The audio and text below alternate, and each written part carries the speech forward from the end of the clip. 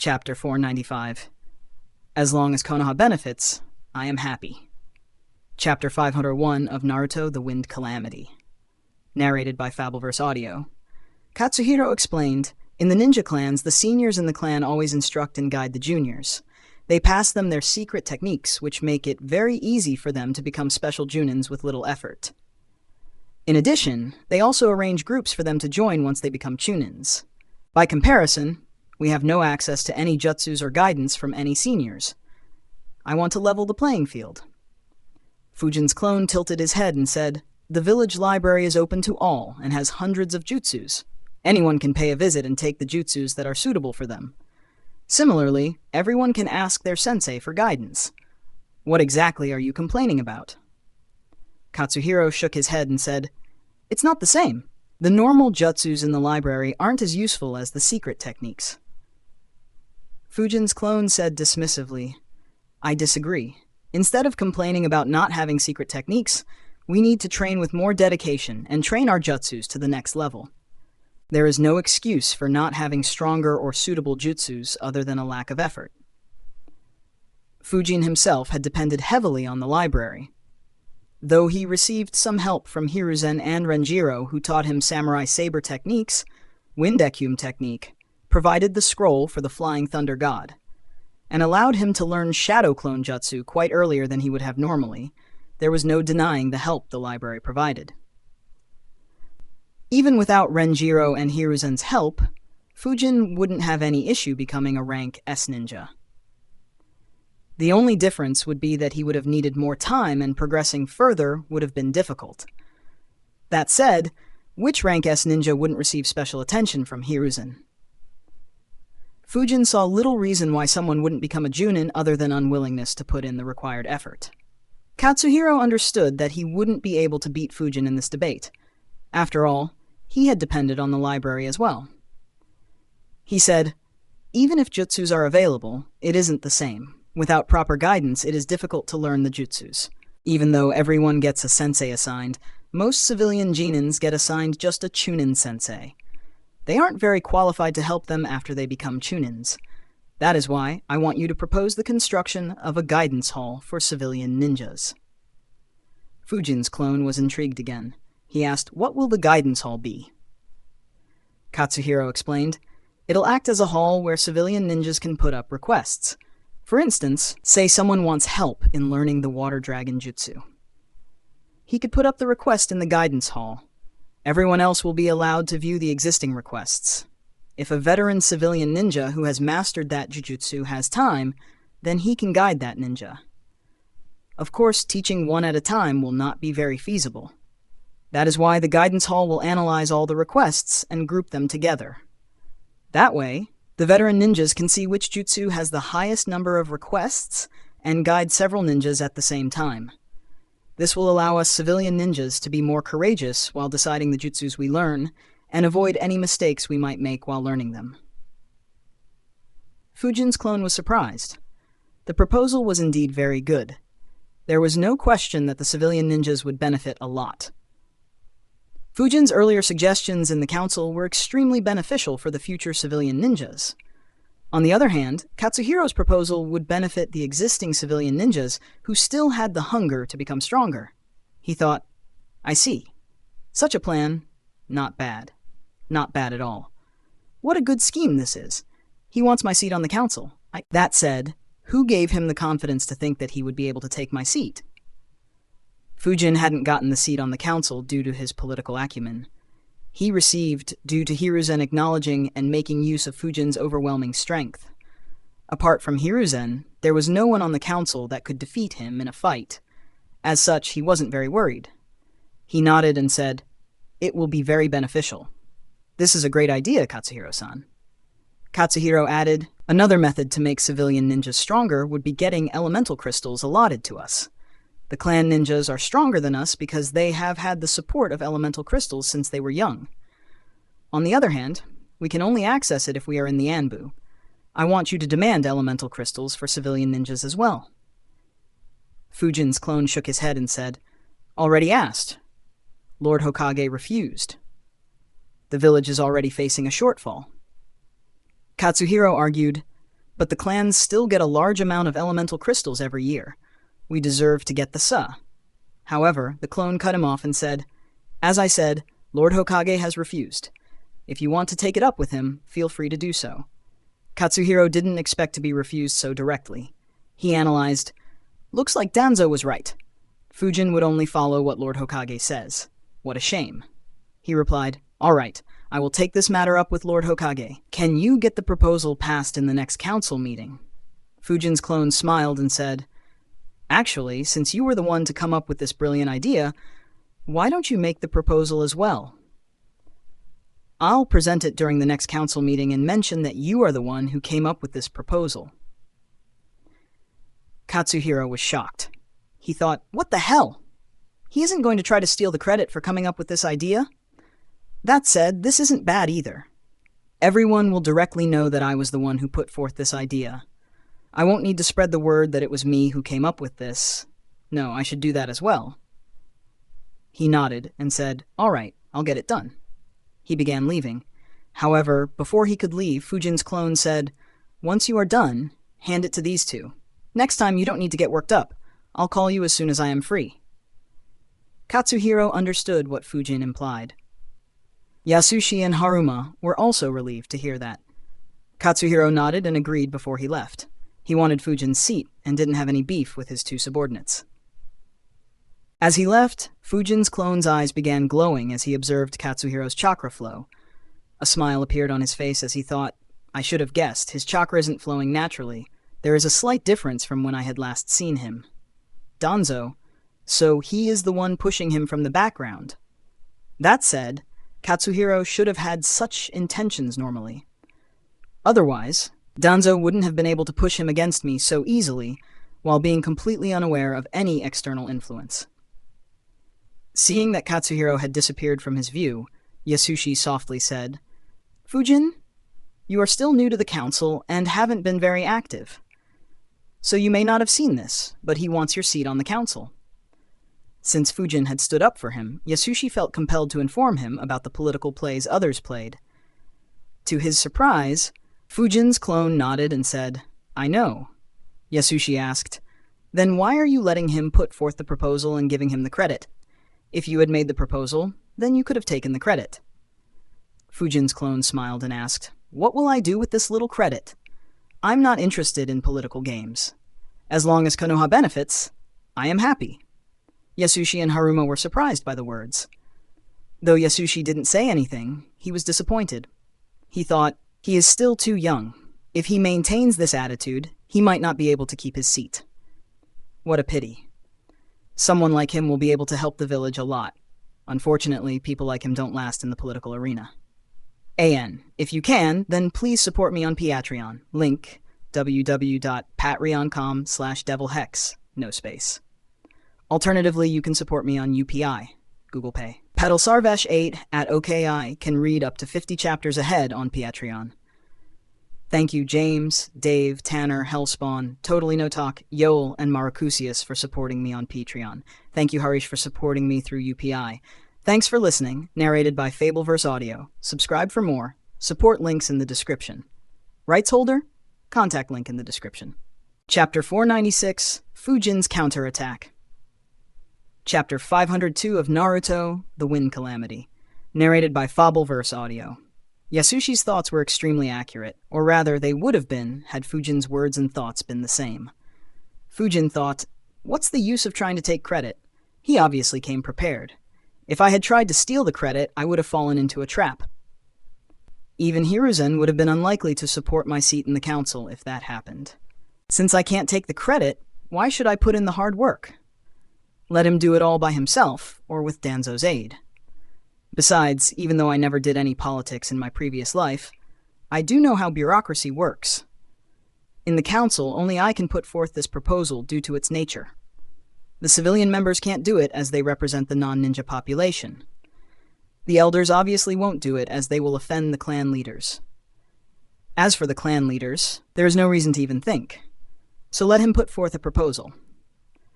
I'll delay my response as much as I can and then point out the flaws in his proposal and ask him to redo it. As long as he fails to complete the proposal before the council meeting happens, he'll have to wait for 6 months until the proposal can be put forth again. That's enough time for me to figure out why Danzo's attempting this, and who are the others that are helping him. Fujin's clone looked at Yasushi and said, "Let's handle the remaining cases. We will complete all the pending ones today." Since he was there, he might as well complete everything. Yasushi and Haruma immediately got to work. While he continued working, Fujin's clone was thinking about the new issue that popped out of nowhere. He analyzed, "My position in the council should have been stable. If there is any instability, then it should be due to my last proposal. I didn't think much back then, as I had thought of them on the spot. But when I analyzed it more later, I realized that it compromises the authority of the ninja clans. In fact, it also affects Hiruzen's Sarutobi clan. So if he decides against it, there is little I can do about it. However, this shouldn't be a reason for my seat to be vulnerable. After all, if Hiruzen is against it, then those changes will never be implemented. As such, no one has any reason to oppose me as long as I don't try to force those changes. On the other hand, if Hiruzen is on board, he'll convince the rest of the clans. In fact, even Homura and Koharu should support those changes. The only way an issue can occur is if Danzo manages to turn 1 or 2 clan leaders against me, and also gains the support of the 5 civilian members and the 2 other elders. Since he is pulling off this move, it means that he has made at least some gains. Otherwise, there is no point to it. But why would any clan leader support him? It's not like the issue is big. They will just need to put in more effort. As long as they can train their ninjas to be Junins, instead of stopping at special Junins, they will still be the ones in charge of the village. Not to mention, their survivability will increase. Though it was a plausible reason, Fujin didn't think it was big enough for anyone to actually oppose him. After all, Fujin's strength would remain irrespective of whether he was a part of the council or not. The clone concluded, "I guess he was hoping that I would mess up against this scheme. If I had presented this proposal as my own, then the clan leaders could have seen me as someone who wanted to make the civilians strong very aggressively. My proposed changes to the academy will make an impact in around 10 to 15 years. However, Katsuhiro's proposal will make an impact within 2 years. One is a future threat, while the other is an immediate threat. It would have allowed Danzo to influence a few clan leaders. And once he made it public that I tried to steal credit, he could have easily made Homura and Koharu vote against me and pressured Hiruzen against taking sides. Heh, a good scheme indeed. Looks like that bastard is still not content. Killing him right now isn't beneficial for me. But it's time to clip his wings. Those Ame ninjas weren't good enough for practice. I was planning on visiting Kiri later, but the root ninjas should provide decent practice as well. Also, I need to increase the attention I pay to the events inside the village, specifically those 5 civilian council members. They hold a significant vote share in the council. I haven't agreed to any of their meeting invites despite being on the council for so long. So it isn't a surprise if they want to play political games. But I don't have time to waste on them. If they become a headache, I'll have to eliminate one of them. That should ensure that the remaining 4 stay within their limits. It'll also give Hiruzen an opportunity to induct someone more loyal to him. That said, why exactly did Hiruzen allow Danzo's influence on them to be so strong? It's such an unnecessary headache. He couldn't guess what Hiruzen was thinking. However, Fujin's clone was satisfied with the plans he created and stopped thinking about it. There was no need to overly complicate the situation.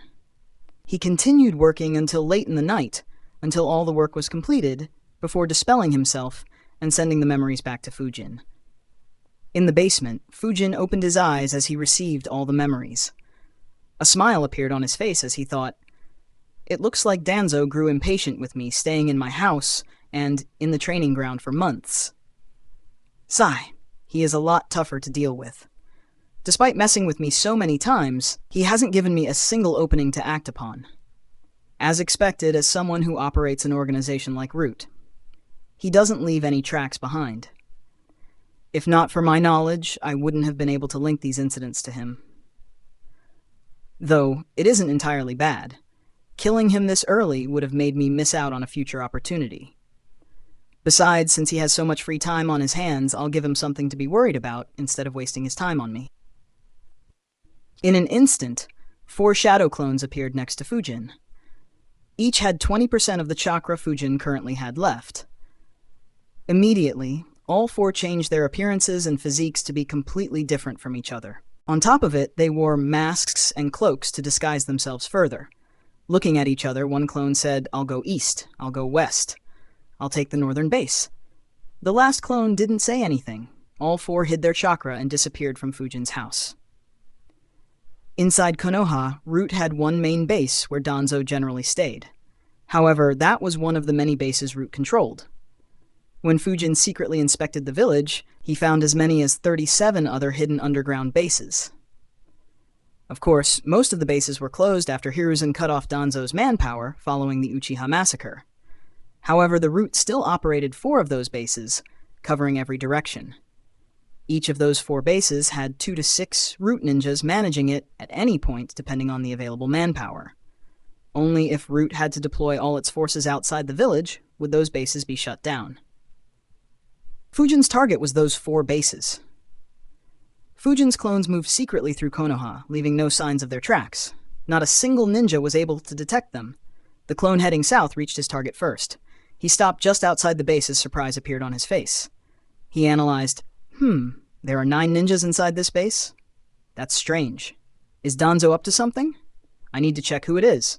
If Danzo is present here, I'll have to retreat. My main body can send a clone to target the main Root base instead. Fighting someone like Danzo would leave a lot of clues.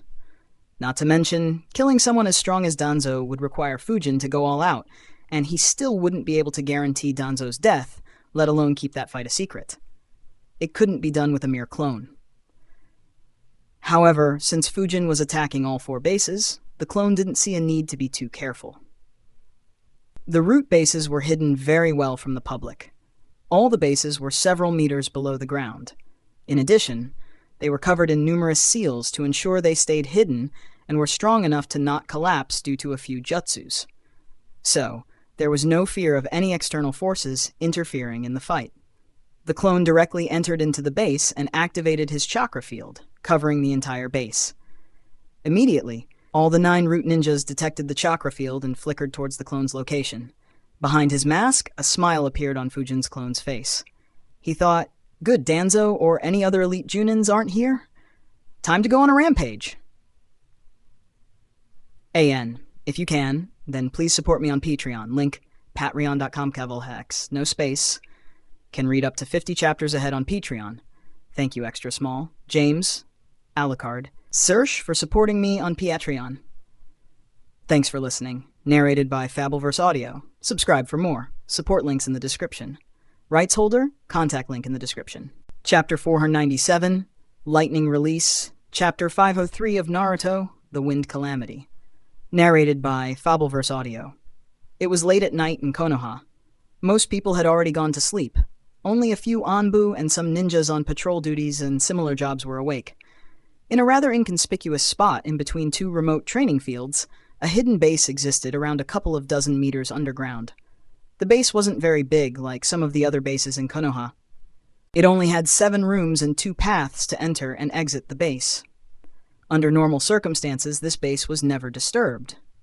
However, on this day, every Root ninja sensed a chakra field aggressively detecting everyone in the base. It stunned the Root ninjas momentarily. Ever since they joined the Root, they had never experienced someone barging into a Root base with so little restraint. Even the Hokage wouldn't do so.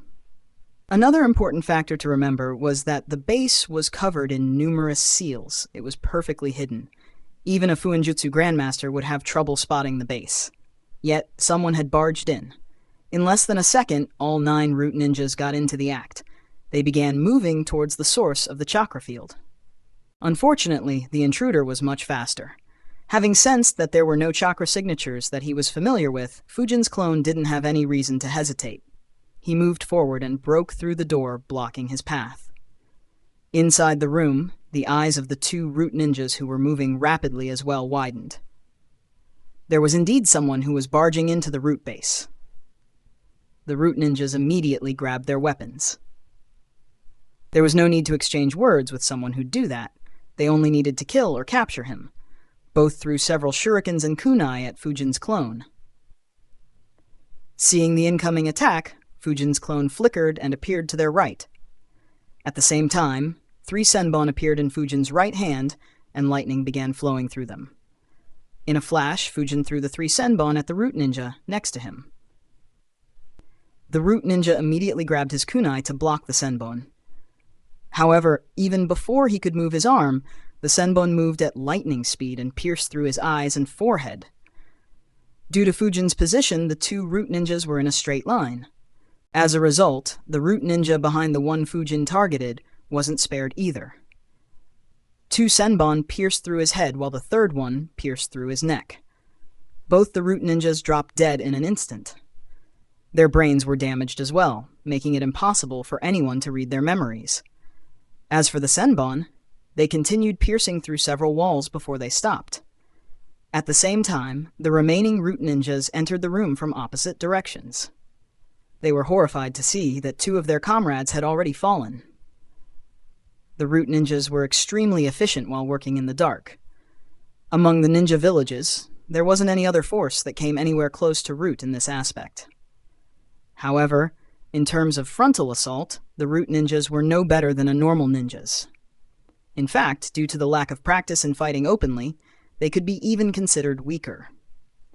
Not to mention, the root ninjas in the base were only at elite chunin and junin levels in terms of strength. Even though Fujin wasn't using wind jutsus and his lightning combat system wasn't as mature as his wind combat system, it wasn't an issue for Fujin to face a bunch of junins. Even if Fujin didn't use any elemental ninjutsu, strong jutsus like Rasengan or the Flying Thunder God, forbidden techniques like the 8 inner gates and his sword, Fujin's speed and physique made him far stronger than a junin. It would take an elite junin to stop Fujin even if he didn't use the techniques listed above. With his lightning jutsus, a normal elite junin wouldn't stand much of a chance against him either. It would take someone like Juzo or Zabuza to stop him. Of course, against rank S ninjas, Fujin didn't stand any chance with merely lightning jutsus for the time being. Unfortunately for the root ninjas, they didn't have someone like that. They were about to attack when something happened that horrified them. Lightning suddenly appeared on the right hand of Fujin's clone. It released a distinct sound of birds chirping. One root ninja exclaimed, "Chidori!" Another shouted, "Hatake Kakashi, what are you doing?" Unfortunately, they didn't receive any answer. Fujin's clone flickered once again and appeared moved towards the 4 root ninjas who were together. Suddenly, one root ninja felt pain in his chest and looked below. His eyes widened as he saw a hand poking through his chest. He vomited blood and collapsed to the ground. The root ninjas next to him immediately became on guard. Their expressions behind their masks were grim as they realized how far outmatched they were in terms of speed. However, even before they could react, the clone's lightning-covered palm slashed through the neck of another root ninja, beheading him. The remaining 2 root ninjas immediately attacked Fujin's clone with shurikens and began weaving hand seals. However, 3 senbon appeared in the clone's left hand. They charged with lightning as Fujin's clone threw them at the root ninja on his left. At the same time, the remaining lightning on the clone's right hand concentrated on his palm as he unleashed a lightning beam at the 4th root ninja. The lightning beam knocked out every shuriken that the root ninja had thrown and hit the root ninja. His entire body was electrocuted. Though he hadn't died, he was in no shape to fight. The other root ninja wasn't as lucky. His forehead and eyes were pierced by the senbon before he could even react. Fujin's clone caught the shurikens heading towards him from the other direction. While Fujin's clone was dealing with these 4 root ninjas, the other 3 root ninjas immediately realized the disparity in their ability. 2 weaved hand signs as one of them said, "You are the fastest among us. Quickly go and inform Lord Danzo."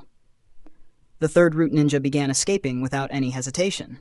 However, he was a bit confused. He thought, something is weird. I worked with Hatake Kakashi in the past. He wasn't this bloodthirsty.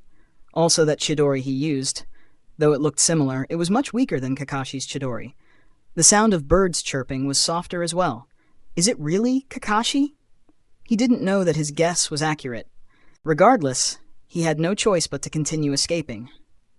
Wind release, Great Breakthrough Jutsu. Fire release, Searing Migraine Jutsu. The two root ninjas weaving hand seals unleashed two powerful jutsus. Due to the small size of the base, it covered the entire space and moved towards Fujin's clone, leaving him no way of dodging. The two of them didn't care about the remaining root ninjas that Fujin's clone had just dealt with. Fujin's clone immediately saw the combination jutsu and noticed the third root ninja escaping. He charged the shurikens in his left hand with lightning and threw them at the two root ninjas. At the same time, he escaped underground. Earth release, Earth instantaneous body jutsu. Due to the considerable distance between them, and the fact that lightning-charged shurikens were much slower than the lightning-charged senbon, the two root ninjas were barely able to react and get out of the way of the shurikens. Only a cut appeared on their bodies. However, Fujin's target wasn't them. The root ninja who was running away felt something coming at him. He was about to flicker away, but he wouldn't be able to do so before being hit by the shurikens. Hence, he stopped weaving hand seals and stepped out of the way. Unfortunately for him, this small pause would prove to be fatal. As soon as he stepped out of the way, he felt a hand grabbing his leg. Earth release, Headhunter Jutsu. Immediately, his entire body was buried underground while Fujin's clone appeared in front of him. Before he could understand what was happening, a finger, which was covered in lightning, jabbed into his forehead. The lightning released from the finger completely destroyed his brain, killing him directly. The remaining two root ninjas turned around to see that their comrade, who was supposed to pass the message, had already died. It didn't take a genius to know what fate awaited them. Their attacker was in an entirely different league. However, that wasn't entirely a bad thing. Once your death was inevitable, the ninja had no reason to be afraid. One of them weaved hand signs while the other grabbed a tag while shouting, "Hatake Kakashi! Don't think that you can kill us and leave scot-free. Lord Danzo will deliver justice." The clone's eyes widened as he noticed the hand seals and the tag. Immediately, senbon appeared in both his hands, and he threw them at two root ninjas. Having seen how fast the senbon was a few times, both the root ninjas acted immediately and began moving as soon as the senbon left the clone's hands. As a result, the senbon didn't hit any critical part.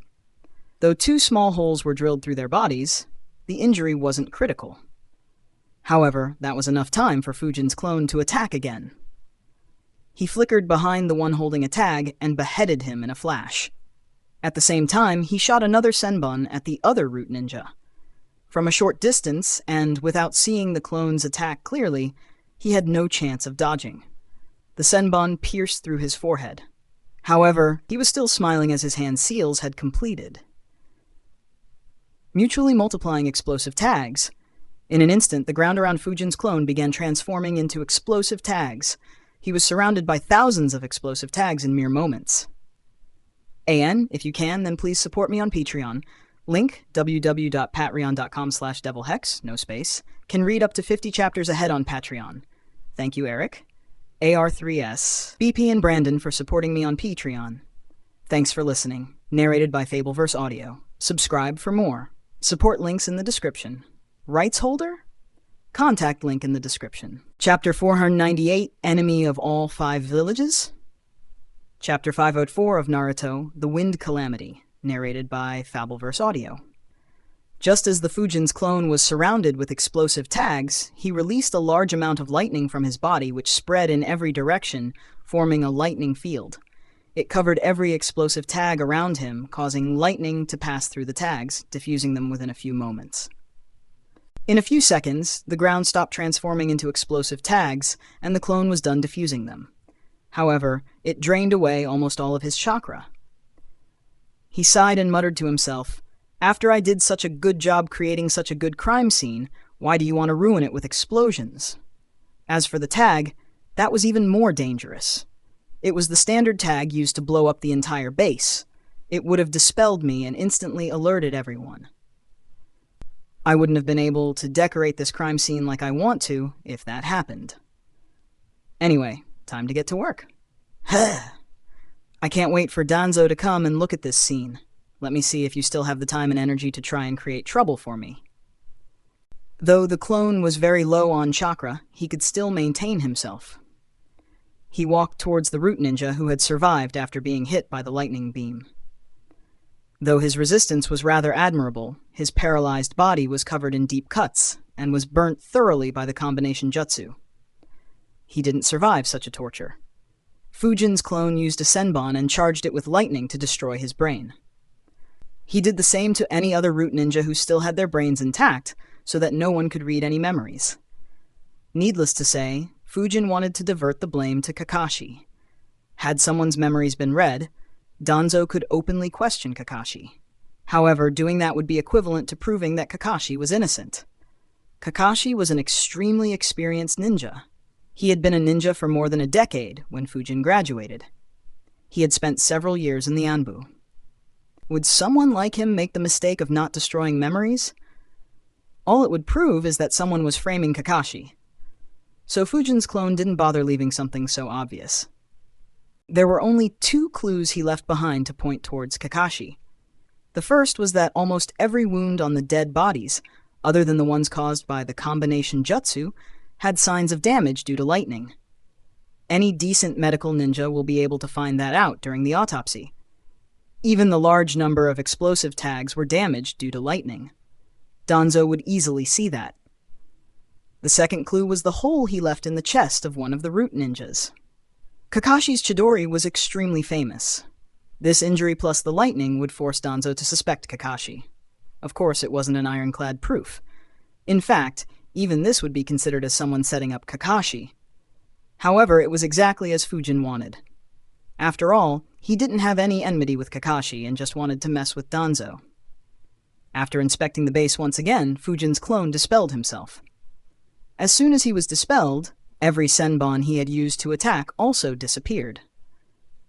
All that was left behind were 6 burnt dead bodies, one of which had a hole in the chest, and 3 more dead bodies that weren't burnt. A few of the dead bodies were beheaded, while one was buried upright in the ground, with only his head visible above the ground with a small hole in his forehead.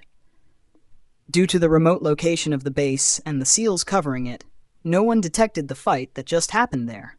Until another root ninja shows up at this base, no one would know that anything had happened. While Fujin's clone was dealing with the root ninjas at this base, his other 3 clones were already done as the bases they targeted only had 2 root ninjas each. In all, 15 root ninjas had died within the span of a few minutes. In his basement, Fujin received the memories of all his 4 shadow clones. A smile appeared on his face. He had stopped training as he needed chakra in case something happened after the details of the incident were leaked. Apart from 1 clone, the remaining transferred back most of the chakra. As a result, he had more than half of his chakra reserves, which was sufficient to deal with most matters. Fujin chuckled as he analyzed. Perfect. 15 root ninjas. Huh. This might be the most root ninjas Danzo lost within a few minutes. Hiruzen had already taken away most of his subordinates post the Uchiha massacre. I wonder how many are left after today. Regardless, the village will heat up. The evidence clearly points towards Kakashi. However, I doubt whether he is even inside the village considering how many missions Hiruzen assigns him. Even if he is, there is no way Hiruzen that I know would take any action against him without any ironclad proof. After all, for what reason would Kakashi do something so outrageous? Even Danzo would ask that question. As for its answer, there is only one that makes sense. It is that Hiruzen ordered Kakashi to do so. There is no doubt that Danzo would suspect that Hiruzen wants to finish Root for good. No, that's probably not how it'll go. I'll be looking down on Danzo and Hiruzen to think that the action will cause them to be at each other's throats. Though I left evidence pointing towards Kakashi, any intelligent ninja would be able to see that he was set up. Danzo will see that as well. After all Kakashi would need to do is take away the bodies, and no evidence would remain. However, even though it is clear that Kakashi was set up, Danzo has no other leads, and he has faced a huge loss. He'll be left with no choice but to make a move against Hiruzen. Otherwise, everyone will think that he is an easy target. This should cause a political battle to begin between Hiruzen and Danzo. Hey! Now that would be a fun battle to watch. Once it starts, Danzo won't have much energy left to try and replace me on the council. If he still interferes somehow, I'll just add some more oil to the fire. It's not as if he can keep all the remaining root ninjas close to him all the time. Though I need him alive for some time, there is no reason for Root to exist. I'll continue picking them apart one by one. Suddenly, a weird expression appeared on Fujin's face as he realized something. He thought, now that I think about it, my actions in the Land of Hot Water led to Jiraiya killing over 250 Kumo ninjas, the largest loss they faced in peacetime. I probably killed a similar number of Kiri rogue ninjas during my time in Anbu. In Sunagakure, I killed an elite Junin and several dozen other ninjas. Not to mention, I completely ruined Rasa's reputation in the eyes of the civilians. If this was my old world, a revolution would have started long ago, and perhaps a new country would have already formed by now. And I also killed around 4 dozen Junins of Iwagakure, which is their worst loss during peacetime as well. And now I also killed 15 root ninjas in one go, something I don't think has happened in the past. After all, root ninjas don't fight on front lines or move in large groups. If all my actions are made public, I'm afraid that all 5 great illages might want to hunt me down. Fujin chuckled at that thought. Unknowingly, he had caused losses to every major village and almost every minor village around the Land of Fire. He stopped thinking about it and began analyzing his lightning jutsus. My lightning combat system is developing very well. Though there weren't many lightning users in Naruto, the ones that were focused on were all top tier. The range of lightning jutsus in the library isn't very impressive. However, it was easy to replicate some of the ideas. The entire basis of my lightning combat system is speed and high penetrating power. One of the uses of lightning that impressed me the most was when Killer Bee sneak attacked Kisame with a pencil that was enhanced with lightning. Kisame could dodge those due to his strength and speed, and also the fact that Bee didn't spam them. However, even he found those troublesome. I have merely applied the same technique to Senbon, making them extremely deadly. Even someone like Renjiro will have to be extremely alert against this tactic. As for the ones weaker than him, they'll struggle heavily. Until I can replicate Raikage's lightning chakra mode, this will be my main tactic while fighting with Akuro's identity. The lightning chakra mode is difficult to replicate, though. I already have a decent base thanks to the burst jutsu, lightning transformation jutsu, and electric skin jutsu in the library. However, lightning chakra mode is several levels above basic stuff like that.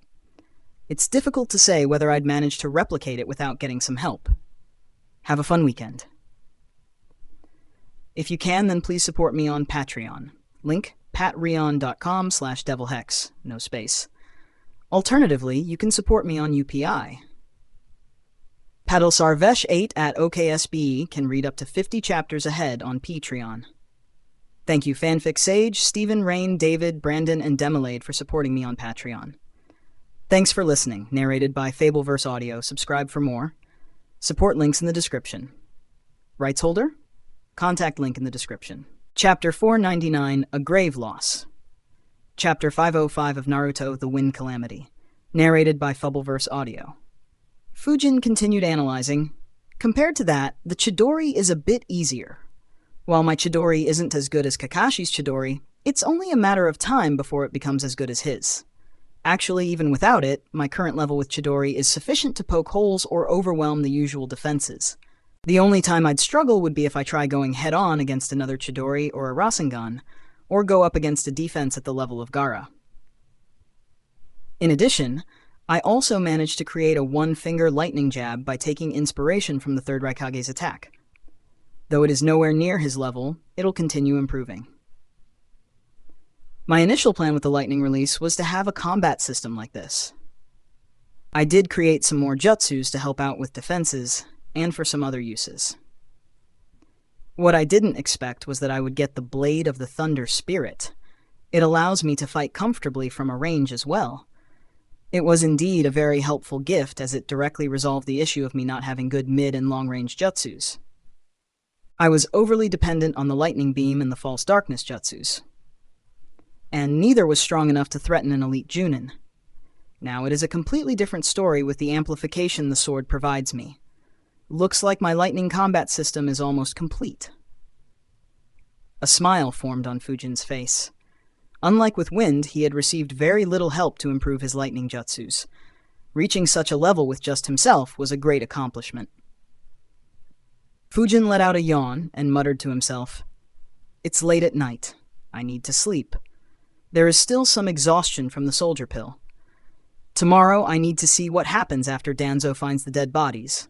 If nothing serious happens, I need to start working on creating the 8 trigrams divination seal.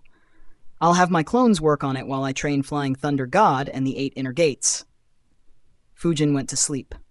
The night was very peaceful in Konoha. However, no one knew the storm that would soon hit the higher-ups in the village. The next day, a root ninja visited one of the 4 bases on a routine visit. When he entered it, his eyes widened as he saw 2 root ninjas lying dead. He immediately sent a clone to inform Danzo. Within a few minutes, Danzo and 8 root ninjas arrived at the base. Root ninjas dying inside Konoha was a huge matter. Danzo bent down and began observing the 2 dead bodies. So did a couple of other root ninjas, one of whom was a medical ninja. The medical ninja said, "They died without any struggle. There is only one small injury on their foreheads, which looks to be made by a senbon piercing through their head. Their opponent should have been much stronger than them." Another added, "There is no senbon inside this room." Danzo's eyes landed on the 2 small holes in the walls. He walked towards them. Immediately, everyone else noticed them as well. Danzo said, "The senbon were thrown with a lot of power. Not only did they pierce through their heads, they also pierced through the wall. Follow this hole to see where the senbons are." A couple of root ninjas immediately disappeared. A frown appeared on Danzo's face as he analyzed. One of these 2 is at the Junin level, yet he died in the same manner as the other. Who attacked them? Danzo fell into deep thought. He had a bad feeling. He wondered, did an enemy village send a spy? But who'd send such a strong spy into Konoha? And how did they find the location of this hidden base and manage to enter without triggering any alarms? Something doesn't add up. The root ninjas returned and reported, "Lord Danzo, the trail ends on the other side of the base. There are 2 deep holes, but there is no senbon in either of the holes. However, the holes aren't damaged. I don't understand how anyone would retrieve them." Danzo's frown deepened. He immediately followed them. It was as they said.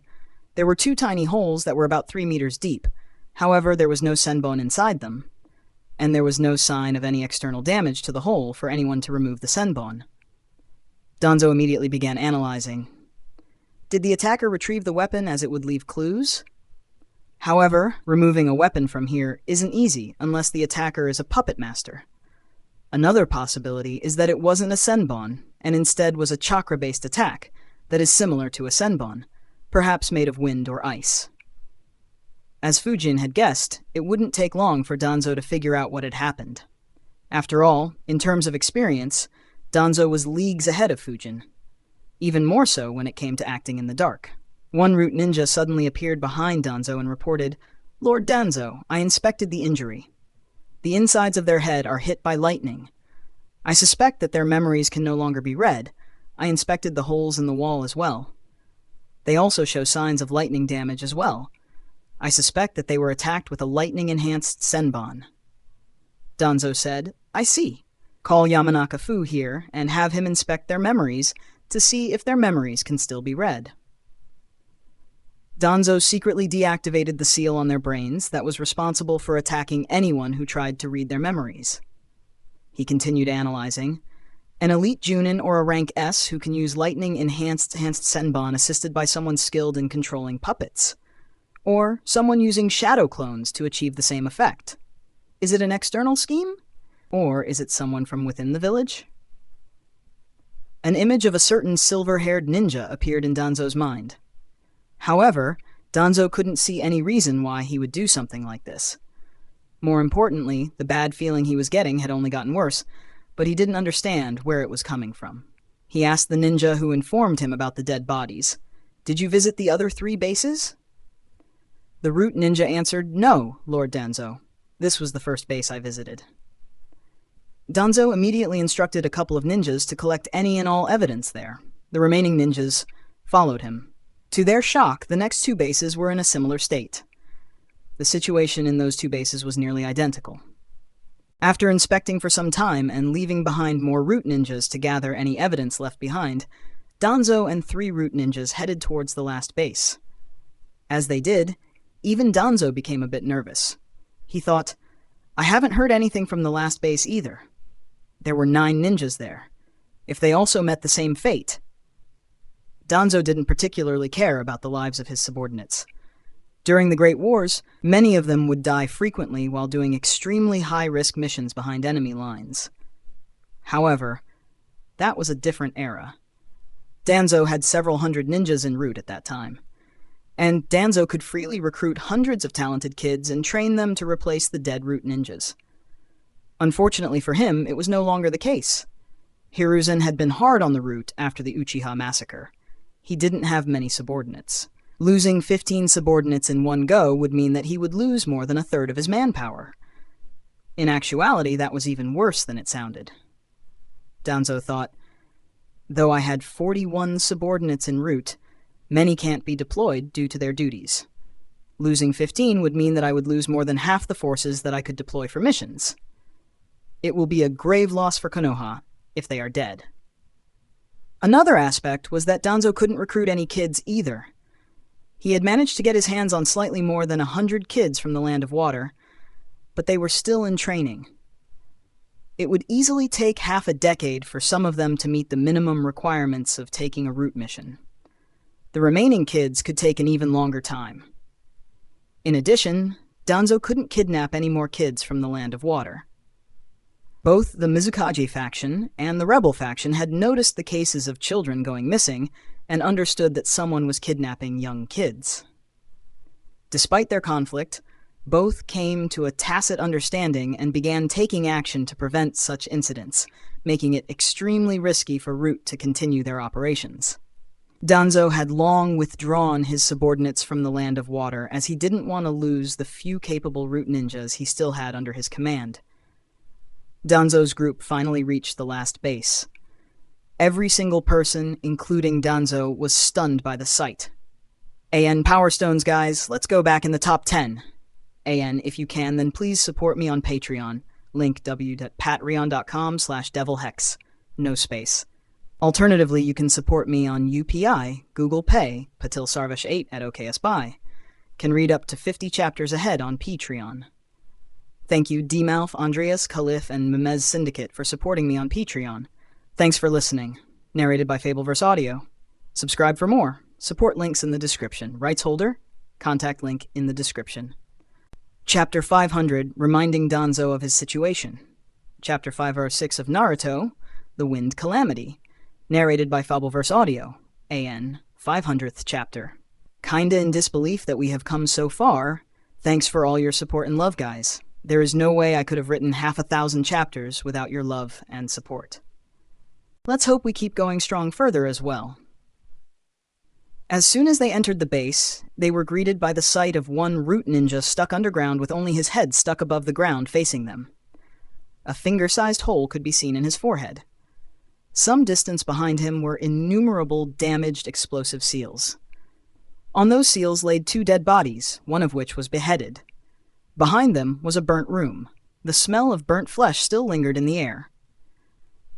Danzo's expression became very grim. It was a great loss. In terms of percentage, this was the second worst loss that Root experienced. The worst was, of course, when Hiruzen disbanded the Root and inducted a large amount of Root ninjas into the Anbu. They quickly began inspecting the dead bodies. Danzo's expression became very serious when he noticed the hole in the chest of one of the dead bodies. He quickly thought of Kakashi. In the past, he had looked at the bodies of a few enemy ninjas who had fallen to Kakashi's Chidori. The injury was identical. Danzo's expression became ugly as he thought, Hatake Kakashi! This attack is undoubtedly his work. How can an enemy find all the hidden bases and pinpoint the 4 where ninjas were deployed? However, why would he suddenly do this? Danzo fell into deep thought. This time, none of the Root ninjas dared to disturb him. This loss was too big for Root. Danzo quickly concluded, Kakashi has no reason to do this. The only reason why he would do something like this is if he was ordered by Hiruzen. He cursed, internally. Hiruzen, what scheme are you making this time? Still, to secretly kill Konoha's shinobi. This is so unlike Hiruzen. Did he discover something? Or is someone scheming in the shadows to make me go against Hiruzen? Danzo couldn't be sure, however, all clues pointed directly towards Hiruzen. He didn't see any way that enemy countries would be able to sneak inside Konoha, search the hidden root bases, and kill 15 root ninjas without drawing any suspicion at all. Even a Kage might not be able to pull that off. However, the Hiruzen he knew wouldn't have done such a sloppy job. Having worked with Hiruzen for so long, Danzo knew that if Hiruzen was the one behind this incident, then the evidence would have been such that Hiruzen would have been the last person Danzo suspects. One of the root ninjas asked, "Lord Danzo, should we shut down the entrance of the village to prevent culprits from escaping?" Danzo answered, "No. If they wanted to escape, they would already have. How long has it been since their death?"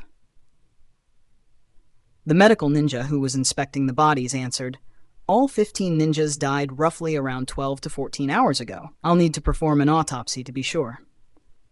Danzo ordered, "All right, keep inspecting the bodies." He looked towards the other 2 subordinates and instructed, "Inspect the entire base. See if you can find any clues.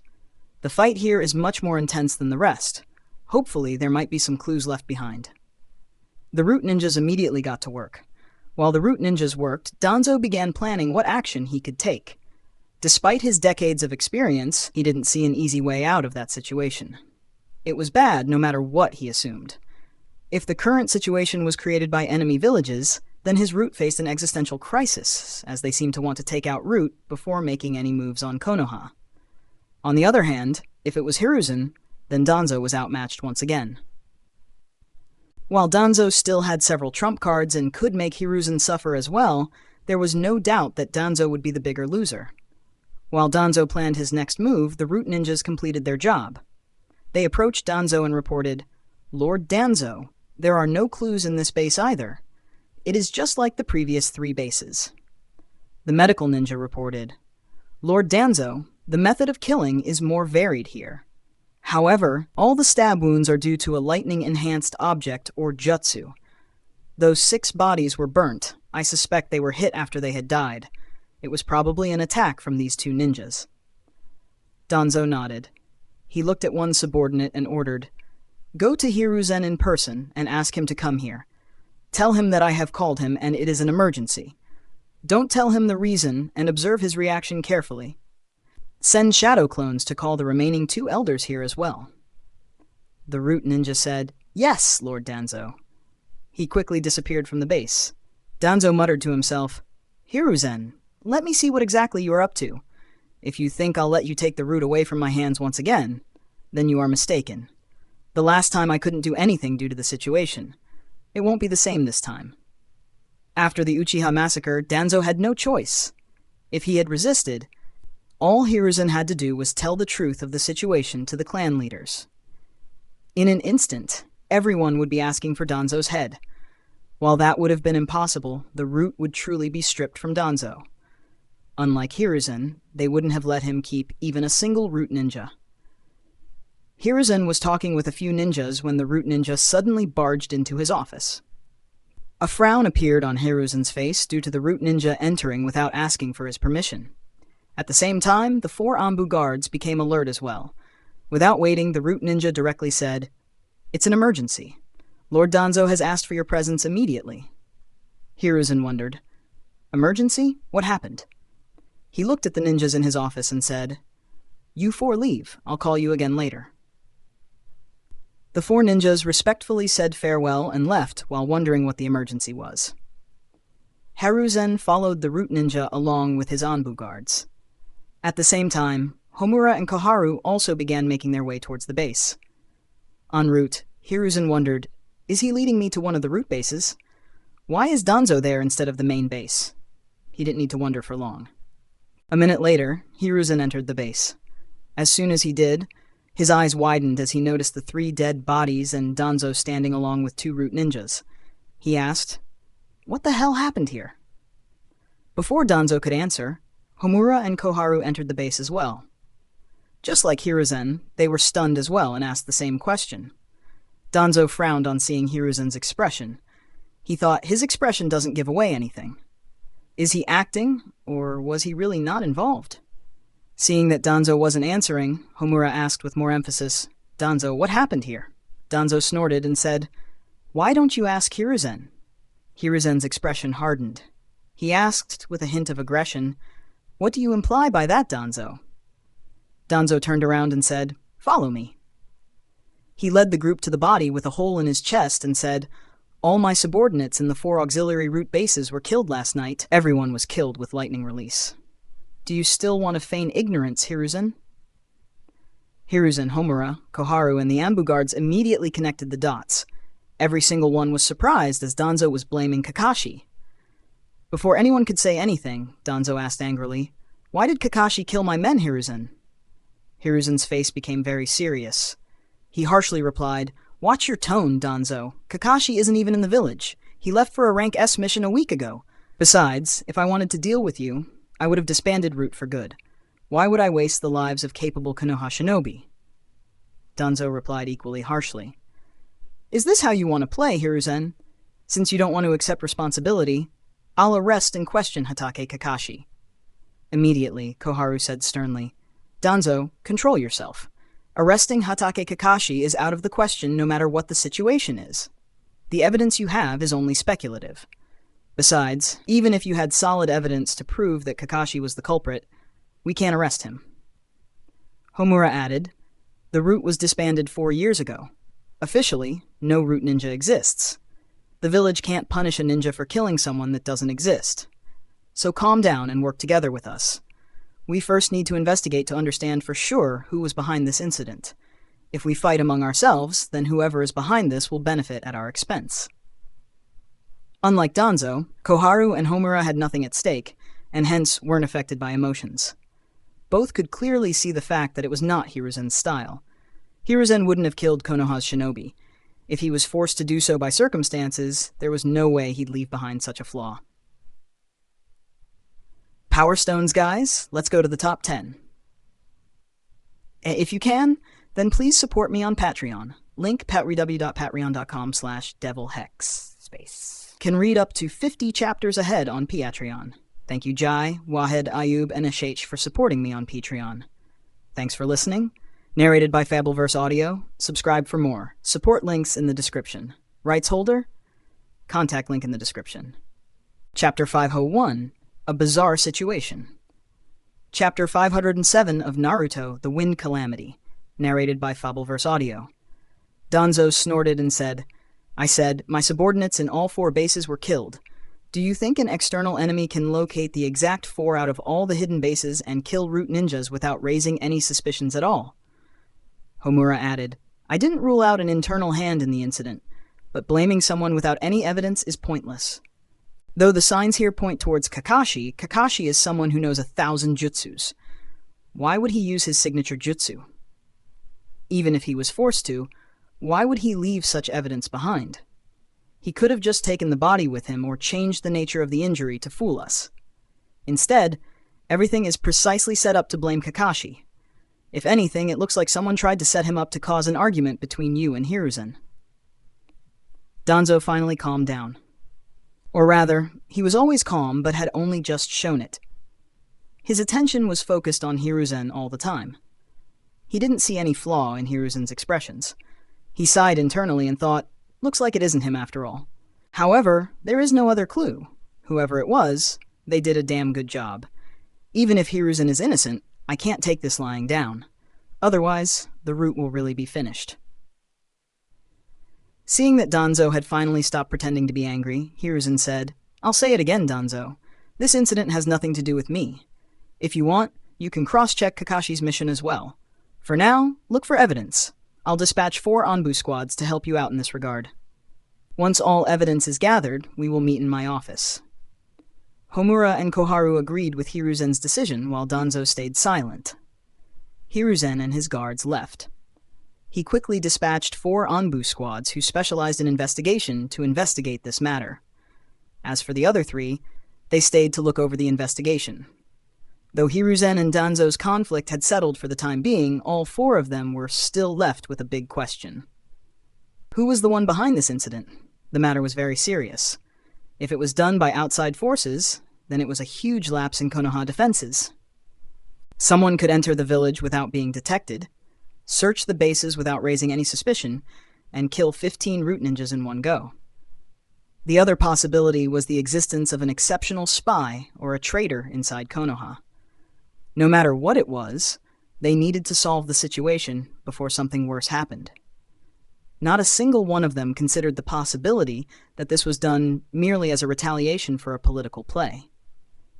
Like every other village, deaths due to political conflicts, though rare, happened in Konoha as well.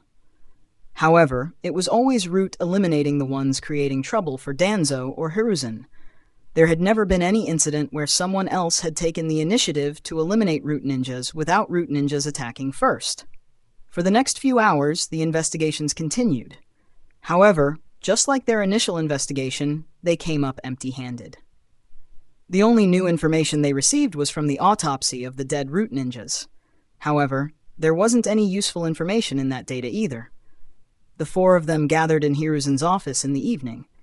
Danzo snorted while looking at Hiruzen with displeasure. The job has been done too cleanly. There isn't any information for us to use. Everyone understood that Danzo was blaming Hiruzen. However, all three understood that Danzo had no other choice. They didn't bother pacifying him once again. They stayed quietly in the room while thinking for a while. Unfortunately, none of them could come up with any reasonable explanation. Koharu sighed and muttered, "There is just too little information. From what we know, we can only say that a group or a single person who is an expert in lightning release and is a Fuinjutsu Grandmaster was involved. We could lay the blame on Kumogakure, but there is no proof." Hiruzen nodded and added, "Even if there was proof against them, retaliating won't be easy. More importantly, it'll be a huge danger if the culprit is still inside the village. Very few ninjas in the village will be able to resist an attack from them." Koharu agreed and said, "We need to increase the security of the village. We need to deploy all forces to find out whether the culprits are still in the village and how they were able to enter and leave undetected. Fuinjutsu Grandmasters will have to be deployed to find them if they are hiding with the help of a Fuinjutsu Grandmaster." Hiruzen nodded. Danzo said, "If they are still in the village, then it'll mean that they are confident of staying hidden from our methods. Even though we should do it, nothing will come from it. I have already sent root ninjas to check the barrier around the village." Homura, who was quiet until then, suddenly said, "I have a feeling that something is off about this matter. A lot doesn't make sense." It immediately attracted everyone's attention. They all had the same feeling as well, but it wasn't something they could act on. Homura added, "I feel like we have overlooked some important aspect, but no matter how hard I think, I can't see anything we might have ignored. I feel that we need to hear the perspective of someone else. It might help us see something that we might have missed." The room fell silent for a few seconds. Soon, everyone silently agreed with Homura's suggestion. After half a minute, Hiruzen looked towards his guards and said, "Call Shikaku and Fujin here." Immediately, 2 Anbu guards disappeared from the room. The 3 elders were surprised. Danzo thought, "Suzuki Fujin? Didn't Katsuhiro say that he was missing? Has he returned?" Meanwhile, Koharu asked, "I can understand Shikaku, but why Suzuki Fujin?" Hiruzen answered, "The boy has interesting takes on important matters. You already heard his recommendations for the academy. He might surprise us. Regardless, there is no harm." Koharu thought for a bit before nodding. There was indeed no harm. Instead, it provided them with an opportunity to test Fujin.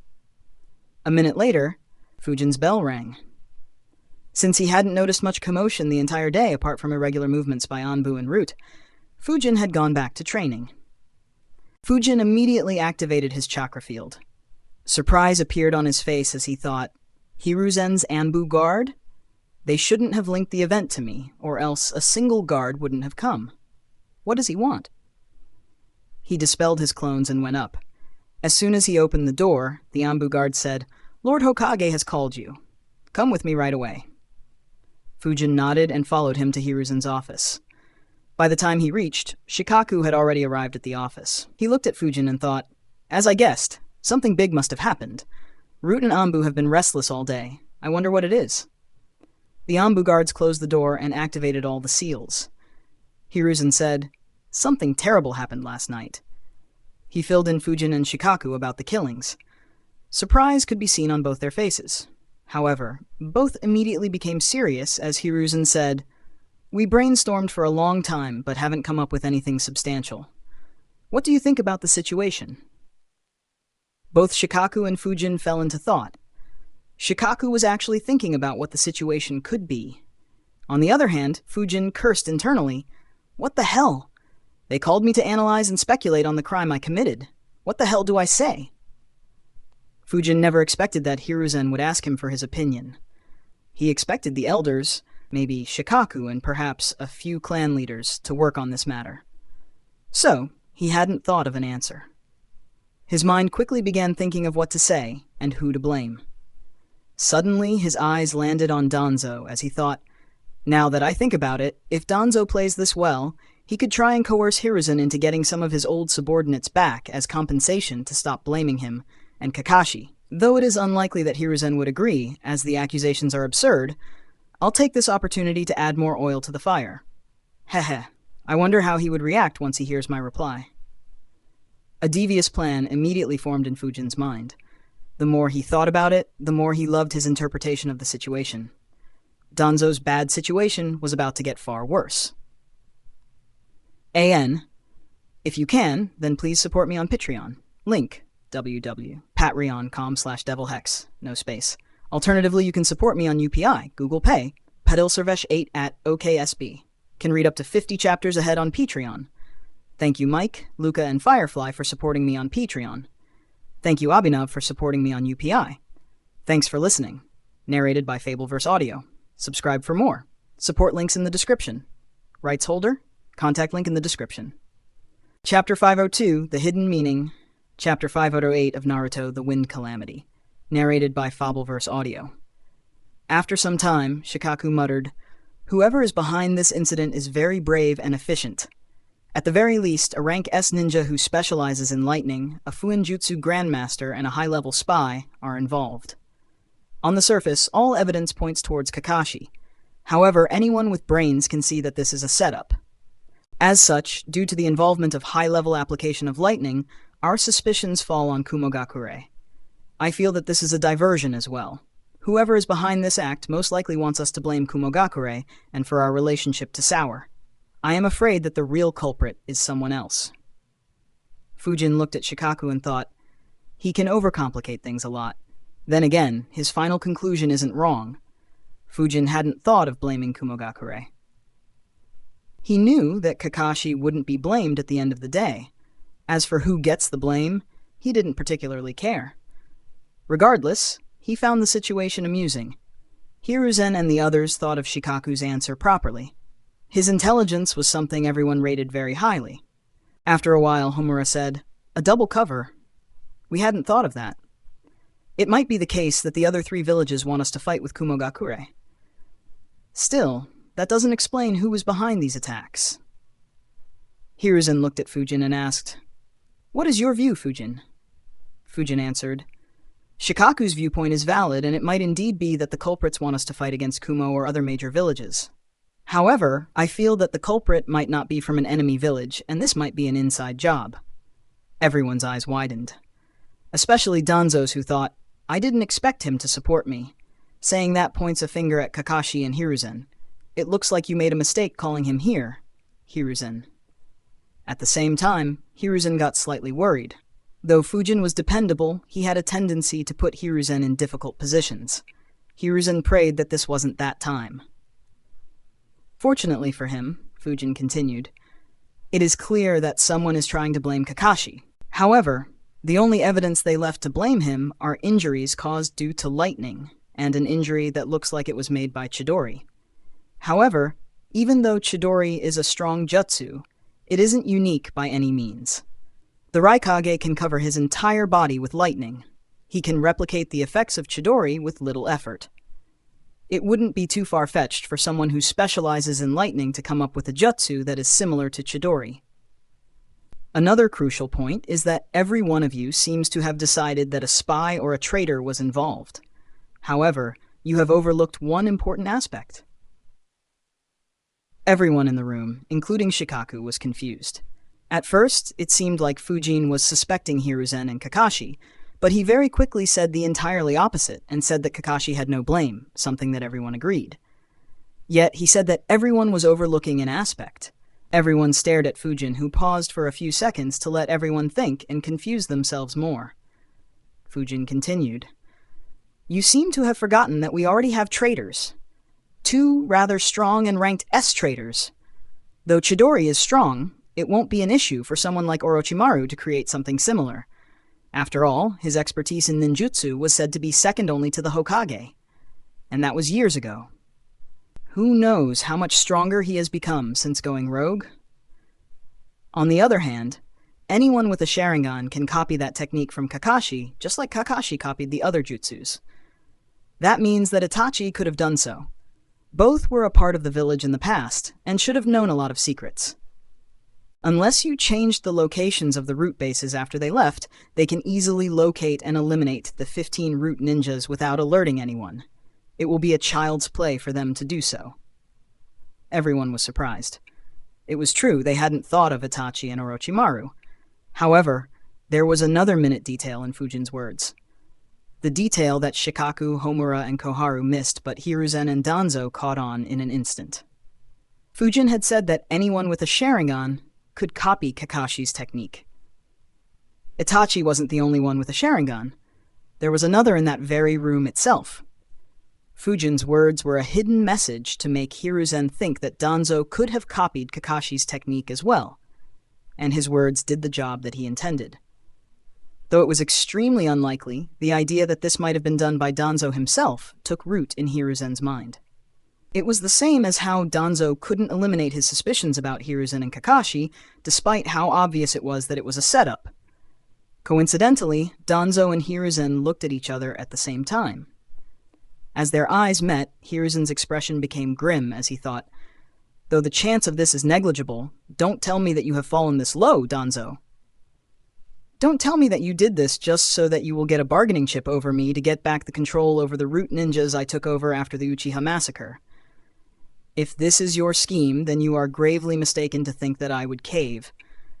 If I find even little proof of your involvement in this matter, I won't go easy on you this time, Danzo. As for gaining anything from this incident, don't even think about it." Having worked together for more than half a century, Danzo immediately understood Hiruzen's thoughts. He knew that blaming Hiruzen and Kakashi wouldn't yield any results, so he just wanted to apply a lot of pressure on Hiruzen and then give him an opportunity to make things right by getting back his old subordinates. Unfortunately, Fujin's words ruined that idea. Danzo looked at Fujin. Though nothing could be seen on his face, his eye was full of hatred. He cursed, "This damn brat. What the hell is Katsuhiro doing? Why hasn't he made a move yet?" Danzo was very angry and frustrated. While the death of 15 root ninjas was a grave loss, it provided him with an excellent opportunity as well. However, Fujin turned that opportunity into danger as Hiruzen now suspected Danzo. Given Danzo's track record, it was extremely plausible for Danzo to do something like this. Unlike Hiruzen and Danzo, who were fixated on the hidden message in Fujin's words, the others were thinking about Itachi and Orochimaru. Homura thought, "Itachi won't do this. He is too loyal to the village. Even if he isn't anymore, we still have his brother. He won't risk this. But Orochimaru, on the other hand, this is something that he may do. It also feels like his style of doing things. But why would he?" Koharu voiced his thoughts and asked, "Why would Orochimaru or Itachi return to the village and do something like this?"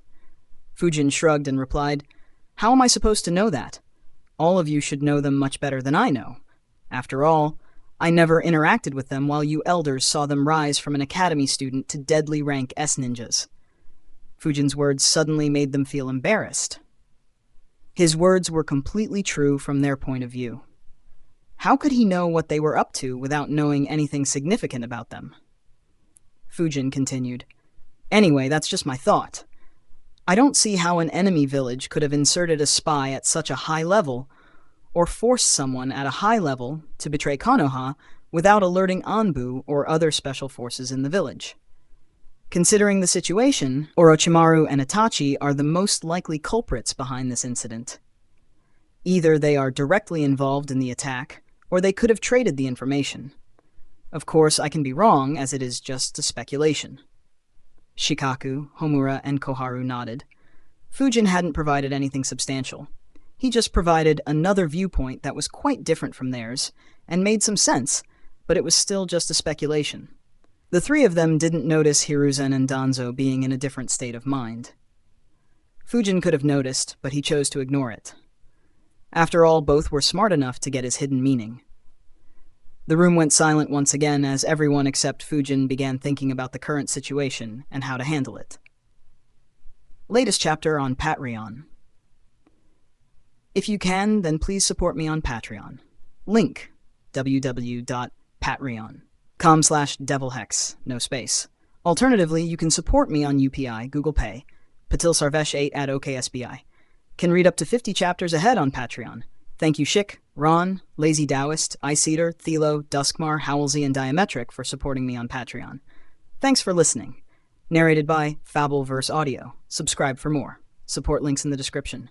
Rights holder?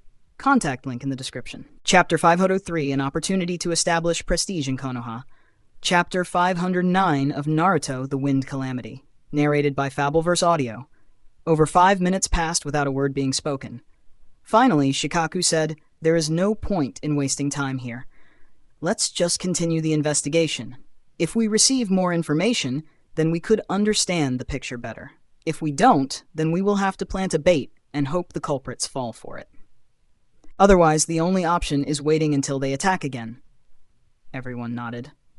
Hiruzen said, "All right, this meeting ends here. I'll assign all available Hyuga, Inuzuka, Yamanaka, and Aburame ninjas to do a blanket search of the entire village. I'll call the clan leaders here and inform them of the situation. Even clan compounds will be investigated. Does anyone have an issue?" No one had an issue. Hiruzen looked at Fujin and said, "Those ninjas won't be able to detect any new structures hidden with the help of high-level seals. Though I can dispatch other grandmasters, their numbers aren't high. Can your clones search through the entire village?" Everyone else in the room was surprised by Hiruzen's question. Apart from Shikaku and Fujin, worry appeared on their faces. That also included the Anbu guards. However, before anyone could say anything, Fujin nodded and answered, "Sure." Hiruzen replied, "Good. Map out every location that is hidden with the help of seals inside the village. Also, inspect abandoned bases. Keep your main body nearby. I'll inform you when clan compounds can be inspected as well. If possible, inspect a few kilometers outside the village walls as well." Fujin nodded and said, "All right, I'll begin." Fujin opened the door and disappeared from the room. Hiruzen looked at Shikaku and instructed, "Shikaku, stay in my office. You'll be analyzing all the new information that comes here." He looked at his old friends and said, "You three can look over the investigation conducted by the ninjas I will dispatch and ensure that nothing is missed." They nodded and left the room as well, leaving only Shikaku and Hiruzen in the room. The two of them will have to soon pass a lot of orders. Fujin appeared on top of the Hokage building. Though his expression was plain, he was still feeling very weird. He thought, "When I decided to kill a few root ninjas to trouble Danzo, I never expected that I would be asked to speculate about the matter and be given the most important task of investigation. It's like a judge asking a murderer who he thought was the murderer, and then ordering the murderer to find the murder weapon and check the places he could be hiding in. The situation is so freaking amusing, and yet I can't laugh." Fujin could only shake his head in disbelief. Though his plan was good, it wasn't supposed to be this good. Even he couldn't understand how things reached this stage. In an instant, 48 shadow clones appeared around Fujin. All instantly dispersed. While Fujin had done plenty of crazy things in the ninja world, be it the riot he caused in the Land of Wind, forcing Roshi to transform, slaughtering Iwa Junins, or killing Juzo, this was the first time he would be doing something crazy openly in Konoha, and allow everyone to know that it was his action. Hiruzen had asked Fujin to investigate every single secret base inside Konoha. That included Anbu bases, root bases, secret bases created by the ninja clans, and anything else that existed inside and just outside the village. It displayed two things. The first was Hiruzen's trust in Fujin. After today, there will be very little that is hidden from Fujin in the village. That is why everyone in Hiruzen's office was surprised and worried. Danzo, for one, didn't want Fujin to gain so much authority. Unfortunately for him, the situation didn't allow him to speak, as it was his route facing the losses. Allowing Fujin to do this displayed how much Hiruzen trusted Fujin. Everyone in Konoha will become aware of this trust. While Hiruzen had planned to let Fujin inspect Konoha earlier, he wasn't planning to let him investigate clan compounds. He changed his mind after Fujin's words helped him realize that Danzo might have been the one behind the entire incident. In a way, it was Fujin's reward. That said, if Hiruzen knew that Fujin was the one behind the incident, who knew what expression he would show? The second aspect that it displayed was Fujin's might. To be able to search through the entire village himself wasn't something an ordinary ninja could do, and, considering what he was investigating, everyone in the village would know that Fujin is a grandmaster in Fuinjutsu from that day onwards. While Fujin loved keeping his abilities a secret, too many people already knew about his accomplishments in Fuinjutsu. So, there wasn't any loss in making it public. It also allowed him to establish his prestige and deter anyone like Katsuhiro from making a move against him just for his seat on the council. As his clones moved, Fujin thought, this wasn't the conclusion I had planned for dealing with Katsuhiro. Then again, it isn't bad either. Oh well, whatever. I don't care. If he becomes too much of a problem, I can eliminate him as well. However, I need to be more careful. Once Danzo meets him, he'll know that the root ninjas were eliminated shortly after our meeting. If I kill Katsuhiro inside Konoha, then it'll raise suspicions. However, if I do it outside Konoha, I can remove all traces of his body. Since he suddenly went missing, he could be made a scapegoat to put the current situation's blame on. After all, though lightning isn't his main element, it is still his second strongest one. While Fujin was making even more devious plans, an angry and frustrated Danzo reached the root base. Though nothing could be seen on his face, his mood was terrible. He cursed internally. First, I lost more than a third of my subordinates. Then Suzuki Fujin eliminated my opportunity to take back my old subordinates. The situation is terrible no matter how I look at it. He looked at the root ninja next to him and instructed, "Ask Katsuhiro to meet me in my office immediately." The root ninja quickly left. Danzo cursed, "That useless fellow. It has been over a month since I gave him the idea to go against Fujin. However, he still hasn't done anything despite the suggestion I planted in him. When did he become so useless? Now that Hiruzen has given Fujin such a responsibility, removing him from the council would be 10 times more difficult." Minutes later, Katsuhiro reached the root base and met Danzo. Before he could say anything, Danzo asked, "Have you put forth the proposal?" Katsuhiro was annoyed. First, he made me come here without any notice, and now he demands answers from me? Though I need his help, I am not his subordinate. Though Danzo had influenced Katsuhiro's thoughts with Shisui's Mangekyo Sharingan, he only utilized Katsuhiro's arrogance and belief that he was the best person to represent civilian ninjas, and put him against Fujin. He didn't use the Mangekyo to make Katsuhiro loyal to him, as it would have raised suspicions. So, Katsuhiro wasn't loyal to Danzo, nor was he his subordinate. Danzo was using his wit to keep him in line. Unfortunately, Danzo's situation had become very bad, forcing him to lose patience. Katsuhiro replied, "I met with Fujin yesterday and put forth the proposal. He has asked me to draft the proposal, and he will present it to the council while giving me the credit. I am currently working on it. The boy is still too green. You don't need to worry too much about him or make complicated schemes. I'll take his seat in the council in no time." As he said, Katsuhiro thought, I still need his vote for joining the council. I'll endure this attitude for now. Unlike Katsuhiro, Danzo's thoughts were the exact opposite. He was stunned to hear what Katsuhiro had said. He thought, he gave him credit so easily? No. It isn't right. How can someone Hiruzen chose to join the council so early be so open-minded? He must have seen through my scheme. As long as he says that this proposal was put forth by Katsuhiro and doesn't try to force it on the council, the clan leaders will be vigilant against Katsuhiro and not Fujin. They will have no reason to vote him out. And since he isn't stealing any credit, I can't defame him. Such a crafty kid. The only thing I can do is ruin his reputation among civilian ninjas. That said, will he be affected by public opinion? Danzo couldn't be sure. Fujin openly hung around and guided someone like Naruto, who was a social pariah and probably the most disliked person in Konoha. It showed that Fujin didn't care much about his reputation.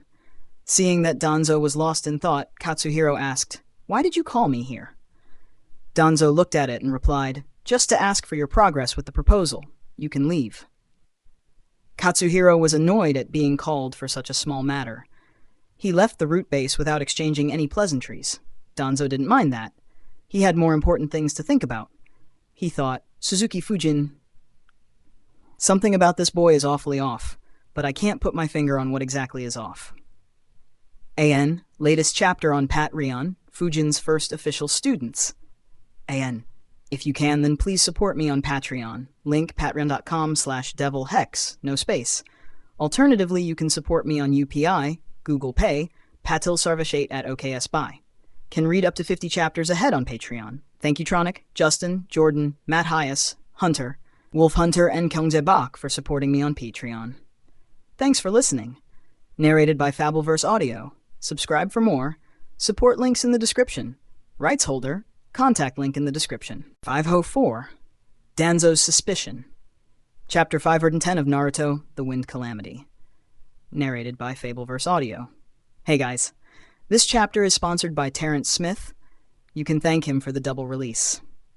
Danzo recalled all his interactions with Fujin. When he first got my interest, Hiruzen refused to let me induct him in the route. That wasn't too odd, considering Hiruzen's nature. However, there is no explanation as to why Fujin was so on guard when I met him. Even in the council meeting, he opposed me, and even challenged Root to a fight to prove his point. The 2 Root ninjas I sent after him mysteriously vanished. And today, his words caused Hiruzen to suspect me of something I haven't done and put me in a terrible position. I have only suffered losses due to this boy. Not to mention, why is his house covered in so many seals? I felt that it was just a trap to lure me into making a mistake, but the more I find out about this boy, the more I feel that something about him is horribly wrong. Even this incident, I manipulated Katsuhiro into making a move against him. Yet, he somehow managed to stall Katsuhiro for over 5 weeks. And the day he met Katsuhiro, 15 of Root Ninjas died. It was as if this was a retaliation for me manipulating Katsuhiro into making a move against him. It's just that there is a lot of information I am missing. Why was he so on guard against me? Why would he eliminate any Root Ninjas following him? How could he link Katsuhiro's actions to me? And how could he, someone who has no history of using lightning, kill 15 ninjas with lightning jutsus and replicate a high-level jutsu like Chidori? Danzo had no answer to any of his questions. In fact, he couldn't even make an educated guess, as there was no information relevant to those questions. It was why Danzo wasn't sure whether what he thought was true or not. In fact, even he found his analysis to be completely absurd. There wasn't even a hint of proof that Fujin did any of that. If he were to tell it to someone else, they would look at him like something was wrong with his brain. Yet, he couldn't get rid of the feeling that something about Fujin was odd. Danzo decided, I need to put him under surveillance once again. The only issue is that he is extremely careful. Nothing inside his house can be spied upon. Even in his training ground, he is extremely careful. Even bugs can't enter undetected. The last time I spied on him, I didn't find anything substantial on him. Unlike others in the village, I can't threaten the ones close to him either. He is an orphan and mostly stays by himself. The few people he could be considered friends with are quite strong or well-connected as well. There is very little I can do against him. Danzo was troubled. He had made up his mind to act, however. His options were extremely limited and without much hope. Though they lived in a deadly world of ninjas, even ninjas had weaknesses, and Danzo specialized in exploiting those. However, Fujin had none. Danzo couldn't help but mutter, I now see why you compared him to Sensei. He's almost a perfect ninja. He might be the toughest opponent I faced. Yet I can't even be sure if he is facing me, or whether this is all in my head. While Danzo was in a dilemma and wondering what he should do, be it about Fujin or his dead subordinates, he suddenly heard a commotion. He stopped thinking and looked in the direction of one of the entrances to the Root headquarters. At the entrance of the base, 2 Root ninjas stood extremely alert, as if they were facing an enemy. One of them asked, "Suzuki Fujin, why are you trying to enter the Root headquarters unauthorized?" Fujin's clone replied, "Unauthorized? Lord Hokage has ordered me to inspect every base in the village. Even Elder Danzo didn't oppose him. Stop blocking me, or else I'll be forced to apprehend you two before searching the base." The 2 Root ninjas grew tense. Unlike others in Konoha, Root ninjas were well aware of how difficult Fujin was to deal with. Suddenly, Danzo's figure appeared behind them and asked, "What is happening here?" The Root ninjas were relieved to see that Danzo had appeared. Before they could say anything, Fujin's clone said, "It's good to see you, Elder Danzo. These 2 were stopping me from doing the task Lord Hokage assigned me." Danzo's expression grew dark as he realized, he wants to search the Root headquarters? Have I fallen so much that even a kid wants to disrespect me so much? Fujin's clone observed Danzo's reaction carefully.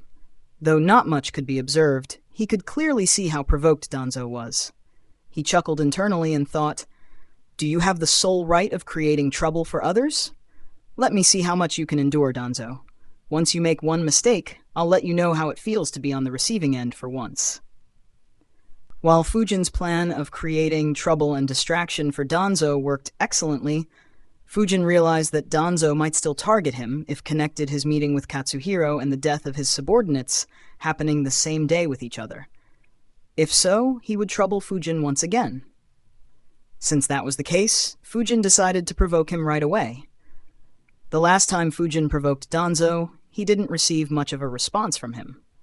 If that happened once again, Fujin would be glad as he won't face much trouble. If Danzo acted the opposite, Fujin wouldn't mind that either. It was a good opportunity to have his Akuro identity break loose for real. Though it would increase Danzo's suspicion, it would be pointless as he would already be suspecting Fujin, and he would still not have any evidence. Facing Fujin's clone, Danzo said, "The reason why Hiruzen asked you to investigate is because the number of Grandmasters is low. I have already inspected this base. You don't need to waste your time here." Fujin's clone asked nonchalantly, "Are you sure you don't want me to take a second look, Elder Danzo?" Danzo replied, "I am sure." Fujin's clone said, "All right, I'll report to Lord Hokage that you have taken the responsibility of inspecting this base." Fujin's clone disappeared in a cloud of smoke. Immediately, Danzo's expression became very ugly. Even his Root subordinates could see how infuriated he was. He cursed internally. Such arrogance. I can't remember the last time I felt so insulted. Danzo's anger wasn't unjust. Even though some opposed his methods, it was a fact that he was highly respected due to his strength, cunningness, and position. Ever since the end of the First Great Ninja War, he couldn't recall any instance of being so humiliated. If there was any such incident that was even more humiliating, then that would be Tobirama appointing Hiruzen as the 3rd Hokage before his death. Danzo turned around without speaking to his subordinates. He walked over to Torune and ordered, "Once Suzuki Fujin is done with his search, you will keep an eye on him. Take 4 Root ninjas with you." Torune was surprised. He asked, "But Lord Danzo, the killer is still roaming free. Would it be wise to disperse our forces secretly?" Torune wasn't concerned about his death, but losing 5 more capable ninjas would be a deadly blow for Root. Danzo shook his head and said, "If an attack happens to you while you are spying on him, he'll sense it, and will be forced to help you out. It might be a good way of luring the attacker." Torune was surprised by the logic. However, on thinking about it, it was completely sound. Fujin couldn't stand by if a fight broke out in the village. Torune asked, "What will we be spying for?" Danzo answered, "Nothing specific. He seems clean on the surface, but I have suspicions that he is involved in this incident somehow. Keep an eye on him and see if there is something off about him. If my intuition is accurate, then we will save Konoha from a great tragedy in the future." Torune was surprised by how serious Danzo was. He immediately said, All right, I'll start spying on him as soon as he is done scanning the village. Danzo nodded and left. On top of the Hokage building, Fujin received the memories of his clone, and a smile appeared on his face. He opened his eyes and looked towards the location of the root base. He thought, just like the Anbu headquarters, the root headquarters is big as well. Unlike the 4 auxiliary bases I targeted the previous night, the main base is huge. There are several underground floors in the base. Seeing what all he is scheming in those underground bases would have been interesting. Though I have been in the Anbu, I still never saw that Sakai clan Junin we captured after becoming Chunins. If she is still alive, then I suspect she is being kept in the root headquarters. I wonder what else is hidden there, and how much Hiruzen knows. AN, you can sponsor chapters through Patreon. Thanks for listening. Narrated by Fabelverse Audio. Subscribe for more. Support links in the description. Rights holder? Contact link in the description. Chapter 505, Reasons to Not Use Shadow Clones. Chapter 511 of Naruto, The Wind Calamity. Narrated by Fabelverse Audio. While Fujin and Danzo had their little confrontation, Hiruzen met with the clan leaders and informed them of the situation. While they were displeased about their clan compounds being searched, no one opposed Hiruzen. After all, if someone who could silently eliminate 15 root ninjas hid in their clan compounds or secret bases, then their entire clan could be in danger. Without any restrictions, Fujin's clones searched the entire village methodically. Needless to say, it was all an act. With his space-time sensing technique, there wasn't much that could hide from him anyway. Not to mention, the culprit was him. How would he find anyone else? He merely took the opportunity to check out all the secret bases inside Konoha and left the Flying Thunder God mark secretly whenever he could. He had already put thousands of marks inside the village. However, now he could truly claim that he had marked the entire village. Once his range increased, he could appear almost anywhere inside the village. Unless the village was destroyed, Fujin could soon be considered as invincible inside Konoha. Of course, his search wasn't entirely unrestricted. While the clans didn't stop him like Danzo, their ninjas still followed him when he inspected their clan compounds or secret bases. As such, his clones couldn't brazenly mark every place there. Regardless, he was long satisfied with what he had done. After all, these were unintended benefits of his move against Danzo. Besides, this search had become common knowledge among the ninjas. Almost every clan ninja became aware of such a search despite not knowing the reason behind the search. A few civilian ninjas noticed as well. The ones who didn't notice would soon come to know of it from their friends who were a part of ninja clans. Within a few days, the fact that Fujin could sustain dozens of shadow clones for hours and his grandmaster attainment in Fuinjutsu would be known to every ninja in Konoha. One of those civilian ninjas was Katsuhiro. He was dumbfounded by what he had discovered. He immediately realized, so this is why Danzo seemed so annoyed. How did he suddenly get the authority to do something like this?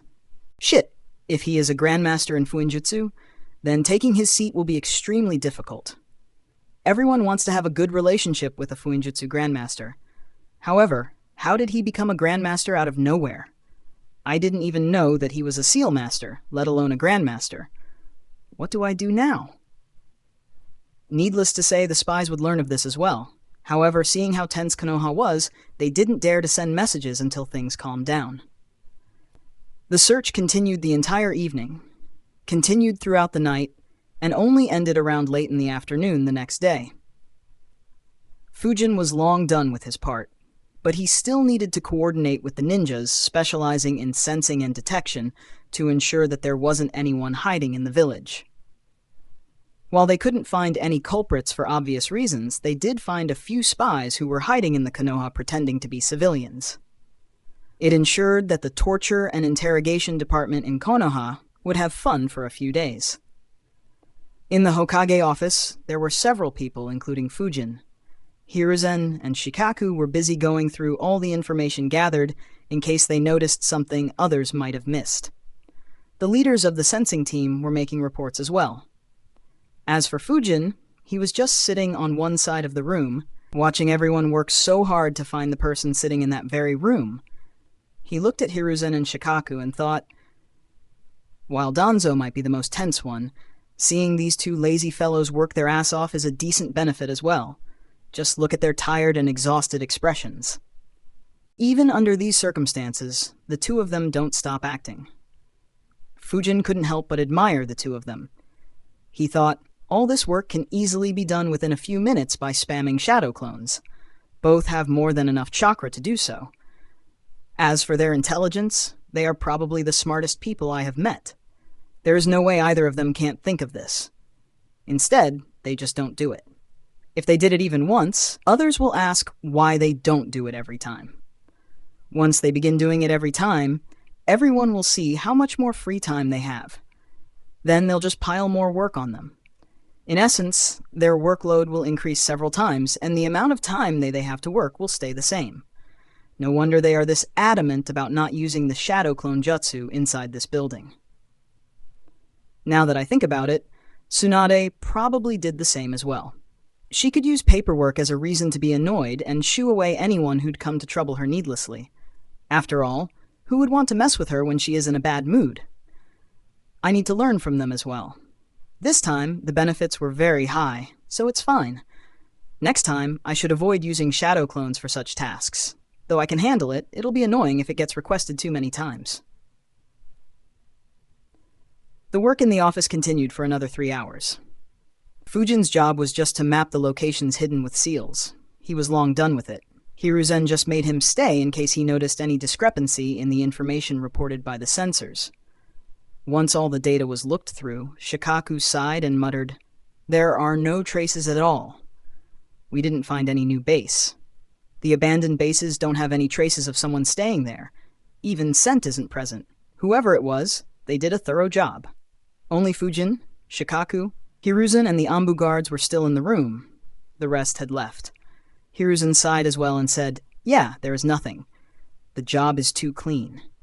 His expression became serious as he muttered, "The attacker was so thorough that it in itself is suspicious." Shikaku agreed with Hiruzen's words, but didn't voice his opinion. He thought, looks like he is already suspecting someone. Needless to say, Hiruzen was suspecting Danzo. However, just like Danzo, he too could see some issues. He thought, it is likely that only someone like Danzo can do something like this. An enemy village or even Orochimaru doing any of this will leave some clues. But with Danzo's expertise, it wouldn't have been an issue for him to plant some evidence to divert my attention elsewhere. Why didn't he do that? He couldn't think of a reason. Seeing the two of them in thought, Fujin yawned and said, "I haven't slept for nearly 2 days. Also, using that many clones is giving me plenty of headaches. I'll take my leave for now. Call me if you two need anything." Hiruzen nodded and said, "Good work in the past couple of days. You can leave." Fujin nodded and disappeared from the room. Meanwhile, Shikaku wondered, was he really tired or was he taking clues from us? Such a troublesome youngster. Fujin returned to his house after flickering a few times. He activated his space-time sensing technique, and surprisingly, there was no one around keeping an eye on his house. He wondered, did Danzo decide to not confront me, or is he planning to attack in some other way? Oh well, I'll handle it when the time comes. While Fujin learnt from the two of them, he was indeed quite sleepy. He hadn't consumed any soldier pills this time. He quickly entered his house, cleaned up, and fell asleep. While the village was quite tense, Fujin didn't have a reason to worry. Unfortunately, his speculation wasn't correct. An hour after he fell asleep, 5 root ninjas led by Tarun began spying on his house. Since none of them used chakra or stared at the house for too long and they stayed quite a long distance away, the seals on his house didn't pick up anything. After all, Toruna had tried spying on Fujin earlier. He knew how crazy his house was. All root ninjas knew that the real spying would only be conducted when Fujin wasn't in his house. Since he slept quite early, Fujin woke up early as well. It had only been 3 a.m. when he woke up. He stretched and was about to go freshen up when he activated his space-time sensing technique out of habit. Suddenly, all the laziness disappeared as his eyes became serious. Next chapter, Explosion. And if you can, then please support me on Patreon. Link www.patreon.com/devilhex, no space. Alternatively, you can support me on UPI, Google Pay, Patilsarvsh8 at OKSBI. Can read up to 50 chapters ahead on Patreon. Thank you Brandon, Fire Guy, Glorious Dragon, Sadie, John, Alfie, and Gerwaris for supporting me on Patreon. Thanks for listening, narrated by Fabelverse Audio. Subscribe for more. Support links in the description. Rights holder? Contact link in the description. Chapter 5-6, Explosion. Chapter 5-12 of Naruto, The Wind Calamity. Narrated by Fabelverse Audio. Ed 55534 Power Stones and rank 12 last week. Let's go back into the top 10 this week. A hint of craziness appeared in Fujin's eyes, and a smile appeared on his face as he thought, "Hehe, you made your move after all, Danzo. Good. Now let me see whether you are skillful enough to ensure that the root survives." While the root ninjas were skillful enough to hide from chakra fields, even when someone as skilled as Fujin used it, they had no idea about Fujin's other skill. Even Danzo was completely unaware. He never imagined that the spies he sent would be detected in an instant. If he knew Fujin had such an ability, he wouldn't have bothered sending anyone to spy on him. Even if Fujin didn't retaliate, the spies would only see what Fujin wanted to show them, which could make the root fall into a trap. Unfortunately for Danzo, Fujin no longer had intentions to keep playing games. He planned to use this opportunity to completely escalate the situation. On this day, 2 events would happen that would send shockwaves throughout Konoha that would be remembered for quite some time. One of them would also bring back some unpleasant memories. Fujin fell back into his bed. Sleep had recovered most of his chakra, but he was still not at full capacity. It was understandable as he had maintained a lot of shadow clones. However, in this circumstance, that was a good thing. A shadow clone, with 20% of his maximum chakra, appeared next to his bed. Without a word, he disguised himself perfectly and disappeared from the room. Neither of the 5 root ninjas around Fujin's house detected the shadow clone leaving from under the ground. There were 2 main reasons for this. Firstly, the root ninjas didn't dare to openly activate their chakra fields. Secondly, Fujin's methods of hiding chakra were extremely good, and his clone left through a place where none of those 5 were present. Minutes later, Fujin's clone reached the outskirts of the root headquarters. He thought, "Yesterday I showed up at the front door. However, with a base this huge, I have innumerable ways of entering. Even though this base is very well hidden and protected with seals, Root currently lacks the manpower to defend its main headquarters. Of course, it is also because they don't expect to be attacked in the first place. After all, Konoha will be the one to take the hit first before any attacker reaches the Root headquarters." Danzo had only 26 Root ninjas left after Fujin's stunt 2 nights ago. Out of those, 5 were outside Fujin's house, while another 5 were outside the village training the kids from the Land of Water in a secret location. In addition, 2 were deployed in the Fire Capital, 1 always followed Naruto, and 1 was hiding in the Anbu. As a result, the massive Root headquarters had only 12 Root ninjas along with Danzo. Even among them, 5 of the Root ninjas were in the underground laboratories at the lowest 2 levels of Root headquarters, meaning that only 7 were available to keep an eye on their base. Hence, they couldn't pay attention to every entry into the Root headquarters. Of course, Danzo had long sealed up such entry points. Fujin's clone was standing in front of one such sealed entry point. The clone's eyes glowed as he began studying the seals. He nodded as he realized, "Not bad. Even I will need some time to decode these seals and enter inside without being detected. Not to mention there are some seals I don't recognize. Unfortunately, I don't have the time to study them slowly. Oh well, even if I did, they would detect me in no time. So, no need to bother with stealth."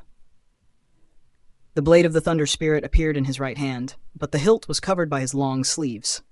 The shape of the blade looked nothing like a sword, and instead looked like a ball of lightning. In an instant, nearly 35% of the clone's chakra was transformed into lightning and transferred into the lightning ball. Such a massive chakra spike just outside the Root headquarters was picked up by the seals. A couple of sensors and Danzo also felt it. Danzo thought, "What the hell?" He immediately made a hand seal to activate all defensive seals on the Root headquarters. Unfortunately, he wasn't fast enough. Fujin's clone kicked the seal entrance, smashing it apart before the seals could activate. Immediately, the 5 Root ninjas in the laboratories activated the defenses to ensure that the labs would stay safe. The 2 who were with Danzo got on alert to protect Danzo. As for the remaining 5, they ran towards where Fujin's clone had barged in from. Unfortunately for them, those few seconds were all that Fujin's clone needed to supercharge the lightning ball with almost 99% of his chakra. As soon as 3 root ninjas appeared, he waved his right arm in a slashing action, unleashing all the lightning stored inside the blade of the Thunder Spirit. Lightning Release, Lightning Flood Jutsu. The root ninjas who had just arrived were shocked. While they came prepared for war, none of them expected to face such a devastating attack even before they could properly see the intruder. What shocked them more was the massive quantity of chakra they were feeling from the incoming attack, despite not being a sensor. Fujin's clone had supercharged the jutsu with almost his entire chakra. That was 20% of Fujin's chakra. However, with the amplification from the Blade of the Thunder Spirit, the attack was equivalent to 200% of Fujin's chakra. It was important to know that Fujin's chakra reserves were almost at the same level as Hiruzen's. Though Hiruzen's chakra reserves had deteriorated with age, he was still a formidable ninja, and his place in the rank S tier was unshaken. Very few ninjas had chakra reserves exceeding his. As for the ninjas that had chakra twice as much as him, they could be counted on one hand if the Jinchurikis weren't considered. And even they would never use up all their chakra in a single attack. What the Junin level Anbu were facing was an attack at a level rarely seen in the ninja world. The 3 root ninjas, as well as the 2 who weren't too far away, were hit by the lightning within the blink of an eye. They didn't even have a chance to put up a defense and were obliterated within moments. Though Danzo had failed to activate the seals on the sealed entrance in time, he activated the remaining seals in the headquarters. As a result, the entire base became very resilient. Every wall could endure a couple of rank A jutsus before crumbling. Unfortunately for Danzo, lightning specialized in penetrating through obstacles like walls.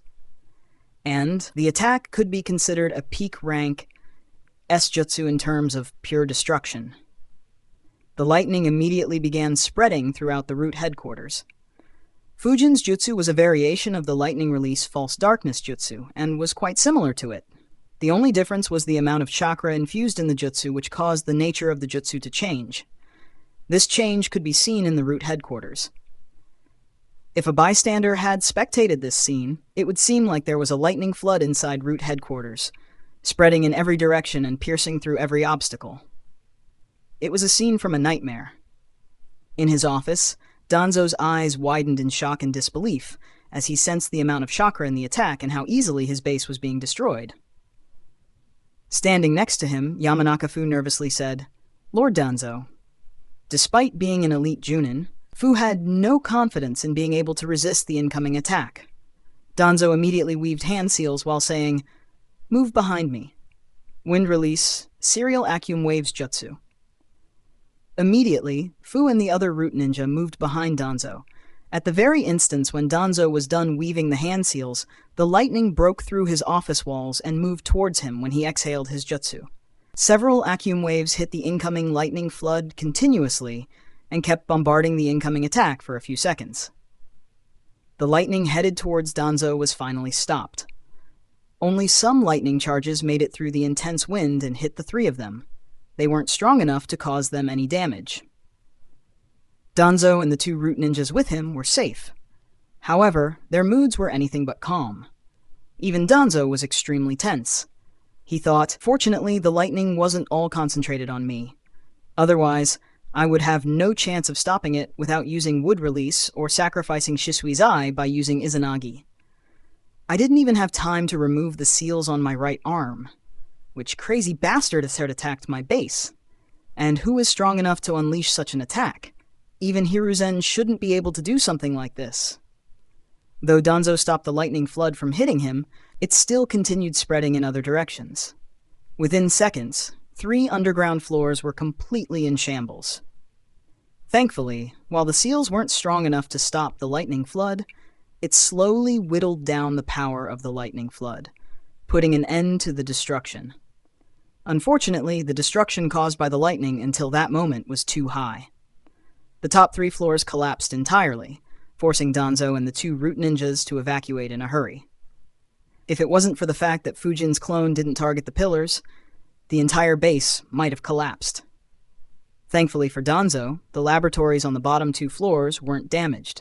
However, the loss was still extremely high. Danzo was extremely angry.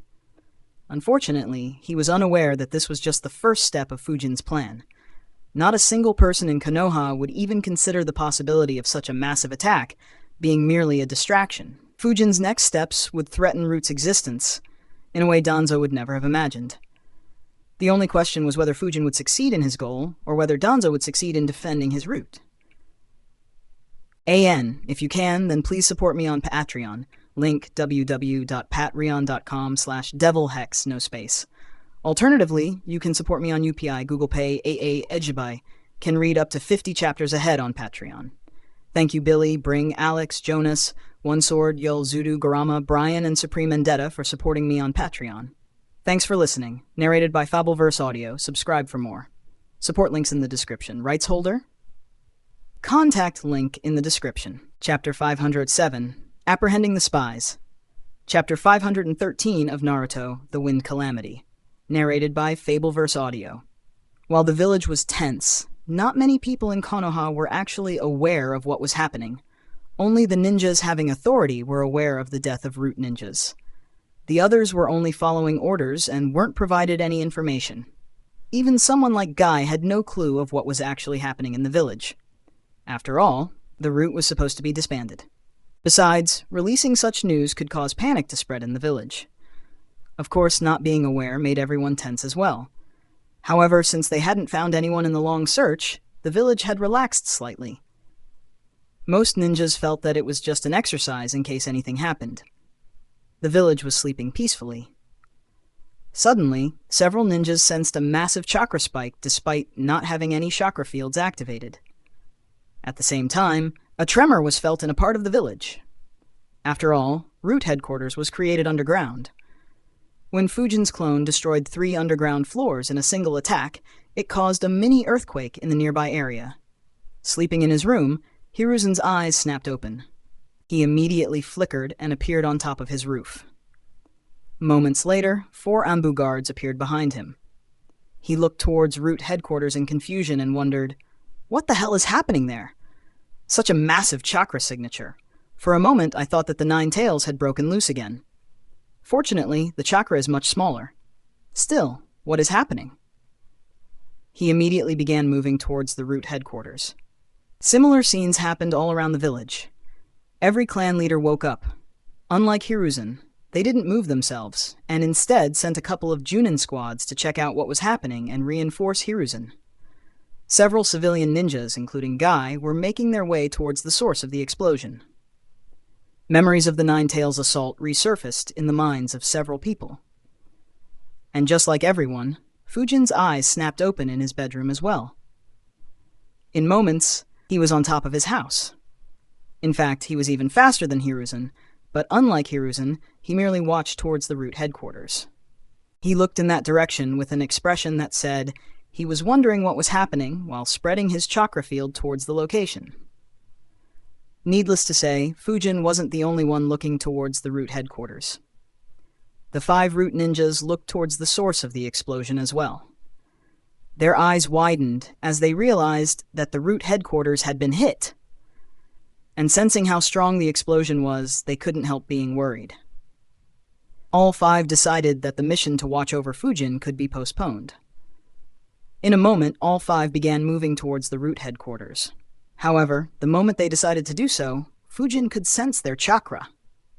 A frown appeared on his face as 5 shadow clones appeared next to him.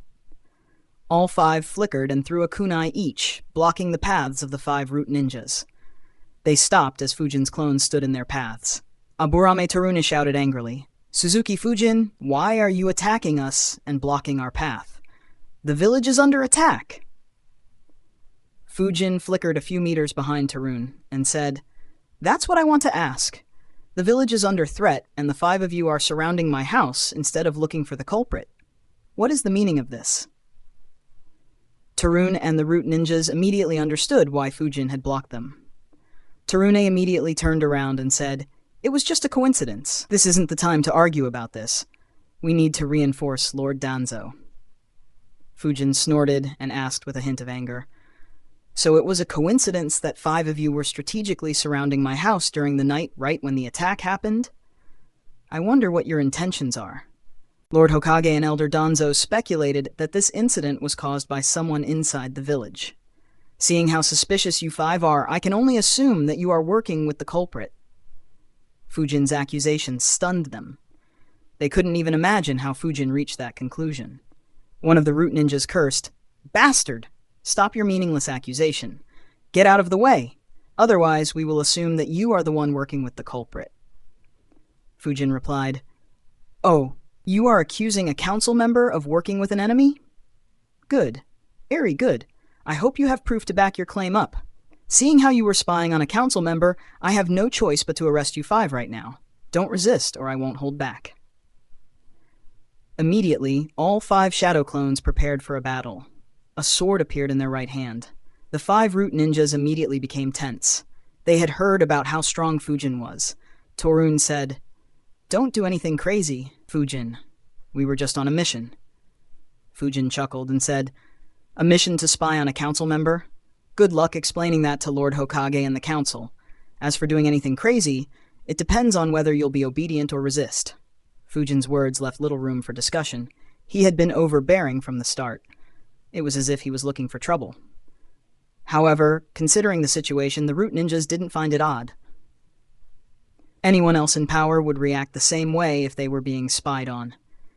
Not too long ago, an entire clan was about to revolt due to this factor. The root ninjas exchanged eye glances. Without any command, all 5 attacked at the same time. 4 moved to attack the clones, while Torun moved backwards to attack Fujin. His hands turned purple as he extended his arm towards Fujin, aiming to touch him. In response, Fujin raised his right arm and extended 2 fingers. Wind began flowing around the fingers. Wind release. Blades of wind jutsu. Immediately, a few wind blades formed and moved towards Torun, whose eyes widened. He gritted his teeth and moved to dodge the wind blades. Unfortunately, the distance was too small to dodge all of them. However, he still weaved through the wind blades, dodging most of them, and only getting hit by the blades that wouldn't critically injure him, so that he could continue moving forward. Several deep cuts opened up on his body. However, he gritted his teeth and continued moving forward while thinking, "From what Lord Danzo said, I won't be able to defeat him from a distance. His wind jutsus will have too much of an advantage. The only way to defeat him is by touching him." Through great determination, he reached just 1 meter from Fujin and punched him. Fujin casually raised his arm and caught his punch. At the same time, Fujin's left palm slammed into Torun's stomach, causing him to vomit blood. However, Torune was extremely pleased. Fujin could feel that he was smiling even though Torun was wearing a mask. Fujin's arm began turning purple as Torun said, "This is my speciality. Since you touched me, you will be poisoned. Let us go, otherwise you'll meet your end here, Suzuki Fujin." He thought, though he is strong, he is still too green. In a battle, it doesn't matter who is stronger. All that matters is who wins. If he had stuck to his strengths and stayed at a distance, I wouldn't have had an easy time against him. Now he'll lose due to his arrogance. Suddenly, Torun realized something. He couldn't use his chakra. Fujin's left hand had applied the self-cursing seal on him. And despite being poisoned, there was no fear on Fujin's face. He heard a voice from behind him say, "The Aburame clan? Huh? What a unique method of using bugs. This is the first time I've seen something like this. Unfortunately for you, it is useless against a shadow clone." Torun immediately turned his head and saw Fujin standing a safe distance away. Slightly behind him, the remaining 4 root ninjas were already dealt with. All had the self-cursing seal and were knocked out cold. He thought, I attacked a shadow clone? He sent a shadow clone to sneak up on me? No wonder he was this fearless. I thought he was just arrogant. That said, is this one a clone or the real body? Torun wasn't sure. Fujin said, "Stop resisting. If your bugs attack after you are unconscious, then I'll have no choice but to kill all of them." Torun said, "I hope you know what you are doing, Suzuki Fujin." A large number of minute-sized bugs began exiting his body. However, Torune received no response other than a punch in his gut from the clone he had poisoned. The punch was enhanced with chakra and strong enough to immediately knock him out. At the same time, a couple of clones flickered next to Torune and activated a barrier, sealing Torune, his bugs, and Fujin's clone inside. The clone sealed inside immediately applied a few more seals on Torune before being dispelled due to being attacked by the bugs. Fujin left his 5 shadow clones there to keep an eye on the root ninjas and flickered towards the root headquarters. He thought, Step 2 completed. Now time for Step 3. Unfortunately, unlike the first 2 steps, I will have very little control over the outcome. If things go perfectly, then root will no longer exist. If they don't, then the status quo will be maintained. Regardless, it will heavily restrict Danzo while I won't have any loss. Though the expression on his face still showed that he was annoyed and angry, internally, he was very indifferent the whole time. Even the emotions he displayed while arguing against Torune were fake. He only had them to make his actions look more convincing. The root headquarters were currently in chaos as no one knew who the attacker was and why the root was attacked. If Danzo knew that the only reason his headquarters was targeted was so that his subordinates spying on Fujin would expose themselves, who knows how he would have reacted. AN. If you can, then please support me on Patreon. Link, www.patreon.com/devilhex. No space. Can read up to 50 chapters ahead on Patreon. Thank you, Kyler, Alan, Wendell, and Marshall for supporting me on Patreon. Thanks for listening. Narrated by Fabelverse Audio. Subscribe for more. Support links in the description. Rights holder. Contact link in the description. Chapter 508, Aftermath. Chapter 514 of Naruto, The Wind Calamity. Narrated by Fabelverse Audio. Before Fujin and the Root ninjas entered into a fight, Hiruzen along with his Anbu guards reached the Root headquarters. Their eyes widened as they noticed the state of the top 3 underground floors of the base. The walls and floors of the base had almost entirely collapsed. Hiruzen quickly sensed Danzo and flickered towards him. He appeared behind him and asked, Danzo, what happened here? Danzo was already annoyed. As soon as he left the base, he had Fu sense the attacker. Unfortunately, Fu couldn't sense anyone anymore. It was as if the attacker had disappeared in thin air. Of course, seeing the level of attack, Danzo speculated that the attacker was too good at hiding himself and managed to escape during the destruction. On hearing Hiruzen's question, Danzo answered, My headquarters was attacked! Hiruzen asked, By whom? Did you already kill the attacker? Danzo said, No, he disappeared. I can't sense his chakra signature.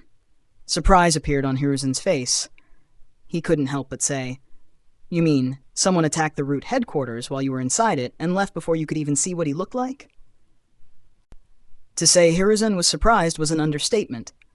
While some thought of Danzo as weak and a relic of the past, he knew very well how strong Danzo still was. He couldn't help but wonder if Danzo was sleeping when the attack happened. He said, Tell me everything as it happened. Danzo informed him about suddenly detecting the chakra signature and the massive lightning flood that followed seconds later. Hiruzen fell silent. His expression became serious as he learnt how strong the attack was. He didn't suspect Danzo as he had felt the chakra spike as well. He said, This level of attack, it can only be done by a Jinchuriki. No other ninja has enough chakra to do something like this and still get away. Unless... Danzo completed Hiruzen's words, unless they have Sensei's sword. A frown appeared on his face as he said, But Sensei's sword is in Ame. Why would Hanzo do something like this? It makes no sense for him to provoke Konoha like this. Hiruzen added, Unless he has allied with some other major illage to create trouble for us. Or if an incredible talent has appeared in Ame and Hanzo has become ambitious once again. A frown appeared on Danzo's face as he thought of that possibility. Just Hanzo alone is a lot of trouble. If he gets a rank S under him, then he'll become even more troublesome to deal with. However, why is he trying to pick on me? Couldn't he just have attacked anyone else to establish prestige? Some things still don't add up. Or could it be that Kumo sent one of their Jinchurikis and is trying to set us up against Hanzo? However, how can a Jinchuriki infiltrate Konoha completely undetected? That should be impossible. Slowly, more ninjas began arriving. Hiruzen passed commands to clear up the debris in the destroyed base. Danzo had already sent one of his subordinates to inform the ninjas in the labs to seal the place and keep other ninjas away from it. In fact, Danzo was hoping that the attacker would target his subordinate who was moving alone so that he could see who it was. Unfortunately, no one attacked. After a few squads had appeared, Fujin appeared as well. He directly met up with Hiruzen and asked with a frown, "Someone attacked the root headquarters?" Hiruzen nodded. He noticed the annoyance on Fujin's face and wondered, why does he look so annoyed? Is it related to this attack or something else? As for Danzo, he looked at Fujin once, and then didn't pay any attention. He thought, I already have Torun keeping an eye on him. I guess my speculations were baseless. Of course, it doesn't mean that there isn't anything wrong with him. I need to keep an eye on him while pressuring his seat to see how he reacts. Fujin asked, Are the attackers dead? Hiruzen shook his head and said, No, there was just one and he got away. Fujin's frown deepened as he asked, I can understand someone attacking the auxiliary bases, but how could any random ninja attack root headquarters and get away without any repercussions? Is the root so ill-protected? Danzo was offended by that question. He said, Control your tongue, Fujin. It wasn't a random ninja. Fujin asked, So you know who the attacker was? Danzo replied, No, but we have our speculations. Fujin replied, That's as good as not knowing anything. Grandpa, I have something to discuss with you, but I guess it can wait until we return to your office. There weren't any clan leaders nearby. Even the ninjas were dispatched to do the work, and wouldn't hear their conversation unless Fujin deliberately made a scene. However, that would go against the personality he had created. What Fujin planned needed clan leaders around. Otherwise, destroying a good portion of the root headquarters and subduing 5 root ninjas wouldn't have the same effect that he wanted. Danzo frowned on hearing Fujin's tone, but he didn't say anything as Fujin was right, and there was no point in arguing. However, his eyes widened as Fujin began walking towards the debris. As he walked, Fujin said, I'll check if anyone's hiding. Danzo immediately said, There is no need. We have already checked. The attacker has long fled. Fujin turned around. He was about to say something when Hiruzen said, He's right, I have inspected it as well. There is no need to check the base. Just keep an eye in case you notice someone acting weird. Fujin frowned, but didn't argue against Hiruzen. Hiruzen sighed in relief. Danzo was slightly relieved as well. The seals could hide the labs from normal ninjas. Against Fujin, they won't have much of a chance. And unlike the other Grandmasters in Konoha, Fujin might not back down if a root ninja tried to stop him from entering the labs. If Fujin entered the labs, then he would see the most messed up things inside Konoha. Hiruzen didn't know how Fujin would react. If he blew up the matter, every ninja clearing the debris would also come to know of it. It would completely ruin Danzo's public image and raise questions about Hiruzen as well. Neither Hiruzen nor Danzo wanted to see that happen. The clearing continued. More ninjas kept appearing, but Hiruzen just assigned them other tasks, such as scouting the area around the base to check if anyone was hiding. Around half an hour later, the debris was all cleared, but nothing was found apart from the dead bodies of the 5 root ninjas. They were in a terrible state due to having faced nearly the full force of the terrifying attack. Guy, who had just cleared the debris in the area he was assigned, noticed Fujin standing alone while casually watching everyone. He immediately appeared next to him and said, Fujin, you have arrived as well. Fujin nodded and said, Yeah, the attack is just too big to be ignored.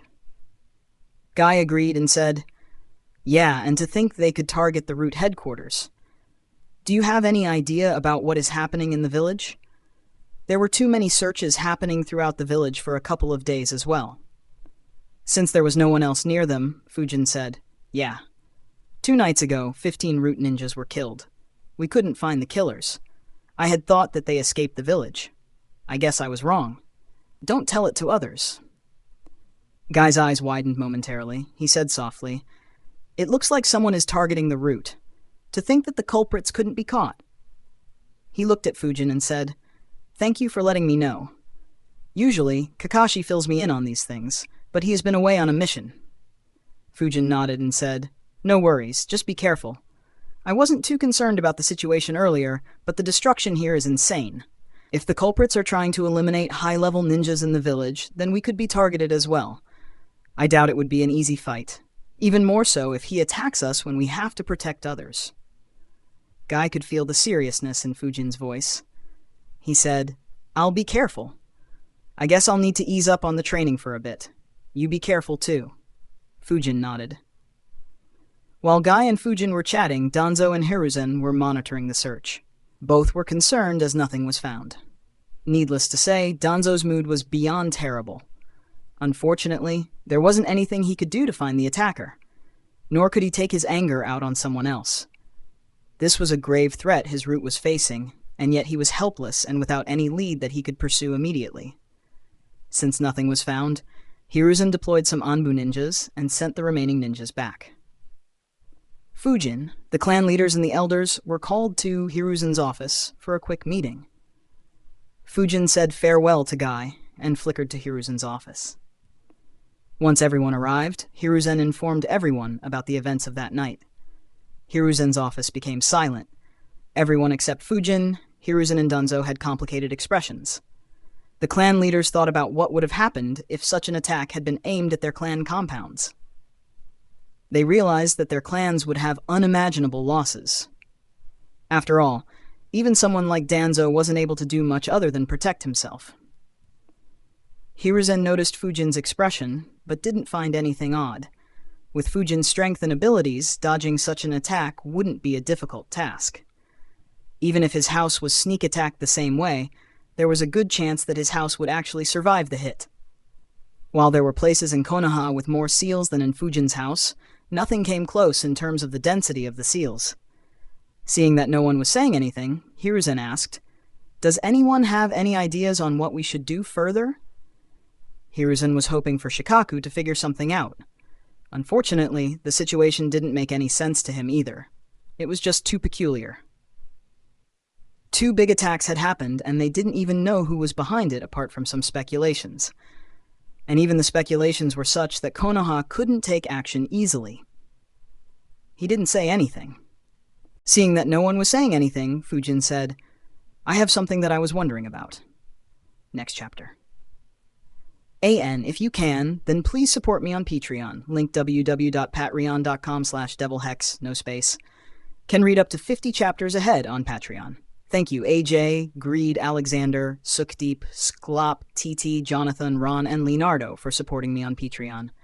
Thanks for listening. Narrated by Fabelverse Audio. Subscribe for more. Support links in the description. Rights holder? Contact link in the description. Chapter 509, Confronting Danzo. Chapter 515 of Naruto, The Wind Calamity. Narrated by Fabelverse Audio. Everyone immediately looked at Fujin. Fujin looked at Danzo and said, 4 root bases were attacked 2 days ago. Seeing that nothing else happened, there is little doubt that the culprit is targeting the root. At such a time, why weren't your root ninjas keeping an eye on the root headquarters and were instead spying on me? Everyone's eyes widened as they heard Fujin's words. They all immediately looked at Danzo. Danzo was stunned as well. He never imagined that the elite ninjas he sent to spy on Fujin would be discovered within hours. Nor did he think that Fujin would confront him in front of everyone during a time when the village was facing a grave threat. Before Danzo could reply, Fujin added, "Your actions are too peculiar, Elder Danzo. Instead of protecting the root ninjas, you spread them even thinner. Perhaps if they were in the root headquarters, then the attacker might have been spotted before it was too late. You could have kept the root headquarters safe. You could even have had a chance to fight and capture him. However, you decided to send them to spy on me." Everyone was staring at Danzo. Deploying root ninjas at such a time made little to no sense. Not to mention, Fujin was a council member as well. Spying on him meant that others could be spied upon as well. Though Fujin had provided no proof, knowing Danzo, everyone in the room believed that Danzo had indeed done something like that. Of course, that was no reason for Danzo to accept it. He said, "I didn't send anyone to spy on you. I don't know what you are talking about." Fujin asked, "Is that so? Could you tell me why 5 of your root ninjas were hiding their chakra signature and surrounding my house instead of staying in the root headquarters?" Danzo frowned.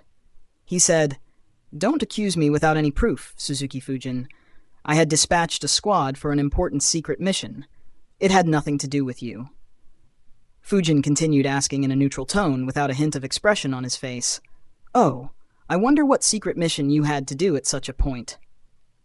Danzo displayed slight anger and asked, "Do I have to explain myself to you?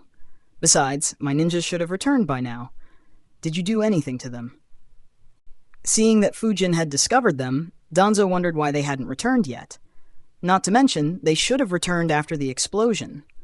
But there was no sign of them. Fujin replied, "I apprehended them."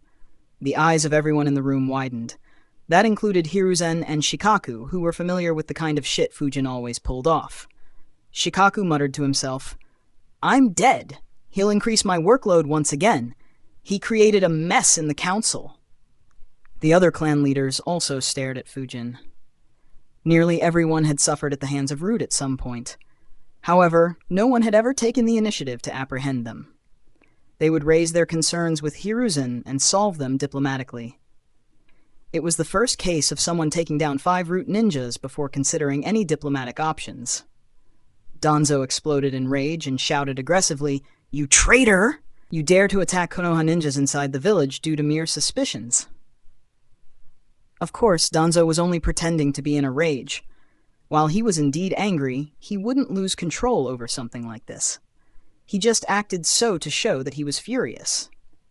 Before Fujin could say anything, Koharu said, "Fujin, even though you are in the council, it doesn't mean that you can act willfully. If there was an issue, you should raise it in the council instead of taking action yourself. I hope that those Root ninjas are fine. Otherwise, you will lose your seat on the council." The clan leaders were too familiar with how much the elders supported each other. They had expected such a backlash. Of course, they won't allow that to happen. If someone was taking the initiative to take down Danzo, they would support him from the back. All the clan leaders reached a tacit understanding despite not speaking a word or even exchanging glances. Only Shikaku wasn't worried and was instead looking forward to Fujin's reply, which was immediate. He only prayed that Fujin wouldn't increase his workload. Fujin turned his gaze from Danzo to Koharu and asked, "Elder Koharu, if I were to attack you with the intention to kill you, would you fight back and try to protect yourself, or would you let me kill you and call a council meeting from the afterlife?" Though Fujin's words were extremely provocative, his tone was still extremely neutral. It was as if there was no emotion in them. It was something everyone in the room found very odd. In a situation like this, it was normal to become angry and emotional. Even more so considering that Fujin was still only 15 years old. However, Fujin didn't display any emotion at all. He looked neither angry at being attacked, nor scared to face the elders who stood tall in the village for decades. The clan leaders in the office were surprised and impressed at the same time. Senju Hiromasa looked at Fujin and thought, such control over his emotions at such a young age. No wonder Renjiro praised him so much, and Hiruzen included him in the council. Shikaku thought, though I have heard about his fighting skills, this is the first time I've seen him angry. No wonder he is so efficient and deadly during missions. If he can maintain his calm and be calculative in such a situation, then there will be little that could disturb his mental state.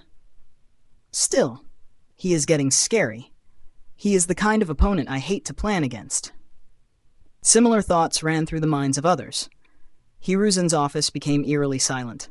It wasn't just due to how composed Fujin was.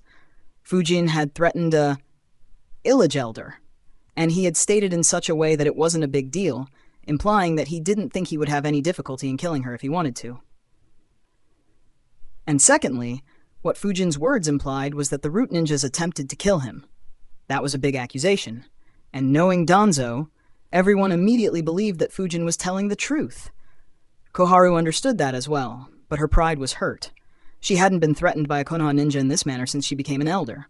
She asked icily, "Is that a threat, Suzuki Fujin?" Fujin replied, "If by merely mentioning it, you get so offended, do you expect me to not resist when ganged upon by 5 Root ninjas? You should be glad that I didn't kill them on the spot, and only apprehended them." He looked towards Danzo and said, "One of the spies he sent was from the Aburame clan, with a strange ability to poison someone on touch. Had I not been careful, perhaps I wouldn't be standing here. Elder Danzo, you better give me a good explanation, or I won't be letting this go. Despite the root being under attack, you decided to dispatch your subordinates to spy on me and attack me with such deadly means once they got a chance. It almost seems like you don't care what is happening to Root and instead are targeting youngsters in the village. Aburame Shibi's eyes widened on hearing about the ability. He immediately recognized Taruni? Fujin's accusation made everyone in the room tense. The one who was the most tense was Hiruzen. He knew that Danzo was the one to cause Shisui's death. It was a huge loss to Konoha. If he was attempting to kill Fujin, then it was a big issue for Hiruzen. He looked at Danzo and asked strictly, "Is it true, Danzo?" Meanwhile, Danzo was dumbfounded. He wondered what the hell happened with Torun. Their job was to spy on him. Why did he attack Fujin? Fujin even stated his ability, meaning that what he says must be true. But why did he attack? Despite being at a loss, Danzo immediately answered, "The mission I assigned them had nothing to do with Fujin. I don't know whether they attacked Fujin and what reason they might have to attack him. I will need to talk with them to understand what actually happened." Since he didn't know what exactly happened, Danzo decided to take a step back. Of course, he wasn't actually giving up anything. Even if Tarun and the rest were at fault, there would be no punishment against them or him. Once again, Fujin asked, "What was the mission you assigned?" Danzo once again refused to answer Fujin and said, "Don't overstep your limits, Suzuki Fujin. I don't have to answer to you." Fujin snorted and said, "If that's the case, then it means that those 5 root ninjas have betrayed the village and have become traitors. The only other possibility is that you are lying and are the one who has fallen." Immediately, Homura said, "Fujin, stop suspecting Danzo. He has served the village for decades and has been a cornerstone for Konoha in every great war. His contribution to the village is unquestionable. Next chapter is going to be fun. It'll show the true extent of the 3rd step of Fujin's plan. If you can, then please support me on Patreon. Link www.patreon.com/devilhex, no space. Alternatively, you can support me on UPI, Google Pay, Patilsarvesh8 at OKSBuy. Can read up to 50 chapters ahead on Patreon. Thank you Disa, Matthew, Naruto John, Mehul, Khalil, Anderson, Hebrel, and Wendell for supporting me on Patreon. Thanks for listening. Narrated by Fabelverse Audio. Subscribe for more. Support links in the description. Rights holder? Contact link in the description. Chapter 510, Ganging Up on Danzo. Chapter 516 of Naruto, The Wind Calamity. Narrated by Fabelverse Audio. Without missing a beat or even looking at Homura, Fujin replied, "Just because you have contributed in the past doesn't give you a right to behave like a rogue ninja inside the village.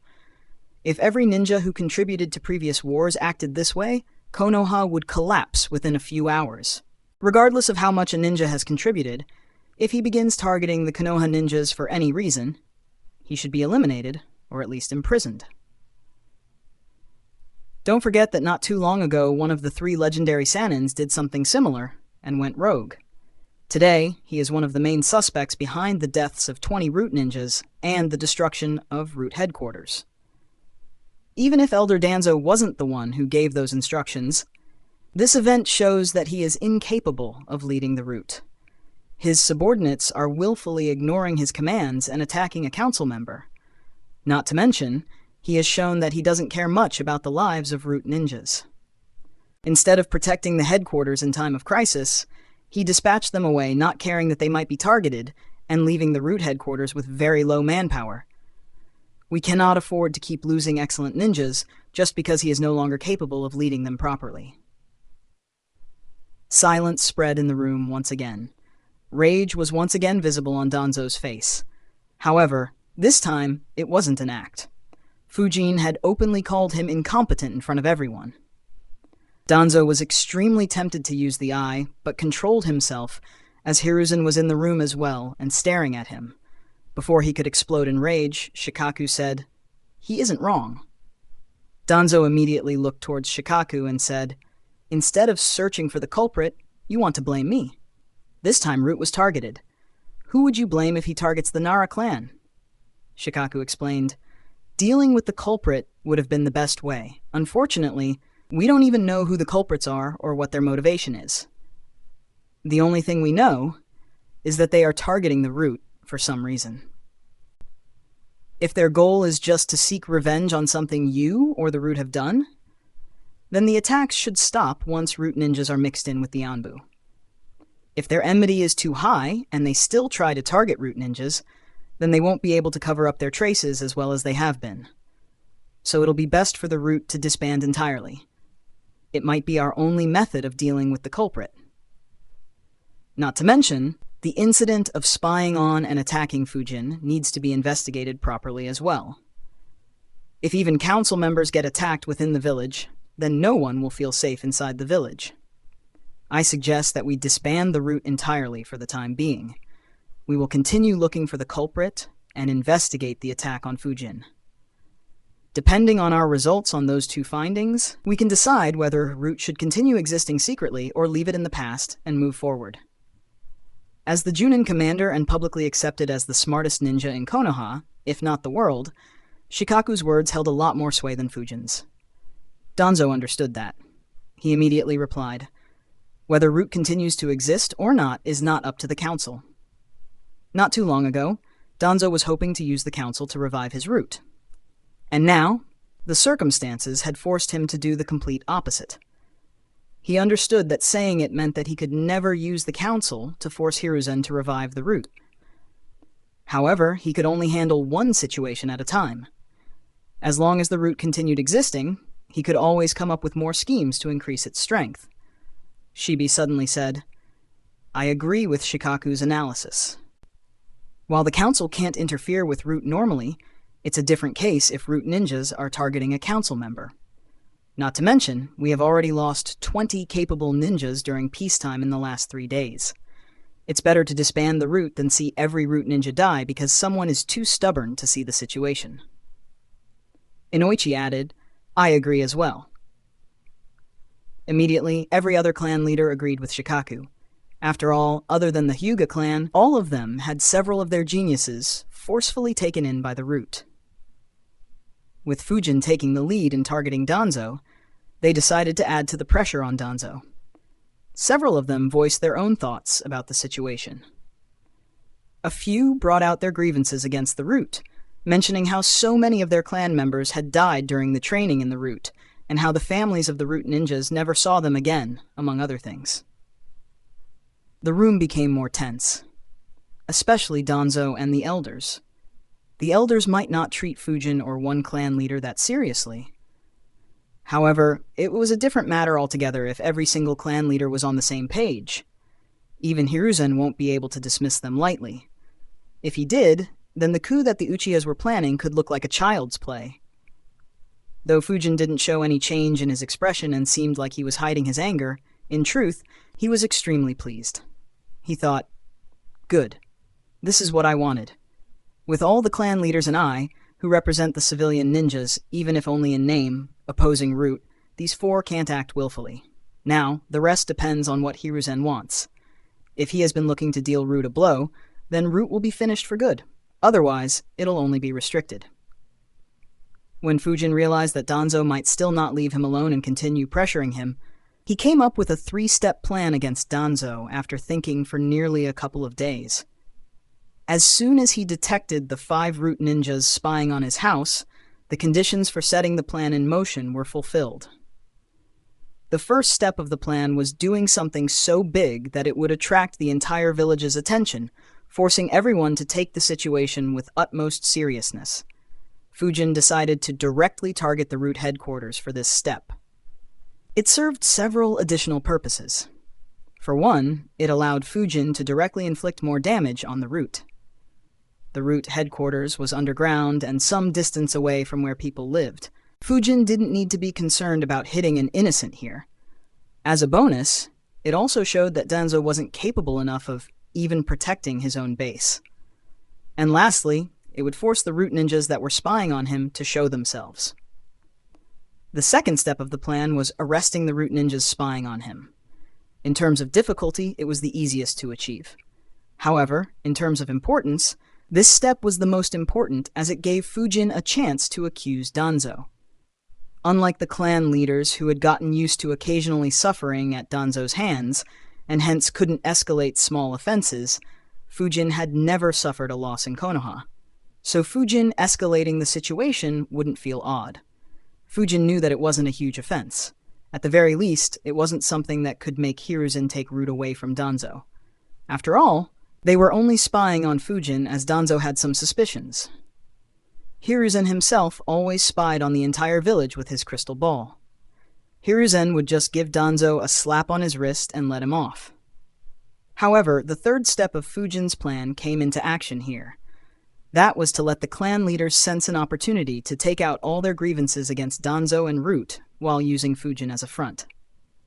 Under normal circumstances, they might still be reluctant, but the attack 2 nights ago and Danzo and Root being weak and vulnerable due to Fujin's first step gave them an opportunity that they just couldn't miss. The fact that Tarun decided to attack Fujin instead of surrendering helped him even more. The case had changed from just spying to spying and an attempt to assassinate. As Fujin had expected, every clan leader decided to take advantage of the chance he had provided. It was a strange plan as every successive step was less intense and destructive than the previous step. The first step was total annihilation. The second step was just retraining a few ninjas, and the third step was diplomacy without any fighting involved. It went against the traditional way of slowly escalating the situation. However, it fitted perfectly in this scenario. Seeing every clan leader speaking against Danzo, Koharu and Homura decided to go silent. Danzo, of course, wouldn't take everything lying down. He argued against everyone, but Fujin didn't even need to open his mouth. In terms of politics, the clan leaders were far better than him. Even in terms of intelligence, no one was a slouch. If they were, then they wouldn't have been clan leaders. They couldn't do anything earlier, as Danzo never gave them an opening. Now that they had it, they immediately ganged up on Danzo and countered every single point he made, while leveling more accusations against the Root. The situation became intense in no time. With neither side backing off, it immediately became very ugly. Understanding the situation, Hiruzen sighed. He flared his chakra, silencing the room once again and gaining everyone's attention. He looked at everyone and said, "Don't forget that we are the leaders of Konoha. Please maintain decorum. I had called everyone here to keep everyone informed about the attack on Root headquarters. I didn't think that the meeting would take such a turn. I'll think about what to do, and we will have an official council meeting soon. For now, everyone except Danzo is dismissed." Next chapter, if you can, then please support me on Patreon. Link www.rion.com/devilhex, no space. Can read up to 50 chapters ahead on Patreon. Thank you Clumbicast, GN, R1-97, Cancer, Keed, Barbicow, Zavid, Deadpool, Satinder, Moomoon, Aryadath, Grant, Lelouch, Ekena, Quinton, Hekium, and Delgado for supporting me on Patreon. Thanks for listening. Narrated by Fabelverse Audio. Subscribe for more. Support links in the description. Rights holder, contact link in the description. Chapter 511, Hiruzen's Decision. Chapter 517 of Naruto, The Wind Calamity. Narrated by Fabelverse Audio. Seeing how serious Hiruzen was, no one spoke a word. Everyone except Danzo and the Anbu guards began leaving the office. Hiruzen suddenly realized something and said, "Fujin, take the Anbu guards with you. Hand over the Root ninjas you captured to them." Fujin nodded and said, "All right." The Anbu guards followed him out. As the group began walking out of the building, Homura said, "Fujin, I can understand that you were angry due to the situation, but refrain from threatening other council members in the future. It won't do you or the council any good." Homura still remembered how brazenly Fujin had threatened Koharu. While he spoke, his tone wasn't overbearing. He spoke as if he was an elder trying to pass wisdom to the young. Hence, no one tried refuting him on the spot. Fujin nodded and said, "Sorry about that. I was just making a point. Besides, if I really intended to do something like that, I would have just done it. Why would I speak about it and draw suspicions?" Once again, Fujin's words caught everyone's attention. The 2 elders and the clan leaders all stared at Fujin. They were forced to reevaluate him once again. Sweat appeared on Homura and Koharu's faces. Fujin's words implied that they need to be more worried about him when he doesn't speak, instead of otherwise. In a way, that was a far greater threat than what he had said in Hiruzen's office. Another way of looking at his words was that if something actually happened to Koharu, he shouldn't be considered a suspect, because he wouldn't do something so stupid. It removed all responsibility from him while increasing the threat to Koharu several times. Before anyone could say anything, Fujin said, "Anyway, it's been a long day and a bloody night. I'll take my leave for now. Stay safe. If the attacker is still in the village, then he might target others as well." Without waiting for anyone's reply, he flickered out of the building. The Anbu guards followed him to his house. Koharu cursed under her breath. "This brat!" Senju Hiramasa chuckled and said, "The boy is still too young. Don't take his words to heart." Shikaku agreed and said, "I haven't seen him act like this before. I guess Danzo's actions truly infuriated him this time. Not only did he leave Root unguarded, but he also sent someone with such a dangerous ability to spy on him." Inoichi added, "Still, his ability to control his emotions is truly unbelievable. At 15, I would have exploded in rage if someone had done that against me in the village." Shikaku nodded and said, "Yeah, no doubts there. He handled this situation very maturely. Anyway, we can't rest easy in this situation. What Fujin and Danzo said is true. If someone can destroy the Root headquarters in one attack, then our clans aren't safe." The attack was truly fierce. Thankfully, there were several protocols in place in Konoha to deal with such situations. While Fujin handed over the unconscious Root ninjas to the Anbu guards, the clan leaders and the elders immediately got into action and began increasing the defense of the village. None of them wanted for such an attack to fall on their families. Meanwhile, Hiruzen and Danzo stared at each other in Hiruzen's office. The situation was as tense as before, even though no words were exchanged. Seeing that Danzo wasn't explaining himself, Hiruzen sighed and asked in a tired voice, "Why did you do that?" Danzo said, "Hiruzen, I haven't done anything." Hiruzen sighed again and said, "What's the point in lying to me? Just tell me the truth and your reason. Otherwise, I'm afraid that the Root will be finished for good today." Hiruzen could sense the intentions of every clan leader. Now that they had received an opportunity, he knew that none of them intended to let go. In truth, he knew that they were looking for such an opportunity for a long time. But with Hiruzen and Danzo at the helm, they never received such an opportunity. Now that Fujin had provided them with one, they wouldn't rest until Root no longer existed or was heavily restricted. Danzo could see that as well. He said, "The boy is very suspicious. I only sent them to keep an eye on him. I am not sure why they attacked him, or even if they attacked him." Hiruzen raised an eyebrow. He asked, "What do you mean by suspicious?" Danzo said, "I don't have anything concrete about him, but my instincts say that something about him is horribly wrong. He was missing from the village for quite some time. And from the day he returned, the attack on Root ninjas began. Even earlier, the 2 Root ninjas who left the village around the same time as him disappeared as well. Leaving these 2 incidents, there is a lot about him that is suspicious. Why has he inscribed so many seals on his house? It's almost as if he doesn't want anyone entering his house. When you proposed including him in the council, I had a couple of ninjas check on him. However, he shares the same carefulness even while he is training, not allowing anyone to look at him.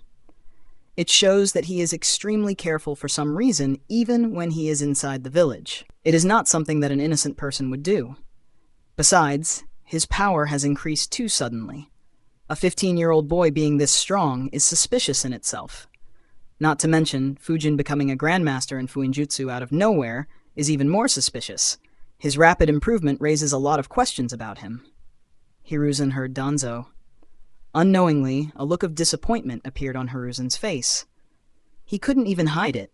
He couldn't help but think, "Have you fallen this low, old friend?" Shisui was innocent, but his power was indeed a threat to the village if his nature changed in the future. But Fujin doesn't have any such power. Will you suspect every talented ninja that appears in the village, no matter how loyal they are? The things that Danzo mentioned to be suspicious weren't suspicious at all for Hiruzen. Fujin didn't stop Hiruzen from spying on him when he trained. Though the seals on Fujin's house could be seen with suspicion, Hiruzen knew that it was just Fujin's nature. If he truly intended to do something, he wouldn't have put so many seals in an obvious manner. As for Fuinjutsu, Hiruzen knew that Fujin had spammed shadow clones to be able to learn it quickly. He hadn't become a grandmaster out of nowhere. Similarly, his strength had also increased step by step. Thanks to Renjiro's reports, Hiruzen's crystal ball, and the fact that Fujin regularly asked Hiruzen's help, Hiruzen could see how natural his progress was. The only differentiating factor was how much Fujin trained without taking a break. If Hiruzen began suspecting someone just for training hard, then every capable ninja in the village, including Hiruzen and Danzo themselves, should be suspected as well. As such, all Hiruzen saw was that Danzo was being delusional. Danzo didn't miss the look of disappointment on Hiruzen's face. He asked, "Why are you looking at me like that, Hiruzen?" Hiruzen said, "I am disappointed in you, Danzo." Danzo displayed some anger and asked, "Do you want to say that my instincts are wrong?" Hiruzen replied, "It doesn't matter what your instincts say. You are way out of line with your behavior. There is nothing suspicious about Fujin. You only showed interest in him once he became very strong." Hiruzen's expression hardened as he said, "Fujin's and Shikaku's words are true. From today onwards, I can't allow Root to operate inside the village." Danzo's eye widened on hearing that. He never expected Hiruzen to say something like that. His expression became grim. He was angry for real. He asked in a grim tone, "What are you implying?" Hiruzen said, "If I let you continue doing what you are right now, it is inevitable that you'll try to eliminate him the same way you tried killing Shisui. If you hadn't meddled back then perhaps the Uchiha clan would still be in the village, and things might have taken a turn for the better. I can't change what has already happened. However, if you display even a bit of intention of harming Fujin or any other ninja in the village..." Hiruzen's expression became extremely serious as he stared into Danzo's eye. He said, "Then I won't show you the same mercy that I showed Orochimaru." Latest chapter on Patreon, an extremely bad feeling. If you can, then please support me on Patreon. Link, patreon.com/devilhex. No space. Can read up to 50 chapters ahead on Patreon. Thank you Arkit, Oliver, Anthony, Aryadath, Zilner, and Delgado for supporting me on Patreon. Thanks for listening. Narrated by Fabelverse Audio. Subscribe for more. Support links in the description. Rights holder? Contact link in the description. Chapter 512. Root's Fate. Chapter 518 of Naruto The Wind Calamity. Narrated by Fabelverse Audio. Danzo's expression became even more grim on hearing Hiruzen's words. He had known Hiruzen for too long and knew that he wasn't bluffing. While Danzo wasn't a weakling and wouldn't be afraid if Fujin or even some other Kage said it, it was different with Hiruzen. He knew that even with Shisui's eye, Hashirama's cells, and Izanagi, he wouldn't stand much chance against Hiruzen. He asked, "You will kill someone who has worked with you for over 6 decades, given everything to the village, including my limbs, just because that boy accused me of something that I didn't do?" Danzo knew Hiruzen had a soft spot for him and the other 2 elders. The 4 of them truly had been through thick and thin together. Even though Danzo did many things that opposed Hiruzen directly or indirectly, this was the first time Hiruzen had threatened him in this manner. Hiruzen didn't back off and replied, "I wouldn't have a choice. Fujin isn't Shisui or Itachi. Both of them matured too quickly because of the Uchiha coup. When you attacked Shisui, both he and Itachi thought about the village and didn't retaliate, as the Uchiha clan will get a reason for officially launching a coup. Shisui chose to take his life, while Itachi kept his mouth shut. As a result, you didn't face any consequences for your actions. Even though Fujin is mature for his age as well, he hasn't gone through something similar. If you attack, he won't see any reason to not retaliate and start a huge fight. A fight that will alert everyone. Once it is out in the open, I won't have a choice but to kill you.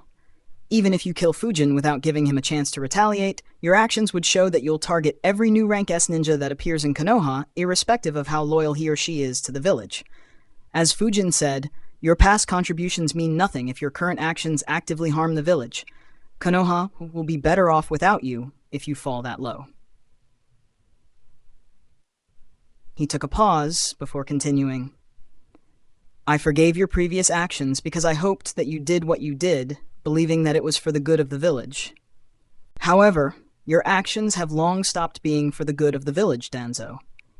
If you were to continue down this path, then I would forget our friendship and camaraderie and kill you with my own hands. Hiruzen's tone was extremely serious. It was the same when he disbanded Root after the Uchiha massacre. Danzo understood that he wouldn't be able to change Hiruzen's mind. Fortunately, he had a few more cards. He asked, "What about the Root laboratory? Will you be bringing it to the open? You know very well what consequences it will have if what happens inside gets leaked to the public." Hiruzen thought for a few seconds and asked, "Do you still want to continue experimenting?" As he said, Hiruzen's eyes lingered on Danzo's bandaged arm. Danzo replied, "There is no one else in the village who could handle that." Hiruzen replied, "All right, you can keep control over the laboratories. The Root headquarters won't be rebuilt, as the laboratories weren't harmed. The top 3 floors will be just cleared out. You only need 5 Root ninjas to work in the labs. I'll let you choose 5 more Root ninjas to act as your guards. These 10 ninjas are all you would have under your control. Your remaining Root ninjas, including the ones teaching the rescued kids, and the ones undercover in Fire Capital, will be inducted into the Ambu. The rescued kids will be taken away from Root as well. I'll make arrangements for them and integrate them into the village. From now onwards, you don't have the authority to spy on or take action against anyone inside Konoha. Nor do you have any authority to order anyone around. Your subordinates won't keep an eye on Naruto either. In addition, I'll be taking away your vote in the council. Your only authority will be within the Root laboratories, where others won't be allowed to disturb you. If you were to break any of these rules, then I'll take away the laboratory, as well as the remaining 10 Root ninjas." Danzo's eyes widened at how thorough Hiruzen was this time. With so few subordinates, he truly didn't have any room to maneuver. He had added plenty of restrictions on Danzo on top of it. And, by taking away the kids, Hiruzen had cut off Root's future. However, the biggest blow was taking away his vote in the council. Without having an influence in the council, reviving Root would be a Herculean task. He immediately said, "I am an elder in the village. Do you want to throw me out of the council after all I have done?" Hiruzen replied, "It's the cost you have to pay for keeping the laboratories and 10 Root ninjas. If you want, you can keep your vote on the council, but you won't have any more rights than what Homura and Koharu have. Choose what you want." Danzo immediately said, "I am not looking over the labs for myself. It's for the benefit of the village. Hiruzen, if the experiments in the labs get leaked out, then it won't just be my reputation that will be ruined. You won't be able to keep your seat as the Hokage either." Hiruzen nodded and said, "That's true. Go ahead and leak the information if you want. I'll just give up on the Hokage seat and appoint the 5th Hokage." Danzo was surprised by how calmly Hiruzen had responded. He understood that while Hiruzen would lose the Hokage seat, he would also lose everything he had. In the future, it would be impossible for him to have any influence whatsoever in Konoha. While Hiruzen might be all right with not being the Hokage, he wasn't fine with losing what little influence he still had. Danzo didn't say anything. It went without saying that he didn't want mutual destruction, and that he valued the labs and 10 subordinates far more than a mere vote. Seeing him silent, Hiruzen said, "I thought as much. Considering your contributions, you will be invited to important council meetings. However, you will no longer have a vote in any matter." Seeing that he had no way of negotiating further, Danzo said, "The village will always require the Root. There will come a day when you regret this decision, Hiruzen." He turned around and began walking out. Before he could open the door, Hiruzen said, "Danzo, the culprit has still not been found. They might still try to attack the Root.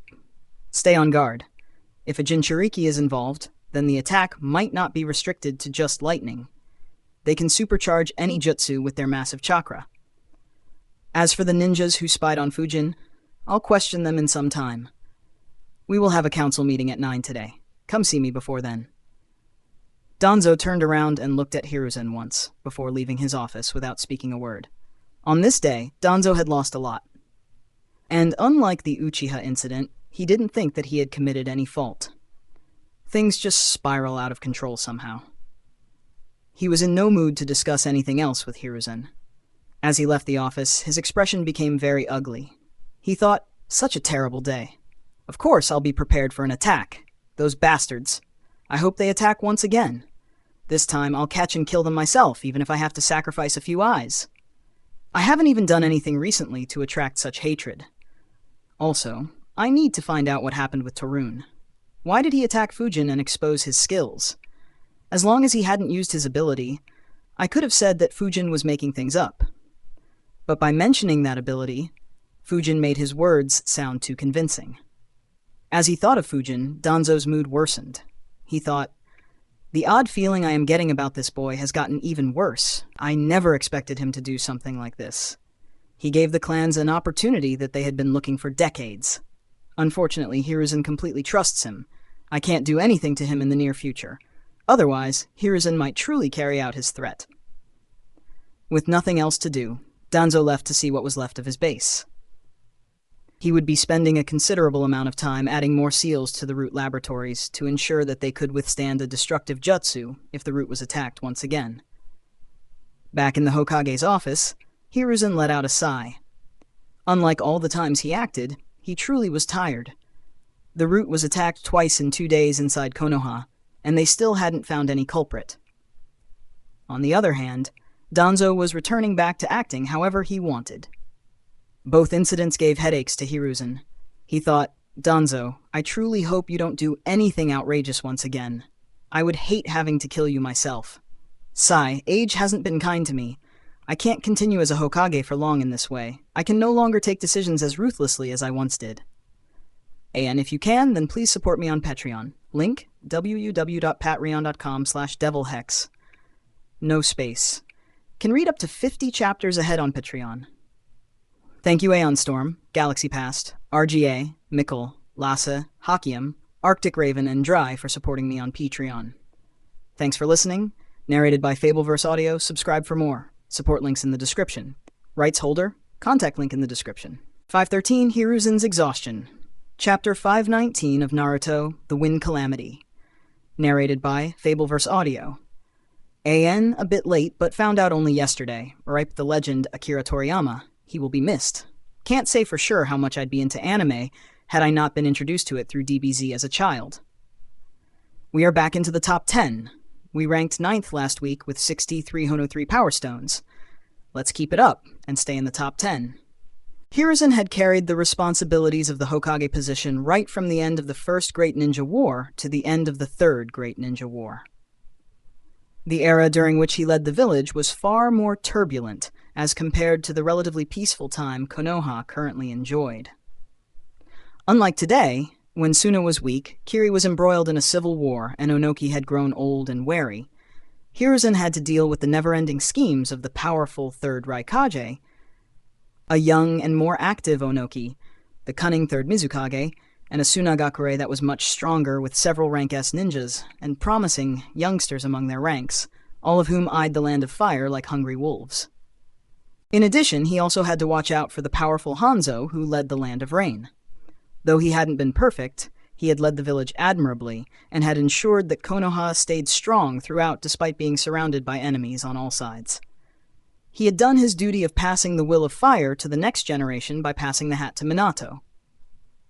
When he had retired, Konoha had 7 rank S ninjas in Hiruzen, Danzo, Minato, the 3 Sanins and Uchiha Fugaku, along with a matured Jinchuriki and a powerful group of veteran Junins who had survived through 2 great ninja wars. Unfortunately, the Nine Tails assault caused the death of Minato and Kushina, and eliminated the majority of the veteran Junins in Konoha, directly pushing Konoha from being the strongest village to a vulnerable one. Hiruzen didn't want to let the 2 people who competed with Minato for the 4th Hokage's seat become the Hokage, as Orochimaru grew increasingly dark, while Fugaku was suspected to be behind the Nine Tails attack. As a result, Hiruzen had to take the Hokage seat once again. Unfortunately for him, the conditions were far worse than merely the village being vulnerable due to the losses. The powerful Uchiha clan had to be treated with suspicion due to the Nine Tails assault. Danzo's dreams of becoming the Hokage reignited with Minato out of the way and Jiraiya and Tsunade showing no interest in the position. He created more and more problems for Hiruzen, which he failed to curb in time. And Orochimaru became increasingly dark to a point where he was considered beyond saving, and Hiruzen had to exile him. Hiruzen's second stint as the Hokage was a mere shadow of what he had achieved during his initial reign.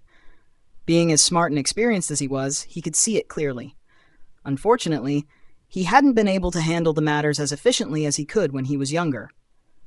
In his old age, he had been reluctant to be as decisive as he once was. Even after Minato's death, Hiruzen had done well in keeping Konoha's enemies at bay.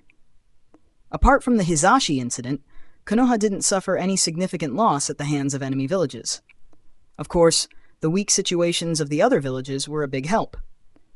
However, when it came to internal politics, Hiruzen had performed miserably during this time.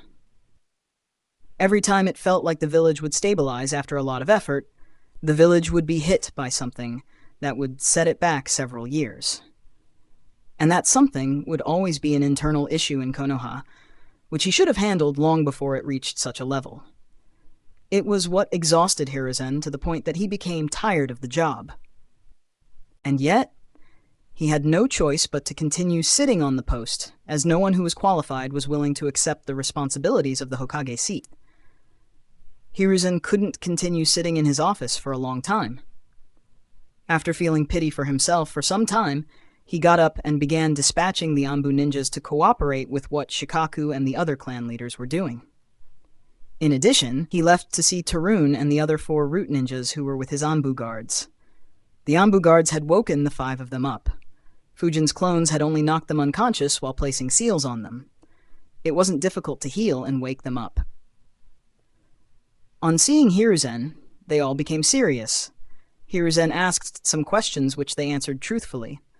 On hearing them, a peculiar expression appeared on Hiruzen's face. He thought, that's it? Are they hiding something? Or is this all that happened? Hiruzen thought for a bit and concluded, I doubt they will lie to me. Besides, they were indeed spying on Fujin. Considering Fujin's nature, things might have developed in this manner. Regardless, I should call him tomorrow as well in case there are some differences. Leave it. He and Danzo might break into a fight. I'll just confirm during the council meeting. Still, as Hiruzen heard what actually happened, he couldn't help but think how small the incident was. It was merely spying along with a small clash with no casualties, and yet the incident had blown up spectacularly in Danzo's face. Hiruzen couldn't help but think, no wonder Danzo's expression showed that he was facing injustice. He has pulled stunts 100 times worse than this on a regular basis for decades, and didn't even face so much as a complaint, but this minor incident nearly cost him everything. Hiruzen couldn't help but find the situation funny. It was as if a serial killer who had killed his victims for decades and managed to stay safe from police had suddenly been apprehended because of an insignificant petty crime he committed. Hiruzen left the root ninjas with his guards and began monitoring the efforts to look into the incident and investigate the village. Unfortunately, it became clear very soon that it would be another fruitless search. Hiruzen gave up on it once the sun rose and called Danzo to meet the root ninjas. After learning what had actually happened, Danzo exploded in rage once again. He looked at Hiruzen and shouted, if he hadn't insisted on stopping them, Tarun wouldn't even have attacked him. Are you going to punish me because Fujin acted so willfully, even when such a big attack had happened in the village? Danzo truly was infuriated. He had thought about what happened in Hiruzen's office all the time and kept feeling as if a grave injustice had happened against him. On learning what truly happened between the root ninjas and Fujin, he couldn't keep his calm anymore. The only reason why Torune and others were discovered was because Root was attacked. Similarly, the only reason they attacked was because Fujin was too stubborn to let them go. Considering that the Root headquarters was blown up, Danzo couldn't even fault them for wanting to return immediately. Yet, Fujin used this incident to make the situation miserable for him by giving everyone one-sided information. In fact, Tarun didn't even intend to kill Fujin and would have neutralized the poison, but Fujin presented the matter as if Torun wanted to assassinate him. Hiruzen had expected Danzo to explode in this manner. It was why he hadn't called Fujin. Besides, having known Fujin for so long, Hiruzen knew exactly what he would have said. After thinking for a bit, he decided to speak in the same tone. Hiruzen said, "Well, it is a fact that you sent them to spy on Fujin, a council member. Just that alone makes your punishment justified, something that the clan leaders will press on." Even though Fujin ignored the situation, he wasn't wrong in asking them to come with him. He didn't attack first either. Attacking a council member under these circumstances is nothing short of treason. Besides, the attack took place inside of Konoha. I and several hundred ninjas were heading towards the route within seconds. In such a situation, cooperating with Fujin should have been your only thought. Hiruzen's words were a huge blow to Danzo, who became lost for words. He understood that Hiruzen wouldn't be budging no matter how well he argued. At the same time, he also understood that the clan leaders too wouldn't relent even if the matter was so small. He could do nothing but curse Fujin, who blew up such an insignificant matter. Danzo removed the seals on the bodies of root ninjas and began walking out. The root ninjas followed him in confusion as they wondered what Danzo meant by being punished. As they left, Hiruzen said, "Danzo, you have till noon to inform me which ninjas you will be keeping. The rest need to visit me in my office." Danzo looked at Hiruzen once but left without saying a word. Torune and the rest were confused. After they left the room, Torune asked, "Lord Danzo, what happened in the headquarters last night? Also, what did you mean by getting punished?" Danzo didn't say anything until they reached the labs under Root. He informed the 5 of them what had happened. Torune and the other 4 were immediately shocked. One of them complained, "That's so unreasonable. We only attacked because he had surrounded us and drawn his swords. Why are you getting punished for it?" Another one added, "Though this is injustice, we can take the blame and say that we did it independently and without your orders. That way, even though we will have to sacrifice ourselves, the root will prosper." Danzo replied, "It's useless. Hiruzen and the others won't relent even if you do something like that. They are only using this opportunity to take the root out." Danzo looked at his subordinates and said, "Even if I have to let some of you go, don't forget that you are a part of Root. Konoha will always need us to ensure that the village stays peaceful. In the future, the village will need us once again. At that time, I'll call you all back and we will reform Root once again." Danzo's image, which was already heavenly in their hearts, improved even further. Despite facing such injustice, he still wanted to serve the village. Since he only had a few hours, Danzo spent them increasing his influence on his subordinates further. He didn't want to let Hiruzen brainwash them like he did with his previous subordinates. Danzo had little to no chance of recruiting them once again. Unfortunately, the kids kidnapped from the Land of Water were too far away. As such, Danzo didn't get an opportunity to brainwash them as well. Sitting in his office, Hiruzen wondered, what should I do with those Kiri kids? They could have stayed hidden in the root and wouldn't have raised any questions. But if I bring them in the open, there is a chance that their identity will be leaked. If that happens, Konoha's reputation will plummet hard. He thought for a while when he suddenly had an idea. He thought, yeah, this might be the best way to deal with them. A mischievous smile appeared on Hiruzen's face. He looked at his guards and said, "Invite the council members for a meeting. Don't invite the civilian members." Oof. Almost 2K words chapter after a long time. Anyway, almost done with this arc. Hope you guys enjoyed how Root was dealt with. I know that Danzo isn't dead yet, but Fujin does have a use for him, which will be explained later on in the story, due to which he doesn't want Danzo to die so soon. Also, Danzo hasn't really given Fujin an opportunity to eliminate him, or to allow Fujin to convince Hiruzen that he needs to be eliminated immediately. Anyway, this was the last major thing before the start of the canon. There are just a few small matters that need to be dealt with in the upcoming chapters. Won't take too long as they will be dealt with very quickly. The canon will start very soon, by the end of this week. If you can, then please support me on Patreon, link www.patreon.com/devilhex, no space. Can read up to 50 chapters ahead on Patreon. Thank you Lucas, ZXCB, Dry, Nadiel, Kaladin, Benjamin, and Fokinchin for supporting me on Patreon. Thanks for listening. Narrated by Fabelverse Audio. Subscribe for more. Support links in the description. Rights holder? Contact link in the description.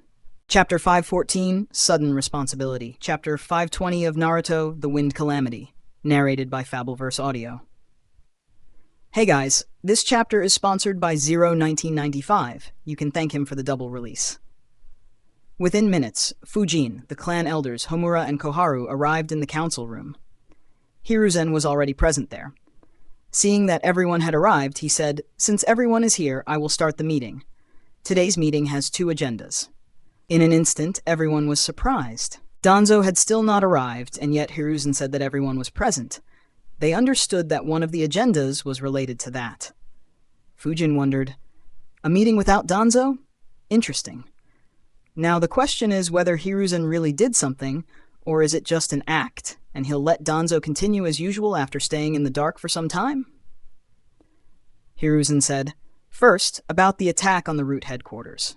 Despite searching for several hours, none of us have found anyone remotely suspicious. Considering how strict the security was, I doubt anyone could have escaped from the village the normal way. So I suspect that the attacker escaped using reverse summoning jutsu. We still haven't ascertained how the culprit entered the village. For the near future, we will be maintaining the highest level of vigilance. The walls will be properly manned, and the number of patrol units will be increased. The Anbu can't handle these duties without any help. So I'll need every clan to contribute 2 Junins, 7 special Junins, and 21 Chunins to help in this matter. Let me know if anyone has any objections." Hiruzen scanned around the room. No one complained. Except for Fujin. Everyone had participated in the search. They all knew that it was completely pointless. It was as if the attacker had disappeared in thin air. They had reached the same conclusion as Hiruzen as well. Since no one opposed it, Hiruzen said, "Good. Of course, we can't give up on finding and apprehending the culprit. The internal searches will continue for a week. In addition, I will be activating our spies in enemy villages. They might be our best way to understand whether any enemy is making preparations to make a big move against us. If someone is, then it'll be safe to assume that these attacks were a distraction to keep us occupied internally while they make their real move." Everyone nodded. It was the only way they had to keep investigating the matter. If there were no such movements, then it could only be assumed that someone was acting against Danzo, or the Root, to fulfill a personal vendetta.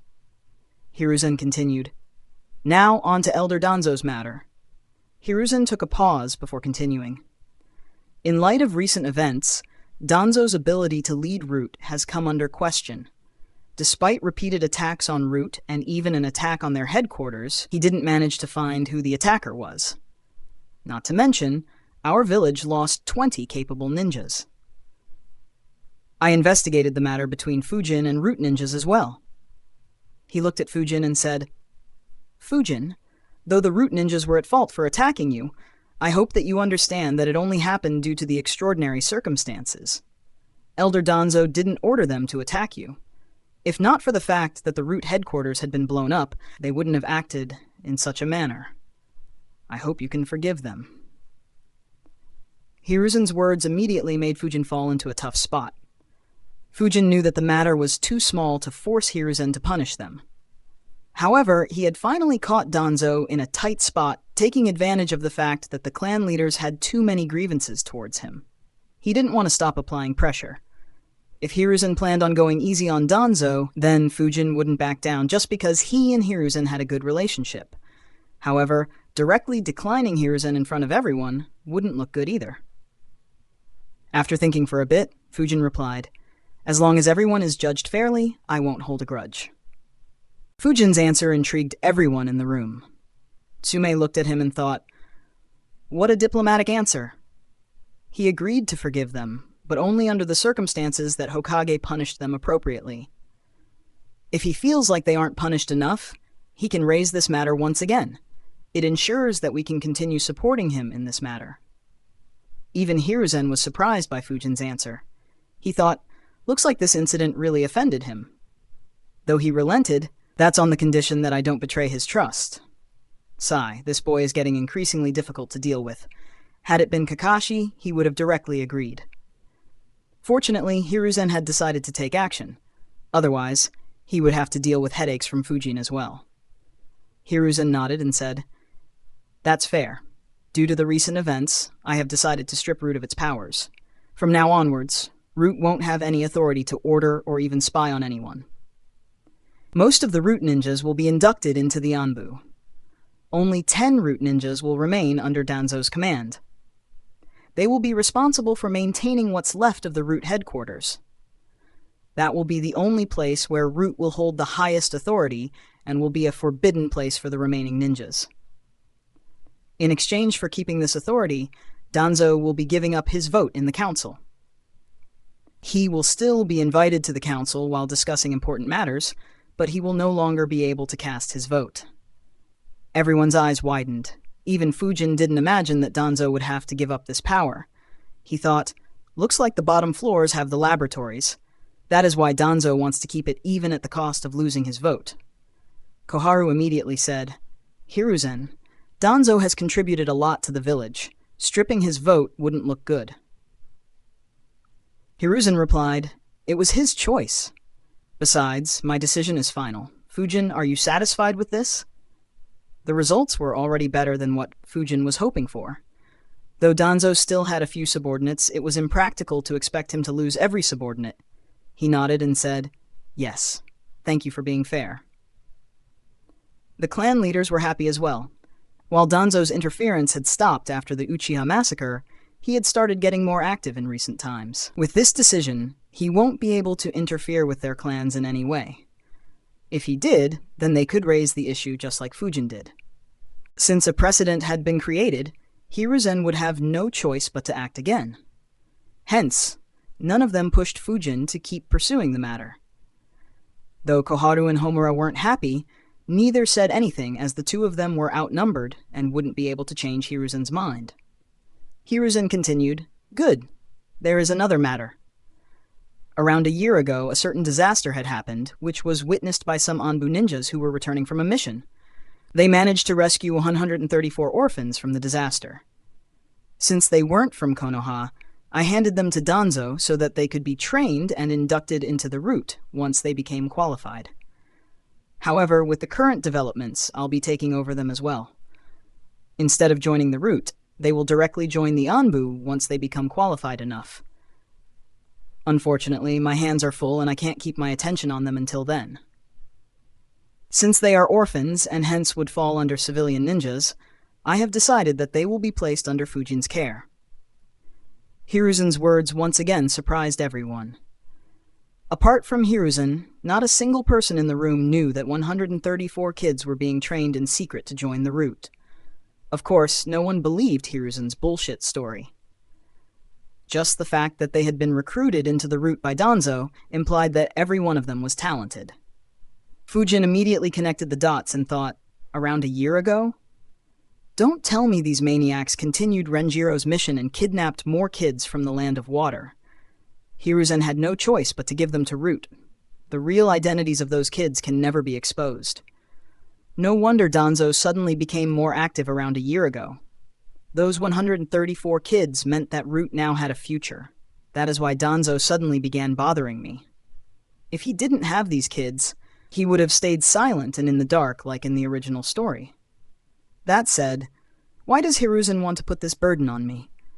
I already have so little time to train. Now I have to watch over kids who were trained by Danzo and might want me dead. Besides, the clan leaders might truly see me as a threat now, as I might have to take a share of their resources. Sigh, why can't I catch a break? AN, you can sponsor chapters through Patreon. Thanks for listening. Narrated by Fabelverse Audio. Subscribe for more. Support links in the description. Rights holder? Contact link in the description. Chapter 5:15, Welcoming Trouble with Open Arms. Chapter 5 and 21 of Naruto, The Wind Calamity. Narrated by Fabelverse Audio. Fujin almost wanted to cry at how much workload he had. Unfortunately, the situation didn't allow him to even complain. He couldn't even ask why, because Hiruzen had already given an appropriate reason. Everyone was looking at Fujin. Until the day before, Fujin didn't have any subordinates. unlike the clan leaders.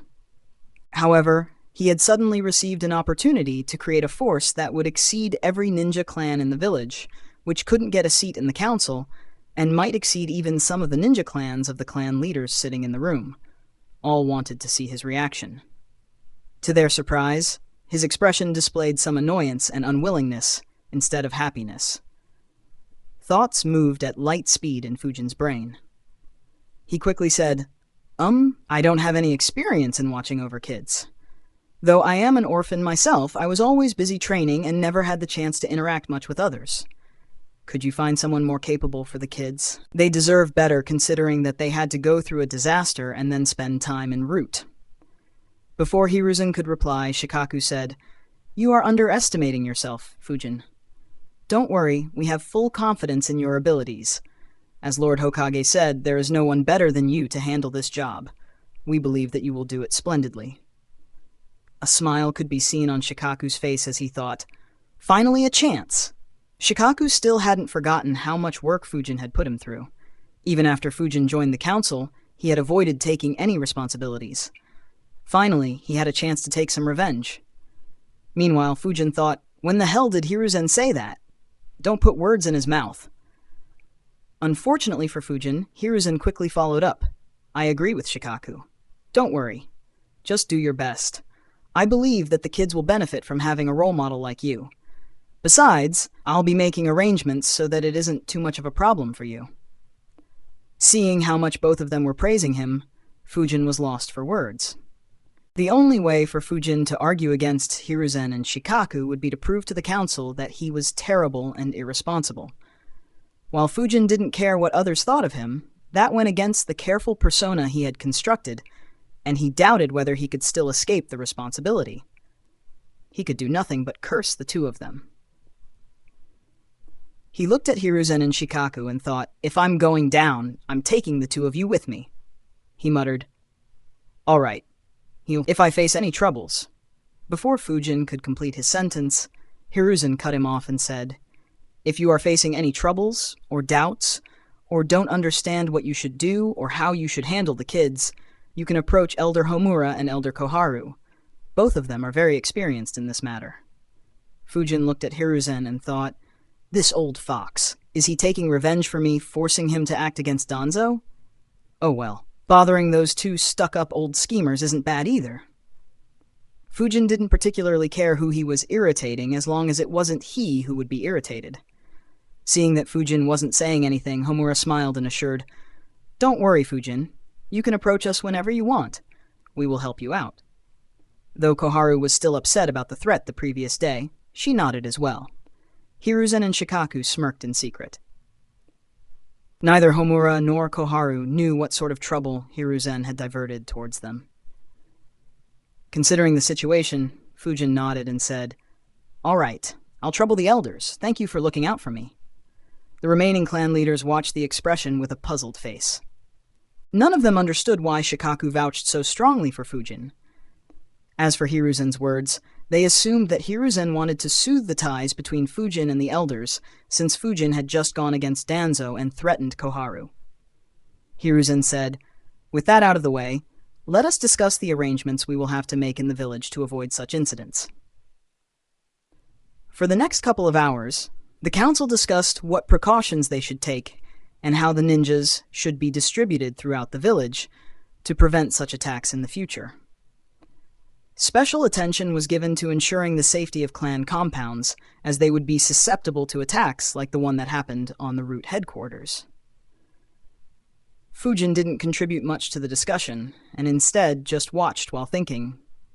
First, they sent the culprit to find where the culprit was hiding, and now they are discussing all their plans in front of the culprit as well. They are so lucky that I don't have any plans to keep attacking. Otherwise, Konoha will be a real mess. Fujin suddenly realized something. He thought, I never had thought much about this. If one strong person in the village is upset about the state of the village, he or she can do a lot of damage to the village. Had Sakumo taken the taunts personally, or had Orochimaru hated the village as much as he does now, both could have caused ridiculous harm to the village while staying in the dark, just like how I just did. If this can happen in Konoha, There is no reason to assume that it won't happen in Phantom Haven society. I need to be careful about any differences that might arise inside the organization. Though it isn't a threat for now, it will be a threat once a few ambitious rank S ninjas are raised there. Thankfully, I apply seals on everyone. That way at least no one will turn on me. However, I need to ensure that every kid raised there believes in the Phantom Will fanatically, and I need a way to deal with or accommodate anyone whose beliefs change as they grow older. Oh well. Issues for later. I'll let the future me deal with it. The meeting ended after all the details were finalized. Hiruzen dismissed everyone other than Fujin. Once they were alone, he said, "Fujin, I'll need a fortnight to make arrangements for the kids and check them to ensure that there won't be any danger in the future." Fujin understood that Hiruzen was referring to any possible brainwashing done by Danzo. He nodded. It wasn't something that he wanted to deal with, and Hiruzen was undoubtedly the best person to counter that. Of course, that meant that those kids would be influenced by Hiruzen, but Fujin didn't mind that, as Hiruzen had never displayed any hostility towards him. If anything, it felt like Hiruzen was taking this opportunity to give Fujin a greater power inside Konoha. With these events, his seat on the council was more or less untouchable. Even if Danzo continued supporting Katsuhiro, it was hopeless. Hiruzen said, "I also wanted to discuss with you about their living arrangements. Since you'll be the one looking after them, they will need to be close to you." Fujin was immediately alarmed. He immediately said, "Grandpa, there is no way I can house 134 kids in my house. It isn't that big." Hiruzen chuckled and said, "That's not what I was implying. I can offer you two choices. One, you can move into the Uchiha clan compound, which is on the outskirts of the village." Fujin replied, "That has a terrible past and probably not the best place to raise kids." Hiruzen nodded and said, "I agree, but we don't have another large compound lying around. The other option is converting your current land into something similar to a clan compound." When Fujin was looking for a house, he bought a rather large piece of land since it was cheap due to being on the outskirts of the village. His own house only occupied a small part of it. Fujin thought for a bit and said, "Though I do have some land, it will only barely fit 134 kids. Not to mention, they will need a bigger house once they grow up. Also, it'll become very crowded." Fujin had two thoughts while buying the larger piece of land. For one, Fujin didn't want the area around his house to be crowded by other houses. As someone who came from Earth, he knew how quickly a city would expand outwards, and even the outskirts would soon become crowded with houses in a few years or decades. The other reason was having the ability to build more houses for others in case he decided to build a faction inside Konoha. Since he had dropped that plan, the place was just lying idle for several years. Hiruzen nodded and said, "Yes. However, once the kids grow up, they would want to move out and buy their own house anyway. So, that's not a concern. Regardless, I will give you 4 plots of land adjacent to your land having a similar area. The village will also fund the construction of houses and a fence, though seals will be left to you. As for the kids being a bother, I don't think you should be worried about that. If anything, your concerns must be the exact opposite considering their past." Fujin thought for a bit and said, "All right, that is acceptable." He sighed and added, "Still, Grandpa, I am feeling short of time to train even after leaving Anbu. And now this responsibility." Hiruzen chuckled and said, "I have a feeling that this will be good for you. So see it as an opportunity instead of a chore. You might get some surprises." Fujin thought, "Yeah, it would have been great if I wanted to fight for the Hokage spot. I'm sure I could raise most of these kids to be Junins and have their unwavering support, but I don't have much interest in it. So this will just be a chore. Still, this is a good opportunity." Fujin immediately asked, "Grandpa, do you know of any seals, similar to the ones we use inside storage scrolls, that can increase the flow of time instead of slowing it down?" Latest chapter on Paon Kusagai prepares for a war. AN. If you can, then please support me on Patreon. Link patreon.com/devilhex. No space. Alternatively, you can support me on UPI, Google Pay, Pedal Cache. Can read up to 50 chapters ahead on Patreon. Thank you, Stefan, Calbeer, MSSC, Frederick, SDA, Logan, Drea, and Charles for supporting me on Patreon. Thanks for listening. Narrated by Fabelverse Audio. Subscribe for more. Support links in the description. Rights holder. Contact link in the description. Chapter 516, Expanding the Territory. Chapter 522 of Naruto, The Wind Calamity. Narrated by Fabelverse Audio. I didn't think I'd meet a troll after writing for over 500 chapters. Guess I should be glad for being able to avoid them so far. Then again, I sort of found it amusing how persistent he is, lol. Anyways, as you guys know, I'm all for trolling and pranking, so it's not something I mind. However, kindly keep it civil. After all, we're all Naruto fans here. Making sexual comments, abusing others' mothers, abusing other readers will result in your comments getting deleted. Peace out, and have a fun week. Hiruzen was surprised by the question. He thought for a few seconds before answering, "Not that I know of. Why do you want such a seal?" Fujin answered, "I could inscribe such seals in a room and use it to train at a much faster speed." Hiruzen's eyes immediately widened as he understood what Fujin was thinking of. He couldn't help but think, from where did he get such a crazy idea? If such a seal exists, it will completely break the power balance in the world. A large number of Junins and even a handful of rank S ninjas could be raised in a few years. In fact, this method could be the perfect way to raise the young kids we rescued. No one will be able to point any fingers as their ages won't match up. Unfortunately, Hiruzen said, it's a good idea. Unfortunately, such a seal doesn't exist. Even if it did, you should be very careful of it. You wouldn't want to spend your entire youth in a room. Though the idea was good, it was more effective for an organization like the Root. It wouldn't be very effective in raising a future Kage as they will lack qualities other than strength. Fujin sighed and thought, I thought as much. Guess trying to reverse that seal is the only way. Of course, it's easier said than done. Fortunately, I don't need it desperately as I still have more than 4 years. If I had to forcefully create it, I guess my best bet would be to revive Tobirama and have him work on it. Unfortunately, I don't know Edo-tensei nor can I control him to do something like this. He said, All right, Grandpa, I'll continue training the same way. Fujin got up to leave, but before he could disappear, Hiruzen said, Oh, I almost forgot to mention. Some of the kids have Kekkei Genkai. One of your tasks will be giving them some attention and guiding them. I want them to become elite Junins in the future. And another task you'll have is ensuring that this stays a secret. Only clan leaders and Anbu can know of it, but you don't need to take the initiative to inform them. Without waiting for Fujin's reply, Hiruzen disappeared from the room. Fujin cursed, This old fox, he keeps giving me more tasks. He even ran away before I could ask for anything in return. Still, this isn't bad. I wanted to create a Kekkei Genkai with wind and lightning, or wind and fire elements. In fact, that is my next goal after my current training is complete. Unfortunately, I never had any inspiration in this direction. Perhaps watching those kids might be helpful. I guess there is some benefit in watching over those kids. Fujin disappeared from the council room as well. He returned home and thought, before I get that responsibility, I need to create the 8 trigrams divination seal. I have been putting it off for a long time. Konoha became busy very quickly.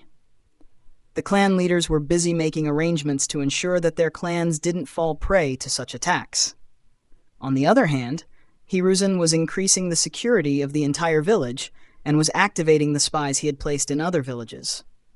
At the same time, he sent a message to Jiraiya, informing him about the recent events and asking him to dig out information on anyone who could launch such a strong lightning jutsu. Meanwhile, Danzo was busy increasing his influence on the Root ninjas he was planning to let go of. He wanted to ensure that he could recruit them back as soon as he got an opportunity and didn't lose them forever like the previous Root ninjas who joined the Anbu. At noon, the Root ninjas left the labs and met with Hiruzen, leaving the Root officially. From this day onwards, Danzo would have only 10 subordinates, or rather 11, since Hiruzen wasn't aware that one of his Anbu reported to Danzo. While everyone was busy and tense, Fujin was in his basement, working with 100 clones to create the 8 trigrams divination seal by placing 2 4-symbol seals on top of each other. Since he knew the basic idea, it wasn't very difficult. He just had to get it right once. A couple of days later, a couple of Anbu appeared at Fujin's house and informed him about the development plan to develop his land in the nearby plots. Fujin checked it once and was slightly surprised. He thought, not bad at all. It looks like Hiruzen wants to keep my house at the center and develop houses on the plots next to mine. The remaining area on my land will be used to construct a training facility for the kids, and some space will be left for other community buildings that I might need in the future. He has also left a lot of land for future expansions. I wonder if he plans on diverting more kids here. Oh well, once it is done, it would almost be like a clan compound. Though it'll be smaller than any clan compound. Not surprising, considering that the clan compounds were built when each of the clans was at its peak. After 3 wars, their numbers have dropped a lot. So comparing with them wouldn't be fair. Oh well, whatever. Let them work. I'll just set up the seals later on. I doubt anyone would dare mess with me once the seals are up. While not many were aware of it, the ones who didn't need to think much about how many seals Fujin would inscribe in the territory under his control. It was one of the reasons why Hiruzen wanted to put the rescued kids under him. The chances of anyone spying on them and sending information to enemy villages were almost null. It made him the best option once Root was out of the picture. The work around Fujin's house continued, while he continued training unbothered. He focused more on creating the seal while training his body and working on Flying Thunder God Jutsu on the side. The wind domain training was stopped for the time being. Around 8 days later, a smile appeared on Fujin's face as he received the memories of one of his clones. He muttered, 8 trigrams divination seal is learnt. Fujin thought, now I need to make a seal imprint and test this seal out on someone else before trying it myself. Sadly, the village is still tense. I won't be able to leave right now. Oh well, I can just continue training the other 3 techniques. My Flying Thunder God's teleportation range is increasing rapidly. I can now teleport up to 50 meters away. Unfortunately, I still need to resist the pressure from the Oid. Still, that is improving rapidly as well. I guess in around a month, Flying Thunder God Jutsu can be considered as mastered. Then I will only need to keep working on increasing its range. I have a feeling that even that will become easier once I pass a certain threshold. Otherwise, reaching Minato's level might take centuries. Oh well, issue for later. Time to train Wind Domain again. I haven't trained that ever since I left the village to meet Shigeki. Fujin left his house and entered the training ground. As he had expected, he ran into Naruto, who was training as well. On seeing Fujin, Naruto excitedly said, "Fujin, are you finally done with your work?" Fujin didn't want much distraction while he was working on the seal, so he had asked Naruto to not disturb him unless it was very important. Seeing Fujin finally leave his house, Naruto was a bit excited. Fujin nodded and said, "Done for now. Anyway, what's up with you? And why is your right wrist bandaged?"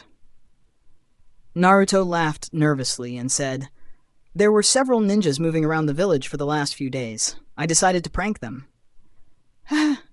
"You should have seen them panic. One of them got startled and accidentally hurt me." A frown appeared on Fujin's face. While he didn't care that much for Naruto, he didn't want to see him getting bullied, especially by grown-up ninjas. The poor guy already had a rather miserable childhood. He asked, "Who did it? And how exactly did he hurt you?" Seeing Fujin serious, Naruto immediately explained, No, it's fine. That person was wearing a mask, so I don't know who he was. He only appeared next to me suddenly and grabbed my hand very tightly. But when he saw me, he quickly apologized and took me to the hospital to heal me. He also paid all the expenses and just told me to not do that again." A weird expression appeared on Naruto's face as he said, "Actually, he was very polite and apologized several times and ensured that I was fine. I don't think anyone has been that polite with me, but he didn't tell me what his name was." Fujin was slightly surprised. He thought, I see. I guess Naruto just startled them. Since they were tense, they assumed it to be one of the culprits and took action rapidly. Anyway, being able to startle Anbu is good. It looks like Naruto has made some progress recently. AN. If you can, then please support me on Patreon. Link.patreon.com/devilhex. No space. Alternatively, you can support me on UPI. Pithervesh 8 LKS BSB can read up to 50 chapters ahead on Patreon. Thank you. Charles, Bluebird, Raporian, Juan, and Akenna for supporting me on Patreon. Thanks for listening. Narrated by Fabelverse Audio. Subscribe for more. Support links in the description. Rights holder? Contact link in the description. Chapter 517, Wind Domain, Chapter 5 and 23 of Naruto, The Wind Calamity. Narrated by Fabelverse Audio. Fujin said, "Alright, next time, don't prank a ninja when he is very busy. It's fine to prank the ones idling around, though. Anyway, how many of those masked ninjas were there?" Naruto said, "There were 8. Fujin chuckled and said, "Being able to prank 2 squads of Anbu. Hehe, that's good progress." Naruto asked in a confused tone, "Anbu?" Fujin replied, "They are the ones wearing the mask. Don't prank them in the future. Their jobs are quite tense and they might not hold back." As someone whose killing instincts were honed during his time in the Anbu, Fujin was well aware of how cold and quick Anbu could be. Pranking them was generally not a good idea. Naruto obediently said, "Alright, I won't prank them." He looked towards Fujin's house with some interest and asked, "What is happening with your house? Are you making it even bigger?" Fujin chuckled and said, "Lord Hokage wants me to look after some orphan students. They'll be moving over once everything is constructed." Suddenly, Fujin had an idea. He smiled and said, "Once they do, maybe you could make several friends." Fujin chuckled internally while thinking, Roots training makes a ninja very antisocial and a bit robotic. While Hiruzen's brainwashing should have some influence, I doubt it'll compare to what Naruto can achieve. This guy literally talked Nagato into reviving the ones he killed. Besides, I can encourage Naruto to teach them how to prank. Heh. I'll have an army of minions to unleash on the village. I wonder what an army of talented brats trained by Root and influenced by Naruto will do to the village. While Fujin was scheming to unleash a different type of hell on Konoha, Naruto was lost in his own thoughts. Involuntarily, he asked, "I am an orphan too. Can I move here as well?" Fujin was caught off guard by the question. A look of surprise appeared on his face as he muttered, "You want to move in here?" Naruto immediately answered, "Yes." Fujin thought, "Now here's something I didn't think of." Fujin thought for a bit before concluding, "There is no harm to it. As long as he gets along with them, it might create a good impact on him. The only issue is that he might pick up some of their jutsus. It might change his fighting style. But as long as he doesn't learn and spam the shadow clone trick, his strength shouldn't differ by much. The only issue is the political ramifications it might have. Others might view it as me making a move on Konoha's only Jinchuriki. Sigh, my influence is increasing too rapidly. I don't have the energy to engage in internal politics any more than I already have to. That said, I just gave Danzo a bloody nose. I doubt anyone would want to mess with me so quickly. Oh well, I'll just go with the flow." Naruto asked again nervously, "Can I move here?" Fujin replied with a smile, "I'm not sure how the kids who will move in will be. Why don't you make friends with them first? If you guys get along, I'll request Lord Hokage to allow you to move." Naruto immediately bloomed into a smile. He jumped and said, "Alright, I'll befriend them, believe it." Fujin chuckled. He asked Naruto about the progress he made, and the two began discussing it. After some time, Fujin began his training. A month passed. Since the houses were being constructed, Hiruzen decided to keep the rescued kids in Anbu quarters for the time being. He also used the opportunity to interact with them regularly and instill the will of fire in them. Considering their high numbers, this was one of the extremely rare times that Hiruzen used shadow clones inside the village to do something that didn't involve combat. The situation in the village calmed down with time. However, top-level combatants like Fujin, Kakashi, and Guy were asked to stay in the village just in case something else happened. In the 23rd training ground, Fujin was standing with his eyes closed. To a normal eye, it might look as if he was just standing there. However, if any sensor observed him, they would notice a tremendous amount of chakra being emitted from his body. The chakra turned into wind and mixed in the surrounding air so naturally that it wasn't even visible. However, the tremendous amount of chakra meant that even a normal human would sense something was wrong.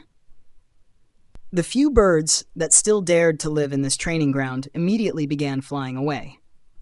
Within seconds, The winds Fujin released completely encapsulated everything within 50 meters of Fujin. Fujin's eyes opened. In an instant, hundreds of deadly wind blades formed in the air and cut down every tree within that range. The rocks and hills were covered in deep cuts as well.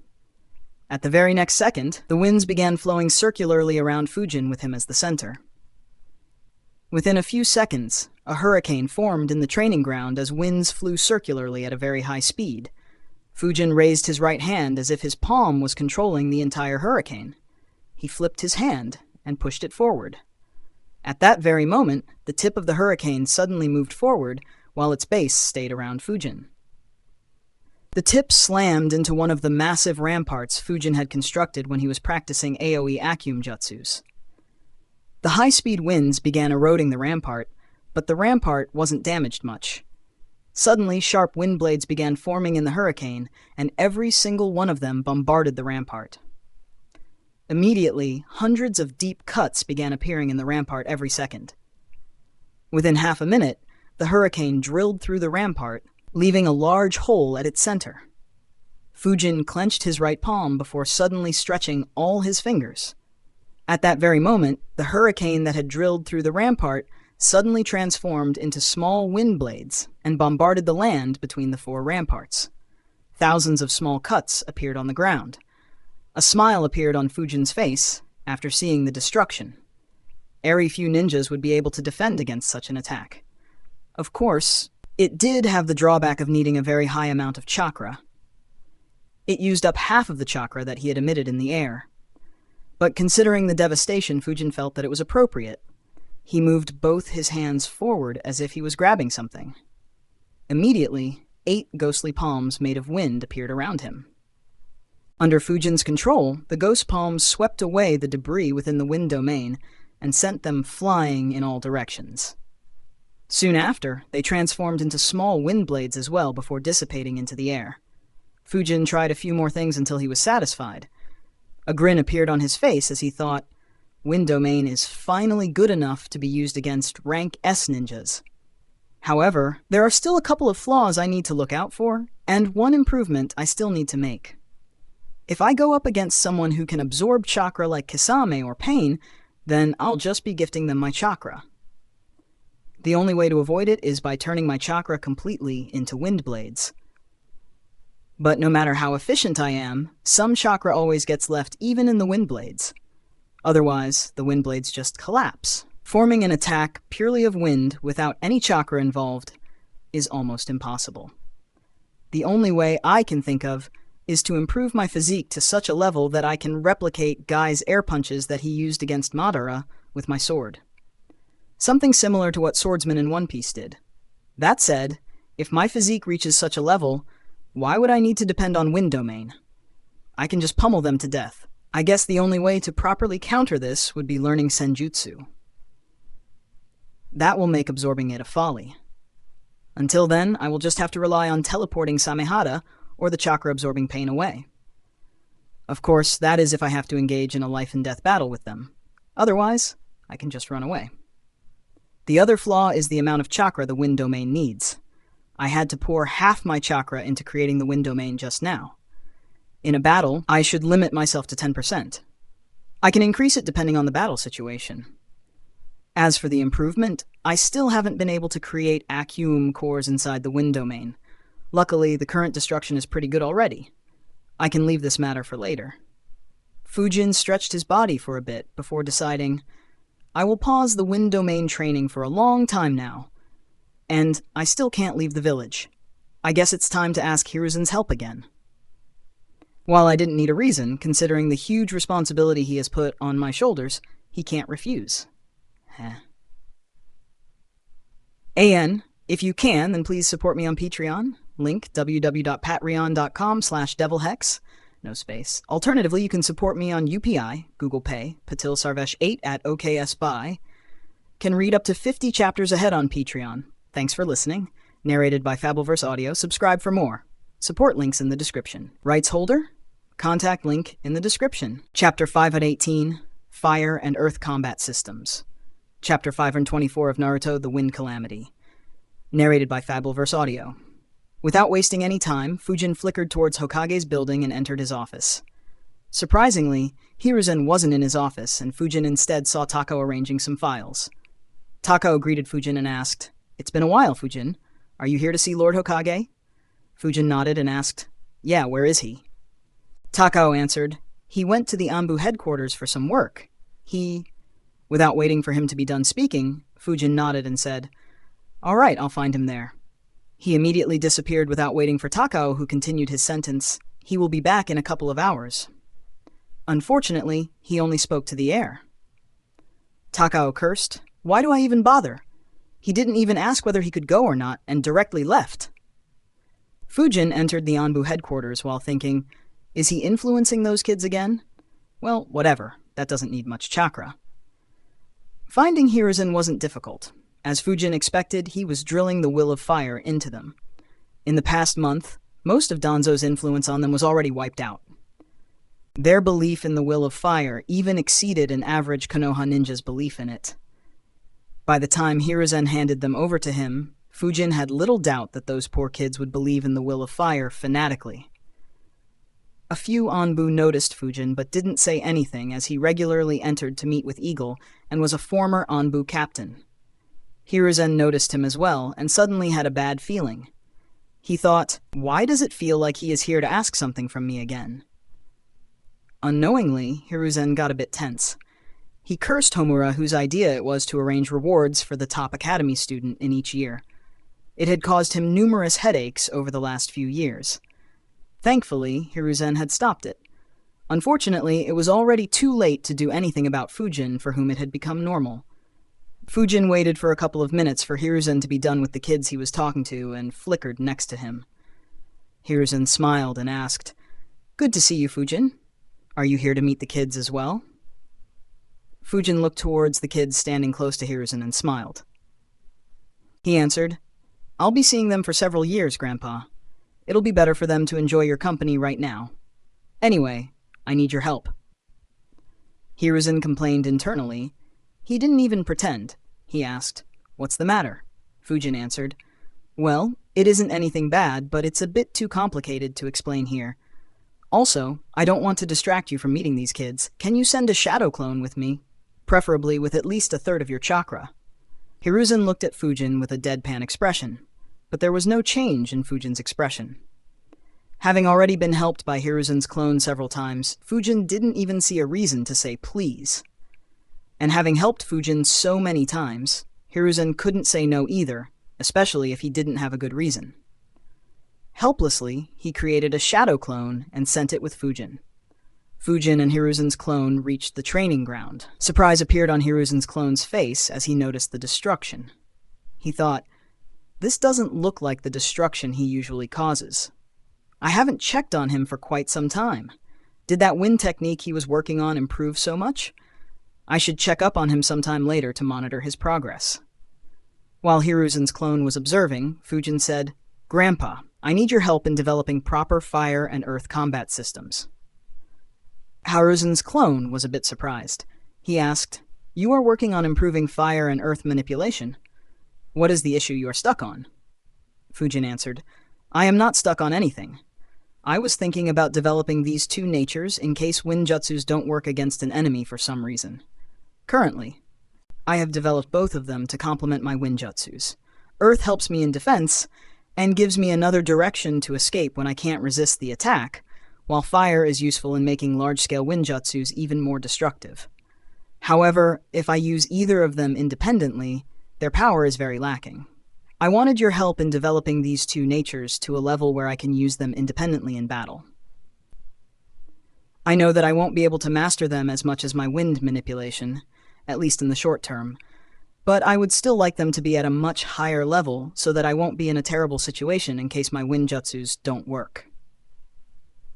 Hiruzen's clone thought about Fujin's words for a few seconds, and felt that was reasonable. He himself believed in training in this manner.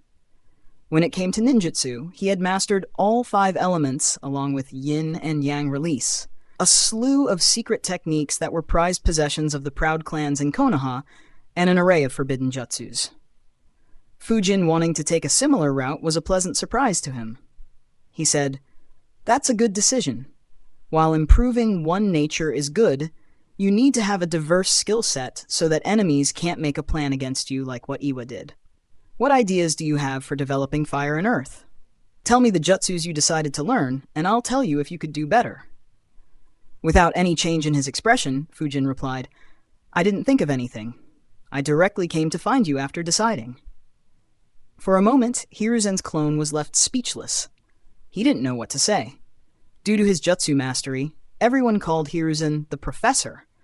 However, considering his position, very few approached him to ask for guidance. The few who did would only approach him when they encountered an issue in their training. It was like how Fujin approached Hiruzen several times before this incident to deal with a particular issue. This was the first time anyone approached Hiruzen to ask for his help without making any efforts themselves. To make it worse, Fujin said as if it was the most natural thing in the world. It was as if he didn't see anything wrong or inappropriate in it. Hiruzen's clone bitterly wondered, what exactly did I do to deserve this in my old age? Not only do I have to look after the village and maintain peace between clans while having to deal with Danzo's mess, but I also have to teach anyone who asks me for help. What if others decide to follow Fujin's example in the future? How many clones will I need to use all the time? When will those ungrateful students of mine return and allow this old man to retire? Unfortunately for him, no one was interested in hearing about his troubles. He could only be grateful for the fact that Fujin did not spread this news around and didn't tempt others to do the same. Otherwise, his peaceful days would truly be over. Hiruzen's clone sighed and said, Fujin, I have already said that in order to develop properly and grow stronger in the future, you need to work on such things yourself. It's fine if you face a problem and want my help, but you should work on it first yourself. Asking for my help should be when you are left with no choice. Fujin nodded obediently. Unfortunately, his words were anything but obedient as he replied, I know, Grandpa. I have thought this through properly. I have no interest in developing fire or earth natures any further. After having spent so many years training wind manipulation, I have a feeling that I might be able to advance it far further than anyone else. And doing that will require a lot of time, perhaps even decades. In the future, I'll be busy with it, and I don't think I'll have any time left to develop fire and earth natures. So, I decided to skip the long process of developing the combat systems around them and directly ask for your help. This way, I can train those two natures to a high level in a short time, and then focus entirely on wind nature. I could have thought of which jutsus to learn from the library, but I figured that it'd be best to directly ask you. That way I won't take any wrong turns. AN. If you can, then please support me on Patreon. Link www.patreon.com/devilhex, no space, can read up to 50 chapters ahead on Patreon. Thank you Noobman, D-Chungs, Abuka, No Name Marco, Devanon, AWG, and Alexei for supporting me on Patreon. Thanks for listening. Narrated by Fabelverse Audio. Subscribe for more. Support links in the description. Rights holder, contact link in the description. Chapter 519, Learning from the Master. Chapter 525 of Naruto, The Wind Calamity. Narrated by Fabelverse Audio. As he spoke, a smile appeared on Fujin's face. His expression and words displayed that he had full confidence and trust in Hiruzen. While Hiruzen's clone thought of a few arguments, seeing Fujin's expression, he understood that no matter how he argued, he would eventually have to agree to train Fujin. He sighed internally, accepting his fate of performing another thankless task. The reason why Hiruzen's clone relented so easily is that he understood that Fujin had a point. One ninja had limited time and energy. Mastering several elements to the extreme was an impossible task. Hiruzen, despite having trained for over 6 decades, wouldn't claim to be the best in every element. He specialized more in fire and earth release as compared to the other 3 elements. Even if a ninja learned how to use all 5 elements, they would still gravitate towards 1 or 2 elements that they would master to the limit. One good example of this was Kakashi. Kakashi was one of the few ninjas who could use all 5 elements. However, he specialized only in lightning. In addition, he was very good at water and earth as well, even though they weren't at the same level as his lightning. but he only used 2 or 3 jutsus while using the fire element and barely ever used any wind jutsus. In Hiruzen's eyes, Fujin's decision to rely on him to directly increase his fire and earth mastery to a high level was a smart decision. The only issue was that Fujin was asking him to put in the hard work. Had he bothered someone else, Hiruzen would have been as supportive as he could be. Hiruzen's clone asked, "What can you do currently with fire and earth?" Fujin answered, "For fire, my main attacking jutsu is the Searing Migraine jutsu, which I use along with the Infinite Breakthrough jutsu to create a combination jutsu. I haven't used any other jutsu for a while, even though I know Great Fireball, Fire Release, 5, Fireproof, and Fire Dragon Flame Bullet jutsus as well. For earth, my main focus is on defense and evasion. The jutsus I generally use are Earth Wall, Iron Skin, and Earth Instantaneous Body jutsus. In addition, I also know Rampart of Flowing Soil jutsu and can create camps." Hiruzen's clone thought, not bad. These jutsus complement Wind Release extremely well. It also gives him a good base to start with. He asked, "I know you didn't plan it, but do you have any specific ideas in mind, or should I teach you what I think will be appropriate for you?" Fujin thought for a bit and replied, "I haven't thought of anything particular in fire, so I'll depend on you. As for earth, I haven't thought of much either. The only thing that intrigued me was Tsuchikage's ability to fly by controlling or changing weights. If I can learn that, then it'll be very helpful." The ability to fly at will was something Fujin wanted for a long time. While he could use Assassin's Rush Jutsu to stay in the air for some time, it exhausted his chakra at a terrifying speed. If he could fly like Onoki, then very few ninjas would be able to resist his wind or fire wind combination jutsus. Hiruzen's clone replied, "That is a very convenient jutsu. Unfortunately, no one except the Tsuchikage knows how to use that jutsu. I can't teach it to you." Fujin was surprised. He asked in a confused tone, "We weren't able to copy his jutsu?" The Uchiha clan was famous for copying jutsus with ease, and Konoha used to have hundreds of Sharingan-wielding Uchiha ninjas. In addition, there were a few ninjas who were at the peak of the ninja world in terms of their understanding of ninjutsu. Tobirama, Hiruzen, and Orochimaru could all be considered as such. And there were several other talented ninjas in Konoha's history who didn't gain as much fame as them or died prematurely. So Fujin expected that jutsu to have long been copied. He just guessed that no one was able to use it despite knowing it. After all, even in Iwa, only the 3 Tsuchikages were known to be able to use this jutsu. Hiruzen's clone understood Fujin's thoughts and said, "We wanted to copy it, but we couldn't.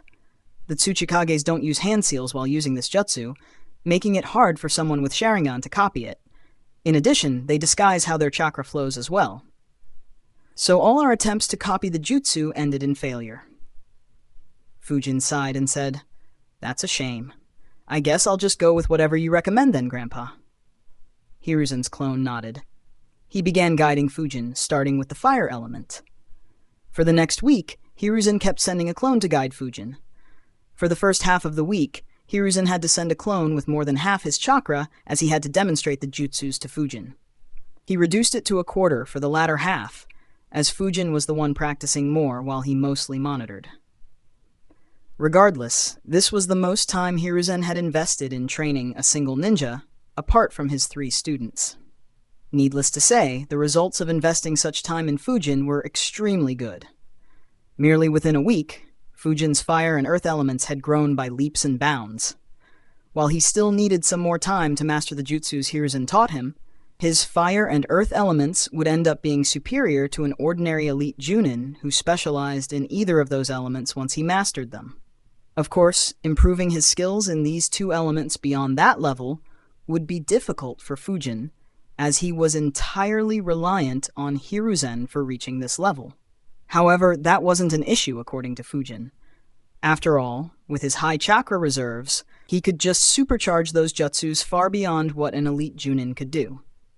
Not to mention, Fujin was already a rank S ninja and had a very high mastery in wind manipulation, along with several deadly techniques.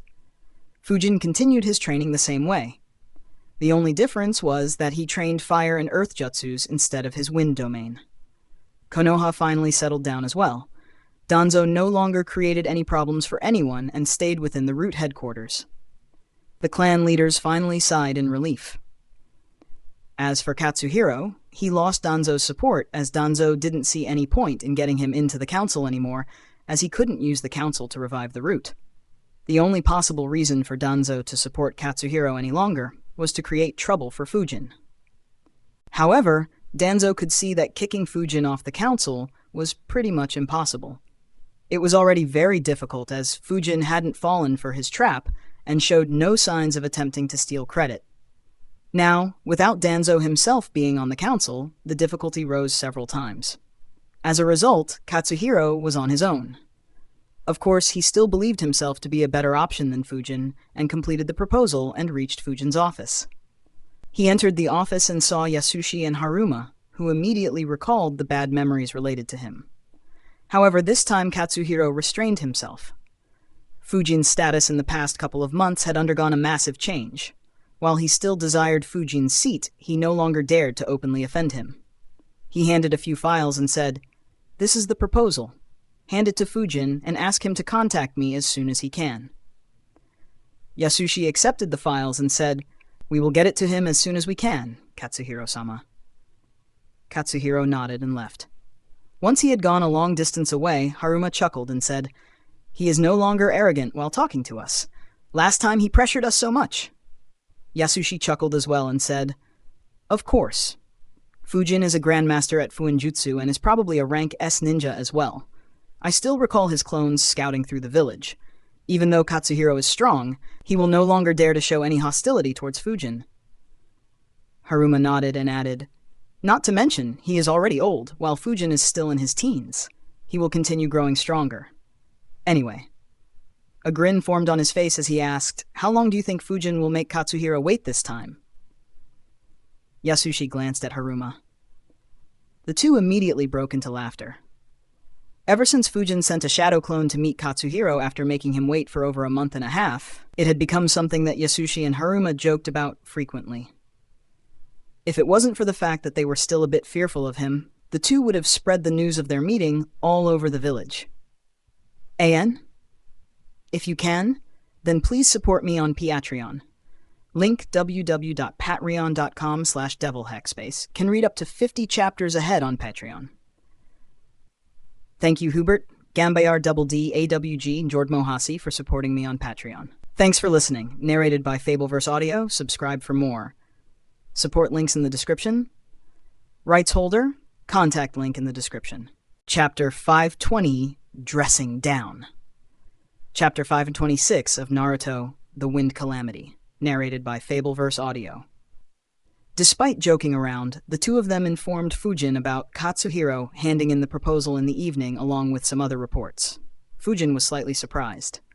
Over the last month, he was so engrossed in training that he nearly forgot about Katsuhiro. He said, "I'll look into it when I visit the office this Saturday. If he tries to pressure you two again, let me know." Yasushi said, "We will." He and Haruma quickly left. Fujin wondered, why did he take so long to come up with a proposal? After thinking for a bit, Fujin concluded, "I guess he was assigned to several missions during the chaos that followed after my attack on Root, preventing him from working on it. Oh well, whatever. I'll look into it later." Fujin put the matter out of his head and continued his training routine. With Danzo no longer in the council, Fujin didn't see Katsuhiro as much of a threat. Besides, the clan leaders owed Fujin a great favor for giving them an opportunity to deal with Danzo. Fujin doubted any of them would go against him due to such a matter. At most, they would reject the proposal. As long as he didn't push it too hard, no one would care much. Regardless, he didn't intend to let Katsuhiro have an easy time. Katsuhiro would get a taste of bureaucracy that was from a whole different world. On the next Saturday, Fujin sent a shadow clone to check out the proposal while handling other matters as well. Needless to say, he decided to handle Katsuhiro's proposal only after he was done with every other matter that had reached his office over the last couple of weeks. Katsuhiro, who was waiting patiently at his house, frowned. He thought, today is a Saturday. He didn't show up on the previous Saturday, so Fujin should have gone to the office today. But why hasn't he called me yet? Don't tell me he will make me wait for another month again. Anger flashed on Katsuhiro's face due to being repeatedly disrespected. It was soon followed by a helpless expression. With Fujin's recent fame and with Danzo no longer backing him, Katsuhiro was left without any options. In fact, he had begun questioning whether such a proposal would help him take Fujin's spot at all. Unfortunately, he had no option but to wait. Fujin's clone only reached Katsuhiro's proposal very late in the evening. Yasushi and Haruma exchanged several glances as they understood that Fujin was purposefully doing so. While reading the proposal, a surprised look appeared on the clone's face. He wondered, "That's weird. Though the proposal is good, it has a few major flaws. I can understand some of these flaws, as this would put me against the clan leaders in a very aggressive manner. If Danzo is still supporting Katsuhiro, I can understand why he would want to do this. But if Danzo was the one to make this proposal, there is no way he would leave such a big flaw. This proposal will be thrown out in a heartbeat." Fujin's clone continued reading as he said, "Send someone to call Katsuhiro here." Yasushi immediately dispatched a messenger. Minutes later, Katsuhiro appeared in Fujin's office. He had nearly given up hoping that Fujin would call him that day. When he finally received the message, he hurried, afraid that Fujin might run away and leave him hanging if he delayed. Of course, he didn't show those emotions on his face and maintained a stoic expression. He asked, "Did you go through the proposal?" Fujin's clone nodded and replied, "I'm disappointed. I had better expectations from you." His words surprised everyone in the room. Katsuhiro frowned and asked, "What do you mean?" Fujin's clone replied, "If I present this proposal to the council, they will throw it into the dustbin without even giving it a second thought. Why exactly were you so restless earlier if this was all you could come up with?" Katsuhiro's frown deepened. He didn't expect a dressing down when he hurried to Fujin's office. Despite being busy with the missions, he had worked hard on that proposal. Of course, the most insulting thing was that the one dressing down him was only a 15-year-old boy. He immediately retorted, "Fujin, don't forget that I am still your senior and not your subordinate. Don't think that you can send a clone to humiliate me." Fujin's clone snorted and replied, "Humiliate you? What would I get by doing that? The next council meeting is in a week's time. If I present such a flawed proposal, then not only will it get thrown out, but it will also be much harder to pass it in the future. Were you genuine when you said that you wanted to help civilian ninjas, or were you just looking for an opportunity to create trouble?" The room became tense. No one expected Fujin to be so harsh. Katsuhiro wondered, what the hell? What is he talking about? The proposal was perfect. But why is he so confident that I messed up? He controlled himself and asked, "What exactly is the issue?" Fujin's clone answered, "There are several issues. However, the biggest one is the location of the guidance hall." Katsuhiro immediately replied, "The location of the hall is right next to other important buildings in the village, like the academy, the hospital, and the Hokage building. That's the perfect location for the hall." Fujin's clone shook his head and said, "In order to construct the hall where you want, you will need to buy several dozen shops that are already in that area. What are your plans for those shop owners? Will they give up this lucrative position and move just because you want to construct a hall there? Even if you force them to move, how much will the village need to spend to buy those properties? The council will just throw out this proposal, considering how expensive it will be, and how much unrest forcing them off their property would cause." Katsuhiro immediately said, "Considering the benefits of the guidance hall, it's a sacrifice they need to be willing to make for the village." Fujin's clone immediately refuted him. "The guidance hall can be made anywhere in the village. Why would they make the sacrifice just because you want the guidance hall there?" Fujin's clone placed the files on his desk and said, "Make changes to the proposal and choose a new place for the hall that won't impact the lives of other people. There are a few more issues in the proposal as well. I'll leave it to you to find out what they are and correct them." Katsuhiro's expression became very ugly. He clenched his fists, but unfortunately, he had very little power in this situation. With Danzo no longer backing him and Fujin's reputation already exceeding his, he could only control his anger. He took back the proposal and left. Fujin's clone looked at Yasushi and Haruma and said, Let me know when he brings in an updated proposal." The clone disappeared in a puff of smoke. Yasushi and Haruma exchanged glances once again. After a few seconds of silence, Haruma said, "That was so cool. I am still feeling goosebumps due to what he did." Yasushi nodded and said, "Yeah, this was very exciting. Inoichi-sama was way too polite when compared to Fujin. Heh, his face was worth watching." Haruma laughed along with Yasushi and said, "That's what he deserves for putting us under so much pressure back then." While Haruma and Yasushi enjoyed the interaction, the same couldn't be said of Katsuhiro. He could barely contain his anger at being humiliated in such a manner by someone so junior to him. Unknown to Fujin, the way he dealt with Katsuhiro resulted in him getting a couple of fans. Katsuhiro returned home and opened his proposal. The more he looked at it, the more he was reminded of Fujin's words. In anger, he punched the desk, breaking it into two, and cursed, "Suzuki Fujin, I'll show you. Your seat will be mine soon. I'll create a proposal that the village would be forced to accept, and then I'll take that seat on the council." Spirited, Katsuhiro spent all night thinking about how he could improve the proposal further. Unfortunately, he was assigned a rank S mission by Hiruzen that would keep him out of the village for a couple of months the very next morning. Fujin didn't bother thinking about Katsuhiro and continued his training. A few days later, a wide grin could be seen on Fujin's face.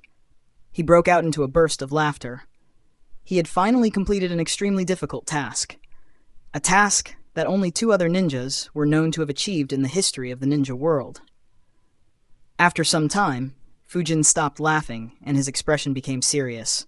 At that very moment, he suddenly disappeared and appeared next to a pillar, with his hand on the Flying Thunder god mark on that pillar. He immediately disappeared and flashed next to three other pillars before disappearing again and again before finally stopping. With joy on his face, Fujin muttered, "I have mastered the fucking Flying Thunder Gatsu, and just in time as well." While Fujin was joyful in his basement, another important event was happening in the village. Iruka looked at Naruto and said, "Naruto, perform the clone jutsu."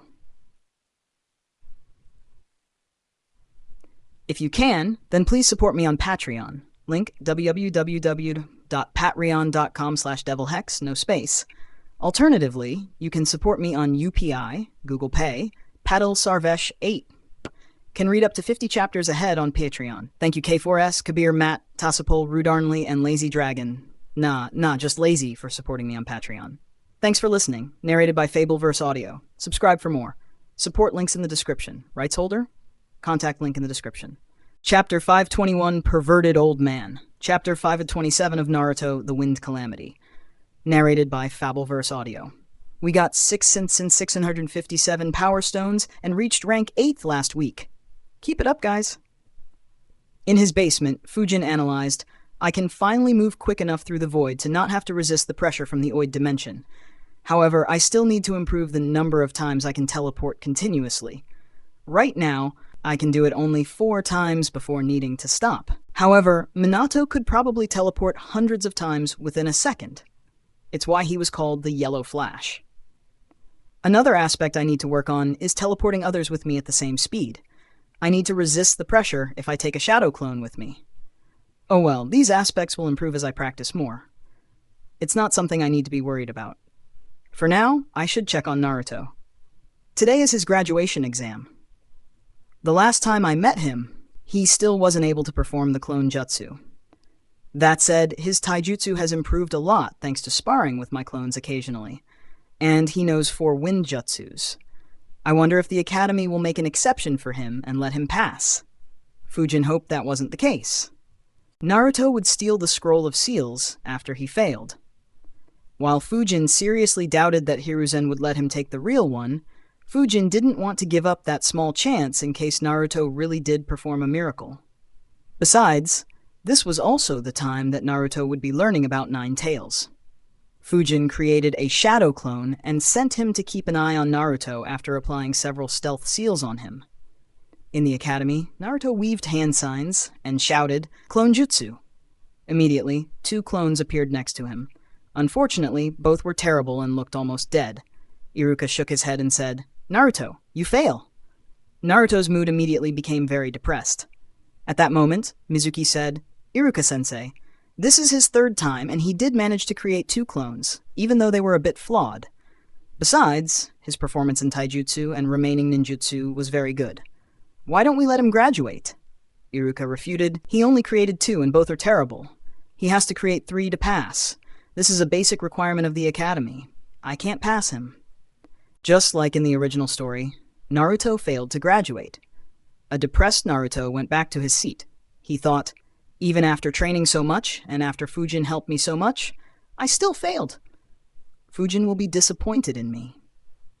Naruto was even more depressed than in the original story, as this time someone had helped him. Fujin's clone appeared sometime later and noticed him sitting dejected while the other students were undergoing their tests. He thought, "Looks like he still failed. Oh well, I guess I just need to wait." The clone kept hiding and witnessed the events play out. It had been over a decade since he transmigrated to this world, and it had been years since he had read the entire manga even before he transmigrated. So apart from the important events, Fujin had forgotten most of the minute details. Witnessing the events play out made Fujin recall some of those memories that were hidden deep within his brain. As he recalled, Naruto was contacted by Mizuki while he was leaving.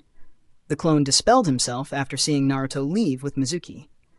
Fujin received the memories of the clone and wondered, "That's strange. Why didn't Naruto try to find me after failing? Even while he was leaving, he wasn't moving towards my house. Is he embarrassed to approach me after he failed?"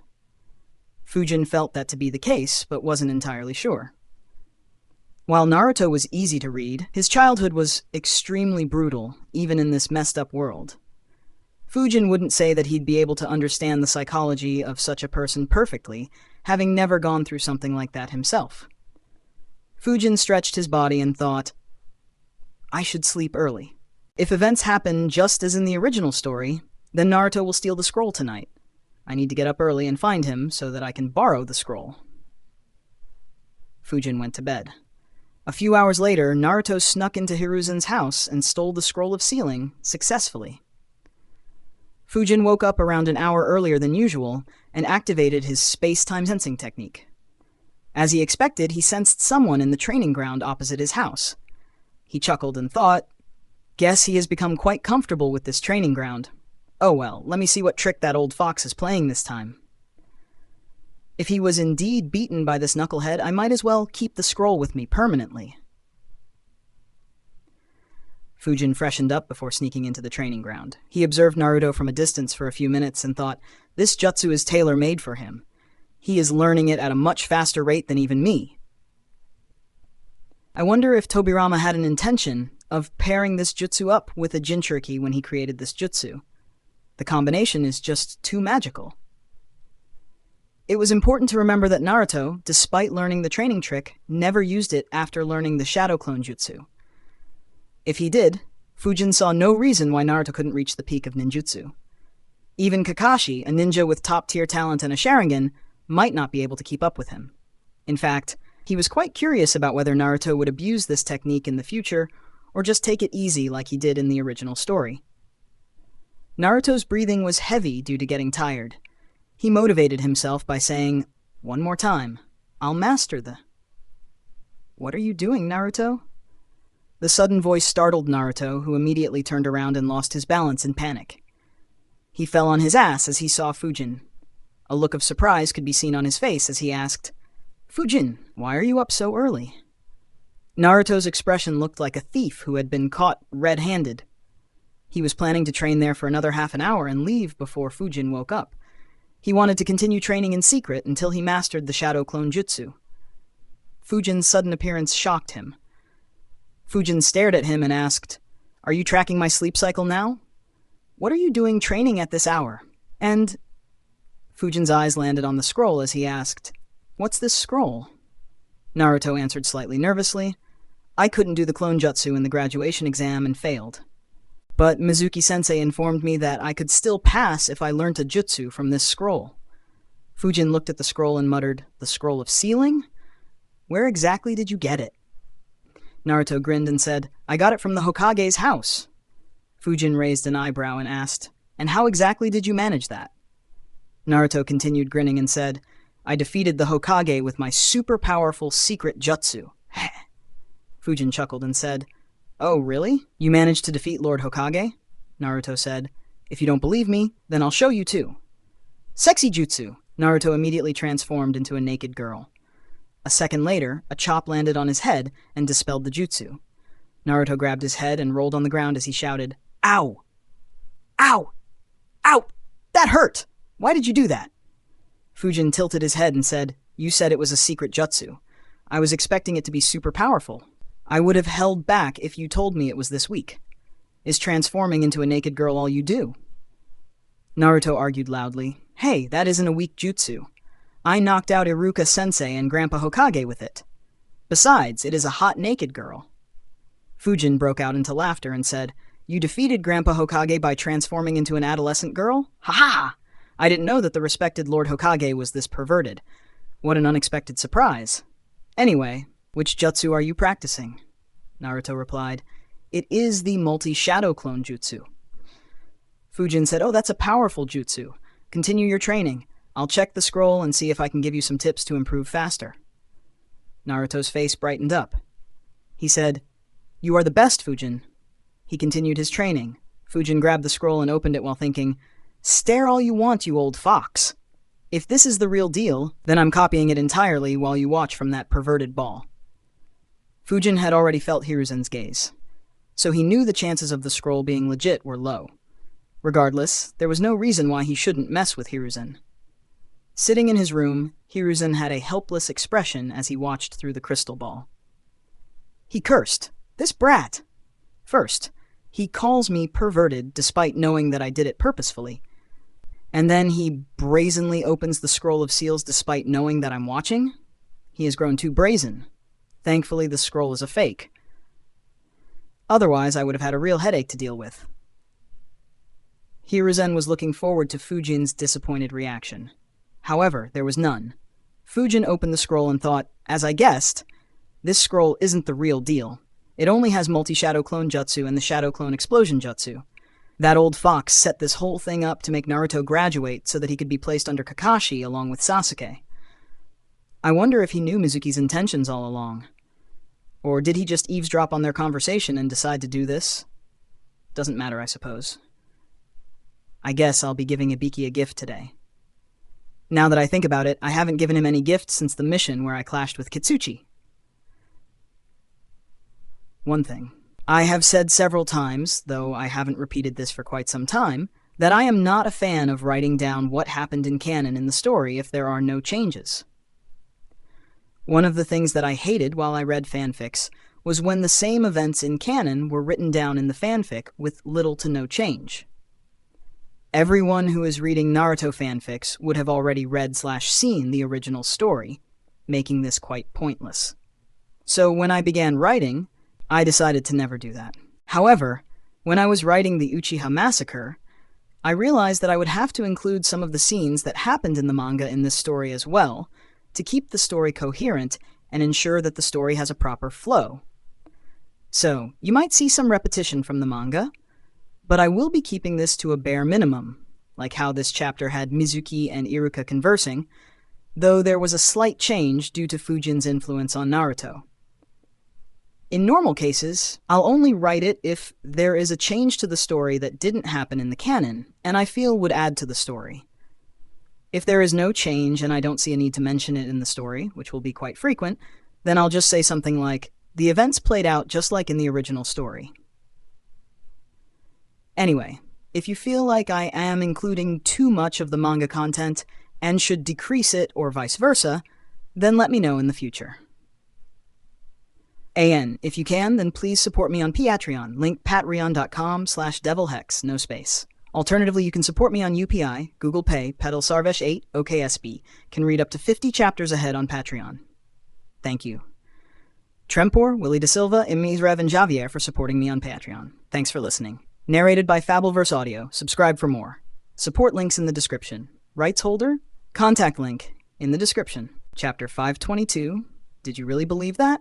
Chapter 528 of Naruto, The Wind Calamity. Narrated by Fabelverse Audio.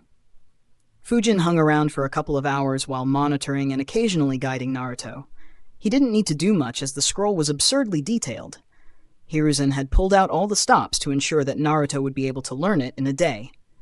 When the sun rose, Fujin thought, I should leave. Iruka and Mizuki will soon come looking for him. He looked at Naruto and said, Naruto, you are doing well. Continue training hard and you'll master this jutsu in a few hours. I have some work. I'll see you later. You can use this training ground. Naruto looked back at Fujin and said, Thank you, Fujin. I'll master multi-shadow clone jutsu, believe it. Fujin smiled and disappeared. Suddenly, Naruto recalled and exclaimed, I almost forgot. He promised to teach me this jutsu after I graduate. Heh, I need to master this jutsu quickly. He continued his training. He was already capable of creating imperfect shadow clones when Fujin left. In the next couple of hours, he had completely mastered the multi-shadow clone jutsu. A kid who couldn't master the rank E clone jutsu had mastered the forbidden multi-shadow clone jutsu within a single night. Just like in the original story, Iruka found Naruto soon after and was attacked by Mizuki, who revealed to Naruto that he was the demon fox who assaulted the village 12 years ago before attacking him. Iruka took the blow for him before Naruto escaped. The secret he just learned shocked Naruto. He involuntarily wanted to escape towards Fujin's house, but could only escape in the opposite direction as Mizuki was standing in the way. As he hid in the forest, he wondered, Grandpa Hokage knew this and still hid it from me? What about Fujin? Does he know that I am the demon fox? If he doesn't, will he still treat me nicely after he learns the truth? Naruto was scared. He was always confused and sad, not understanding why everyone hated him. Now that he learnt the truth, he didn't understand what to do. He stayed hidden while occasionally changing his situation, confused about what he should be doing. Unknown to him, he was watched by the watchful eyes of a certain someone through the crystal ball, while another individual kept track of him using a space-time technique.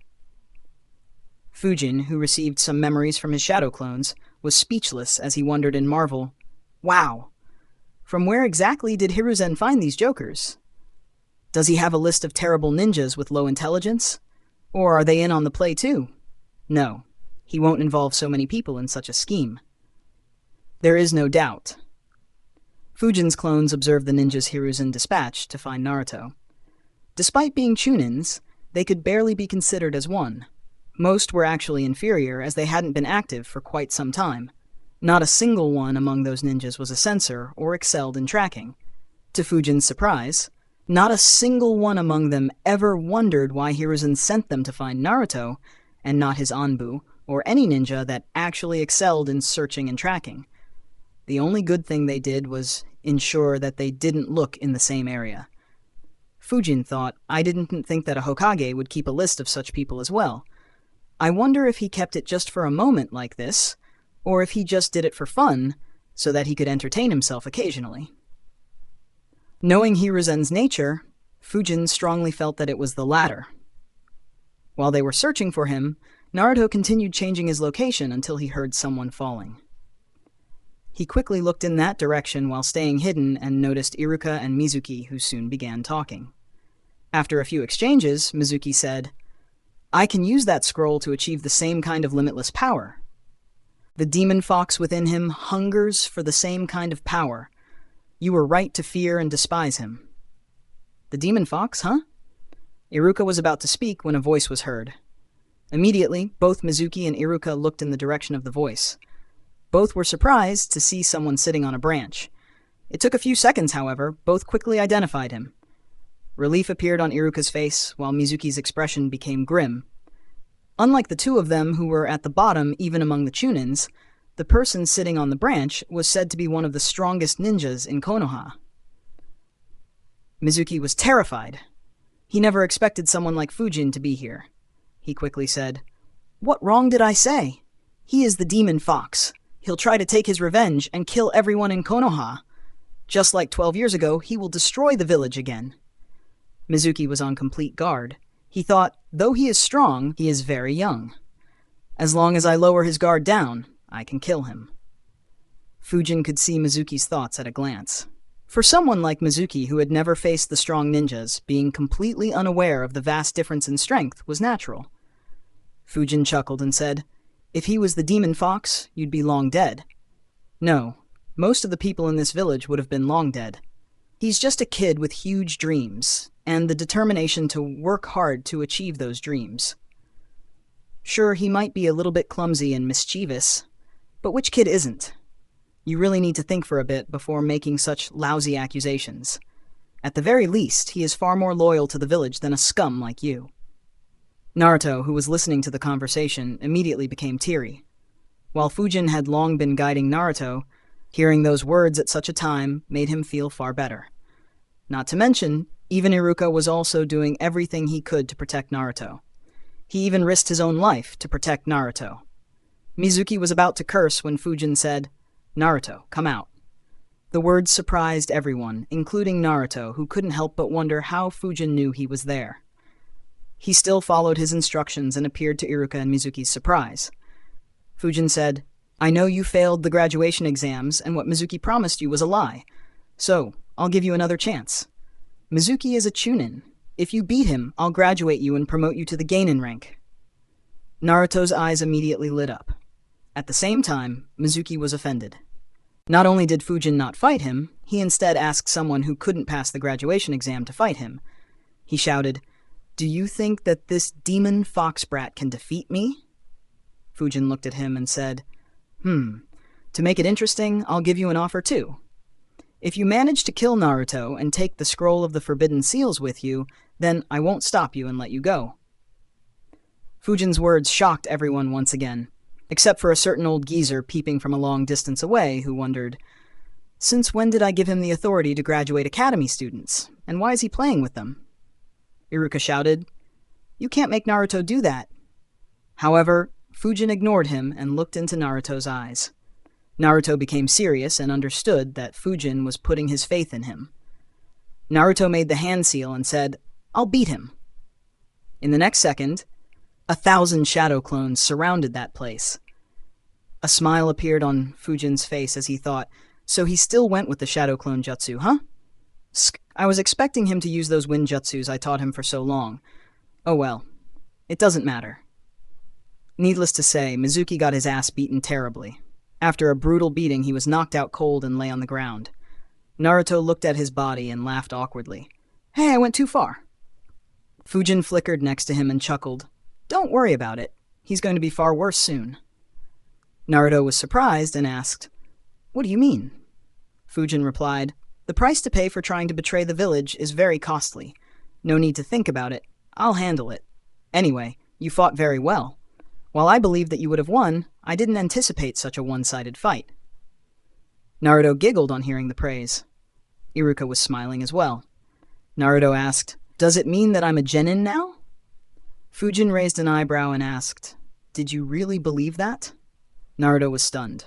Fujin continued, "I have no authority in the academy, so I'm afraid that you'll have to stay in the academy for another year. The good news is that since you have mastered this jutsu, you'll graduate easily next year. AN, if you can, then please support me on Patreon. Link, www.com/devilhex, no space. Alternatively, you can support me on UPI, Google Pay, Till Sarvesh 8 OKS Buy, can read up to 50 chapters ahead on Patreon. Thank you, Migratory, Oliver, Alpha Hale, Levitris, Ruben, Nate, Stefan, Jonathan, Satyendra, Jack, Z2567, Frank, Friend and Ryan for supporting me on Patreon. Thank you, Prahast, for supporting me through UPI. Thanks for listening. Narrated by Fabelverse Audio. Subscribe for more. Support links in the description. Rights holder? Contact link in the description. Chapter 523, Helping an Old Man. Chapter 529 of Naruto, The Wind Calamity. Narrated by Fabelverse Audio. Important notice. 1. If you haven't done so yet, do follow me on Patreon. Even if you can't support me monetarily, join as a free member. Updates such as delay notices and some others are posted there. 2. Read today's public post on Patreon. It has something that a lot of you have been asking for a long time. For the ones who read this chapter in the future, it's the public post made on 9th March 2024. The title of the post is Suzuki Fujin. Fujin's words completely caught Naruto off guard. Disbelief was visible on his face. He didn't know how to react for a few seconds. As soon as he gathered his thoughts together, he jumped and argued loudly. "Hey! That's not fair! I have learnt the jutsu and I even beat him. Also, you promised. You can't go back on your word. Seeing Naruto panic and complain in such a manner, Fujin couldn't control himself and began laughing out loud. Even Iruka smiled and thought, so he was the one guiding Naruto. No wonder he has been training in the training ground opposite his house. Naruto realized that Fujin had pranked him once again, causing him to pout in annoyance. Fujin said, "Don't worry, kiddo. I was just kidding. I'll be taking Mizuki and the scroll with me. Come visit me during dinner. Iruka, I'll leave Naruto in your care for now." Naruto nodded and handed him the scroll. Fujin grabbed Mizuki and flickered away. Just like in the original story, Iruka passed his forehead protector to Naruto and treated him to Ichiraku. As for Fujin, he first dropped off Mizuki in Ibiki's office. Just when he was about to leave, Mizuki woke up. On seeing Ibiki, he was horrified. While he wasn't aware of the vast gap between him and Fujin's strength, he was very aware of Ibiki's horrible reputation. Fujin chuckled and said, "It looks like he is already loving his new home. I'll leave him in your capable hands, Ibiki-san." Ibiki chuckled and said, "Don't worry about it. I'll take good care of him." Just those words were too much of a mental torture for Mizuki. He looked viciously at Fujin and said spitefully, "Don't think that you will be safe for long. It is only a matter of time before that demon fox goes on a rampage once again." Fujin looked into his eyes, chuckled, and said, "Once again, you should be more concerned about yourself, Mizuki." Fujin turned around and began leaving.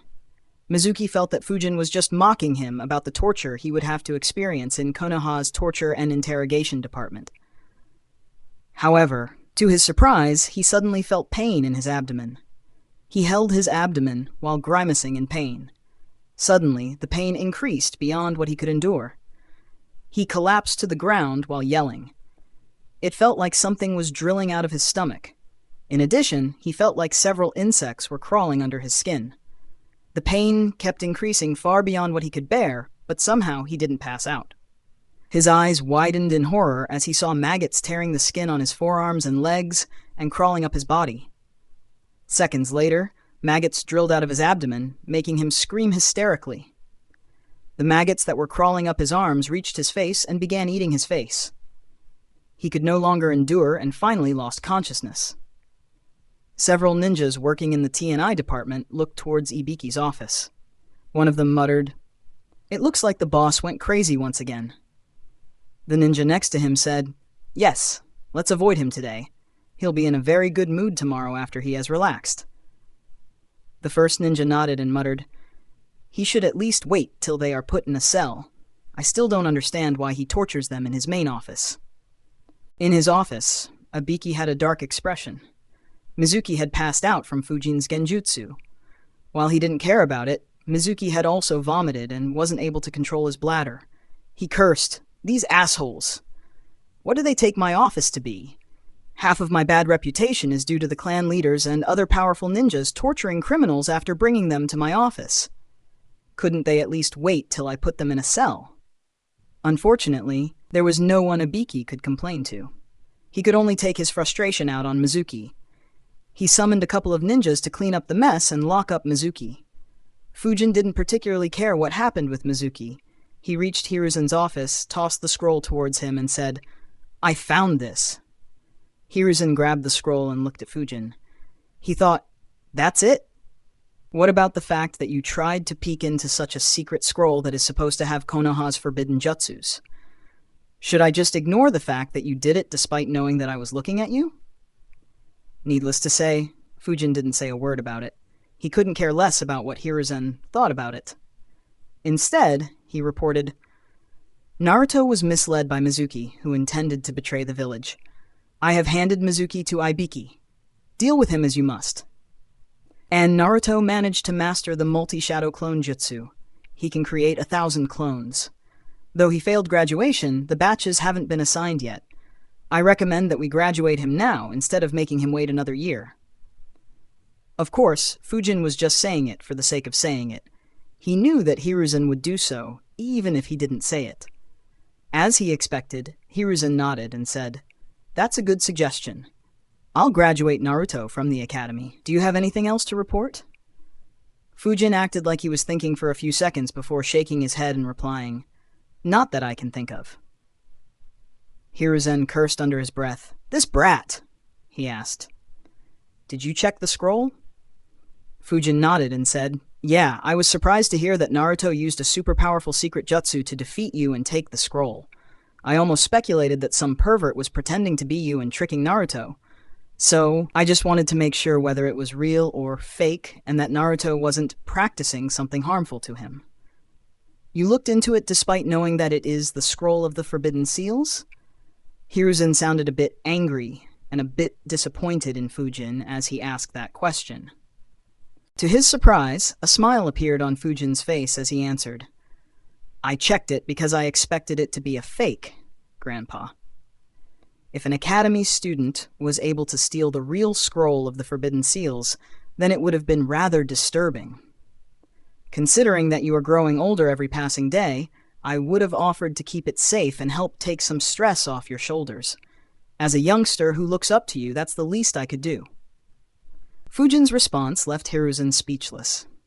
His anger was obviously fake. He just wanted to put Fujin in a difficult spot and wanted to take the opportunity to reevaluate him. He didn't expect that Fujin would play him instead. He cursed. "This cheeky brat. Not only did he try to peek into the scroll, he is making it sound like he did a completely noble act. Where is this concern about my old age when he asks me to send shadow clones to guide him?" Unfortunately, there wasn't anything Hiruzen could say. Fujin's reply was just too perfect. He chuckled and said, "These old bones can still hold on for some time. Don't worry." Fujin smiled and said, "I know, Grandpa. That's why I knew it'd be fake. That said, I can still help you keep the real one safe if you want. If it'll take some pressure off your shoulders, I'd be happy to endure it for you." Hiruzen looked at Fujin with a deadpan expression. Knowing how many jutsus Fujin asked him for, it didn't take a genius to understand what Fujin wanted to do. He replied, "It's fine. It isn't much pressure considering everything else. If you want, you can hang on to this scroll." It was Fujin's turn to be speechless. He wondered, "What the hell am I supposed to do with it?" He smiled and said, "I think I'll pass." Hiruzen nodded and said, "You did a good job apprehending the traitor. I'll look into him now." Fujin nodded and said, "All right, I'll see you later." He was about to leave when Hiruzen said, "Wait." Fujin stopped and turned around. Hiruzen said, "Did you think about whether you would like to become a sensei?" Hiruzen had asked Fujin about this matter some time ago, but Fujin hadn't given a clear answer. Fujin asked, "Aren't the Junin sensei already decided?" Hiruzen answered, "I do have several in mind, but nothing has been finalized yet, other than Kakashi's squad. Naruto and Uchiha Sasuke will be under his tutelage. As for the others, they haven't been finalized yet. I can appoint you as the Junin sensei for Team 8, which will have Inuzuka Kiba, Hyuga Hinata, and Aburame Shino. Or Team 10, which will have Nara Shikamaru, Yamanaka Ino, and Akimichi Choji. All 6 of them are children of clan leaders. While their parents didn't say anything, they would like you to guide one of the squads. AN, if you can, then please support me on Patreon. Link. Patreon.com/devilhex, no space. Alternatively, you can support me on UPI, Google Pay, Paddlesarvesh8 at OKSBuy. Can read up to 50 chapters ahead on Patreon. Thank you, James, Banana Maneater, K, Dominic, Red II, Tiger, and Naid, Studio, for supporting me on Patreon. Thanks for listening. Narrated by Fabelverse Audio. Subscribe for more. Support links in the description. Rights holder? Contact link in the description. Chapter 524, The Truth. Chapter 530 of Naruto, The Wind Calamity. Narrated by Fabelverse Audio. Check today's public post as well. Fujin was slightly surprised. He thought, he is willing to give me the squad that was supposed to be given to Asuma. If I can guide one of those squads, my influence in the village will increase considerably. Along with those kidnapped orphans that I'll be looking after and my seat on the council, I could be a major contender for Hokage post the Fourth Great Ninja War. Unfortunately, the position of Hokage will be quite meaningless by then. There isn't much I can gain from it. Besides, if I have to look after a group of Genins, then it'll take up a major portion of my time. And time is something I am extremely short of. It'll eat into my training time and I won't be able to visit Phantom Haven easily until they graduate. It will also interfere with several of my future plans. Fujin replied, I am still very busy with my training, Grandpa. And I will also have to look after the orphans very soon as the construction is almost complete. While I would have liked to guide promising young kids, I can't accept that responsibility for the time being. Hiruzen sighed and said, That is a pity, but I understand. Continue focusing on your training. I will. Fujin replied with a smile and disappeared from the room. Hiruzen muttered internally, Such dedication towards training is very good. If only he had been a few years older. Hiruzen's expression became serious as he thought, That said, I didn't expect Fujin to be so interested in the Scroll of Seals. Was he interested in a particular jutsu, or did he just want to learn dangerous jutsus to expand his jutsu repertoire? Hiruzen couldn't be sure. He stopped thinking about it after a while. Though Fujin was brazen, he had just taken advantage of an opportunity and hadn't tried something by himself. Despite the greed he usually displayed, Hiruzen didn't think that Fujin would do something like what Orochimaru did. Of course, if he knew that Fujin was the one responsible for the tense situation the village was in for the last couple of months, who knows what he would have thought. As Fujin left the office, he thought, That was a shame. I was hoping Hiruzen would give me the scroll. Of course, it wouldn't be for safekeeping, but rather to give me an opportunity to learn the jutsus inside. Oh well, I guess he doesn't want me to have access to the darker jutsus like the Edo Tensei. Knowing what happened with Orochimaru, I am not surprised with his decision. Fujin was hoping that Hiruzen would provide him with the same opportunity as Naruto. Though Hiruzen hadn't, Fujin wasn't offended.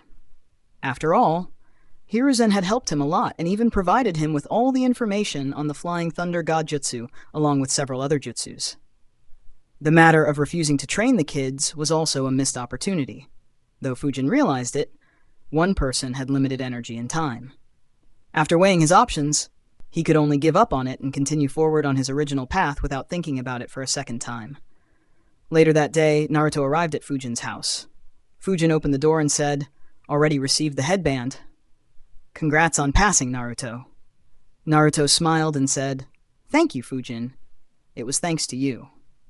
Naruto was genuinely grateful. Not only Fujin had taught him wind jutsus and improved his chakra control, but he had also provided him with an opportunity to graduate after he had failed, and even defended him when Mizuki was trash-talking about him. Fujin chuckled and said, Don't worry about it. Come on in. Naruto entered Fujin's house. Fujin said, I was planning to treat you outside, but I guess that you have a lot of questions. So let's eat at home today. I made some fried chicken and prawns. Naruto's eyes immediately lit up. He had come to love those two dishes during the last year. While ramen was still his favorite, he loved eating those two dishes as well. Of course, the most important point was that Fujin was willing to answer his questions. After all, Iruka wasn't entirely clear on the situation either, and didn't want to talk much about it with Naruto. After arranging the plates, both sat down to eat. Naruto became nervous. He asked, Is what Mizuki said true? Fujin spoke while eating. In a way, yes, but not entirely. He is too weak to know important details. I suppose even Iruka doesn't know everything. Naruto was surprised at how dismissive Fujin was about his academy teachers. He recalled Fujin having the same attitude earlier that day. Naruto nervously asked, So what is the truth? Fujin answered, 12 years ago, the nine-tailed beast attacked our village. The attack was devastating for our village. We lost many experienced Junins. Lord Fourth lost his life while defeating him as well. Our village was in a difficult position for several years due to those losses. Naruto's expression became grim upon hearing that. He wasn't completely aware of how devastating that attack was on Konoha. Fujin continued, As its name implies, the nine-tailed beast is a tailed beast. Naruto asked curiously, What is a tailed beast? Fujin replied, A tailed beast is a gigantic beast that contains a massive amount of chakra. We humans can never reach that level of chakra, though there are always a few exceptions. As a result, they are extremely powerful and can be very destructive. In all, there are 9-tailed beasts in this world, each having a different number of tails. It goes from 1 tail to the 9 tails that attacked our village. Naruto was surprised. He asked loudly, There are 9 such tailed beasts? Fujin nodded and continued, "A tailed beast can't be killed. If it is killed, it'll just revive a few years later. As a result, Lord Forth didn't kill the nine-tailed beast. He instead sealed it inside you. So, you're not the nine-tailed beast who destroyed the village. Instead, you are the one who is keeping the nine-tailed beast sealed." Naruto was surprised to hear that. Fujin smiled and said, "So, it can be said that you are the one keeping the village safe from the nine-tailed beast. I suppose you can be considered a hero for doing so." A smile appeared on Naruto's face as he heard it. However, it quickly disappeared as he asked, "But if that's the case, why does everyone in the village hate me?" Fujin replied, "Just like Mizuki, they don't know the entire truth. Even if they are told so, they may still be afraid of the tailed beast inside you. It is very dangerous after all. Most people will still be scared of it. Unlike Lord Forth, you are still a little kid. What if you aren't able to hold the beast back and it breaks loose? Of course, it isn't a worry, as Lord Forth's seal should be very strong. But it isn't unnatural for them to be afraid. Do you remember those people who smiled back when you looked at them?" Naruto nodded. Fujin said, "Those are the ones who know that the seal won't break and recognize that you are a hero for keeping the village safe." Naruto understood what Fujin was saying. However, he could still see the unfairness. After all, he hadn't done anything, and yet so many hated him. Naruto asked dejectedly, "Why did Lord Forth seal him inside me?" Fujin shrugged and answered, "How can I know? I was only 4 years old back then. Perhaps you were the only one nearby. Or perhaps Lord Forth saw something special in you and believed that you would be the best host for the nine-tailed beast and do something miraculous when you grew up. It's tough to know the real reason. Perhaps Lord Hokage might have some idea." On hearing the second guess, Naruto's eyes lit up. Though there was no guarantee for it to be true, Naruto hoped that it was the case. Of course, that was the reason why Fujin said it. Naruto asked, "But how can I convince everyone that I am not the demon fox?" Fujin replied, "Just keep doing what you are doing. Train harder, become stronger, and keep striving to become the Hokage. Eventually, everyone will realize the truth." Naruto nodded with determination on hearing that. Fujin sighed internally and thought, it is so tempting to tell him to stop thinking about others. Unfortunately, I have no idea what will happen if I undo Hiruzen's work. Besides, even though Naruto struggled in his life until now, his days will get better very soon. As satisfying as it would be, there's not much point in driving him towards taking revenge on the ones that mistreated him. Sorry guys. I know that many wanted to see Fujin as a Junin sensei to one of the teams, but I couldn't adjust it into my existing plans. I would have had to adjust a lot of plans, and I am not sure what the end result would have been if I went through with it, as I was unable to adjust the timeline to include both, looking after Genin's and the several responsibilities Fujin currently has, and some of my future plans. So unfortunately, can't do so here. That said, I'll consider making the MC in the next story a Junin sensei. This wasn't the plan either, but I received several good ideas from you guys that I can incorporate in that story as I am still finalizing the plot. Thanks for it. Have a fun week, everyone. If you can, then please support me on Patreon. Link www.patreon.com/devilhex, no space. Alternatively, you can support me on UPI, Google Pay. Piddle Sarvesh 8A can read up to 50 chapters ahead on Patreon. Thank you, Yuyo, Turian, Pascal, Double D, Caldrail, Dakota, Mo01 Ronaldo, Middlemost, Antonio, Moises, and Matthew and Thomas for supporting me on Patreon. Thanks for listening. Narrated by Fabelverse Audio. Subscribe for more. Support links in the description. Rights holder? Contact link in the description. Chapter 525, Complicated Topics. Chapter 531 of Naruto, The Wind Calamity. Narrated by Fabelverse Audio. Hey guys, this chapter is sponsored by Philip. You can thank him for the double release. Naruto asked, "Do you know why the nine-tailed beast attacked our village?" Fujin answered, "I don't know for sure. The tailed beasts, though strong, don't have a history of randomly attacking humans. Perhaps someone provoked it to attack us. There is also some speculation that it was controlled by someone to attack us, so though everyone blames it, it is possible that the fox was a victim as well. Unfortunately, I'm not sure of what was the exact case." Naruto was surprised. He asked, "Can a demon like it also be controlled?" Fujin replied, There are various mysterious techniques and jutsus, Naruto. Don't underestimate anyone. Also, don't judge someone too quickly. Though I don't have proof, I believe that Ninetales was indeed controlled. Otherwise, why would it attack a strong village like ours? Regardless, if that is the case or not, I hope you won't treat it the same way the misinformed people in the village treated you.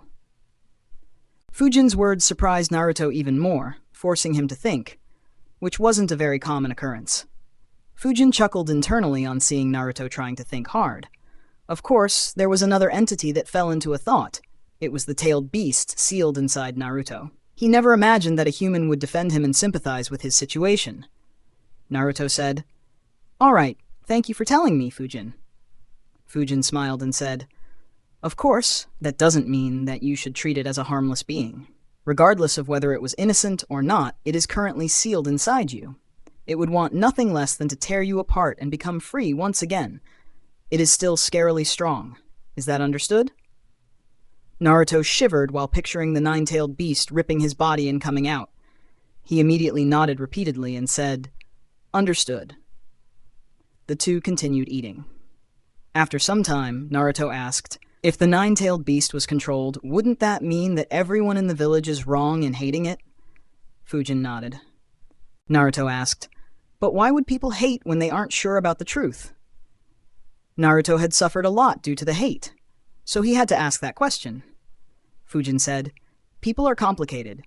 They direct their hatred where they can to vent their sorrow. Since Ninetales was the one who attacked and did the job, they hate it." Naruto tried thinking, but it was too complicated. His expression became comical as he complained, "Your statements today are too complicated, Fujin." Fujin chuckled and said, "The topic is as such. Here's another complicated topic. This will be a test for you. Do you remember my challenge to you and Mizuki?" Naruto nodded. That challenge had allowed him to graduate. Fujin asked, "Do you think that it was a fair challenge?" Naruto thought and said with uncertainty, "Well, I failed the exam, so it is fair, I guess." Fujin said, "But your opponent was a Chunin. On beating him, you only became a Genin. Why is it fair that I made you fight a Chunin to only become a Genin?" Naruto was stumped. He never thought about it. He just thought that Fujin was giving him an opportunity. He became confused and thought, "Man, that sounds totally unfair. But why is Big Bro telling that to me? Why would he tell me that he was unfair towards me?" Fujin chuckled on seeing his expression and asked again. "Well," Naruto answered, "if you put it that way, then it sounds totally unfair." Fujin chuckled again and asked, "I told Mizuki that if he killed you, he could take the scroll and leave. What do you think I would have done if he was about to kill you?" Naruto hadn't thought about this either. He merely thought that Fujin was helping him. He didn't think in such depth. He looked at Fujin and replied after a while, "I guess you would have saved me and then let him go." Fujin smirked and replied, "Nope. If you were about to lose, I'd have hit him from the back and killed or captured him myself." Naruto's eyes widened. He never imagined Fujin would do something like that. He asked, "But wouldn't that be unfair? Didn't you say you would let him go?" Fujin answered, "I did." "But why do I have to stick to my words?" Naruto, whose ninja way was to never go back on his word, asked in a confused tone, "What do you mean?" Fujin answered, "Mizuki was a teacher. He is supposed to guide students. Yet he set you up, tried to kill you, and tried to betray our village. Why do I have to keep my word against such a scum?" Naruto was speechless. Fujin's words were extremely absurd for him. However, somehow they made complete sense. It felt like his head was spinning. Suddenly he had a thought. He asked, "Would you still pass me if I had lost?" Fujin replied, "Of course. You are ready to graduate. I'd just have to work harder to convince Grandpa Hokage, but I'm sure I would have managed that. By winning, you made it much easier for me to convince him." Naruto was surprised. However, it was a good surprise this time. Still, he couldn't help but complain in his mind. "So, my life was never at risk and I was set to graduate as well? I went through all that tension for no reason at all. He knows how to keep me on my toes all the time." A pout formed on Naruto's face. Fujin asked, "What's up?" Naruto replied in a childish tone, "Nothing." He immediately followed up, "I don't care if you keep your word against Mizuki, but you are keeping your word for me. I have graduated, so teach me the jutsu." "Which jutsu?" Fujin became confused and wondered, when did I promise to teach him when he graduates? I'm just planning to make him eat Kakashi's head. Though his past is traumatic, that bastard has been having it easy for too long. Naruto's expression became very annoyed as he pointed at Fujin and said, "Hey, you promised to teach me that jutsu that allows you to disappear." Naruto's words made Fujin recall. He said, the body flicker jutsu. I almost forgot. Sure. Want to train after we are done eating? Naruto nodded. He began eating and asked again, while we are at it, could you also teach me a stronger wind jutsu? Fujin replied, you are now a genin, Naruto. You'll be assigned a Junin sensei in a few days. Until you become a Chunin, he or she will be the one responsible for training you. If I interfere, then you'll end up confused. Naruto asked in a surprised tone, I'll get my own sensei? Fujin looked at him with a deadpan expression and said, I thought you promised that you will pay attention in class. I even believed you. Naruto immediately laughed nervously and said softly, well, I tried to, but Iruka-sensei was just too boring. Fujin just continued staring at Naruto, who quietly focused on the food. Fujin chuckled internally while thinking, good, he'll be a genin for who knows how long. I'll just throw him at Kakashi until that bastard diverts him back to me. Thankfully, he knows almost every jutsu out there. Sending Naruto back to annoy him wouldn't be much of a challenge. After dinner, Fujin took Naruto to the training ground opposite his house and began teaching him the basics of the body flicker jutsu. After explaining the basics of the jutsu, Fujin said, this jutsu isn't very complicated in terms of chakra molding, as it only requires the tiger seal. The difficult part is chakra control. You have to concentrate a lot of chakra at your feet. If you had tried it earlier, you would have failed. Luckily for you, your chakra control has improved a lot thanks to tree climbing and water walking exercises. So try it. Naruto immediately began trying. Needless to say, the first few tries were all a failure. Only after a couple of hours of trying continuously did he manage to flicker for a few meters for the first time. Fujin sighed as he watched. Having such a high chakra is a boon. When I was trying to learn it, I could barely practice it for some time before I ran out of chakra. Meanwhile, he can practice for 2 hours straight despite having spent last night and early morning training the multi-shadow clone jutsu and escaping from Mizuki for another hour, and still is able to practice continuously. Fortunately, my chakra has become quite high as well, thanks to training continuously for so long. Otherwise, I'd be tempted to go catch a tailed beast, irrespective of the dangers involved. AN. You can sponsor chapters through Patreon. Thanks for listening. Narrated by Fabelverse Audio. Subscribe for more. Support links in the description. Rights holder, contact link in the description. Chapter 526, Another Mission to Sunagakure. Chapter 532 of Naruto, The Wind Calamity. Narrated by Fabelverse Audio. Naruto excitedly shouted, I did it! He quickly made the tiger seal and shouted, body flicker jutsu. However, nothing happened this time. He kept standing in the same place. He tried it a few more times. Body flicker jutsu. Body flicker jutsu. Body flicker jutsu. Unfortunately, he failed every time. Suddenly, he heard a chuckle. He turned around to see Fujin, who said, That's enough for today, Naruto. You did good work by managing to do it successfully once within just 2 hours. Naruto immediately said, Just a few more minutes. I'll completely master it. Fujin shook his head and said, No. You are tired, and this jutsu will take a long time to master. Right now, you only managed to flicker by a couple of meters. That isn't very helpful in the battle. You will need to practice sincerely for a few weeks until you can flicker for at least a few dozen meters and can do so continuously. Naruto unwillingly nodded and left. Fujin went to sleep as well. While he hadn't stayed up all night like Naruto, he did wake up absurdly early, even by his standards. The next day, Fujin returned to his training, while Naruto had a rather eventful day. He met Konohamaru and later in the day created his legendary harem jutsu. The day after, Fujin had just begun training when he had an unexpected visitor. One of Hiruzen's Anbu guards visited Fujin and called him to visit Hiruzen's office. Fujin wondered, did something happen? He flickered along with the Anbu guard and reached Hiruzen's office. When he entered, Hiruzen sent everyone out and activated the seals. Fujin became serious and waited for Hiruzen to start speaking. Hiruzen asked, Fujin, you were planning to go out for some missions, right? Fujin nodded. He had asked to go out of the village a couple of weeks ago, but was asked to stay in the village by Hiruzen. He replied, "Yeah, training all the time becomes boring and stale. I find it more helpful to go out for a week or two for a change. It helps me relax and increases my efficiency in training." Hiruzen said, "Good. We have a couple of situations. I'll let you handle it. Suna has been acting strangely for the past few months. From the reports from our spies, it almost looks like they are preparing their forces for something. They have raised their security so much that even the spies have been unable to send messages out for the last 2 weeks." Fujin realized, "I see. They are starting to prepare for an attack on Konoha. But shouldn't there still be some time? Or is Rasa more serious than in the original story? Yeah, that should be the case due to my interference. He'll be hating Konoha even more, and at the same time will be preparing even more."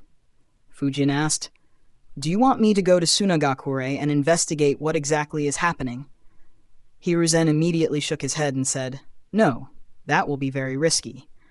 While you could infiltrate with the help of merchants, if you were discovered, then you'd be surrounded by thousands of enemy ninjas. Though you have a flying summon, you will still have a difficult time escaping if the 4th Kazekage finds you. There is no reason to take such a risk." Though Hiruzen's words were full of concern for Fujin, his thoughts were the exact opposite. "The last time I sent him to Suna, he almost created another country. The western area of the Land of Wind is still very unstable, forcing Rasa to deploy more than 1,500 ninjas there despite there being no external danger. The Wind Daimyo transferred a lot of funds that were meant for Sunagakure to those affected areas, making Rasa even more desperate. Right now, we only have suspicions that Rasa is up to something. We don't know who Rasa plans to target or if this is just an exercise to ensure the preparedness of Suna's forces. However, if I send Fujin..." Hiruzen strongly believed that Konoha and Suna would be at war if he sent Fujin there. He didn't dare to do so. Not to mention, Shikaku had explicitly asked Hiruzen to not send Fujin there and threatened to go on a month-long vacation if Hiruzen did so. Fujin wondered, since when did he become so caring? Just say that you don't want to provoke Rasa. While entering Sunagakure would be risky, there wasn't much danger for Fujin.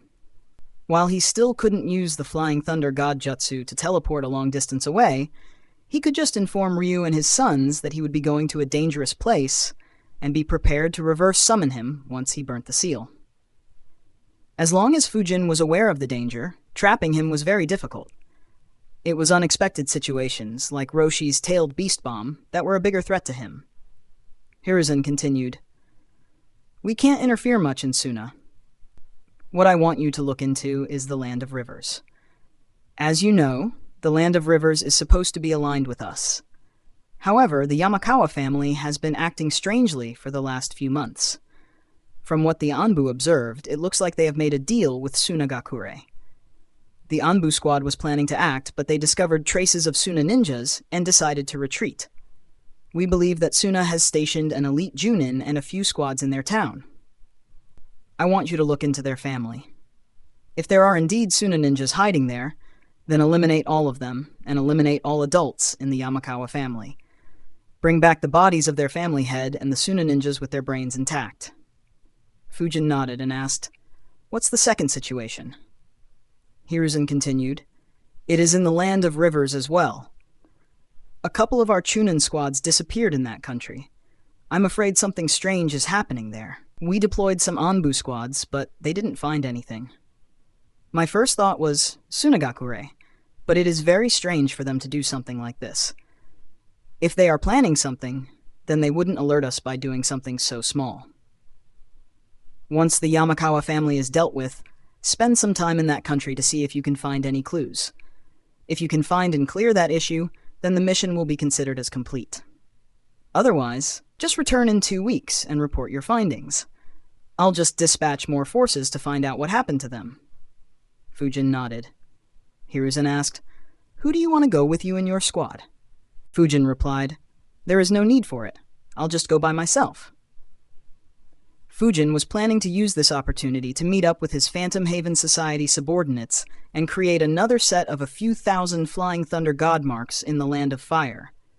If he had teammates, then that would be difficult to do. Hiruzen wasn't surprised as he understood that Fujin preferred working alone. He said, "All right. Other than the bodies you bring back, make it seem like everyone in the Yamakawa family was killed by Sunagakure ninjas." Fujin said, "All right. Do we have any idea as to which elite Junin was sent?" Hiruzen shook his head and said, "No. The squad couldn't gather much information as they would have been in danger if the information was true." Killing an elite Junin wasn't an easy task. Only a few ninjas in Konoha could do so consistently. Hiruzen would have needed to dispatch Eagle along with a few squads of experienced Anbu ninjas to be able to ensure that Konoha wouldn't suffer needless losses. And that force couldn't guarantee that they would be able to complete the mission. Since he had the option of sending Fujin, Hiruzen didn't need to go through other complicated alternatives. Fujin replied, "All right. I'll leave within a few hours then." Hiruzen nodded as Fujin disappeared from the room. Fujin entered his house while thinking, "It looks like Konoha Crush will happen after all. Though I interfered, what I did should have infuriated Rasa even more. The attack might be more fierce than what I remember.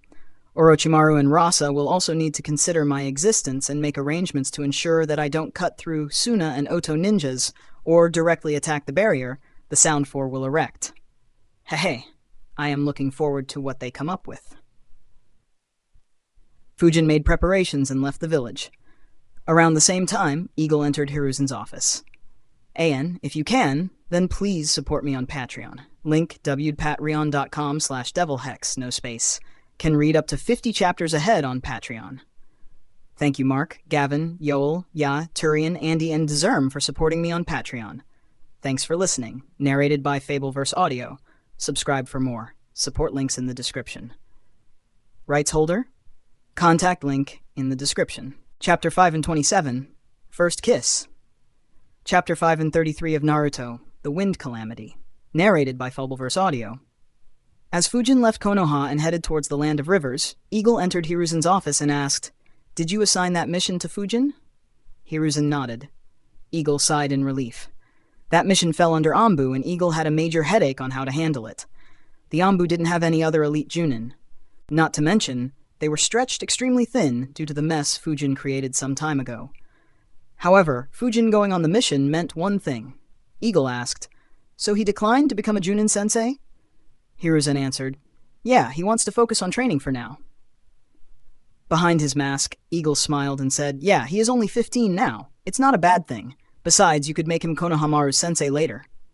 A shiver passed through Hiruzen's spine. He had thought about it when Fujin rejected the offer. What he analyzed made him raise his guard several times. Hiruzen thought, "I didn't notice it until Fujin started guiding Naruto. He tends to double down on the existing characteristics of the ones he is guiding.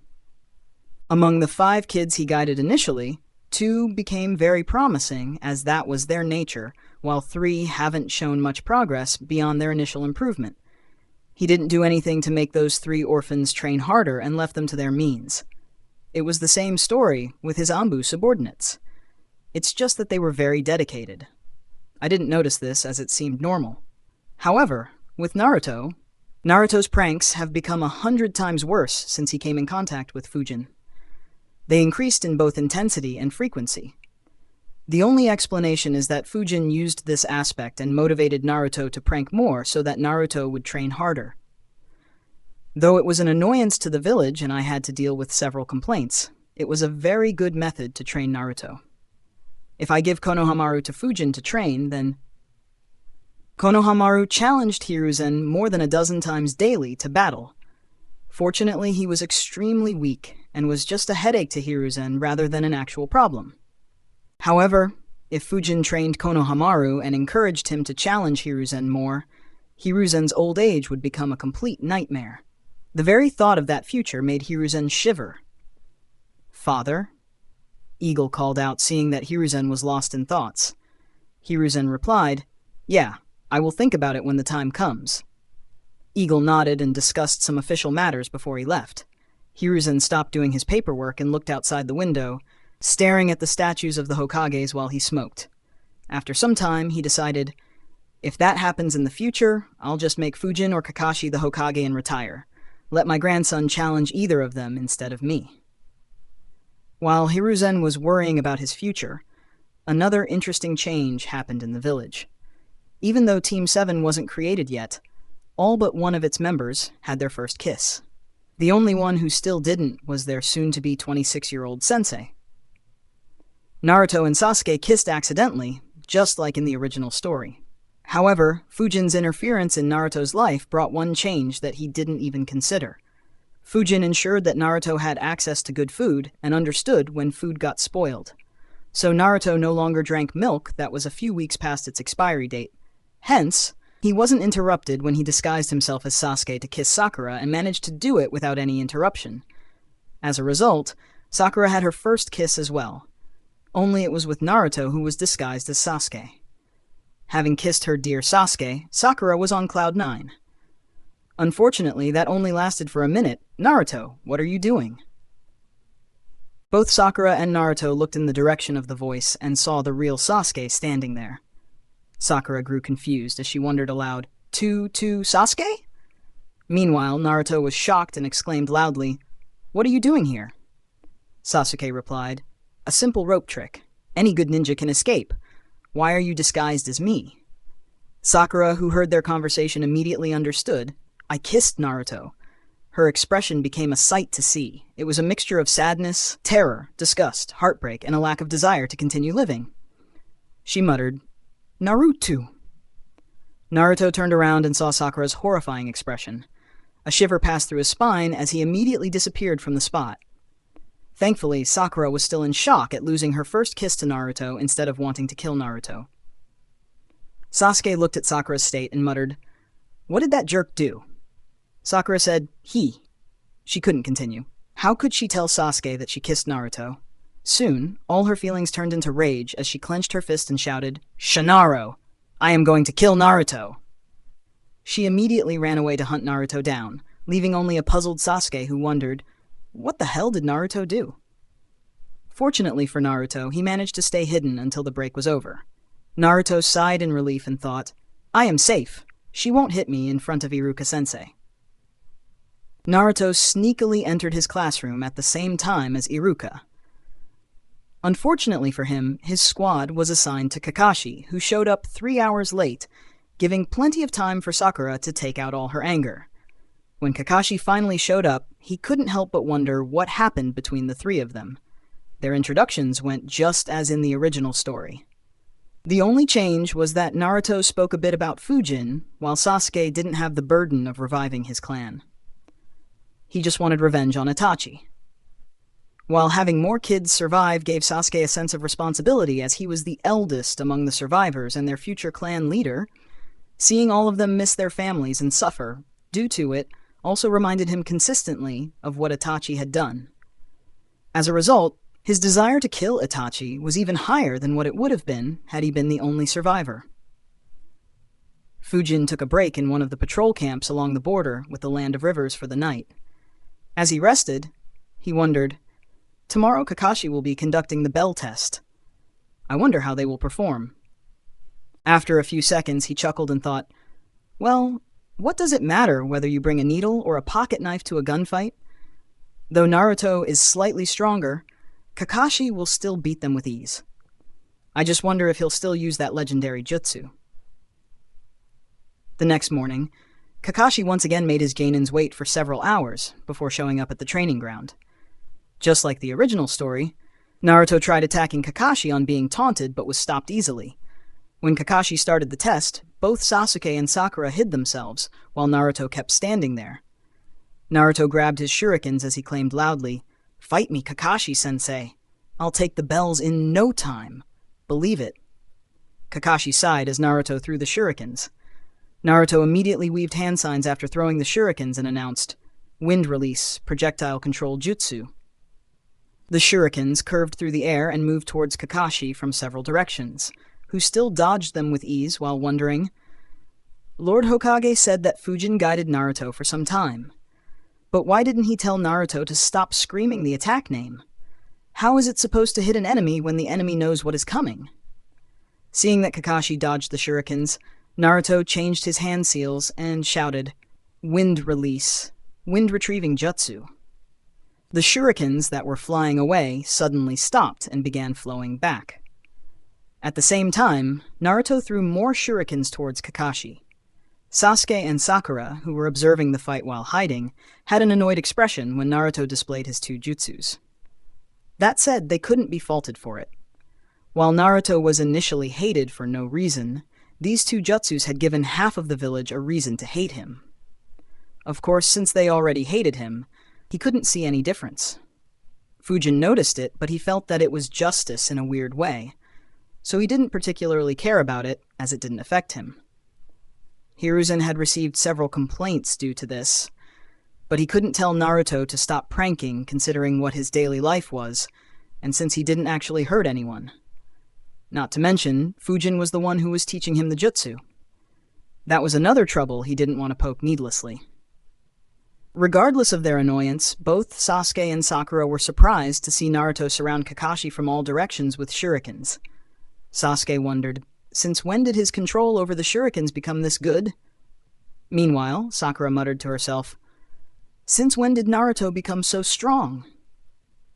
The shurikens enclosed Kakashi and hit him moments later, covering his entire body with shurikens. A second later, a smoke cloud appeared and his body turned into a log. Naruto's eyes widened as he exclaimed, when did he use the substitution jutsu? He quickly looked around himself but couldn't see Kakashi. Suddenly he heard a voice. A ninja should always be aware of what is happening around him, especially what is happening behind him. Kakashi's hands were making the tiger seal. Both Sakura and Sasuke immediately became tense on seeing that seal. AN focused a bit on the original story in this chapter as there were some changes and wanted to show some of Naruto's progress. Focus will change back to Fujin in the next chapter. Anyway, I hope you guys enjoyed the change.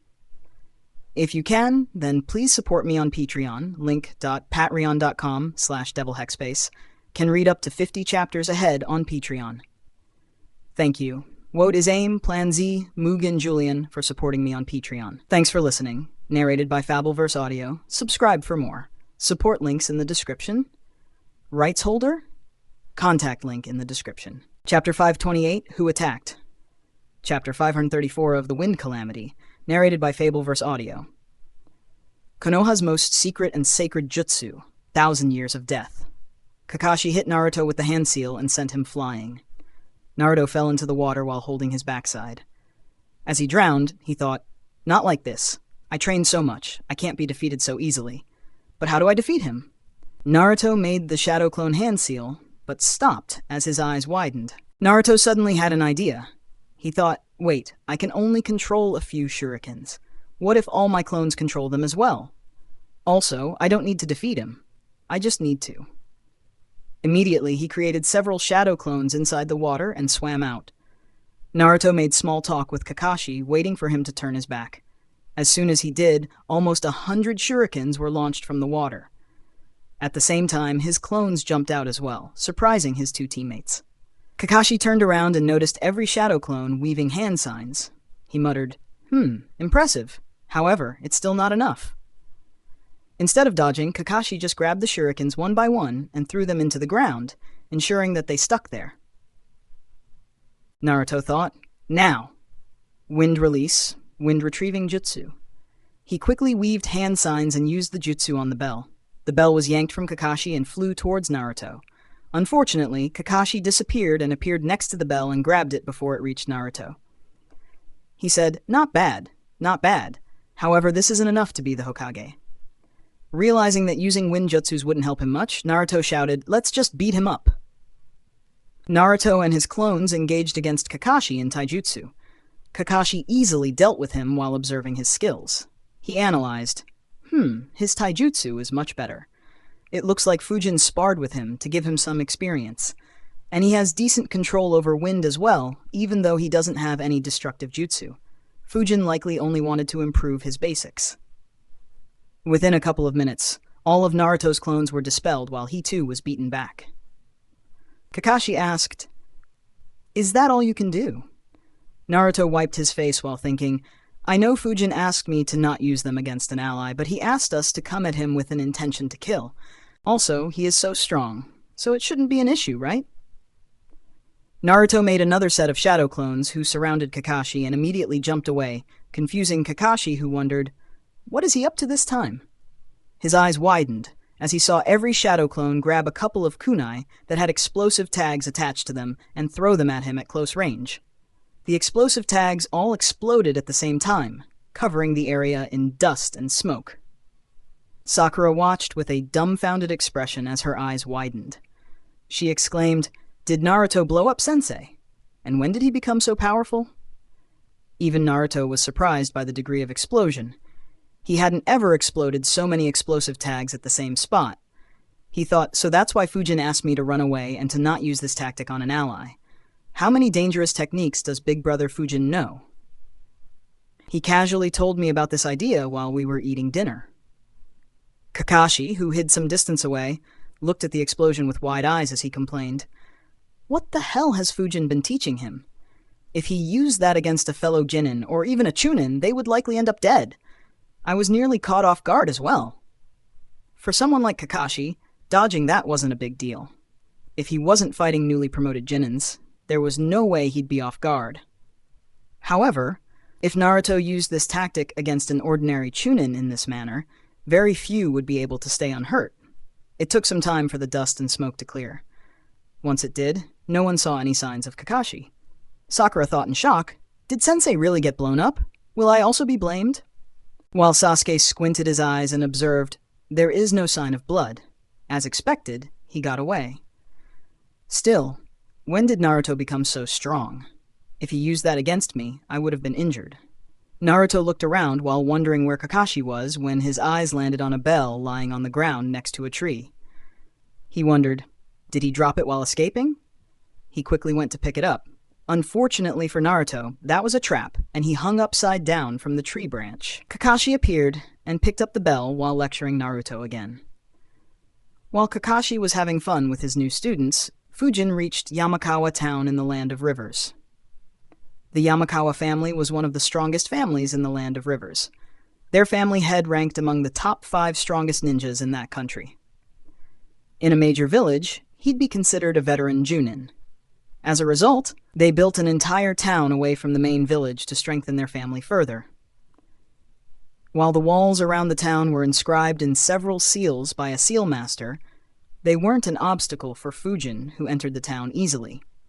He used transformation jutsu to disguise himself as an ordinary person and openly strolled through the town as he recalled all the information about this family. As usual, he activated his space-time sensing technique, and his eyes widened momentarily. He looked towards the central mansion and thought, that's strange. 24 people are living underneath that mansion, and it doesn't seem like a normal basement. Rather, they are a few floors underneath what would have been a normal basement. Is Danzo spreading his wings, or is someone taking inspiration from him? Fujin walked towards the castle without attracting any suspicion. When no one was looking at him, he suddenly disappeared underground and reached close to the underground base. His eyes glowed as he noticed several seals covering that room and passageway to that location. He immediately became interested as he realized, it looks like Hiruzen's suspicions were on point. These seals have been inscribed by a Fuinjutsu Grandmaster. Sneaking inside will take a lot of time. If that Grandmaster is here, then that will be more or less impossible. For Suna to put so much effort into this place, are they planning to create a secret outpost here? Yeah, the Yamakawa town is very close to the border with the Land of Fire. It will be the perfect place for them to rest after they travel through the vast deserts. When they decide to attack Konoha, they can rest here until the time is right, and then make a quick headway towards Konoha through the Land of Fire. They could sneak in small groups and later use reverse summoning to call a majority of their forces there. Alternatively, they could even cut through Konoha's patrol squads, but that will be risky as messages could be sent. Fujin analyzed his observations for some time before sighing. For Hiruzen to send me here. It looks like Rasa is destined to suffer at my hands until his death. Still, I wonder how Hiruzen dealt with this in the original story. Kakashi will be teaching Janins, and Guy isn't a good option for a mission like this. Did he send Jiraiya? Or did Suna create a hidden base elsewhere because Konoha didn't destroy one of their bases earlier? Oh well, it doesn't matter. I'll take this chance to study the seals for a bit. Coming across seals inscribed by a Grandmaster wasn't a regular occurrence. Every Grandmaster usually added their own twist to the seals. For someone like Fujin, who hadn't been a Grandmaster for long, studying them would help him improve much quicker. Inside the room, there were 24 people. 22 were Suna ninjas, while 2 were members of the Yamakawa family, who the family head stationed for their convenience. While Fujin was studying the seals, the Yamakawa family head appeared in the underground base and entered a room after knocking. Inside the room were a middle-aged man and an elderly man. The middle-aged man, who was also an elite Junin, asked with a smile, "Hiromu-san, are the preparations complete?" Yamakawa Hiromu smiled and answered, "Yes, Koichi-san. You can begin expanding this base in an hour.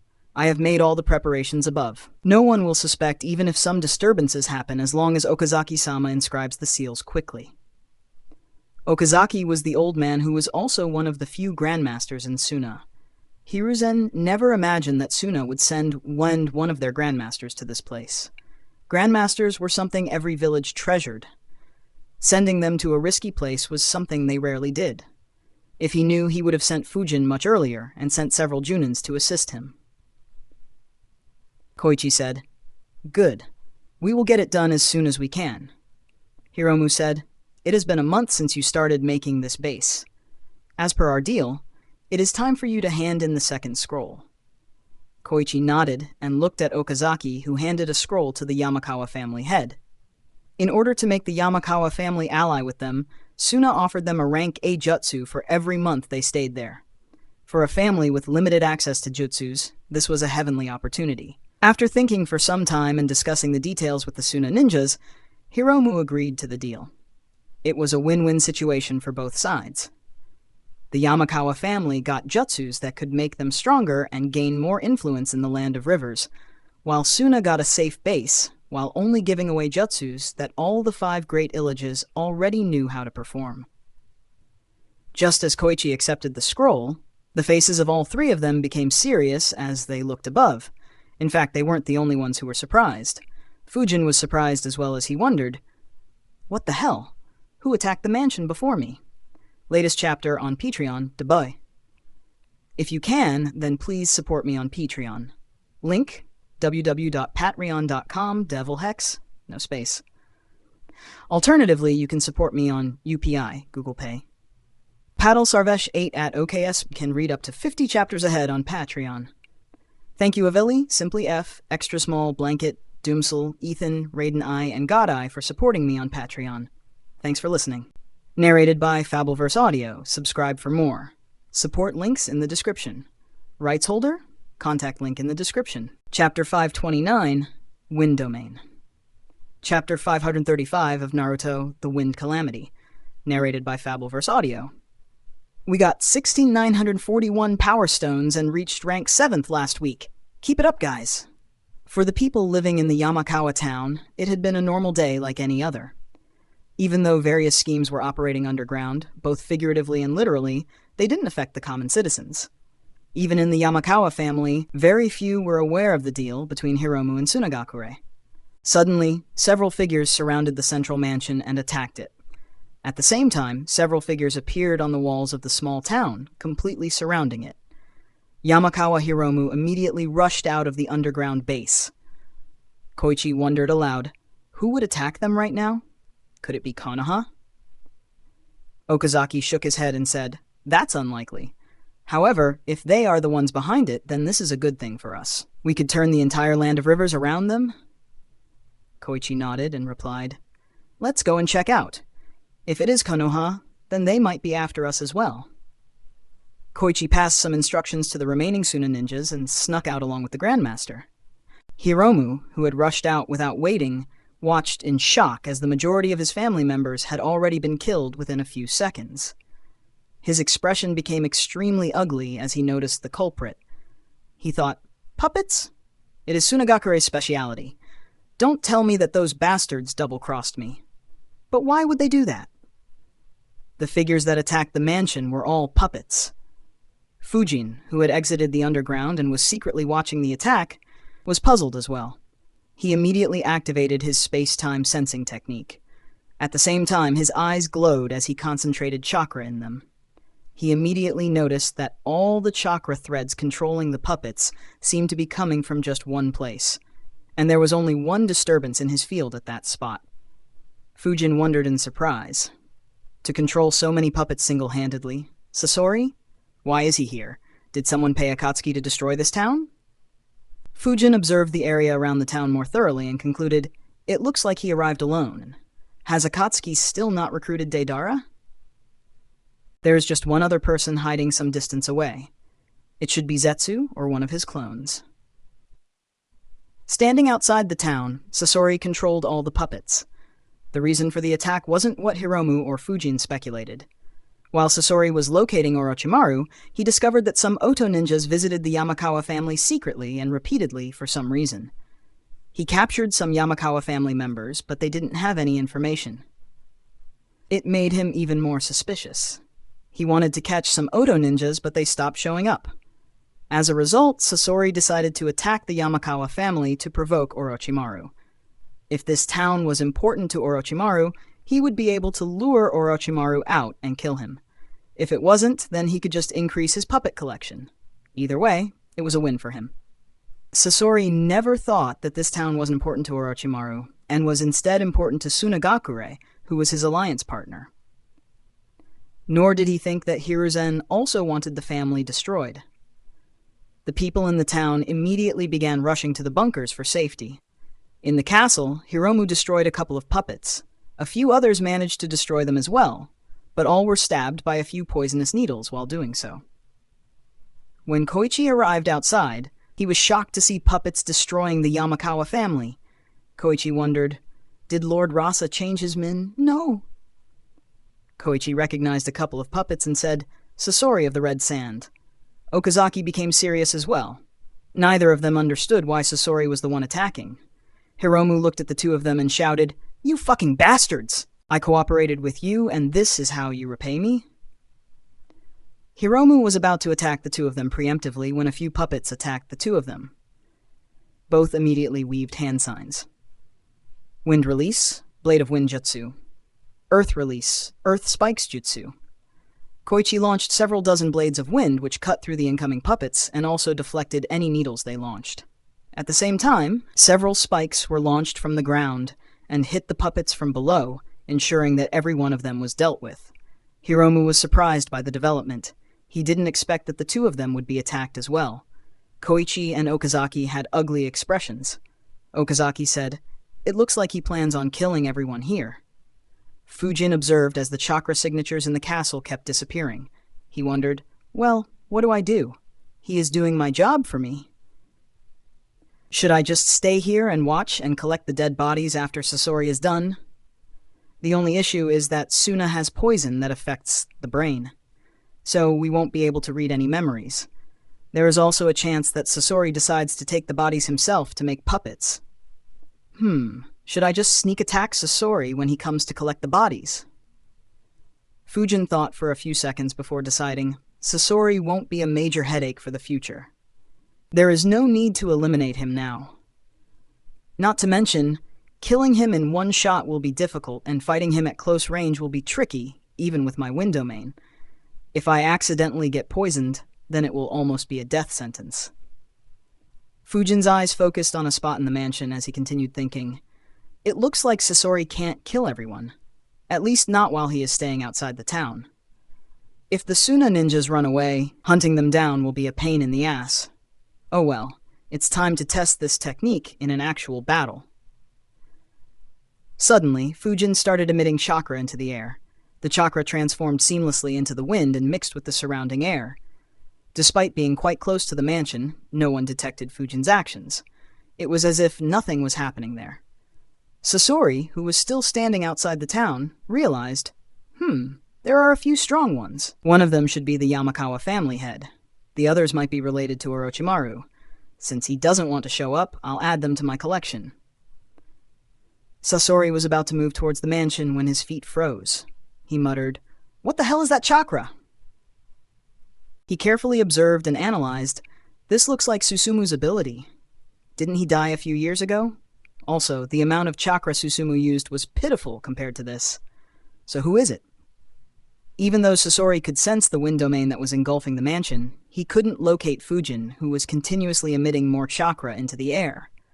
Fujin's wind domain engulfed the mansion and even entered the underground base. Everyone was on alert due to the sudden attack and immediately realized the presence of a foreign chakra in the air. Koichi and Okazaki immediately disrupted their chakra flow to ensure that they didn't fall into a genjutsu. In the base, a few veteran ninjas warned everyone to do the same as well. Koichi cursed, "First Sasori and now Susumu? What is happening here?" Hiromu heard his words and asked, "Isn't Sasori a rogue ninja from Suna? And isn't Susumu your elite Junin? Why the hell did they attack my family?" Despite understanding that he was weaker, Hiromu was filled with rage and sorrow and couldn't think rationally. Sasori's puppets had killed everyone in the mansion. Unlike Hiruzen's order, Sasori saw no need to keep children alive. Other than the ones that had gone outside the mansion, every Yamakawa family member besides Hiromu was dead. Okazaki answered, "We don't know either. This jutsu is used to cast genjutsu. Prepare yourself against it. If you get influenced as well, then your family will disappear for good." Hearing the word genjutsu, Hiromu immediately disrupted his chakra. Sasori had stopped his attack as well due to the sudden change and was planning his next move when suddenly something happened that no one expected. Blades of wind appeared out of thin air without any sign or warning. Within the blink of an eye, all 20 Suna ninjas in the base were beheaded. Hiromu, who was disrupting his chakra, was caught off guard as well and died with his eyes wide open in disbelief. Koichi and Okazaki managed to defend themselves, but were soon overwhelmed by dozens of blades of wind attacking them from every direction. They too died within a couple of seconds. And they weren't the only casualty. Sasori watched in disbelief as several blades of wind suddenly appeared out of thin air and severed his chakra threads, disconnecting the puppets in and around the mansion from Sasori's control. In an instant, Sasori lost control over most of his puppets. AN, if you can, then please support me on Patreon. Link.patreon.com/devilhex, no space. Can read up to 50 chapters ahead on Patreon. Thank you, Austin, 66835, H. Ilea, Lucy, Sunny, Baba, Ian, Michael, Bernard, Marucusius, and Rain for supporting me on Patreon. Thanks for listening. Narrated by Fabelverse Audio. Subscribe for more. Support links in the description. Rights holder, contact link in the description. Chapter 530, Wind Domain 2. Chapter 536 of Naruto, The Wind Calamity. Narrated by Fabelverse Audio. Puppet masters were generally known for having one weakness. That weakness was close combat. If someone good at taijutsu got close to them, they could defeat them easily without letting the puppet master use their puppets. However, there was another critical weakness that puppet masters had, which wasn't generally mentioned due to the difficulty in exploiting it. That was the very chakra threads that they used to control the puppets. If those chakra threads were severed, they would lose control over the puppets, and would be left vulnerable without their greatest strength. Destroying the chakra threads wasn't very difficult either, as it was just normal chakra and not some indestructible thread. While an experienced puppet master could ensure that the threads didn't break against an AoE attack, if the threads were specifically targeted, they would still break. Of course, that was easier said than done, as the puppets would be used to block such attempts. And even if you succeeded, the puppet master could just create new chakra threads and connect to the puppet once more. When Sasori's chakra threads were destroyed, he did the exact same thing. In less than a second, he created more chakra threads to connect to the puppets. Unfortunately for him, Fujin's wind domain was the perfect counter to chakra threads. Even before the chakra threads reached his puppets, they were severed by more blades of wind that appeared out of thin air. Sasori cursed. What the hell is this ability?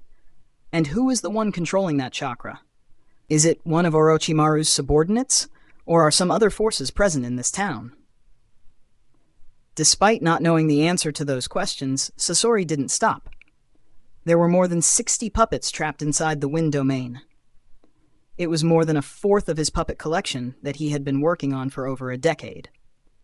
Sasori repeatedly attempted to take control of his puppets, but failed each time. The wind domain, which was only around the mansion like a dome, began extending in Sasori's direction. Sasori observed, "It's like a branch extending from that dome. Whoever it is should be inside that dome. Regardless, what does he want to achieve by extending that chakra here? Does he think that he can defeat me without even showing his face? Or is he up to something else?" Sasori wasn't someone who'd lose control of his emotions just due to his opponent's words or actions. However, he hadn't ever been insulted to such a degree before. Even then, he patiently waited to see what his mysterious opponent was up to. In a minute, the wind domain had extended all the way from the mansion to Sasori, who was standing outside the town. Winds began moving at a rapid speed and took the form of a dragon. Sasori wondered, the wind dragon jutsu? So this chakra can be used to create wind jutsus other than blades of wind jutsu.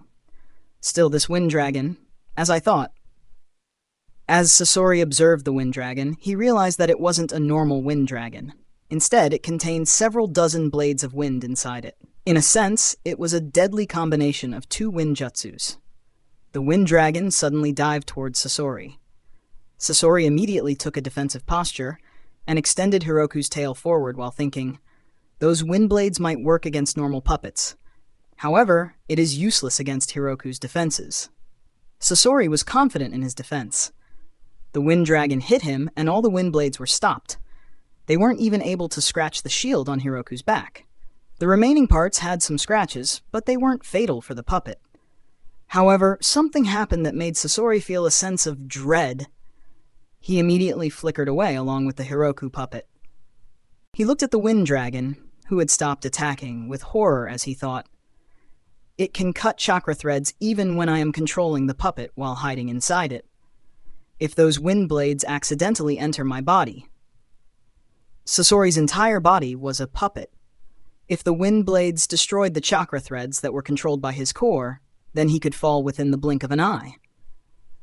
Of course, Sasori doubted that the wind blades would be able to reach his core, which was indeed the case as Fujin couldn't create Acum blades with his wind domain yet.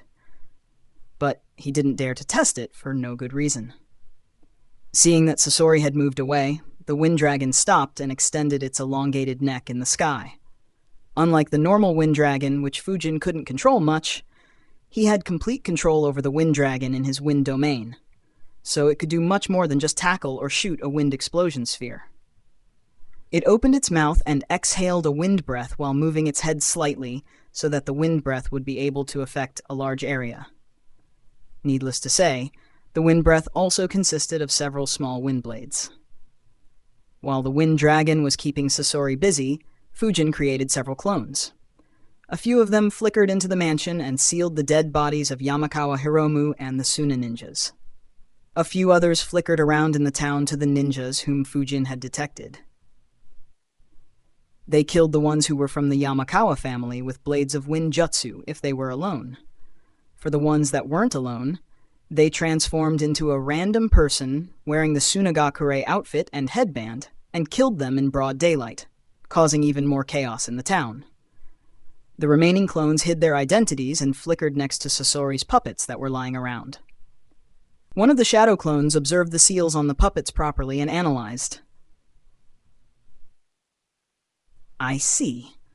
The puppets don't just have seals to strengthen their combat capabilities, but also have several seals to help Sasori detect things happening around them.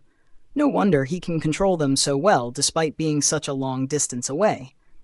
He is probably aware that we are inspecting his puppets right now, and this seal should allow him to detect the location of his puppets.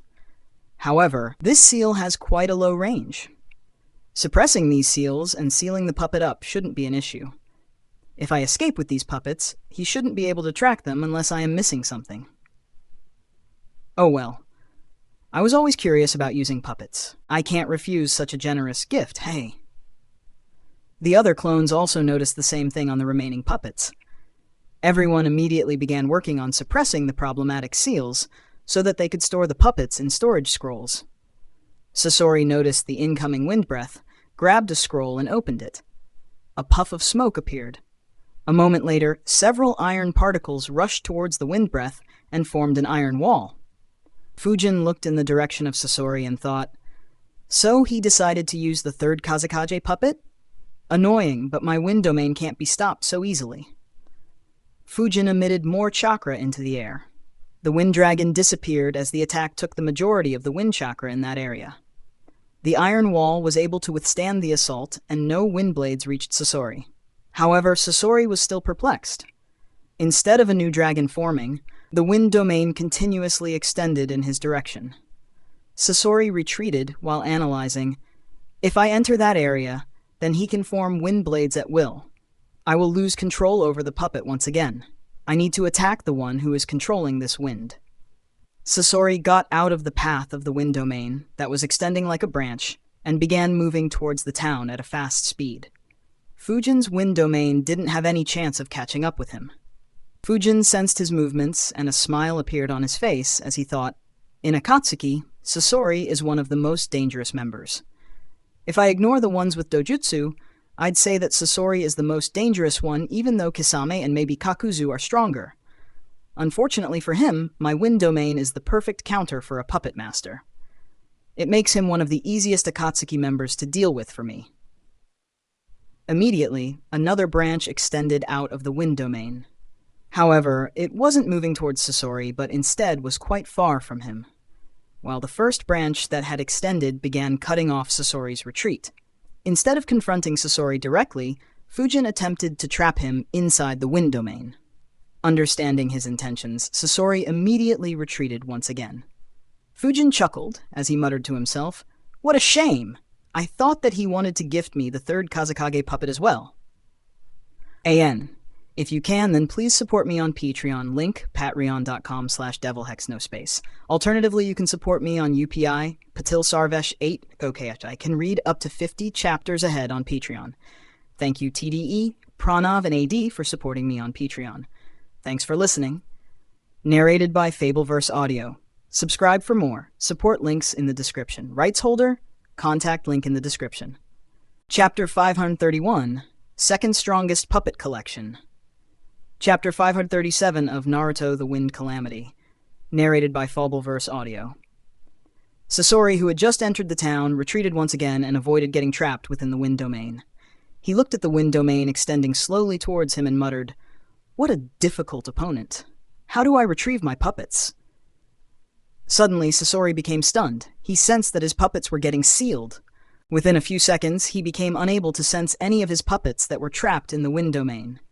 Sasori cursed, "Which bastard wants to steal my puppets? What the hell has been happening in this town?" Sasori was thoroughly confused. Everything was going well until the mysterious chakra appeared. After that, nothing made sense. He still hadn't seen who his opponent was and didn't know what his goal was. The only thing that he knew was that he was completely enraged. Fujin saw a massive amount of iron floating in the air outside the town. He stored the scroll that his clone had just handed him while wondering, does he want to destroy the town to force me out? Oh well, it doesn't matter. I already have what I want. Fujin had already gathered the dead bodies that Hiruzen had asked for and had also accepted Sasori's generous gift. He looked at the 4 shadow clones next to him and nodded. At the very next moment, wind appeared around them and all 5 of them disappeared from the city. Sasori immediately noticed the sudden movement and noted, 5 ninjas ran away using wind instantaneous body jutsu. All are extremely good at it. I won't be able to chase them. However, the chakra is present in the town. Sasori felt in doubt once again. He analyzed. There are several possibilities. The ones who were controlling this chakra got afraid and ran away as they wouldn't be able to stop my attack. They left the chakra here as they can't take it back. Another possibility is that the one controlling this chakra is still here, and only his teammates ran away. Or perhaps the ones who escaped were just clones, and the real one is still hiding here and wants to bait me. The opponent is so tricky that I can't even say which case it is. Even if I decide to chase, I can only chase after one, and catching him will be difficult. And if the puppets are still here or with one of the other 4, I'll lose my puppets. At the next moment, a rain of small iron balls showered towards the town. They pierced through every house in the path before reaching the mansion and wrecked it as well. The mansion collapsed within seconds. Everything within the wind domain was crushed. Fortunately, the people had escaped into underground bunkers. Hence, no one died other than a few who had heart attacks due to the sound of destruction above the ground and the tremors they felt. Sasori wasn't interested in killing common people. His attention was entirely focused on the wind domain. Despite the destruction, the chakra was still present there. However, it no longer extended towards Sasori and just stayed in that location, flying along the direction of the wind. The only strange thing was that despite all the winds, it still primarily stayed in the area around the mansion. Sasori noticed it and analyzed, "Something feels awfully fishy. It is almost like someone wants me to enter there." Sasori immediately controlled some of his other puppets and sent them into the wind domain. For the first time since the appearance of the wind domain, his chakra threads weren't severed. Yet, Sasori didn't lower his guard and only scouted the place with puppets that he could afford to lose. Unsurprisingly, he didn't find any of his puppets. Sasori kept looking for around half an hour, but his puppets didn't find anything. Since the chakra still existed, he didn't dare to enter inside. He turned around and stared at one of the White Zetsu's clones, who was keeping an eye. The White Zetsu immediately appeared next to Sasori, who instructed, "You can absorb chakra, right? Clear out that wind chakra at the center of the town. I want to study it." White Zetsu nodded and got to work. A few meters under the place where the mansion stood until some time ago, Fujin's shadow clone let out a sigh and muttered, "The experienced ninjas are too difficult to defeat. If it was Hidan or Deidara, neither would have been this careful." However, Sasori didn't even attempt to get close. Fujin's shadow clone had his space-time sensing technique activated at all times. He could sense Sasori and Zetsu's movements without alerting either of them. White Zetsu, who was absorbing some of the chakra from the wind domain into his body, was suddenly cut up into pieces as dozens of wind blades suddenly appeared around him. Sasori looked at the White Zetsu's clone being dissected and thought grimly, "As I expected, it was a trap to lure me inside." However, before he could do anything, Sasori was shocked once again. It was because wind blades kept forming around the Zetsu and kept cutting it up despite it already having been killed. It was as if the attacker wanted to separate every cell from its body. Unknown to Sasori, that was exactly the case. While Fujin had sensed an existence and speculated that it was Zetsu, he didn't know whether it was the real Zetsu or just a clone. On the off chance that it was the real one, Fujin wanted to take the opportunity to kill Black Zetsu. Of course, he didn't think that normal wind blades would be enough to kill it. However, there was no reason to not try. As it is, there was nothing else he could do with that chakra. Sasori just watched as all the chakra in that area was used up to brutally slice up Zetsu's clone. Within a few minutes, the entire chakra was consumed, leaving Sasori confused once again. He wondered, why would anyone use up all the chakra to kill a mere clone? With the chakra gone, Sasori finally entered the central area of the town. He tried investigating, but didn't find anyone. Fujin's clone had already dispersed himself. Sasori couldn't help but wonder, who was controlling the chakra? Did the ones who ran away leave a mechanism for it to activate once when a living being entered it? Or is this some sort of weapon instead of a jutsu? Sasori didn't consider the prospect of a clone controlling it, as it didn't make much sense for a clone to use up all chakra on just one intruder, even after it was dead. He became a bit perplexed as he muttered, "What of my puppets? I can't locate any of them." Sasori's puppets weren't ordinary puppets. They were human puppets, and he had worked a lot on each of his puppets. Losing more than a quarter of them in one go was a substantial blow to him, even though it wouldn't affect his fighting prowess much. He thought, one of those 5 would have left with it. Finding them will be difficult normally, as I don't have any information on them. Fortunately, the only information I have is a very unique one. I just have to find the appearance of this technique in other places, and I will find clues to them. Once I find them, they will be good additions to my puppet collection. As for the one who had stolen Sasori's prized puppets in broad daylight, he was already a long distance away from the Yamakawa town. Fujin finally stopped moving as he received the memories of his shadow clone. He thought, as expected, Sasori didn't chase after me. Well, even if he did, he wouldn't have been able to keep up with me. Now, what do I do about this? Fujin was looking at the scroll which held 64 human puppets. In less than an hour, Fujin had gone from having 0 puppets to having the second strongest collection of puppets in the entire ninja world. If you can, then please support me on Patreon. Link, www.com/devilhex. Can read up to 50 chapters ahead on Patreon. Thank you AR3S, Alexander, T-Mac, Isk0, Antonio, Mateo, and Cake is Nice for supporting me on Patreon. Thanks for listening. Narrated by Fabelverse Audio. Subscribe for more. Support links in the description. Rights holder, contact link in the description. Chapter 5 and 32, Seeking the Serpent's Aid. Chapter 5 and 38 of Naruto, The Wind Calamity. Narrated by Fabelverse Audio. Fujin looked at the scroll and analyzed. While I am quite fascinated with puppet mastery, trying to become a puppet master doesn't have much benefits for me. Though it is quite good, it is unlikely for me to raise my puppeteer skills to the level of my wind jutsus. It also falls quite short of Flying Thunder God and 8 Inner Gates. The only good thing is that learning it will be extremely easy for me. I can easily improve my control over chakra threads by spamming the Shadow Clone Jutsu, and I am already a Grandmaster in Fuinjutsu. More importantly, I have Sasori's puppets to study. I can easily learn the mechanisms of his puppets and raise my puppeteer skills to a very high level. Within a few months, I can raise it to a level that would be below only Sasori and Chiyo's level. The only thing I lack is medical and poison knowledge. However, I am planning to study that as well, so I have everything I need to learn puppeteering. Fujin was in a strange situation. He didn't see much benefits to learning puppeteering. However, it was just too easy for him to master it with his current skills. Fujin shook his head and decided, I will decide what to do after I improve my medical skills and learn more about poison. I have finally completed my training on Wind Domain and have mastered Flying Thunder God Jutsu. Once I open the 5th gate, I'll ease up on training 8 Inner Gates as well. That will finally ease up my schedule.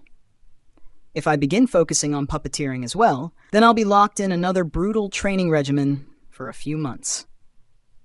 Fujin's time had been extremely tight for the last few years. He didn't want to go into such a tight schedule once again unless it was extremely critical for him. Fujin analyzed. That said, there are some issues. For starters, the seals on these puppets. Even though I am a Grandmaster in Fuinjutsu, I can't look down on others. I can't even begin to imagine the seals needed to convert a dead human into a puppet and retain that human's skills in Kekkei Genkai. Even if I don't learn puppeteering, I should spend the next few days learning the seals Sasori used. Of course, the bigger issue is if there are any seals in these puppets that allow Sasori to detect the location of his puppets over a long distance. Though I suppressed the seals, I can't be too sure as there are too many freaks in Akatsuki. Who knows what else they know? In addition, Sasori made no effort to chase me at all. It's too big of a risk to leave these puppets in the Phantom Haven base.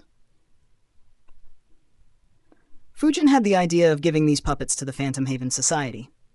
If someone there had an interest in puppets and focused on it with dedication, the Fujin could raise an elite Junin in a very short time. However, if Sasori had any way of detecting the puppets and showed up there when Fujin wasn't present, the Phantom Haven Society would be history in no time. Fujin didn't want to take such a risk. He decided, I guess there is no choice but to take them to Konoha. I'll give Hiruzen a few puppets and keep the rest to myself. Considering the level of these puppets, this might be a good opportunity to ask Hiruzen for another forbidden jutsu. While I would like Edo-tensei, I doubt he will give it to me considering that he refused to share the scroll of forbidden seals with me. However, getting that forbidden jutsu might be doable. Oh well, I'll do that. The only thing is that I will need to study the seals before handing the puppets to Hiruzen. That'll mean that I can't do the second mission that Hiruzen assigned me.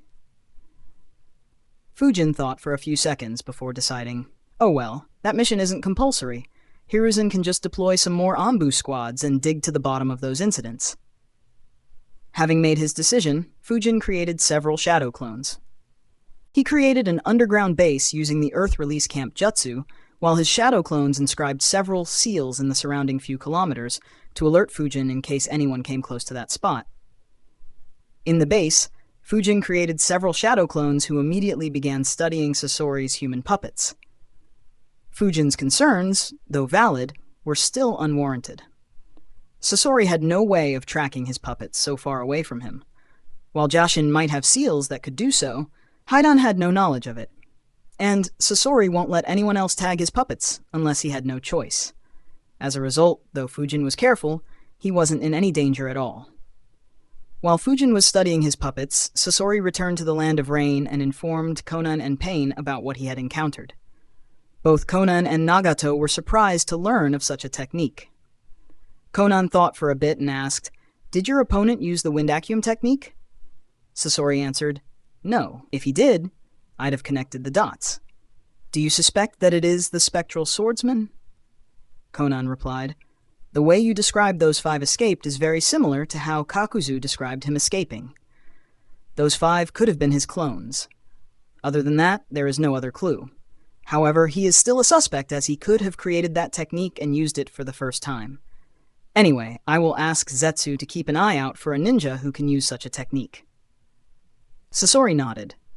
He was about to leave when Nagato said, "You have been without a partner for a long time. Hunting Orochimaru alone is risky. We have found a new partner for you. Go along with Itachi and Kisame to the Land of Stone."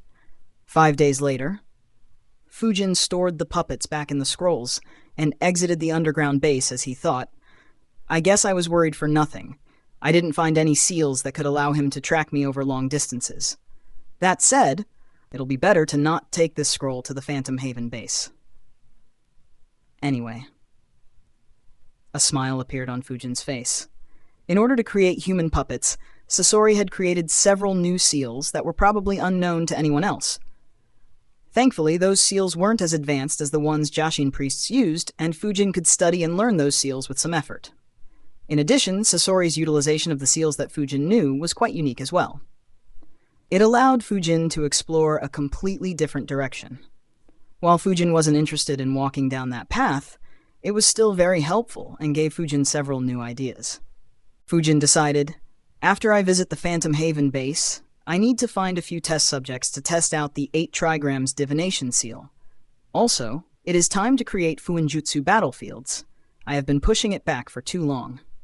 Fujin began moving towards the location of the Phantom Haven base, but suddenly stopped after a few minutes. He thought, "Ugh, I nearly forgot. I have to bring some money along." I would have stolen from the Yamakawa family, but Sasori showed up. Fujin immediately changed his direction towards Tanigakure. Within a span of a few months, Tanigakure were in panic for the second time. A few months ago, Fujin and Shigeki had infiltrated the ninja village and killed a major family. The village had raised their defenses and made them several times more potent, while the remaining powerful families were on alert. Their situation was just like the situation in Konoha after Fujin destroyed the root headquarters. Just when things had started to calm down, they received news of the destruction of the Yamakawa town. Even though there weren't many civilian deaths, the Yamakawa family was wiped out. Apart from a few kids who weren't in the mansion, there were no survivors. The few ninjas who were present in the town informed them that they had seen puppets attack the mansion and surround the town. A couple of them also reported that Tsunagakure ninjas killed the Yamakawa ninjas, and that the wounds on the Yamakawa family members were made by wind. In a panic, Tanigakure sent several ninjas to the Yamakawa town and requested quick assistance from Konoha. When Hiruzen received the emergency request, he thought, "Looks like Fujin did a great job. They are convinced that Tsunagakure attacked them. But how did he attack them with puppets? Did he practice puppeteering in secret? And why did he kill the kids in the mansion?" Hiruzen wasn't sure. Regardless, he quickly dispatched Guy and a couple dozen other ninjas to Yamakawa town to assist Tanigakure ninjas. Unknown to Tanigakure, they had requested assistance from the very person who ordered the destruction of the Yamakawa family. and the very person who carried out the destruction was leisurely strolling in their streets while muttering, "Now then, which are the three most corrupt nobles here?" AN. If you can, then please support me on Patreon. Link up patreon.com/devilhex, no space. Alternatively, you can support me on UPI, Google Pay. Patil Sarvesh 8 at OKSBI can read up to 50 chapters ahead on Patreon. Thank you, Nathan, the Reaper's Shadow, The Last Guarding, and Calvin for supporting me on Patreon. Thanks for listening. Narrated by Fabelverse Audio. Subscribe for more. Support links in the description. Rights holder, contact link in the description. Chapter 533, A Sick Pervert. Chapter 539 of Naruto, The Wind Calamity. Narrated by Fabelverse Audio. Despite raising their defense by several levels, Tanigakure would have never imagined that the culprit behind the previous massacre would still be able to infiltrate the village without alerting anyone. All the time, effort and money they spent improving the seals on their village wall was nothing impressive in Fujin's eyes. He only had to spend a couple of minutes more to be able to enter the village. If the leaders of Tanigakure knew that the culprit they were looking for in the Yamakawa town was roaming freely in their streets, who knew how much panic would spread among them? It had been quite some time since Fujin was active in the Anbu. He needed a few minutes before he recalled the names of the most corrupt and scummiest nobles in Tanigakure. In less than half an hour, Fujin entered their huge mansions and looted their treasuries without alerting anyone. While the nobles were worried about what happened in the Yamakawa town spilling over to Tanigakure, they were oblivious to the fact that their treasuries had already been looted. Fujin began moving in the direction of the Phantom Haven base while thinking, a little over 64 million ryo. Not a bad haul from just 3 nobles in a poor village like this one. If I had taken the jewelry and other ornaments, it could have been much higher. However, selling them could leave a trail. Not to mention, 64 million is plenty. I'll just loot more if more is needed. If there is one thing that no world lacks, it is corrupt scums sitting in the positions of authority. It's almost like an infinite source of money. Fujin chuckled while thinking how those 3 nobles would react when they discovered that their treasuries no longer had any ryo. Fujin continued moving while noting down the other corrupt nobles whom he had encountered during his time in the Anbu. Other than the Land of Rain, where Nagato ruled, Fujin planned to loot nobles from every other country, including the Land of Fire's fire capital if needed. Unless they made their Kaj protect the scums among nobles or hired Akatsuki for that job, Fujin didn't see any way they could stop or trace him. This was the basic advantage that the strong enjoyed in such a world. It was also why Fujin never concerned himself much with money apart from the initial few years when he needed it for weapons and other basic necessities. As Fujin reached closer to the Phantom Haven base, he took a slight detour and created a shadow clone with nearly 30% of his chakra and left the scroll containing puppets with him before continuing towards the Phantom Haven base. Within a few hours, Fujin reached the valley. As he passed by the first mini-base, Fujin was surprised. His eyes glowed as he observed, interesting. 8 people with Chunin level chakra, 1 with Junin level, and 26 with very low chakra in addition to the 3 whom I recognize. It looks like this organization has been growing well. However, it can also be because they use their contacts to recruit more. Regardless, this is good. Fujin was pleased. While it may seem like he put a lot of effort into the organization, in reality, he had put very little. Almost all the effort he put in was to create the philosophy of the organization. So, seeing the organization flourish without bothering him much was a good surprise. Fujin moved past the mini-base, reached the main base, and entered it. The original members of the Phantom Haven Society were surprised to notice that the barrier was deactivated by itself. They immediately became very alert and relaxed only after seeing that it was Shippuden. Shigeki, in particular, breathed a sigh of relief as he thought, "Thankfully he returned quickly this time. I was worried he wouldn't show up for another couple of years." Fujin looked around the base. He could see that it looked much better now. In his absence, the infrastructure of the base had improved a lot. It was still very basic without any extravagant decorations, but it definitely was a major improvement. Shigeki immediately went forward to welcome Fujin and said, It's good to see you again, Shiden. Fujin nodded and said, It looks like you guys have been doing well. Shigeki understood what he implied and asked, Did you see the ones we recruited? Fujin nodded and said, Yes, tell me about them. Shigeki informed Fujin about them. As Fujin had speculated, they were other ninjas from Tanigakure who had to face injustice and were close to some of the members of the Phantom Haven Society. Shigeki took advantage of the situation and recruited them. Shigeki added, However, after recruiting them, we don't have any leads on recruiting any more experienced ninjas. It'll be difficult to expand further in the future. Fujin nodded. He knew that it wouldn't be easy to expand endlessly. Luckily, that wasn't his goal. He asked, What about the kids? Shigeki answered, While we were recruiting, we came across a small village that had been attacked by some rogue ninjas. Tanigakure didn't send any aid to them as they didn't have enough money to request a mission. We helped them to relocate to a nearby village and recruited 26 orphan kids. Fujin said, That's good. I know that we won't be able to recruit many experienced ninjas. However, we will train the kids with dedication. 10 years from now, we will have numerous capable ninjas to help us achieve our goals. Shigeki and others who had arrived by then nodded. Having been in the Phantom Haven Society for the past few months, they understood that as long as they didn't face any external enemy, the Phantom Haven Society would soon grow very strong.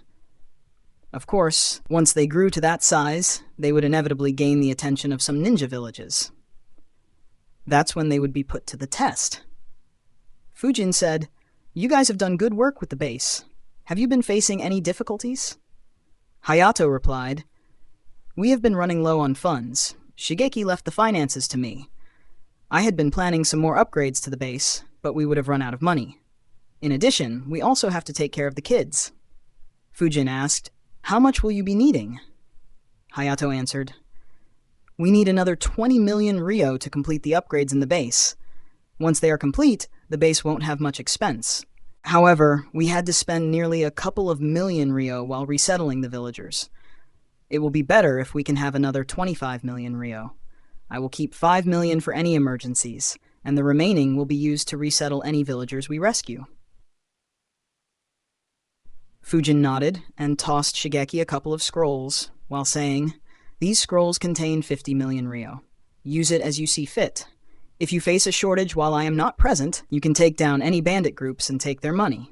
However, take care to not expose your movements to Tanigakure or any bounty hunters. The former Tanigakure ninjas were surprised to see Fujin take out 50 million ryo so easily. Hayato thought, It looks like he was planning to hand us this amount anyways. What does he do to be able to give us such a large budget? Unlike a ninja village, we don't have any businesses, nor do we accept any missions or collect taxes.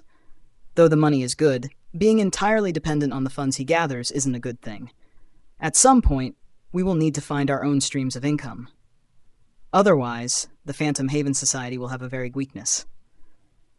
What Hayato and others didn't know was that Fujin had directly stolen the money from 3 of Tanigakure's nobles. In fact, he had 14 million ryo more. However, Fujin decided against handing the entire 64 million ryo as the Phantom Haven Society needed to stick to a budget. If he kept giving an unlimited amount, then it would be inevitable for there to be a lot of splurging and no amount of money would be sufficient. Shigeki said, Thank you. We are facing another problem. As he spoke, Shigeki's face displayed worry. He continued, A formidable ninja arrived in the Land of Rivers around a month ago. His acts have been too evil. Wherever he goes, he captures people and buries them alive. Tanigakure decided to ignore all his actions as they didn't have anyone strong enough to deal with him. I wanted to attack him with our forces, but it would be a close fight, and even if we won, many of us would have died. Remembering your words, I decided against it and waited for you.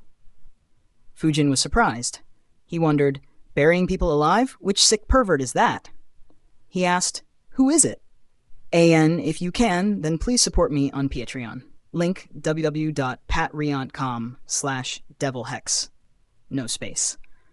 Alternatively, you can support me on UPI, Google Pay, Patil Sarvesh 8 at OKSBI. Can read up to 50 chapters ahead on Patreon. Thank you, Jeff, Alex, Jacob, Amin, and Daniela for supporting me on Patreon. Thanks for listening. Narrated by Fabelverse Audio. Subscribe for more. Support links in the description. Rights holder? Contact link in the description. Chapter 534. Replacing Tanigakure. Chapter 540 of Naruto, The Wind Calamity. Narrated by Fabelverse Audio. Shigeki answered, Raiga, one of the former members of the 7 ninja swordsmen of the mist. Fujin was surprised. He wondered, what is he doing all the way here? If it's him, then could he also be the one behind those 2 missing Chunin squads that Hiruzen spoke about? Looks like I'll complete my second mission after all.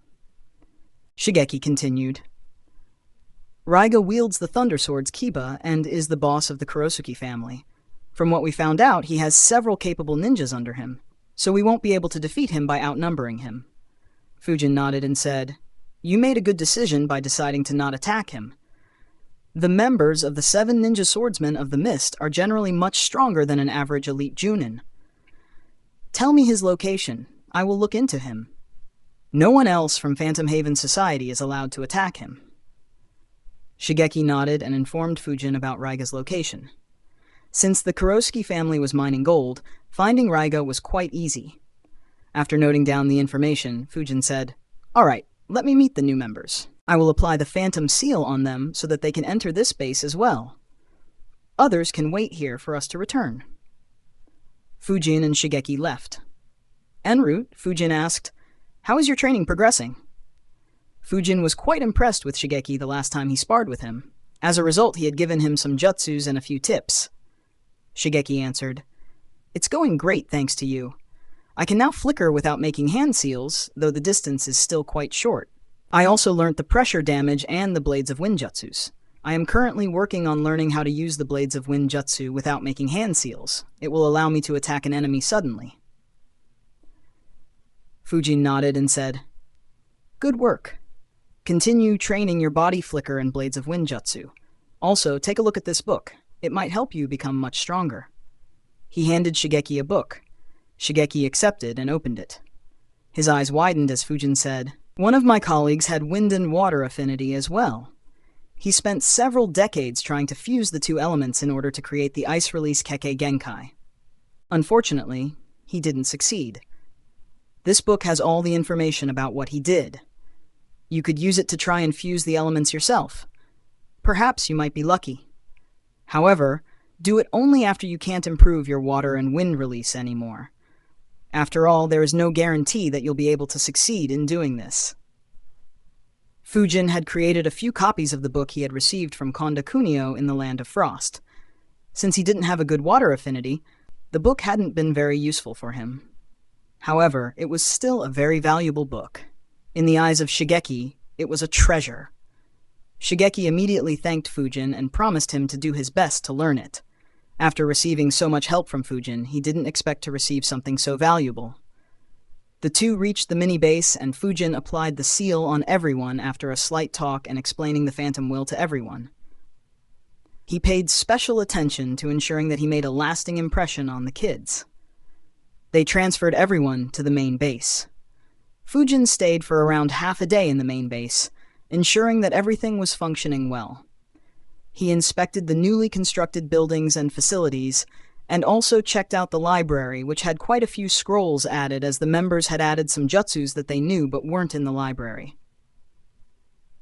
He also inquired about what they had come up with to collect information and gave some tips to improve and expand it rapidly. It was the aspect that he was the most interested in. The Phantom Haven Society already had created a small spy network. However, it was very rudimentary and only existed in some rural parts of the Land of Rivers. Even then, this small spy network had already shown results. Shigeki and the others had obtained Raiga's information thanks to this rudimentary spy network. Even though the news made Phantom Haven members feel a headache, it was very beneficial information for Fujin. After ensuring that everything was in order, Fujin left. He met up with his clone and took back the scroll before moving towards where Raiga was. En route, his appearance and physique changed. He changed his mask to a demon mask and changed his cloak as well. A smile appeared behind his mask as he thought, Raiga? Who'd have thought that he would come up here? I'm already receiving the benefits of having created the Phantom Haven Society. I wanted some solid swords for this identity. To think that I would receive two that would perfectly suit me. First, the Blade of the Thunder Spirit, and now the Kiba Blades. Hey, this identity is extremely lucky. Fujin began thinking about the Kiba Blades. The Kiba Blades are nearly the perfect blades for a lightning user. In fact, it might be even better than the Blade of the Thunder Spirit. The Kiba Blades are said to be able to control and manipulate natural lightning to an extent. They might be the perfect tools to create Kirin. Just like the Blade of the Thunder Spirit, they also have an amplification aspect, and hence require very little chakra. That said, I guess it will be inferior to the Blade of the Thunder Spirit in this regard. I guess using both swords together, the Blade of the Thunder Spirit for mid-range and the Kiba Blades for close combat and long distance, would be optimal. Oh well. Let me get those blades first. Killing Raga with my full strength wouldn't be an issue. In fact, it might be a bit too easy. Other than Kisame, none of the 7 ninja swordsmen of the mist are my match. However, he will be a good opponent to test out my progress in lightning. Since Akuro will be using those blades, it's best to take them using this identity. That only leaves one issue. I don't remember properly, but I recall reading about Raiga having a kid with Kekkei Genkai, just like how Zabuza had Haku. That said, I have no idea what that Kekkei Genkai actually is. Regardless, he could be worth recruiting to the Phantom Haven Society. But if I do that, the kid will be aware that Shiden and Akuro are one and the same. Fujin thought for a few minutes before deciding. Oh well, Shiden can't defeat someone like Raga. I'll just need to apply several seals on the kid if I decide to recruit him. That way, he won't be able to tell anyone. Fujin suddenly heard a scream. Fujin looked in the direction of the scream and his eyes glowed. He noticed several minute chakra signatures, meaning that they weren't ninjas. Fujin wondered, 44 chakra signatures? Is that a small village? Fujin flickered in that direction to check out what had happened. When he arrived, he was surprised. He muttered, "Such a large bandit camp. I didn't pay any attention to it as I thought that it was a village." Fujin had sensed the camp from a long distance away. However, considering the number of people, he expected it to be a village and didn't pay any attention. It was only due to the scream that he paid attention to it. Fujin couldn't help but think, Raiga and such huge bandit camps. Though my purpose for creating the Phantom Haven Society was extremely selfish, seeing the state of the Land of Rivers, it might be a very good thing for the people if Phantom Haven Society replaces Tanigakure. Despite the existence of a rogue elite Junin, they didn't issue a mission to Konoha to eliminate him, and they are allowing such large bandit camps to thrive in their country. Even their leadership is extremely corrupt. In fact, it is probably the second most corrupt after Kusagakure. Fujin shook his head in disappointment. He muttered, "The next time I visit Tanigakure, I'll plunder it entirely." Immediately, the blade of the Thunder Spirit appeared in his hand. Several lightning bolts moved towards the bandit camp. Before anyone understood what was happening, every bandit was knocked out due to being zapped by lightning. The 12 captive girls who were being tortured were shocked to see the sudden change. It caused them to be even more afraid and become silent as something had knocked out the strong bandits that had been harassing their village for months. Suddenly, a sound filled the air. "Get dressed and leave." The girls didn't need to be told a second time. Everyone immediately got dressed and rushed out of the camp. They hurried towards their village. Fujin sent a shadow clone to take care of the few people he detected along the path the girls took, in case they were bandits as well. He looked at the bandits who were unconscious and muttered, "Looks like I have more than enough test subjects." AN. If you can, then please support me on Patreon. Link, www.patreon.com/devilhex. No space. Can read up to 50 chapters ahead on Patreon. Thank you, Michael and Silent Diving, for supporting me on Patreon. Thanks for listening. Narrated by Fabelverse Audio. Subscribe for more. Support links in the description. Rights holder. Contact link in the description. Chapter 535, Fiery Hell. Chapter 541 of Naruto, The Wind Calamity. Narrated by Fabelverse Audio. Fujin approached a bandit. The 8 trigrams divination seal appeared on his right palm as he placed the palm on the bandit's abdomen. Immediately, a seal formed on his abdomen. The bandit, who was still unconscious, winced but didn't wake up. Fujin observed the seal and analyzed. "That looks about right. Now let me see how it works." Fujin placed his palm on the seal and inserted some chakra in it. In an instant, the scenery around him changed. Fujin looked around. He was standing in what seemed to be an abandoned cave. The entrance of the cave was locked behind a large gate.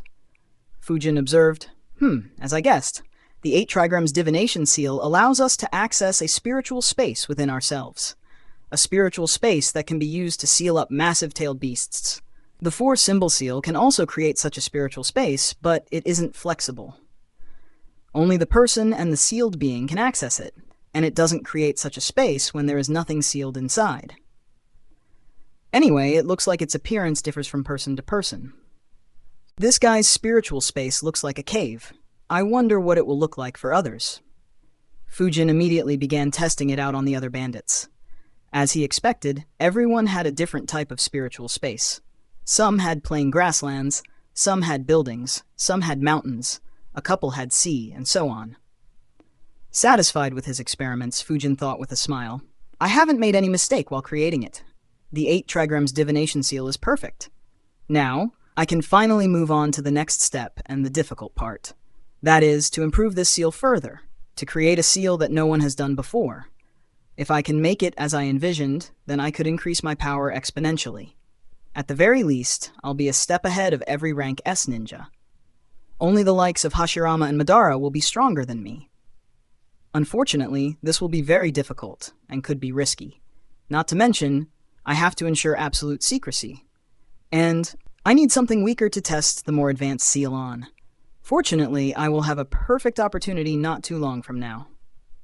I just have to prepare the seal by then." Fujin's smile faded away as he began planning for the future. His eyes landed on the bandits. His hands moved like a blur, weaving a set of hand seals. Chakra began emitting from his body. Instead of turning into the wind, it turned the surroundings extremely hot. In the blink of an eye, the entire camp caught fire. The houses in the camp, the unconscious bandits, and any other object in the camp began burning. The pain caused every bandit to wake up. Their noses were immediately bombarded with the smell of burning flesh. In a fraction of a second, their brains registered the pain they were feeling. Terrified screams full of pain and fear could be heard for hundreds of meters around the camp. Unfortunately, or fortunately, there was no one around to hear it. The only one who could hear was standing in the middle of the fire, completely unaffected by the heat and the screams. Some bandits managed to get up to their feet and wanted to run away. To their horror, their feet sunk into the ground. They looked down, and to their dismay, the ground itself was melting. Within a couple of minutes, every bandit met a painful and traumatizing death. The fire had thoroughly destroyed their bodies.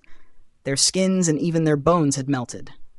In fact, all signs of the camp had been destroyed. The only thing that was left was the burnt ground. The jutsu Fujin had used was Fire Release, Fiery Hell Jutsu.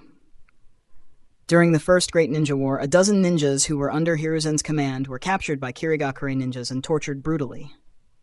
By the time Hiruzen reached to rescue them, all he found were their tortured and mutilated dead bodies. It was then that Hiruzen had created this jutsu to take revenge for his fallen comrades. When Fujin asked for Hiruzen's help to learn earth and fire jutsus, this was one of the jutsus that he taught to Fujin. As usual, Fujin used an earth jutsu to bury the burnt soil deep underground and make the ground look as good as new. If someone who didn't know about the existence of the bandit camp arrived there, they wouldn't even suspect that there used to be a bandit camp there, let alone think that the remains of 32 bandits were buried there. With the 8 trigrams divination seal tested, Fujin decided, I should rest for the night. Though I am stronger, it'll be best to fight Reiga when I am properly rested. After all, that guy is someone who survived or managed to escape from Might Dewey. While Fujin was dealing with the bandit camp, his clone ensured that the girls reached their village and killed a couple of bandits that they encountered. There were a couple of other bandits as well who weren't in the camp. However, Fujin didn't care about them. The bandits weren't ninjas. There was no reason why a few adults from the village couldn't deal with a couple of ordinary bandits. And that was if those two still dared to continue their activities after seeing that their entire camp was missing. The next morning, Fujin continued his journey. In a couple of hours, he arrived at the village where the Kurosuke family had established their base in. As soon as he reached close to the village, he began hearing loud bells, surprising Fujin, who wondered, what's happening in the village? He flickered and appeared atop one of the cliffs surrounding the village. His eyes glowed as he observed the situation. Some distance away from the village, over a dozen people wearing cloaks were walking towards the graveyard. 4 of them were carrying a coffin. Why? Why? Why did he have to die so young? Walking behind the ones carrying the coffin, one guy was mourning sorrowfully. Despite his words, there didn't seem to be any sorrow in his voice or his facial expressions. He continued mourning. I remember when we met. You were so enthusiastic when I drove away the greedy officials. I remember how happy you were when I threw you into the mines to work for me.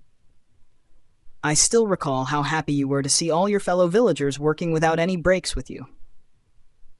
Why did God take away such a kind soul? The group finally reached the graveyard and placed the coffin in a hole. Sounds of struggling and muffled screams could be heard from the coffin. However, none of the cloaked people seemed to care. They began pouring soil into the grave. While Raiga was mourning, he suddenly heard a worried voice. Raiga, I can feel that someone is staring at us. I can't sense where he is at, but I have a feeling that he is very strong. Raiga was surprised. He softly muttered, Someone even you can't sense, Ranmaru? Fujin, who was watching the procession from the top of a cliff, thought, Looks like the intel was accurate.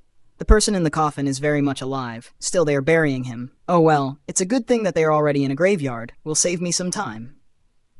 Fujin continued watching. He obviously wouldn't go out of his way to save someone and get a weakness while fighting one of the 7 ninja swordsmen of the mist. However, he didn't intend to kill the person either, as it was just a civilian. He just waited for them to finish burying him, because, ironically, that would soon be the safest position in the graveyard. Raiga's followers continued pouring the soil until the ground was leveled. Raiga was about to say his final condolences when a ragged voice was heard. A live burial. Hey, now that's something I haven't seen in a long while. The sudden words surprised everyone, including Raiga and Ranmaru, who didn't detect anyone. They immediately looked in the direction of the voice and saw Fujin standing there wearing a demon mask and a long black cloak. Most of them immediately drew their weapons. One of Raiga's subordinates shouted aggressively, Who are you? What are you doing here? Fujin chuckled and replied, Just a traveler. I came looking for a village to eat some food. Your little show just attracted me here. Hehe. Raiga's subordinates immediately became angry as they understood that they were being mocked. One of them said, You want to eat food? Sure, we will arrange it for you. It shall be your last meal before your funeral. As he spoke, some of the subordinates began walking towards Fujin. Fujin broke out into laughter and replied, Ha ha ha, that sounds fun. You guys seem to be the kind of guys who can arrange for my favorite meal as well. Raiga's subordinates were surprised by such an answer. The only ones who weren't surprised were Raiga and Ranmaru, who felt that something was odd about the cloaked stranger. Even so, one of his subordinates laughed and asked, Arrange your favorite meal? Ha ha ha, sure we will. What is your favorite meal? His laughter and the mocking grins of others froze as an arm poked through his chest, holding his heart in his palm. A whisper was heard through the graveyard. Human hearts. AN, if you can, then please support me on Patreon. Link www.patreon.com/devilhex, no space. Can read up to 50 chapters ahead on Patreon. Thank you, Lazy Taoist, Sam, Kalayan, Reen, and N for supporting me on Patreon.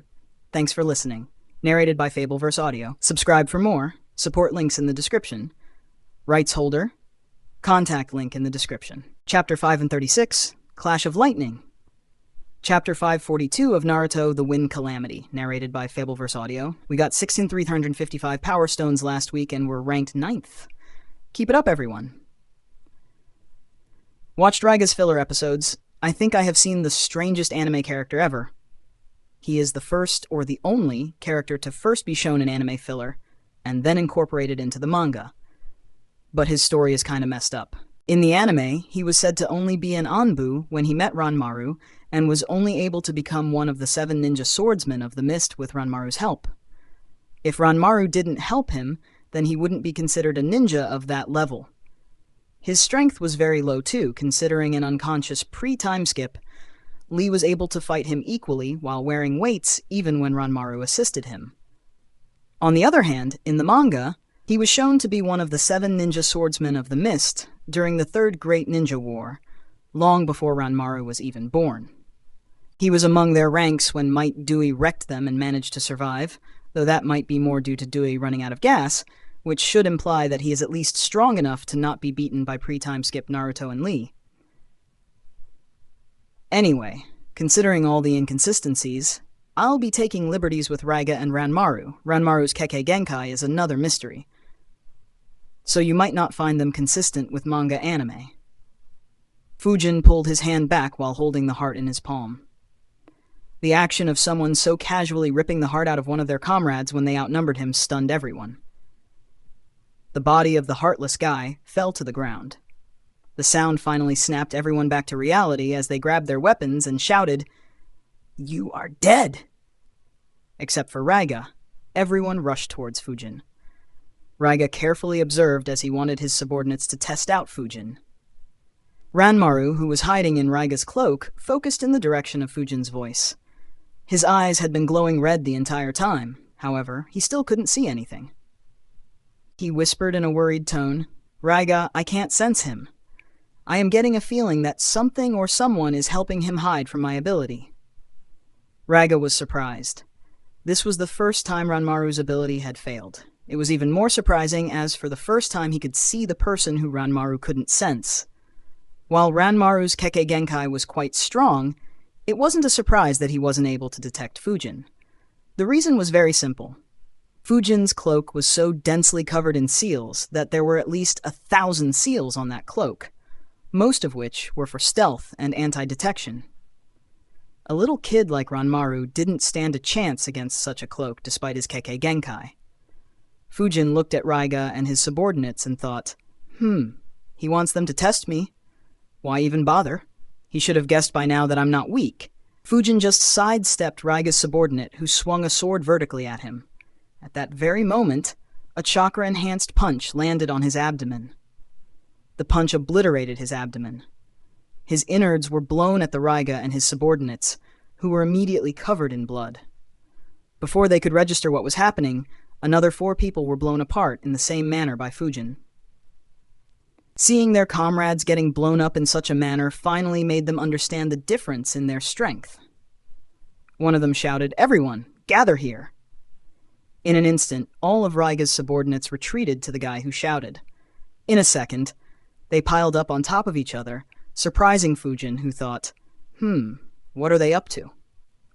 Still, it's a surprise that they aren't terrified yet, and are still looking aggressively at me.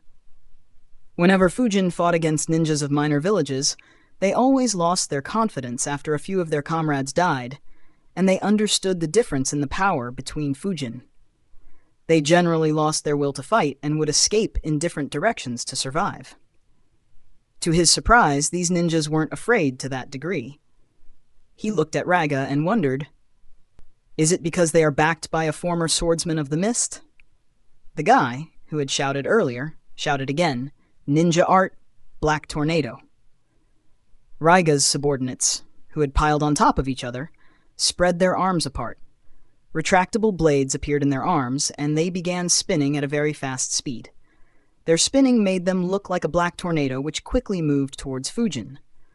Fujin was surprised by the jutsu and moved back for the first time and wondered, it looks like a copy of the Inuzuka technique. The question is, how sharp are those blades? Fujin received the answer very quickly as he saw the tornado cutting a boulder in half. His eyes glowed as he observed, not bad at all. Chakra is flowing through each of those swords. However, their control isn't very good. It looks like Raiga has been training them to an extent at least. Oh well, whatever. This is enough entertainment. Senbons appeared in Fujin's hands. Fujin charged them with lightning and threw them in one smooth action. Despite the ninjas spinning at a high speed and being covered by the tornado and the spinning swords, all 8 senbons pierced through 8 heads in the blink of an eye. Less than a second later, the ones who were still alive had their heads pierced as well.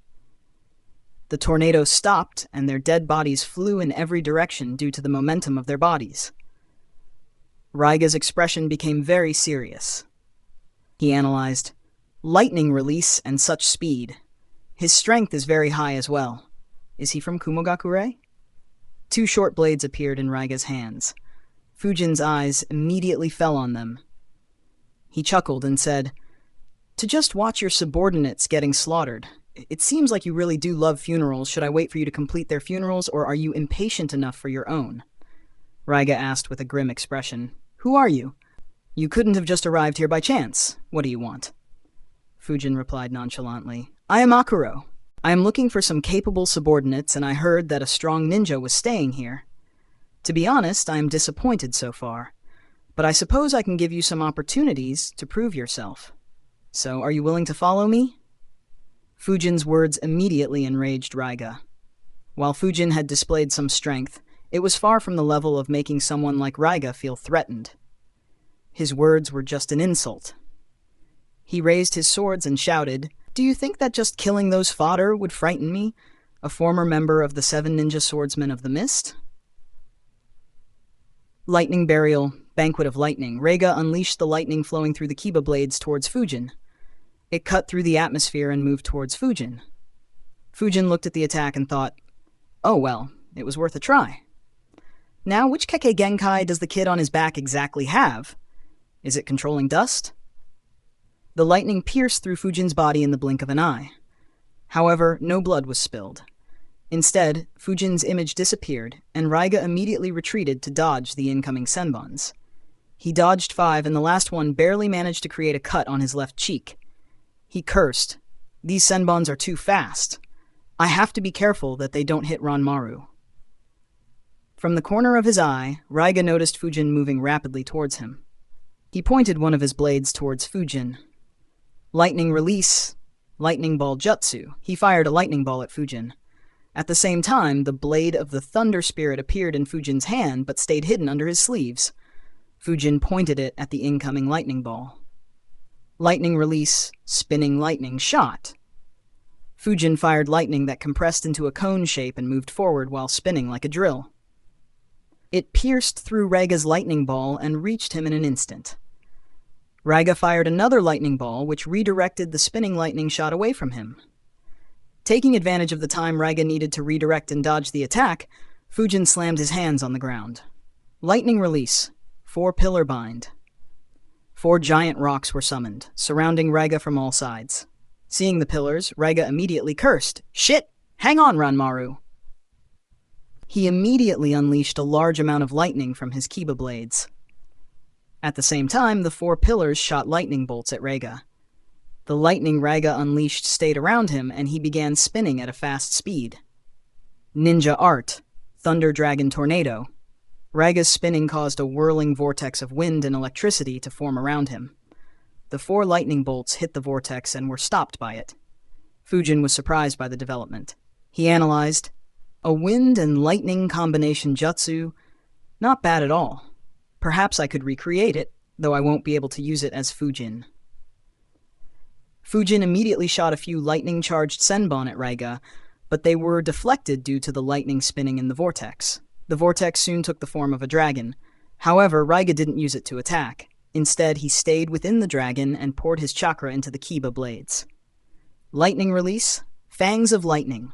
Raiga launched a lightning bolt into the sky. It hit the clouds and disappeared. Fujin looked into the sky as his eyes glowed. Soon, surprise appeared on his face. The surprise soon turned into a grin as he muttered to himself, "It looks like the information was accurate. Hey, now I want these swords even more." As Fujin was staring into the sky, a natural lightning bolt fell towards Fujin.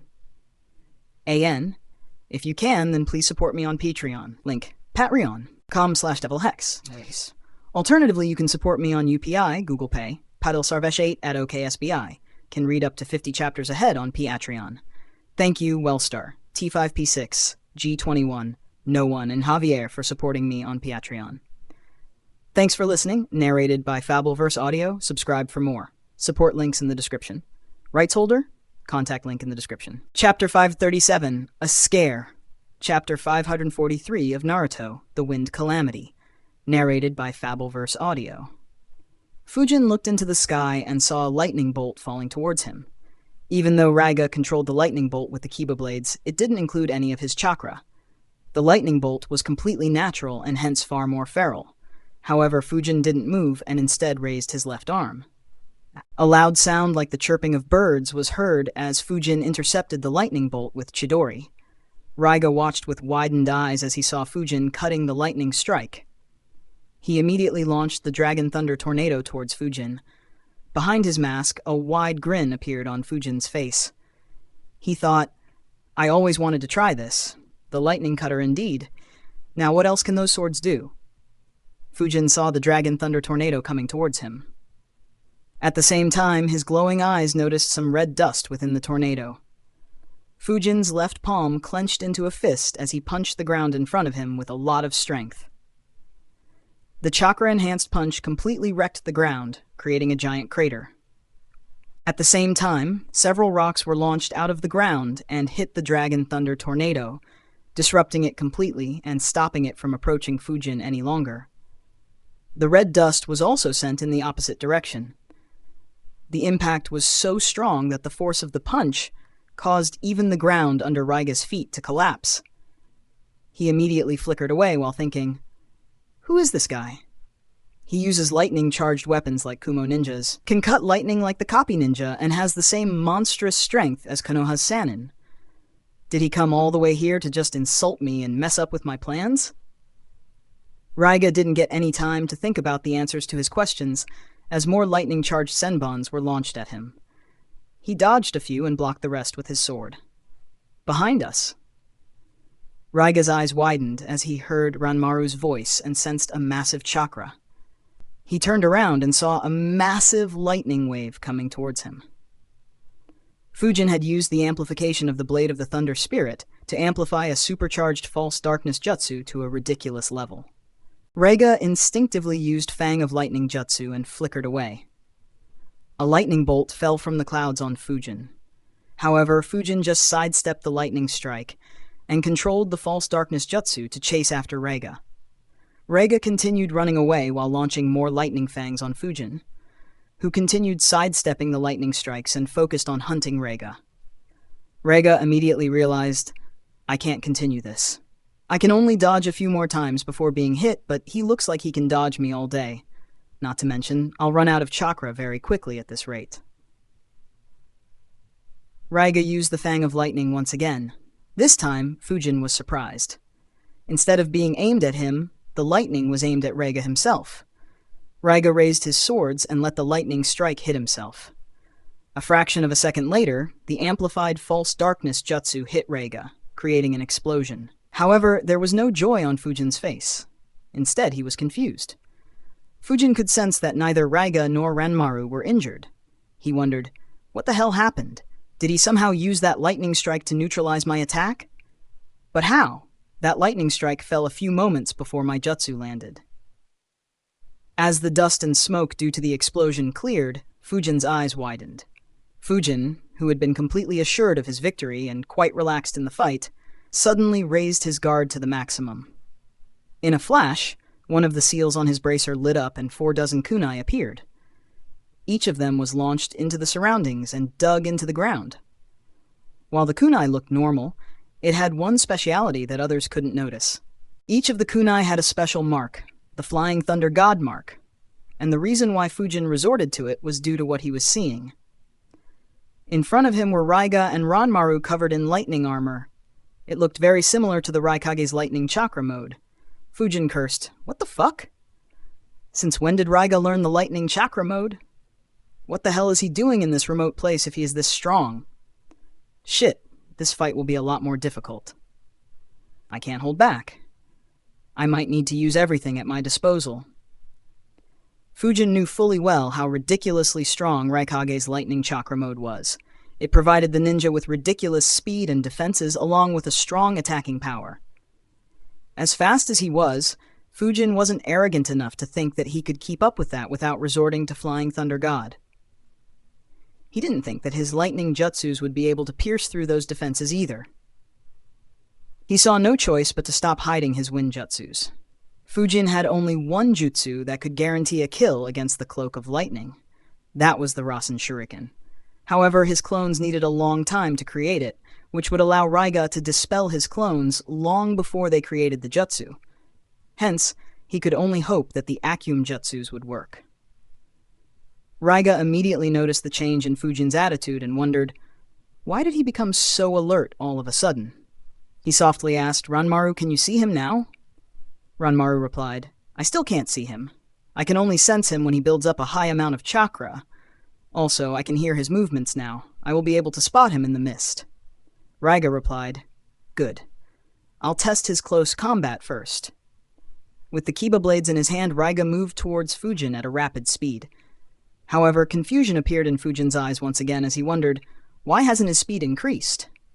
Or is he just pretending to be slow so that he can catch me off guard? Whatever the case, I need to be ready to teleport at any point. Fujin didn't lower his guard and waited for Raiga to attack. Raiga reached Fujin and attacked him with his swords. Knowing that the blade of the Thunder Spirit won't be able to block the Kiba blades, Fujin retreated a few steps and launched more lightning-charged senbons at an extremely close range. To Fujin's surprise, Raiga actually blocked the senbons with his blades instead of trusting his armor. He muttered, "Strange, airy strange. Is this not lightning chakra mode, or is he pretending?" Raiga continued moving towards Fujin. Fujin moved towards him as well and launched more senbons simultaneously, forcing Raiga to block again. While he blocked, Fujin landed a kick on Raiga's right side. Needless to say, Fujin had concentrated as much chakra as he could in a short time. Raiga's thunder armor was hit. The force of the kick was so high that it broke through every layer of the thunder armor and landed on the right side of Raiga's abdomen. He and Ranmaru were launched horizontally like a cannonball and crashed into the mountain. Fujin didn't chase after them and just analyzed. Weak. That was too weak. That defense probably isn't even 1% of Raikage's defense.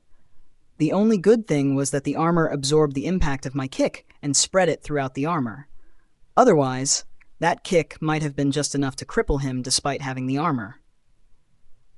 Fujin sighed internally. What a bummer. This guy scared me for no reason.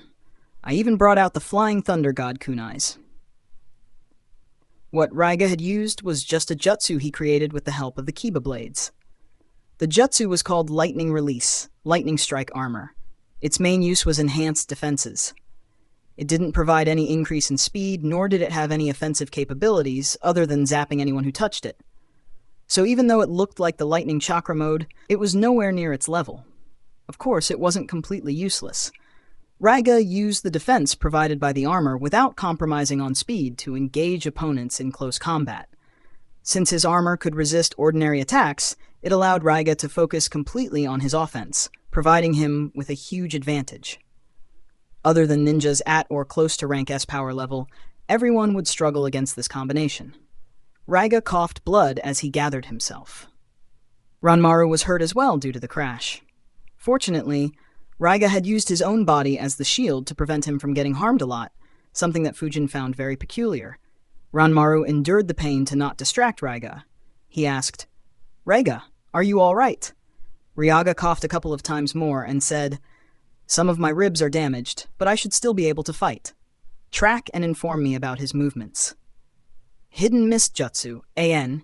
If you can, then please support me on Patreon, link www.patreon.com/devilhex, no space. Can read up to 50 chapters ahead on Patreon. Thank you, N, Jacopo, and Kexinator for supporting me on Patreon. Thanks for listening. Narrated by Fabelverse Audio. Subscribe for more. Support links in the description. Rights holder. Contact link in description. Chapter 5 and 38, Uncharacteristic Obsession. Chapter 544 of Naruto, The Wind Calamity. Narrated by Fabelverse Audio. The graveyard and the area around it were soon covered in mist. Fujin didn't bother stopping it, as the jutsu was pretty much useless against him. Yet he was surprised as he wondered, is Raiga confident in being able to detect me in such dense mist? Does that kid have more capabilities other than controlling that red dust? I still don't understand what that red dust can do. I thought that it might be something similar to Gaara, but that doesn't seem to be the case. Also, why does Raiga care so much for him? It is so uncharacteristic for him to be so concerned. I initially assumed that it might be a relationship similar to Zabuza and Haku, but that doesn't seem to be the case. Though there is a chance that he might just be acting. Oh well, I'll find out all the answers soon. A thick mist cover engulfed the entire area. Fujin changed his location and activated his chakra field and space-time sensing technique. What he sensed surprised him once again. With his chakra field, Fujin sensed 16 chakra signatures gathered in groups of 2 or 3. However, with his space-time sensing technique, he detected just one disturbance. And his chakra field couldn't detect any chakra signature at that place. It was the first time Fujin had gotten 2 completely opposite results from his 2 sensing techniques. 6 shadow clones appeared around Fujin. They flickered to investigate those 16 chakra signatures. Meanwhile, Raiga asked, "Where is he, Ranmaru?" Ranmaru nervously replied, "I can feel that he is sensing us, but he hasn't been able to find us. However, I can't detect him anymore. I can't hear any sound from him." Ranmaru was confused. He didn't understand what was happening with this opponent. It was the first time he had experienced something like this. On the other hand, Raiga was easily able to understand due to his vast experience. He figured out Ranmaru was able to hear him earlier because he didn't bother reducing the noise of his movements while fighting against me. However, in the mist, he is paying special attention to ensure that his movements are as quiet as possible. It's the good old hunting in the mist, then. That said, I need to be careful. Something about him feels off. It's as if he is hiding something. I also don't understand why he threw the kunai around when I used lightning strike armor. Raiga changed his position as well. Though Ranmaru wasn't much help, he had decades of experience in fighting in the mist. It far exceeded Fujin's total experience. If not for the space-time sensing technique, Fujin would have been at a disadvantage in the mist as long as he didn't use Winjutsus. Fujin's clones reached the chakra signatures Fujin had sensed. As expected, there wasn't anyone there. Instead, red dust was present there. His clones analyzed, "I see. The red dust can cloud my judgment of chakra. It can create fake chakra signatures and can probably hide the real chakra signatures as well. No wonder my chakra field didn't sense their real bodies. Still, this ability means that they think that I can't sense them, hey?" Fujin's clones dispelled themselves and sent the memories back to him. A smile appeared on his face as he muttered, "You didn't think that you'd become the prey in this hunting ground you created, did you, Raiga?" Fujin stealthily moved towards Raiga. Since he still hadn't been attacked in the mist, Fujin was sure that Raiga couldn't sense him. Even so, Fujin knew that he couldn't overdo it. If he built up his chakra, Raiga would feel it easily. Even without it, an experienced ninja like Raiga would have a very high sense of danger. So, Fujin knew that he would have only one chance of ambushing. If he failed, then Raiga would disperse the mist, understanding his disadvantageous position. Raiga was moving stealthily in the mist to find signs of Fujin. Unknown to him, Fujin appeared just a few meters behind him. Fujin pointed the blade of the Thunder Spirit at him. In an instant, a lightning blade appeared and extended straight ahead for 10 meters. Raiga was completely unaware of the danger. Even so, he moved his body to his left instinctively.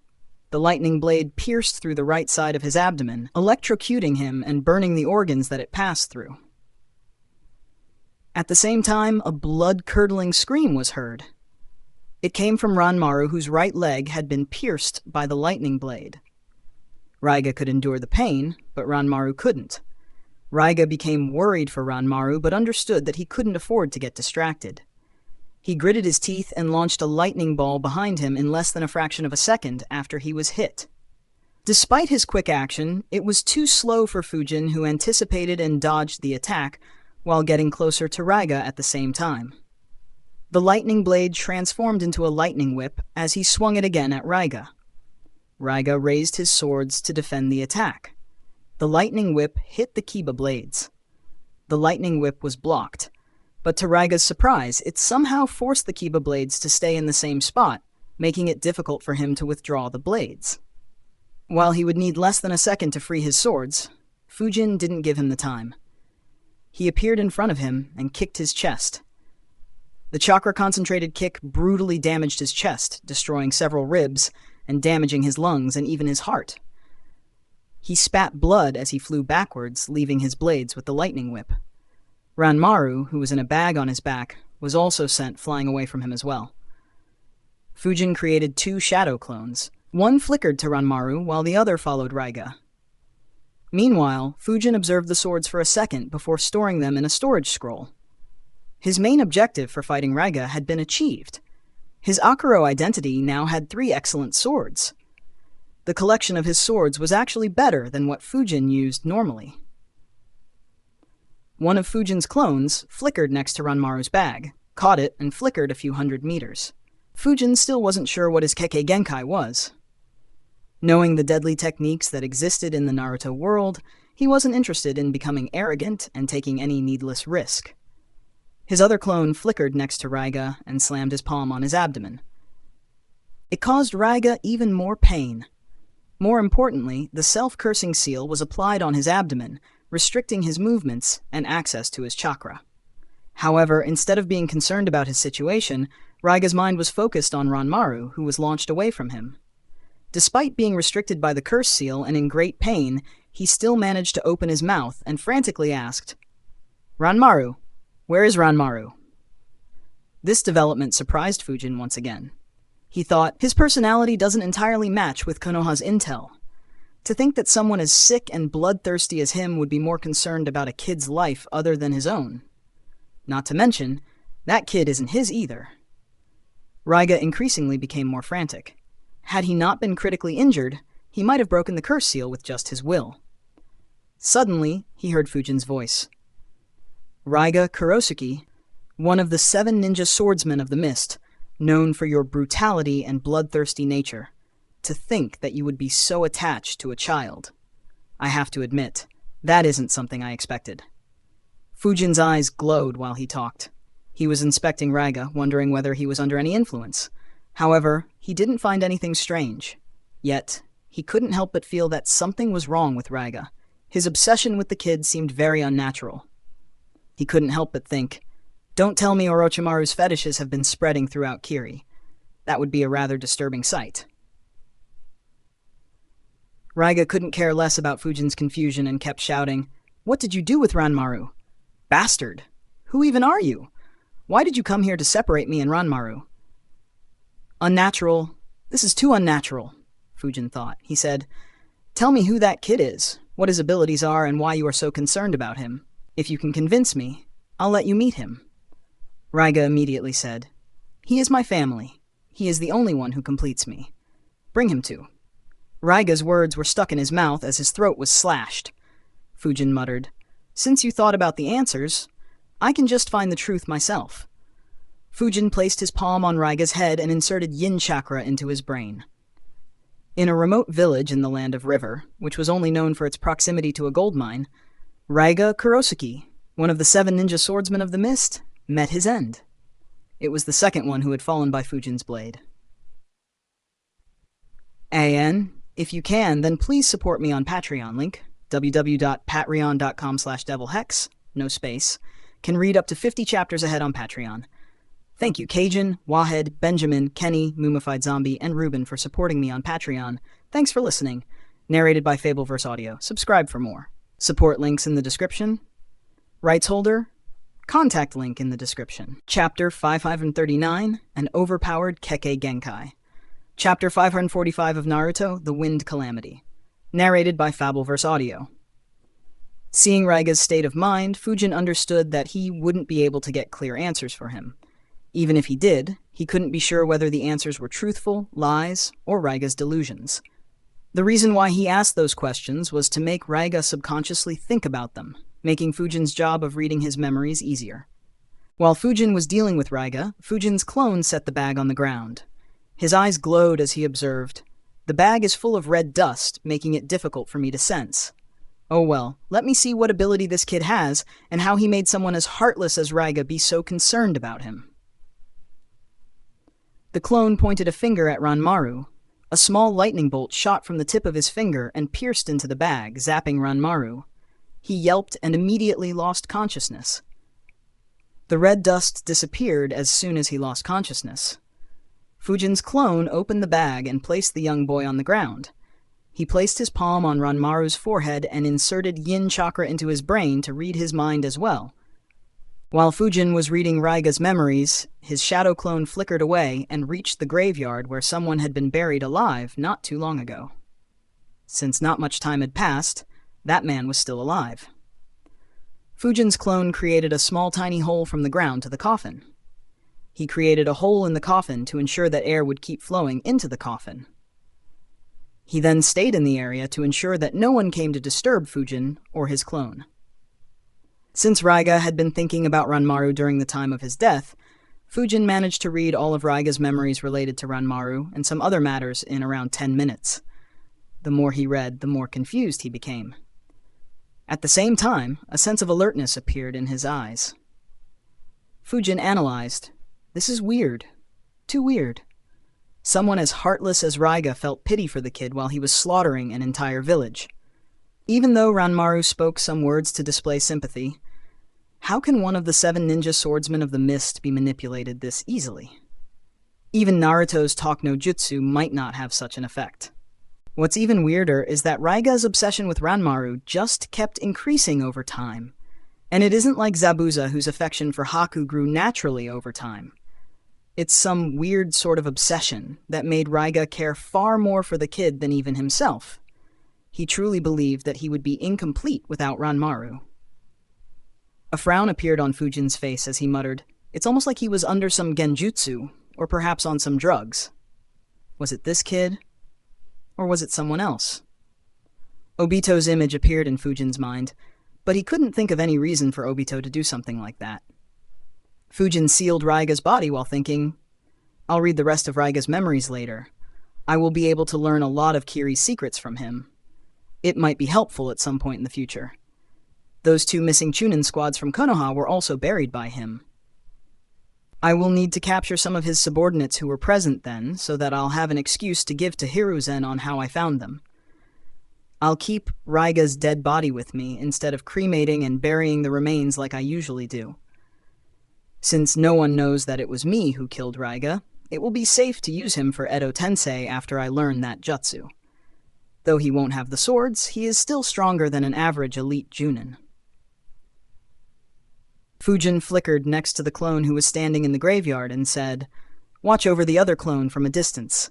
Check if there are any issues. Inform me once he is done." The clone nodded and flickered away. Unlike Fujin, who only read a part of Raiga's memories, his clone was reading all the memories of Ranmaru, so he needed far longer. Fujin stayed in the graveyard while planning what to do next. While Fujin was waiting for his clone to be done, the villagers who were working in the mine and a few of Raiga's subordinates who were overlooking the mine looked towards the graveyard from a long distance away with some fear. Not too long ago, lightning had been raining down non-stop around the graveyard. Loud explosions were also heard continuously. They understood that an intense fight was taking place there. However, even after the fight stopped, no one appeared. After waiting for 15 minutes, a couple of Kurosuke family members went to check the situation. However, they didn't return to inform the rest of the situation. No one dared to walk towards the graveyard again. Around an hour later, Fujin's clone was finally done. He dispelled himself, and Fujin received the memories. His mind immediately got to work. The first question that arose in his mind was, which Kekkei Genkai is this? Fujin was both surprised and impressed by Ranmaru's Kekkei Genkai. He thought, it is remarkable. If Danzo or Hiruzen knew about this boy, both would have gone to any extent to get him under their command, make him loyal to them, and perhaps start a new clan in Konoha. The basic ability of his dojutsu is to see past obstacles and see for long distances, just like the Byakugan. In some aspects, it is actually superior to the Byakugan. The perception and the analytical powers this dojutsu grants are excellent at comprehending hidden detail. It was this aspect that caught Raiga off guard, as Ranmaru could analyze him perfectly, and was an important reason for Raiga to take Ranmaru with him instead of killing him. Just this ability would have been very good, but his Kekkei Genkai has more features. He can create and control small amounts of red dust. This red dust can be used for masking his and even Raiga's chakra signatures. That was what allowed them to hide from my chakra field.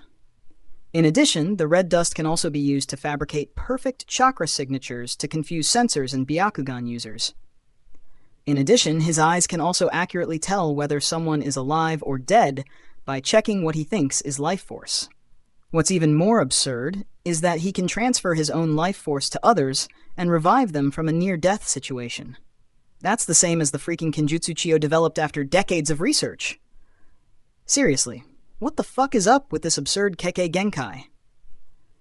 I had initially thought that it might be Ketsuryugan of the Chinoike clan that the Uchiha clan exiled, but it is quite different, and probably much more useful. Fujin could easily see the advantage of being able to transfer life force to heal anyone. If Ranmaru was trained to become an elite Junin, then he could assist a rank S ninja and essentially give them a second chance in battle. In a major war, this ability was too precious and incredibly dangerous for any enemy force. And that was just with one Ranmaru. What if there were a dozen like him? And that was just the basic application. Since it could transfer life force, the first question that popped into Fujin's brain was whether this ability could be used to increase lifespan. Fujin thought for a while before concluding, probably not. However, even if there is a small chance, there is no reason to not test it. If I need life force in the future for some reason, then it'll be good to have a way to get it. Even without it, just having someone who can save me from the brink of death is a good thing. Once my Flying Thunder God range can cover thousands of kilometers, I could just teleport next to him and get him to heal me in a few seconds. Guess I will recruit him after all. That said, I still need to be careful. There are a few things that still don't make sense. For starters, Raiga's obsession with Ranmaru. From Ranmaru's memories, he didn't do anything to make Raiga more obsessed with him. Instead, Raiga's obsession just increased slowly over time. It became so big that it was the main reason for him to leave Kirigakure and become a rogue ninja. He came all the way here to create a new faction where the two of them would be in charge of everything. So either Raiga developed some mental problems, or Ranmaru used some ability subconsciously to influence Raiga and make him more obsessed. Considering Ranmaru's past, I'd say that it is the latter. AN, if you can, then please support me on Patreon. Link www.patreon.com/devilhex, no space, can read up to 50 chapters ahead on Patreon. Thank you, Axel, for supporting me on Patreon. Thanks for listening. Narrated by Fabelverse Audio. Subscribe for more. Support links in the description. Rights holder? Contact link in the description. Chapter 540, Creating a Kekkei Genkai. Chapter 546 of Naruto, The Wind Calamity. Narrated by Fabelverse Audio. Fujin continued analyzing. Before he met Raiga, Ranmaru was a crippled orphan who couldn't walk. While it is understandable for everyone to feel pity for him, the amount of help he got from the villagers increased significantly once he awakened the red dust ability. Until he exposed his abilities and scared everyone away, the village was obsessed with ensuring his well-being. The only difference is that they weren't as obsessed as Raiga, but that could be because none of them spent as much time with him as Raiga. If it is a part of his Kekkei Genkai, then that would mean that he has some means of mentally influencing those who come in contact with him. I have a feeling that this is the feature of that red dust due to that incident, though I could be wrong. Regardless, I will have to be mindful of my feelings when interacting with him. If it feels like I am getting influenced, then I'll be better off killing him on the spot. If I leave him in the Phantom Haven with this broken ability, I'll lose control of the organization very easily. It's not something I want to see. Another thing that doesn't make any sense is this Kekkei Genkai itself. There is no record of such a Kekkei Genkai in Konoha's library. It could mean one of three things. The first possibility is that the previous users of this Kekkei Genkai died centuries ago, and this Kekkei Genkai has been lying dormant since then. The second is that all the users of this Kekkei Genkai hide it, sort of like the Joshin priests who stay hidden from public view. And the last possibility is that this Kekkei Genkai has been created by that kid. If he managed to create this Kekkei Genkai without any bloodline, then... Fujin's breathing became slightly rougher as he realized the implications of it. Fujin had long wanted to create a Kekkei Genkai. Even though he had been busy and couldn't invest much time to actually try it, Fujin did think of it quite frequently and did some small experiments. Unfortunately, he never had any luck. As a result, Fujin understood very well how difficult it was to create Kekkei Genkai when you didn't have the bloodline. And that was when Fujin tried to recreate an already existing Kekkei Genkai with elements that he had practiced for years. If he were to try creating a Kekkei Genkai that didn't exist in that world, the difficulty level might increase by several hundred times. Fujin analyzed, if that is the case, then this kid is an unprecedented talent. In the current generation, only Naruto and Sasuke would be more talented. He might give me clues on how to actually create a Kekkei Genkai. Looking at his past, he obviously couldn't create the Kekkei Genkai on purpose. If he did create it, then it was created subconsciously, and the Kekkei Genkai that was created perfectly suits his needs. And somehow, the Kekkei Genkai kept evolving to suit any more of his desires. The first aspect of the Kekkei Genkai that manifested was the red dust. It actually manifested one day, when he had been starving for several days, and would have likely died if no one fed him. However, once the red dust manifested, everyone in the village slowly began caring for him. Due to being born as a cripple, he couldn't go outside to see the outside world. He yearned to see the outside world, and the second ability that he developed allows him to see through obstacles and for long distances, like the Byakugan. Finally, he discovered his ability to supply life force when Raiga was critically injured one day, and he saved his life by transferring his life force and healing Raiga. This makes me wonder whether this Kekkei Genkai still has any scope to improve. If so, then how far can it go? Fujin was tempted to see that. Unfortunately, he couldn't stay with Ranmaru for a long time to test it out. Taking him back to Konoha was out of the question as Hiruzen would take him. Keeping him in Phantom Haven was risky as well due to his ability. That more or less eliminated the two identities that Fujin could use. As for his third identity, that was the identity that killed Raiga. There was no way in hell Ranmaru would follow Akuro. Fujin thought for some time before coming up with a plan. He muttered, "I guess that's the only choice." Fujin flickered and appeared next to the unconscious Ranmaru. His last clone had been keeping an eye on Ranmaru the whole time. Several seals appeared on Fujin's palm, which were quickly placed on Ranmaru. For the next half an hour, Fujin carefully placed seals on Ranmaru's body. Once he was done, he checked the seals a couple of times before nodding. He extended 2 fingers and tapped on Ranmaru's forehead. In an instant, all the seals on his body began glowing and connected with each other, forming one large pattern. Soon after, every seal on his body disappeared. Just an empty circle was left on his forehead with 3 lines extending on both sides of the circle. Fujin thought, perfect. I'll call this seal the Kekkei Genkai seal. A shame that this seal has to be tailored to an individual, which requires a lot of time to observe them properly. Hence, I can't make the seal imprint. Otherwise, this would be a rather useful seal to deal with those pesky Mangekyou and Rinnegan users. Regardless, from today onwards, he won't be able to use his Kekkei Genkai abilities unless I lift this seal. This should stop whatever it is that makes people obsessed with him. If it doesn't, then killing him would be the only option. That said, even though he can't remove the seal, another Grandmaster can do so easily. I'll have to add my imprint on the seal to prevent others from doing so. However, that requires his permission. A sparkle appeared on Fujin's finger, and a small electric shock hit Ranmaru. It wasn't painful, it just forced him awake. As soon as his eyes opened, he saw the person who they were fighting against. Ranmaru quickly looked around but couldn't see Raiga. Fearing the worst, he asked, "Where is Raiga?" Fujin replied in a single word, "Dead." Ranmaru's eyes widened for a moment before going back to normal. Fujin's clone had knocked Ranmaru out a few seconds before Fujin had killed Raiga, so Ranmaru didn't sense his death. Ranmaru looked at Fujin and said, "I was born as a cripple. Until I met Raiga, my life had no meaning. When we met, I became his eyes and ears, while he became my hands and feet. Together, we explored the world.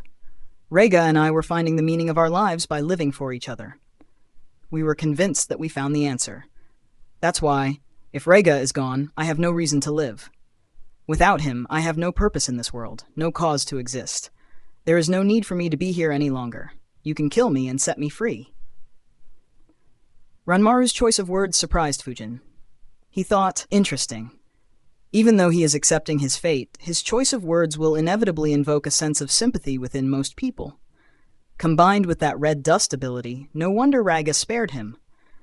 I wonder how it would have impacted me had I not sealed his abilities. Seeing that Fujin wasn't doing anything, Ranmaru said, "Go on, why do you hesitate?" Fujin chuckled and replied in his heavy voice, "Hehe, you are an interesting kid. I never expected that a child would accept his death so calmly. Perhaps if Raiga was as calm as you, he might have still been alive." Fujin extended his fingers towards Ranmaru's forehead and said, "Since you are so calm, I'll grant you a painless death." Ranmaru closed his eyes as Fujin's fingers touched his forehead. However, he didn't feel anything else. It was as if it was an ordinary tap. Fujin just took the opportunity of Ranmaru's willingness to accept death to apply his imprint on the Kekkei Genkai seal, ensuring that no one could remove his seal any longer. He chuckled internally while thinking, well, look at that. He is actually willing to die. There was no resistance at all. No wonder his words feel so genuine. Tsk. To do so without a scheming mind. He will have a talent comparable to Naruto in talk no jutsu. I wonder how strong he will become with proper guidance. Ranmaru opened his eyes and asked, "Why did you stop?" AN, if you can, then please support me on Patreon. Link patreon.com/devilhex, no space. Can read up to 50 chapters ahead on Patreon. Thank you Jan, James, Lotus, Gerald, MC, Scott for supporting me on Patreon. Thanks for listening. Narrated by Fabelverse Audio. Subscribe for more. Support links in the description. Rights holder? Contact link in the description. Chapter 541, Controlling Lightning. Chapter 547 of Naruto the Wind Calamity. Narrated by Fabelverse Audio. Ranmaru asked, "Why did you stop?" Fujin pulled his hand back and said, "Your words intrigued me. You said that you had found the meaning of your life. What did you find?" Ranmaru replied, "It's as I said. I completed Raiga and Raiga completed me. That was the meaning of our lives. We are two people who have different bodies but the same mind." Fujin broke out in a burst of loud laughter. Ranmaru didn't understand the meaning of the laughter but didn't say anything. After half a minute, Fujin finally controlled himself and said, "That's the most delusional thing I have heard in my life." He looked into Ranmaru's eyes and continued, "I don't know what the two of you have been doing before you reached this village, but here, all you did was enslave the villagers and force them to work for you. In addition, you buried several defenseless villagers alive. Illagers who were no different from cripples in Raiga's eyes. Is the meaning you found in your life? That's the most bizarre thing I have heard." Ranmaru replied, "We came here to free people from the tyrannical taxes that were imposed on them." Fujin laughed again and said, "Oh really? Of all the places, you came to rescue the village that has a gold mine? Do you think that making them work like a slave and burying them alive is helping them? Ha ha ha. You are one sadistic bastard." Fujin's words surprised Ranmaru. It was important to remember that Ranmaru was just a child. He stayed in his house all the time since he couldn't walk outside. And once Raiga took him away, he always stayed with Raiga. As a result, his sense of morality wasn't normal in any sense. Hearing Fujin's words, Ranmaru began introspecting. Fujin touched Ranmaru's forehead once again with 2 fingers and said, "I have changed my mind. I won't kill you. However, I will make you experience how life is for a person without any abilities. From this day onwards, you won't be able to use your dojutsu. Only when you have helped 100 times the people you and Raiga harmed, you will be able to use your abilities again. Hehe, enjoy your new life. Perhaps you might find the real meaning of your life." As those words fell on Ranmaru's ears, he fell unconscious. However, even when he was unconscious, he kept hearing those words. It was as if those words were imprinted on his brain. Fujin picked Ranmaru up and flickered back to the graveyard. He placed his unconscious body there and disappeared once again. Seconds later, the soil covering one of the graves suddenly shifted apart. The coffin lid cracked and crumbled, and the restraints tying the person inside the coffin were cut apart by the wind. The man opened his eyes. His fists and legs were bleeding, as he had tried for over an hour to break out of the coffin. He had given up, but as soon as he saw the light, he pulled at his restraints with as much force as he could. To his surprise, he managed to break free. He quickly crawled out of the coffin and took heavy breaths. He looked around fearfully to see if Raga and his men were still around. To his relief, he didn't see anyone. And to his horror, he noticed a lot of blood. He got up and nervously checked the bodies that were lying around in the graveyard. His eyes widened as he realized that they were the dead bodies of the Kurosuke family members. He was stunned for a moment. Soon he began crying. However, those were tears of joy. He looked at the skies and muttered, "God finally took justice for us." He was about to run to his village when he suddenly noticed a small kid. He looked at Ranmaru and wondered, who is this kid? And how did he come here? Whatever, since God showed me mercy, I should look after this child. He picked up Ranmaru and began moving towards the village. Unknown to him, a pair of eyes were watching him. Fujin had left a shadow clone to keep an eye on Ranmaru. The clone thought, "Good, exactly as I wanted. If he didn't do that, I would have had to put him under a genjutsu." Meanwhile, the people in the mines were still quite confused. The Kurosuke family members made the people get back to mining as Raiga wouldn't like it if they stopped. Work was happening as usual in the gold mine when suddenly a few heads flew in the air. All the Kurosuke family members were killed. Well, all but 2 members. Those 2 were inside a cave in the mine. They were about to come out when they saw their comrades who were standing at the entrance of the cave suddenly collapse. In fear, both hid inside the cave. They only dared to come out after several hours. After seeing the headless bodies of all their comrades in the gold mine, both ran away without any hesitation. Unknown to them, they were followed by another shadow clone of Fujin. In the village, the man who was buried alive returned and informed everyone about what he saw at the graveyard.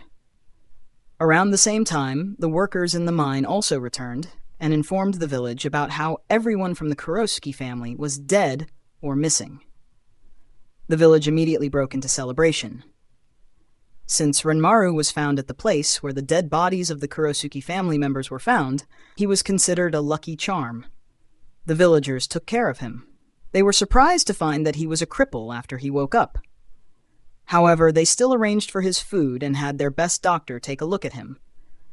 As for the one who had created this entire situation, he was standing atop one of the cliffs a few dozen kilometers away from the village. Fujin was still in his Akuro disguise. He was holding the Kiba blades.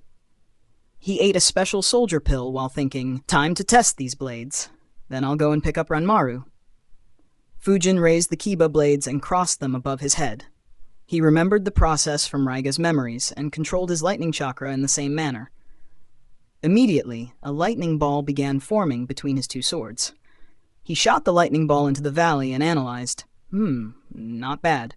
This sword is relatively easy to use. However, it could be more because I am already used to using the blade of the Thunder Spirit. Regardless, it shouldn't take much time to learn all of Raiga's jutsus. Mastering them might need some time, though. These blades also have an amplification factor like the blade of the Thunder Spirit. However, it is only around 3 to 4 times. A shame that I can't stack up the buffs of these 2 swords and the blade of the Thunder Spirit. If I could, then blowing up the entire root headquarters wouldn't have been an issue.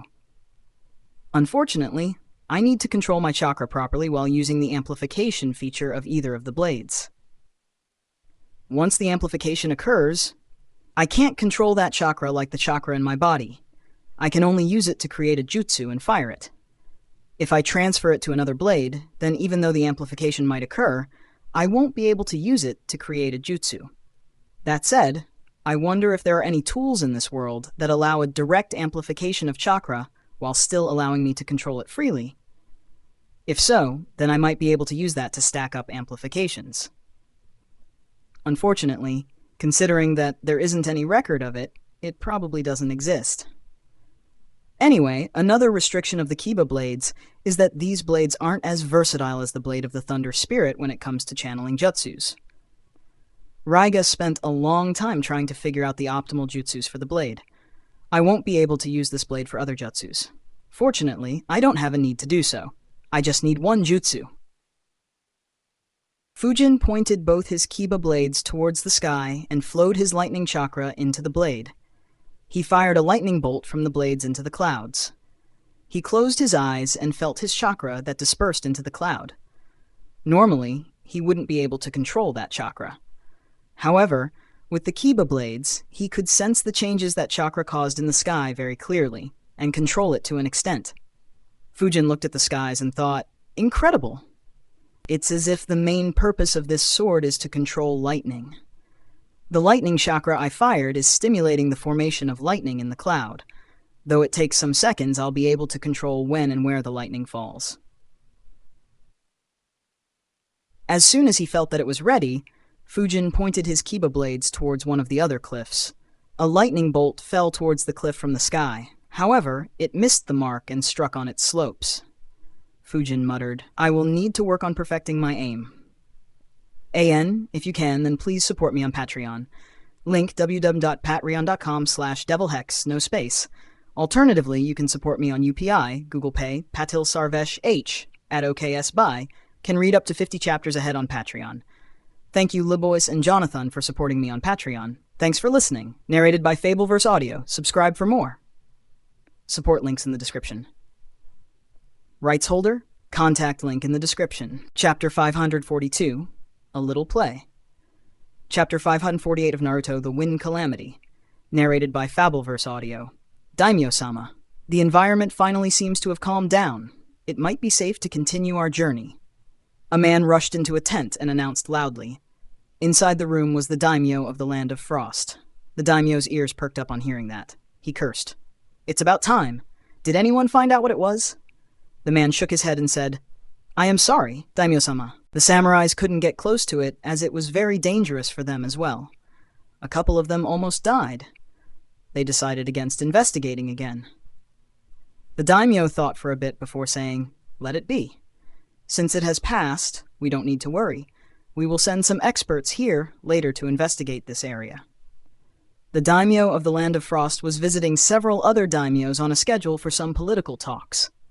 He was en route to meet another daimyo when suddenly lightning began falling non-stop from the skies some distance ahead on their path, forcing them to camp there.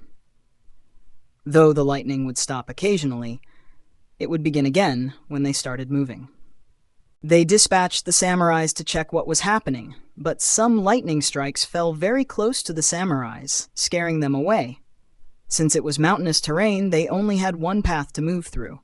As a result, his group was stuck there for 2 whole days. Needless to say, all the lightning that fell in their path was from Fujin, who was training. Though he had no idea who it was, he didn't want to be disturbed while he was training. As a result, the entire mountain pass stayed closed for 2 days. After training for 2 days, Fujin was finally satisfied and moved from the area. As he moved back to the village near the gold mine, his appearance changed again. His height returned to normal, and his appearance changed into that of an old man. He changed his outfit as well. If someone saw him now, they would think that he is a wise and holy old man. As he moved, he analyzed, "I can now control the lightning very well with the Kiba blades. I'm still not as good as Raiga, but it's only a matter of time before I surpass what he could do with these blades." For Raiga, the Kiba blades were the core of his strength. However, even for my Akuro identity, it is just one of my many trump cards. There are just 3 abilities of these swords that I need and will focus on. The first is using them as normal swords for close combat. With my chakra flow, I don't need to work on this aspect even a bit. The second is controlling the lightning.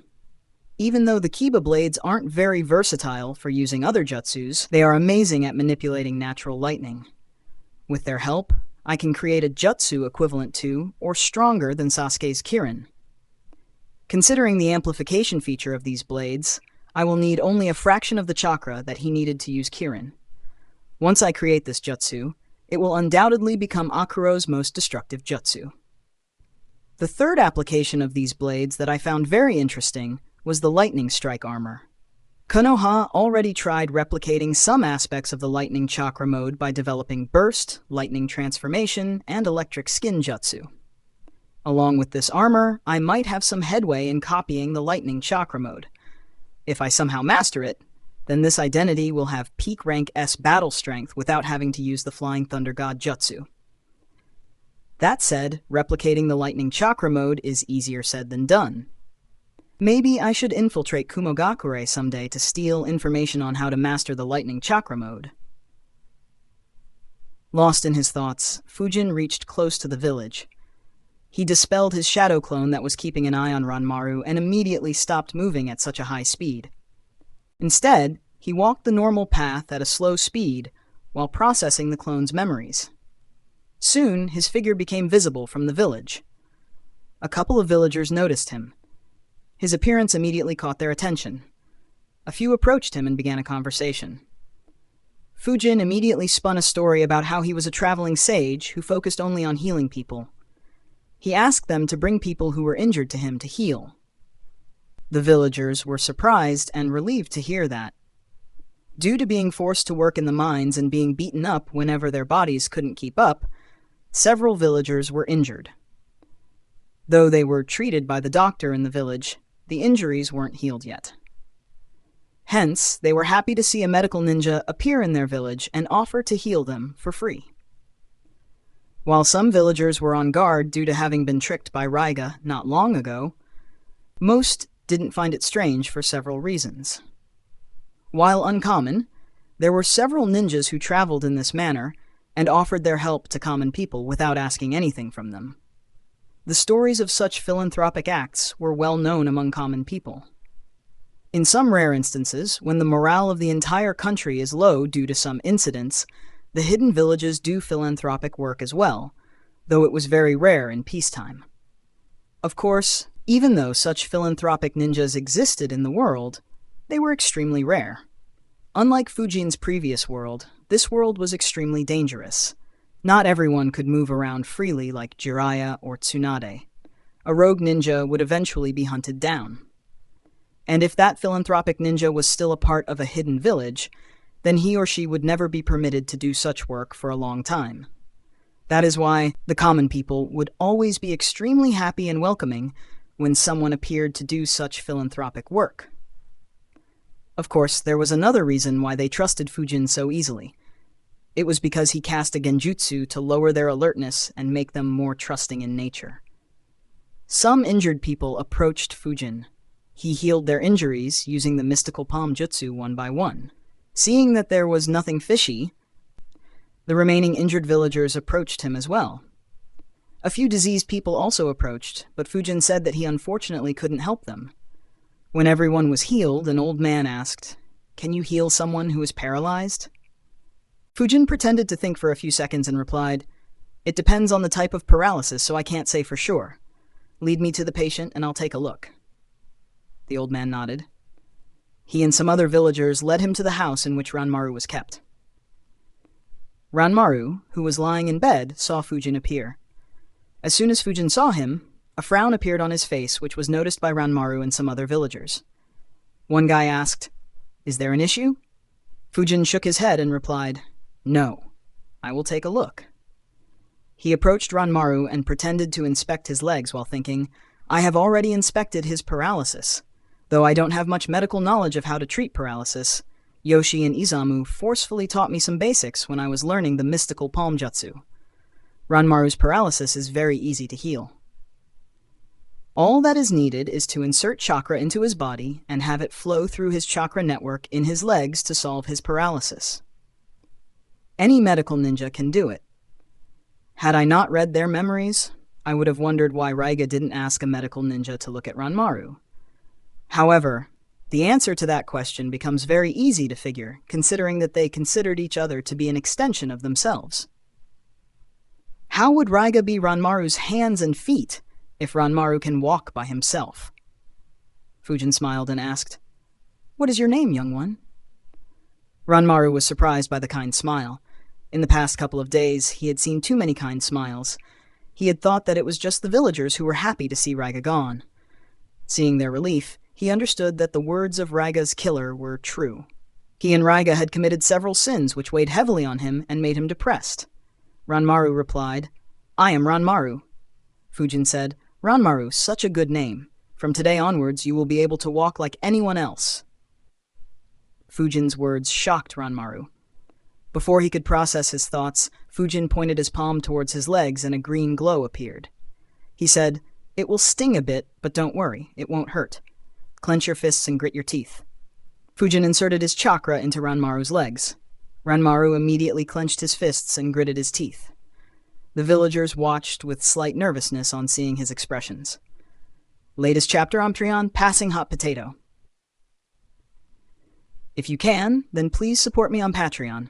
Link.patreon.com/devilhex. No space.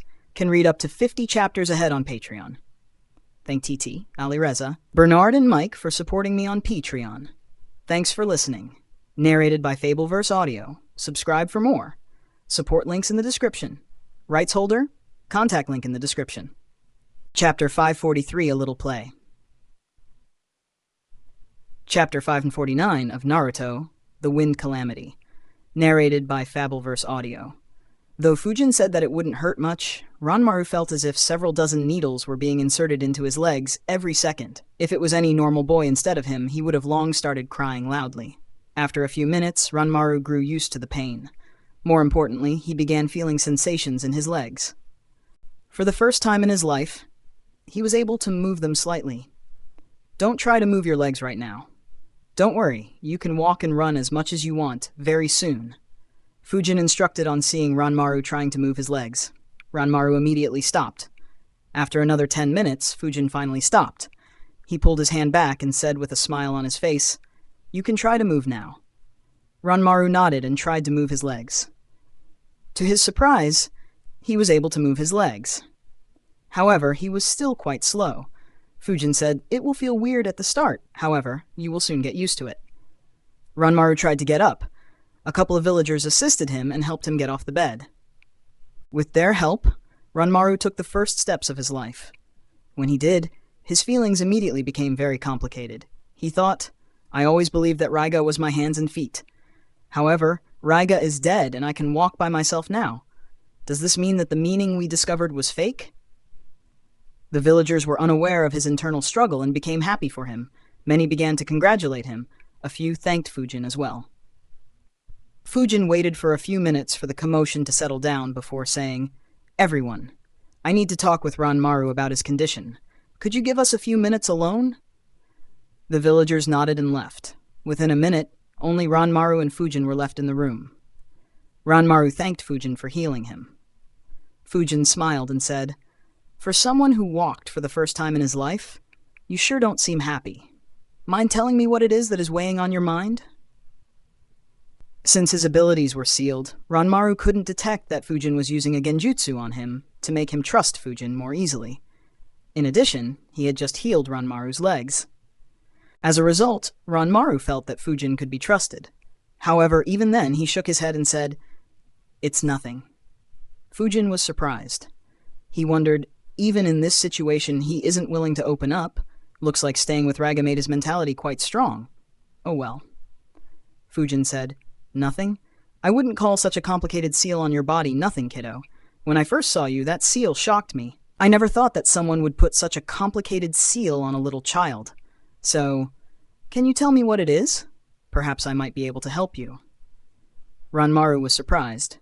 Ever since Fujin woke him up after killing Raiga, he hadn't been able to use his abilities. As a result, everyone thought that he was an ordinary kid. He didn't imagine that he'd meet a Fuinjutsu expert just a few days after the seal was applied to him. His expression became dejected as he admitted, "I unknowingly did some horrible things. Things I thought were good for the people, but were actually harmful. As a result, someone sealed my abilities and said that my abilities will stay sealed until I do good work." Fujin acted like he was surprised and said, "That's a surprise. I thought someone had some ill intentions towards you.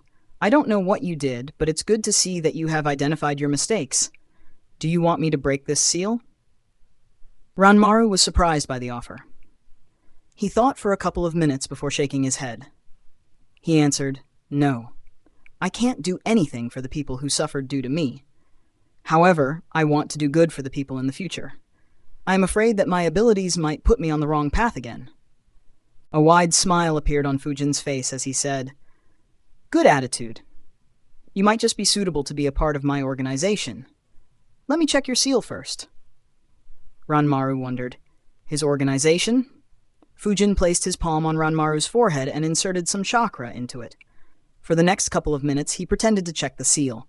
With every passing second, his smile reduced and a frown appeared on his face. He muttered, "This seal is a very high-level one. The one who put it on you is probably among the best Fuinjutsu grandmasters in the world. Unless he lifts the seal himself, it looks like doing good will be the only way to get rid of it." He looked at Ranmaru and asked, "How are you planning to do good work?" Ranmaru thought for a bit before answering, "I don't know." Fujin nodded and said, "As I thought. Would you like to come with me? The organization I created helps civilians who are being attacked by rogue ninjas and bandits. It will give you an opportunity to help the weak. The main reason why I came here is because I heard that this village was being tormented by one of the 7 ninja swordsmen of the Mist and his goons. However, it looks like someone already killed them." Ranmaru was surprised to hear that his benefactor was here to deal with Raiga and the Kurosuke family as well. He thought, "It seems like we were extremely tyrannical for so many people wanting to deal with us. Should I tell him that I was working with Raiga?" Fujin continued, "If you come with me, you'll be trained properly for a few years. Once you become strong enough, you'll be able to help out people with your own strength." Instead of giving his answer, Ranmaru said, "I don't want to hide things from you. Until a few days ago, I was working with Raiga." Surprise appeared on Fujin's face again. He said, "I see. Can you tell me what circumstances made you work with him, and what happened to him?" Ranmaru explained to Fujin about his background, his Kekkei Genkai, how he met Raiga, and how Raiga and the Kurosuke family were killed a couple of days ago. Fujin heard him patiently. When Ranmaru was done, Fujin sighed and muttered, "Such a complicated life, at such a young age. In any case, there is no reason to not give you an opportunity to redeem yourself." "My offer still stands," Ranmaru immediately replied. "I would be honored to be a part of your organization." Fujin smiled and said, "Good." Fujin explained to him the details of the organization and applied the phantom seal on Ranmaru's back. He informed the villagers that he would be taking Ranmaru as a disciple and taking him on his journey. The villagers were surprised, but seeing that Ranmaru had agreed, no one stopped him. They bid their farewells to Ranmaru. Fujin carried Ranmaru to the Phantom Haven base. En route, he wore a mask and instructed, "Ranmaru, don't tell anyone that you saw my face. Also, don't tell anyone about your past with Raiga or your sealed abilities." Ranmaru nodded. Fujin reached the Phantom Haven base, handed Ranmaru to Shigeki, and said, "He'll be joining here as a student. Raiga and his subordinates were dealt with by someone. He won't be harming anyone else." Shigeki was surprised to hear that someone as strong as Raiga was dealt with by someone else so soon after he informed Fujin about him. He nodded and arranged for Ranmaru to be placed with other students. Following Fujin's advice, Ranmaru tried making friends with the kids. Fujin and Shigeki observed them from some distance away. Shigeki asked, "Is there anything special about him, Shiden?" The reason why Shigeki asked the question was because this was the first time Fujin recruited someone other than him. Fujin answered, "The circumstances he grew up in were very bad. Though life in our base isn't exactly normal, it'll still be a great improvement for him. Anyway, he is quite talented. I anticipate that he'll manage to become an elite Junin in a couple of decades." Shigeki was surprised to hear Fujin's evaluation. He remembered how strict Fujin had been while categorizing the ranks. What Shigeki didn't know was that Fujin believed that Ranmaru should be able to become a rank S ninja if he didn't slack off. Though it was unlikely for him to reach that level before the Fourth Great Ninja War, he might reach it a few years after the war. Even though Fujin didn't have any concrete plans for the organization after the Fourth Great Ninja War, there was no reason to not recruit a possible rank S ninja who could heal him within moments especially considering how little time he personally invested in Ranmaru. Seeing Shigeki's expression, Fujin instructed, "Don't treat him differently from other kids for that reason, though. Other kids won't like it if someone gets special treatment. Just train him like anyone else." Shigeki nodded. Fujin gave some more instructions and took his leave. On leaving the Phantom Haven base, he muttered, "Time to complete the mission that Hiruzen assigned me. If you can, then please support me on Patreon. Link, www.patreon.com/devilhex. No space. Can read up to 50 chapters ahead on Patreon. Thank you Damien, Alex, Caesar, Alan, and Skidex for supporting me on Patreon. Thanks for listening. Narrated by Fabelverse Audio. Subscribe for more. Support links in the description. Rights holder? Contact link in the description. Chapter 544, Magnet Release. Chapter 550 of Naruto, The Wind Calamity. Narrated by Fabelverse Audio. Fujin and his clone created shadow clones and dispelled them to trade information. On understanding the location of his clone, Fujin quickly made his way across the land of rivers and located the two subordinates of Raiga whom he had left alive. The two had set up a tent in a forest and were hiding there. What they had seen in the gold mine had horrified both of them, and they had traveled several hundred kilometers away from the gold mine. They relaxed only after surviving for a couple of days, as no one chased after them, or so they thought. It hadn't been even a day since they had put their guard down slightly when suddenly a strong wind began blowing through the area. To their horror, the winds casually tore through their tent. In the blink of an eye, hundreds of small cuts appeared on their bodies. The wind was so potent that several nerves and tendons in their bodies were cut, forcing them to their knees. They were unable to move their limbs when Fujin's figure appeared in front of them. The two looked at the Konoha headband he was wearing and immediately became worried as they remembered their past actions. As if reading their minds, Fujin asked, "You two used to work for Raiga, right?" Both immediately shouted, "No, we never worked for Raiga." Immediately, more cuts appeared on their bodies.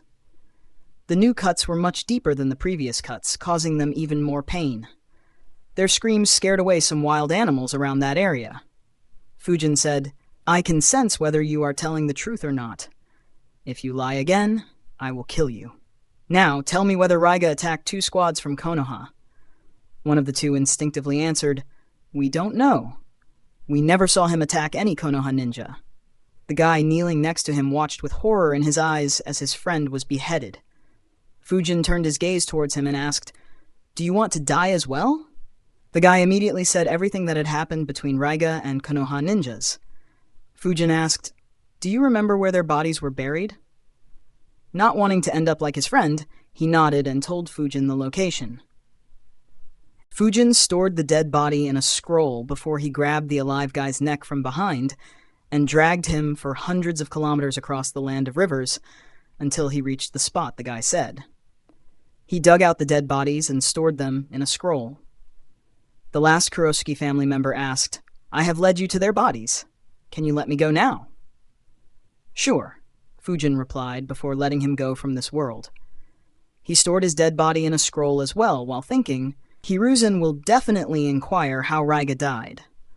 For him to die right after the mission was assigned to me is suspicious. Not to mention, considering that Raiga could control the lightning, Hiruzen might suspect him to be behind the destruction of Root headquarters. These two will form the perfect alibi for the details I plan on feeding to Hiruzen. He can read their memories and verify a part of my details. That will be enough to stop him from looking any further. That said, it might have been fun to see him trying to find who killed Raiga. Heh. Though going by what happened when I attacked Root, he might assign this mission to me as well. With the mission complete, Fujin began moving back to Konoha. Having eaten the soldier pill, Fujin didn't need to rest. He traveled non-stop and reached Konoha by the next evening.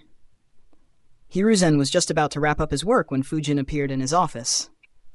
He was slightly surprised to see Fujin arrive so soon. He thought, the ninjas I dispatched to the Land of Rivers didn't see any signs of him. Did he find out why those 2 squads went missing so quickly? Hiruzen didn't have much hope of finding those 2 squads. He had just given the mission to Fujin because Fujin wanted to spend some time away from the village. He said with a smile, "Fujin, it's good to see you again so soon. How did the missions go? I received some interesting reports from the land of rivers." Hiruzen still remembered that puppets had destroyed the Yamakawa town. He was curious to know how Fujin got his hands on so many puppets and how he became so masterful at controlling them. Fujin chuckled and said, "The missions were indeed interesting. I came across a couple of ninjas that I didn't expect to find in the land of rivers. That said, the information might be sensitive." Hiruzen got the clue and glanced at his Anbu guards. Within seconds, they left the room and activated all the seals. Hiruzen asked, "So who did you run into?" Fujin didn't answer his question, and instead placed a couple of storage scrolls on Hiruzen's desk and said in a serious tone, "This one has the dead bodies of the 8 Chunins who went missing." Hiruzen sighed on hearing that.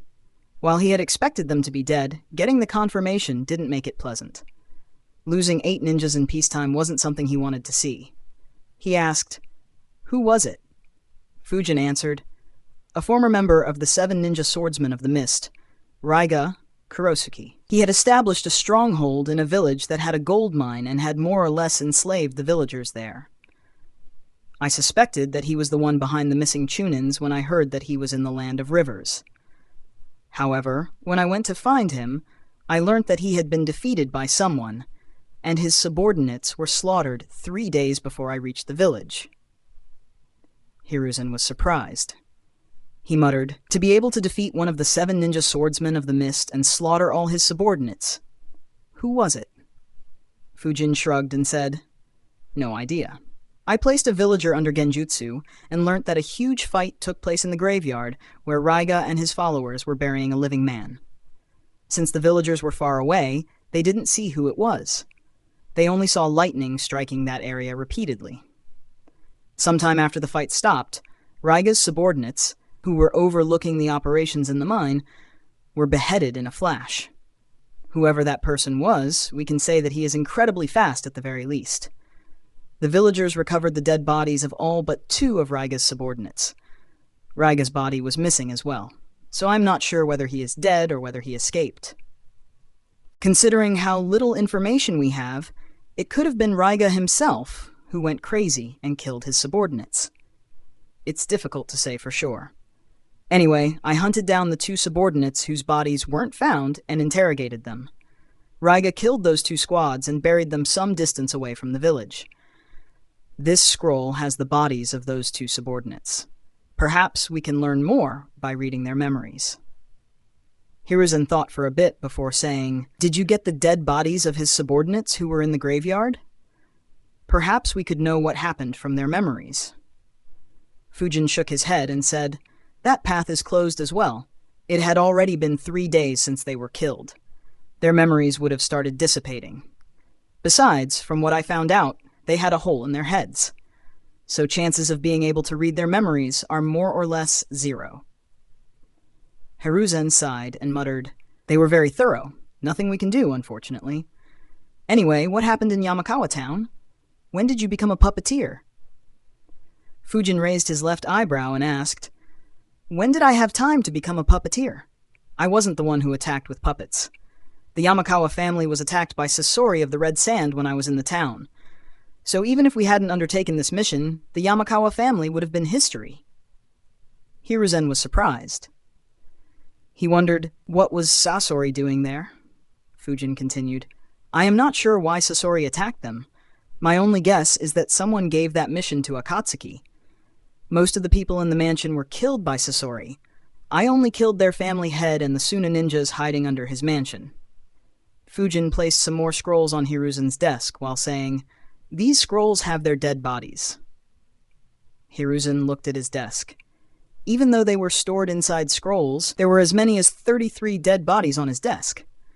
While Hiruzen didn't find it odd, if a common person were to know of it, he would wonder if it was the Hokage's office or a morgue. Hiruzen asked, "Did you fight Sasori?" Fujin nodded and said, "Yeah, I wanted to test a new jutsu against a rank S opponent." A frown appeared on his face as he said, "There is something strange about him. One of his puppets could control iron." Hiruzen's eyes immediately widened. AN, if you can, then please support me on Patreon. Link, www.patreon.com/devil, no space. Can read up to 50 chapters ahead on Patreon. Thank you, Darkslayer, Wolf Hunter, Mad Srikar, and Locke for supporting me on Patreon. Thanks for listening. Narrated by Fabelverse Audio. Subscribe for more. Support links in the description. Rights holder, contact link in the description.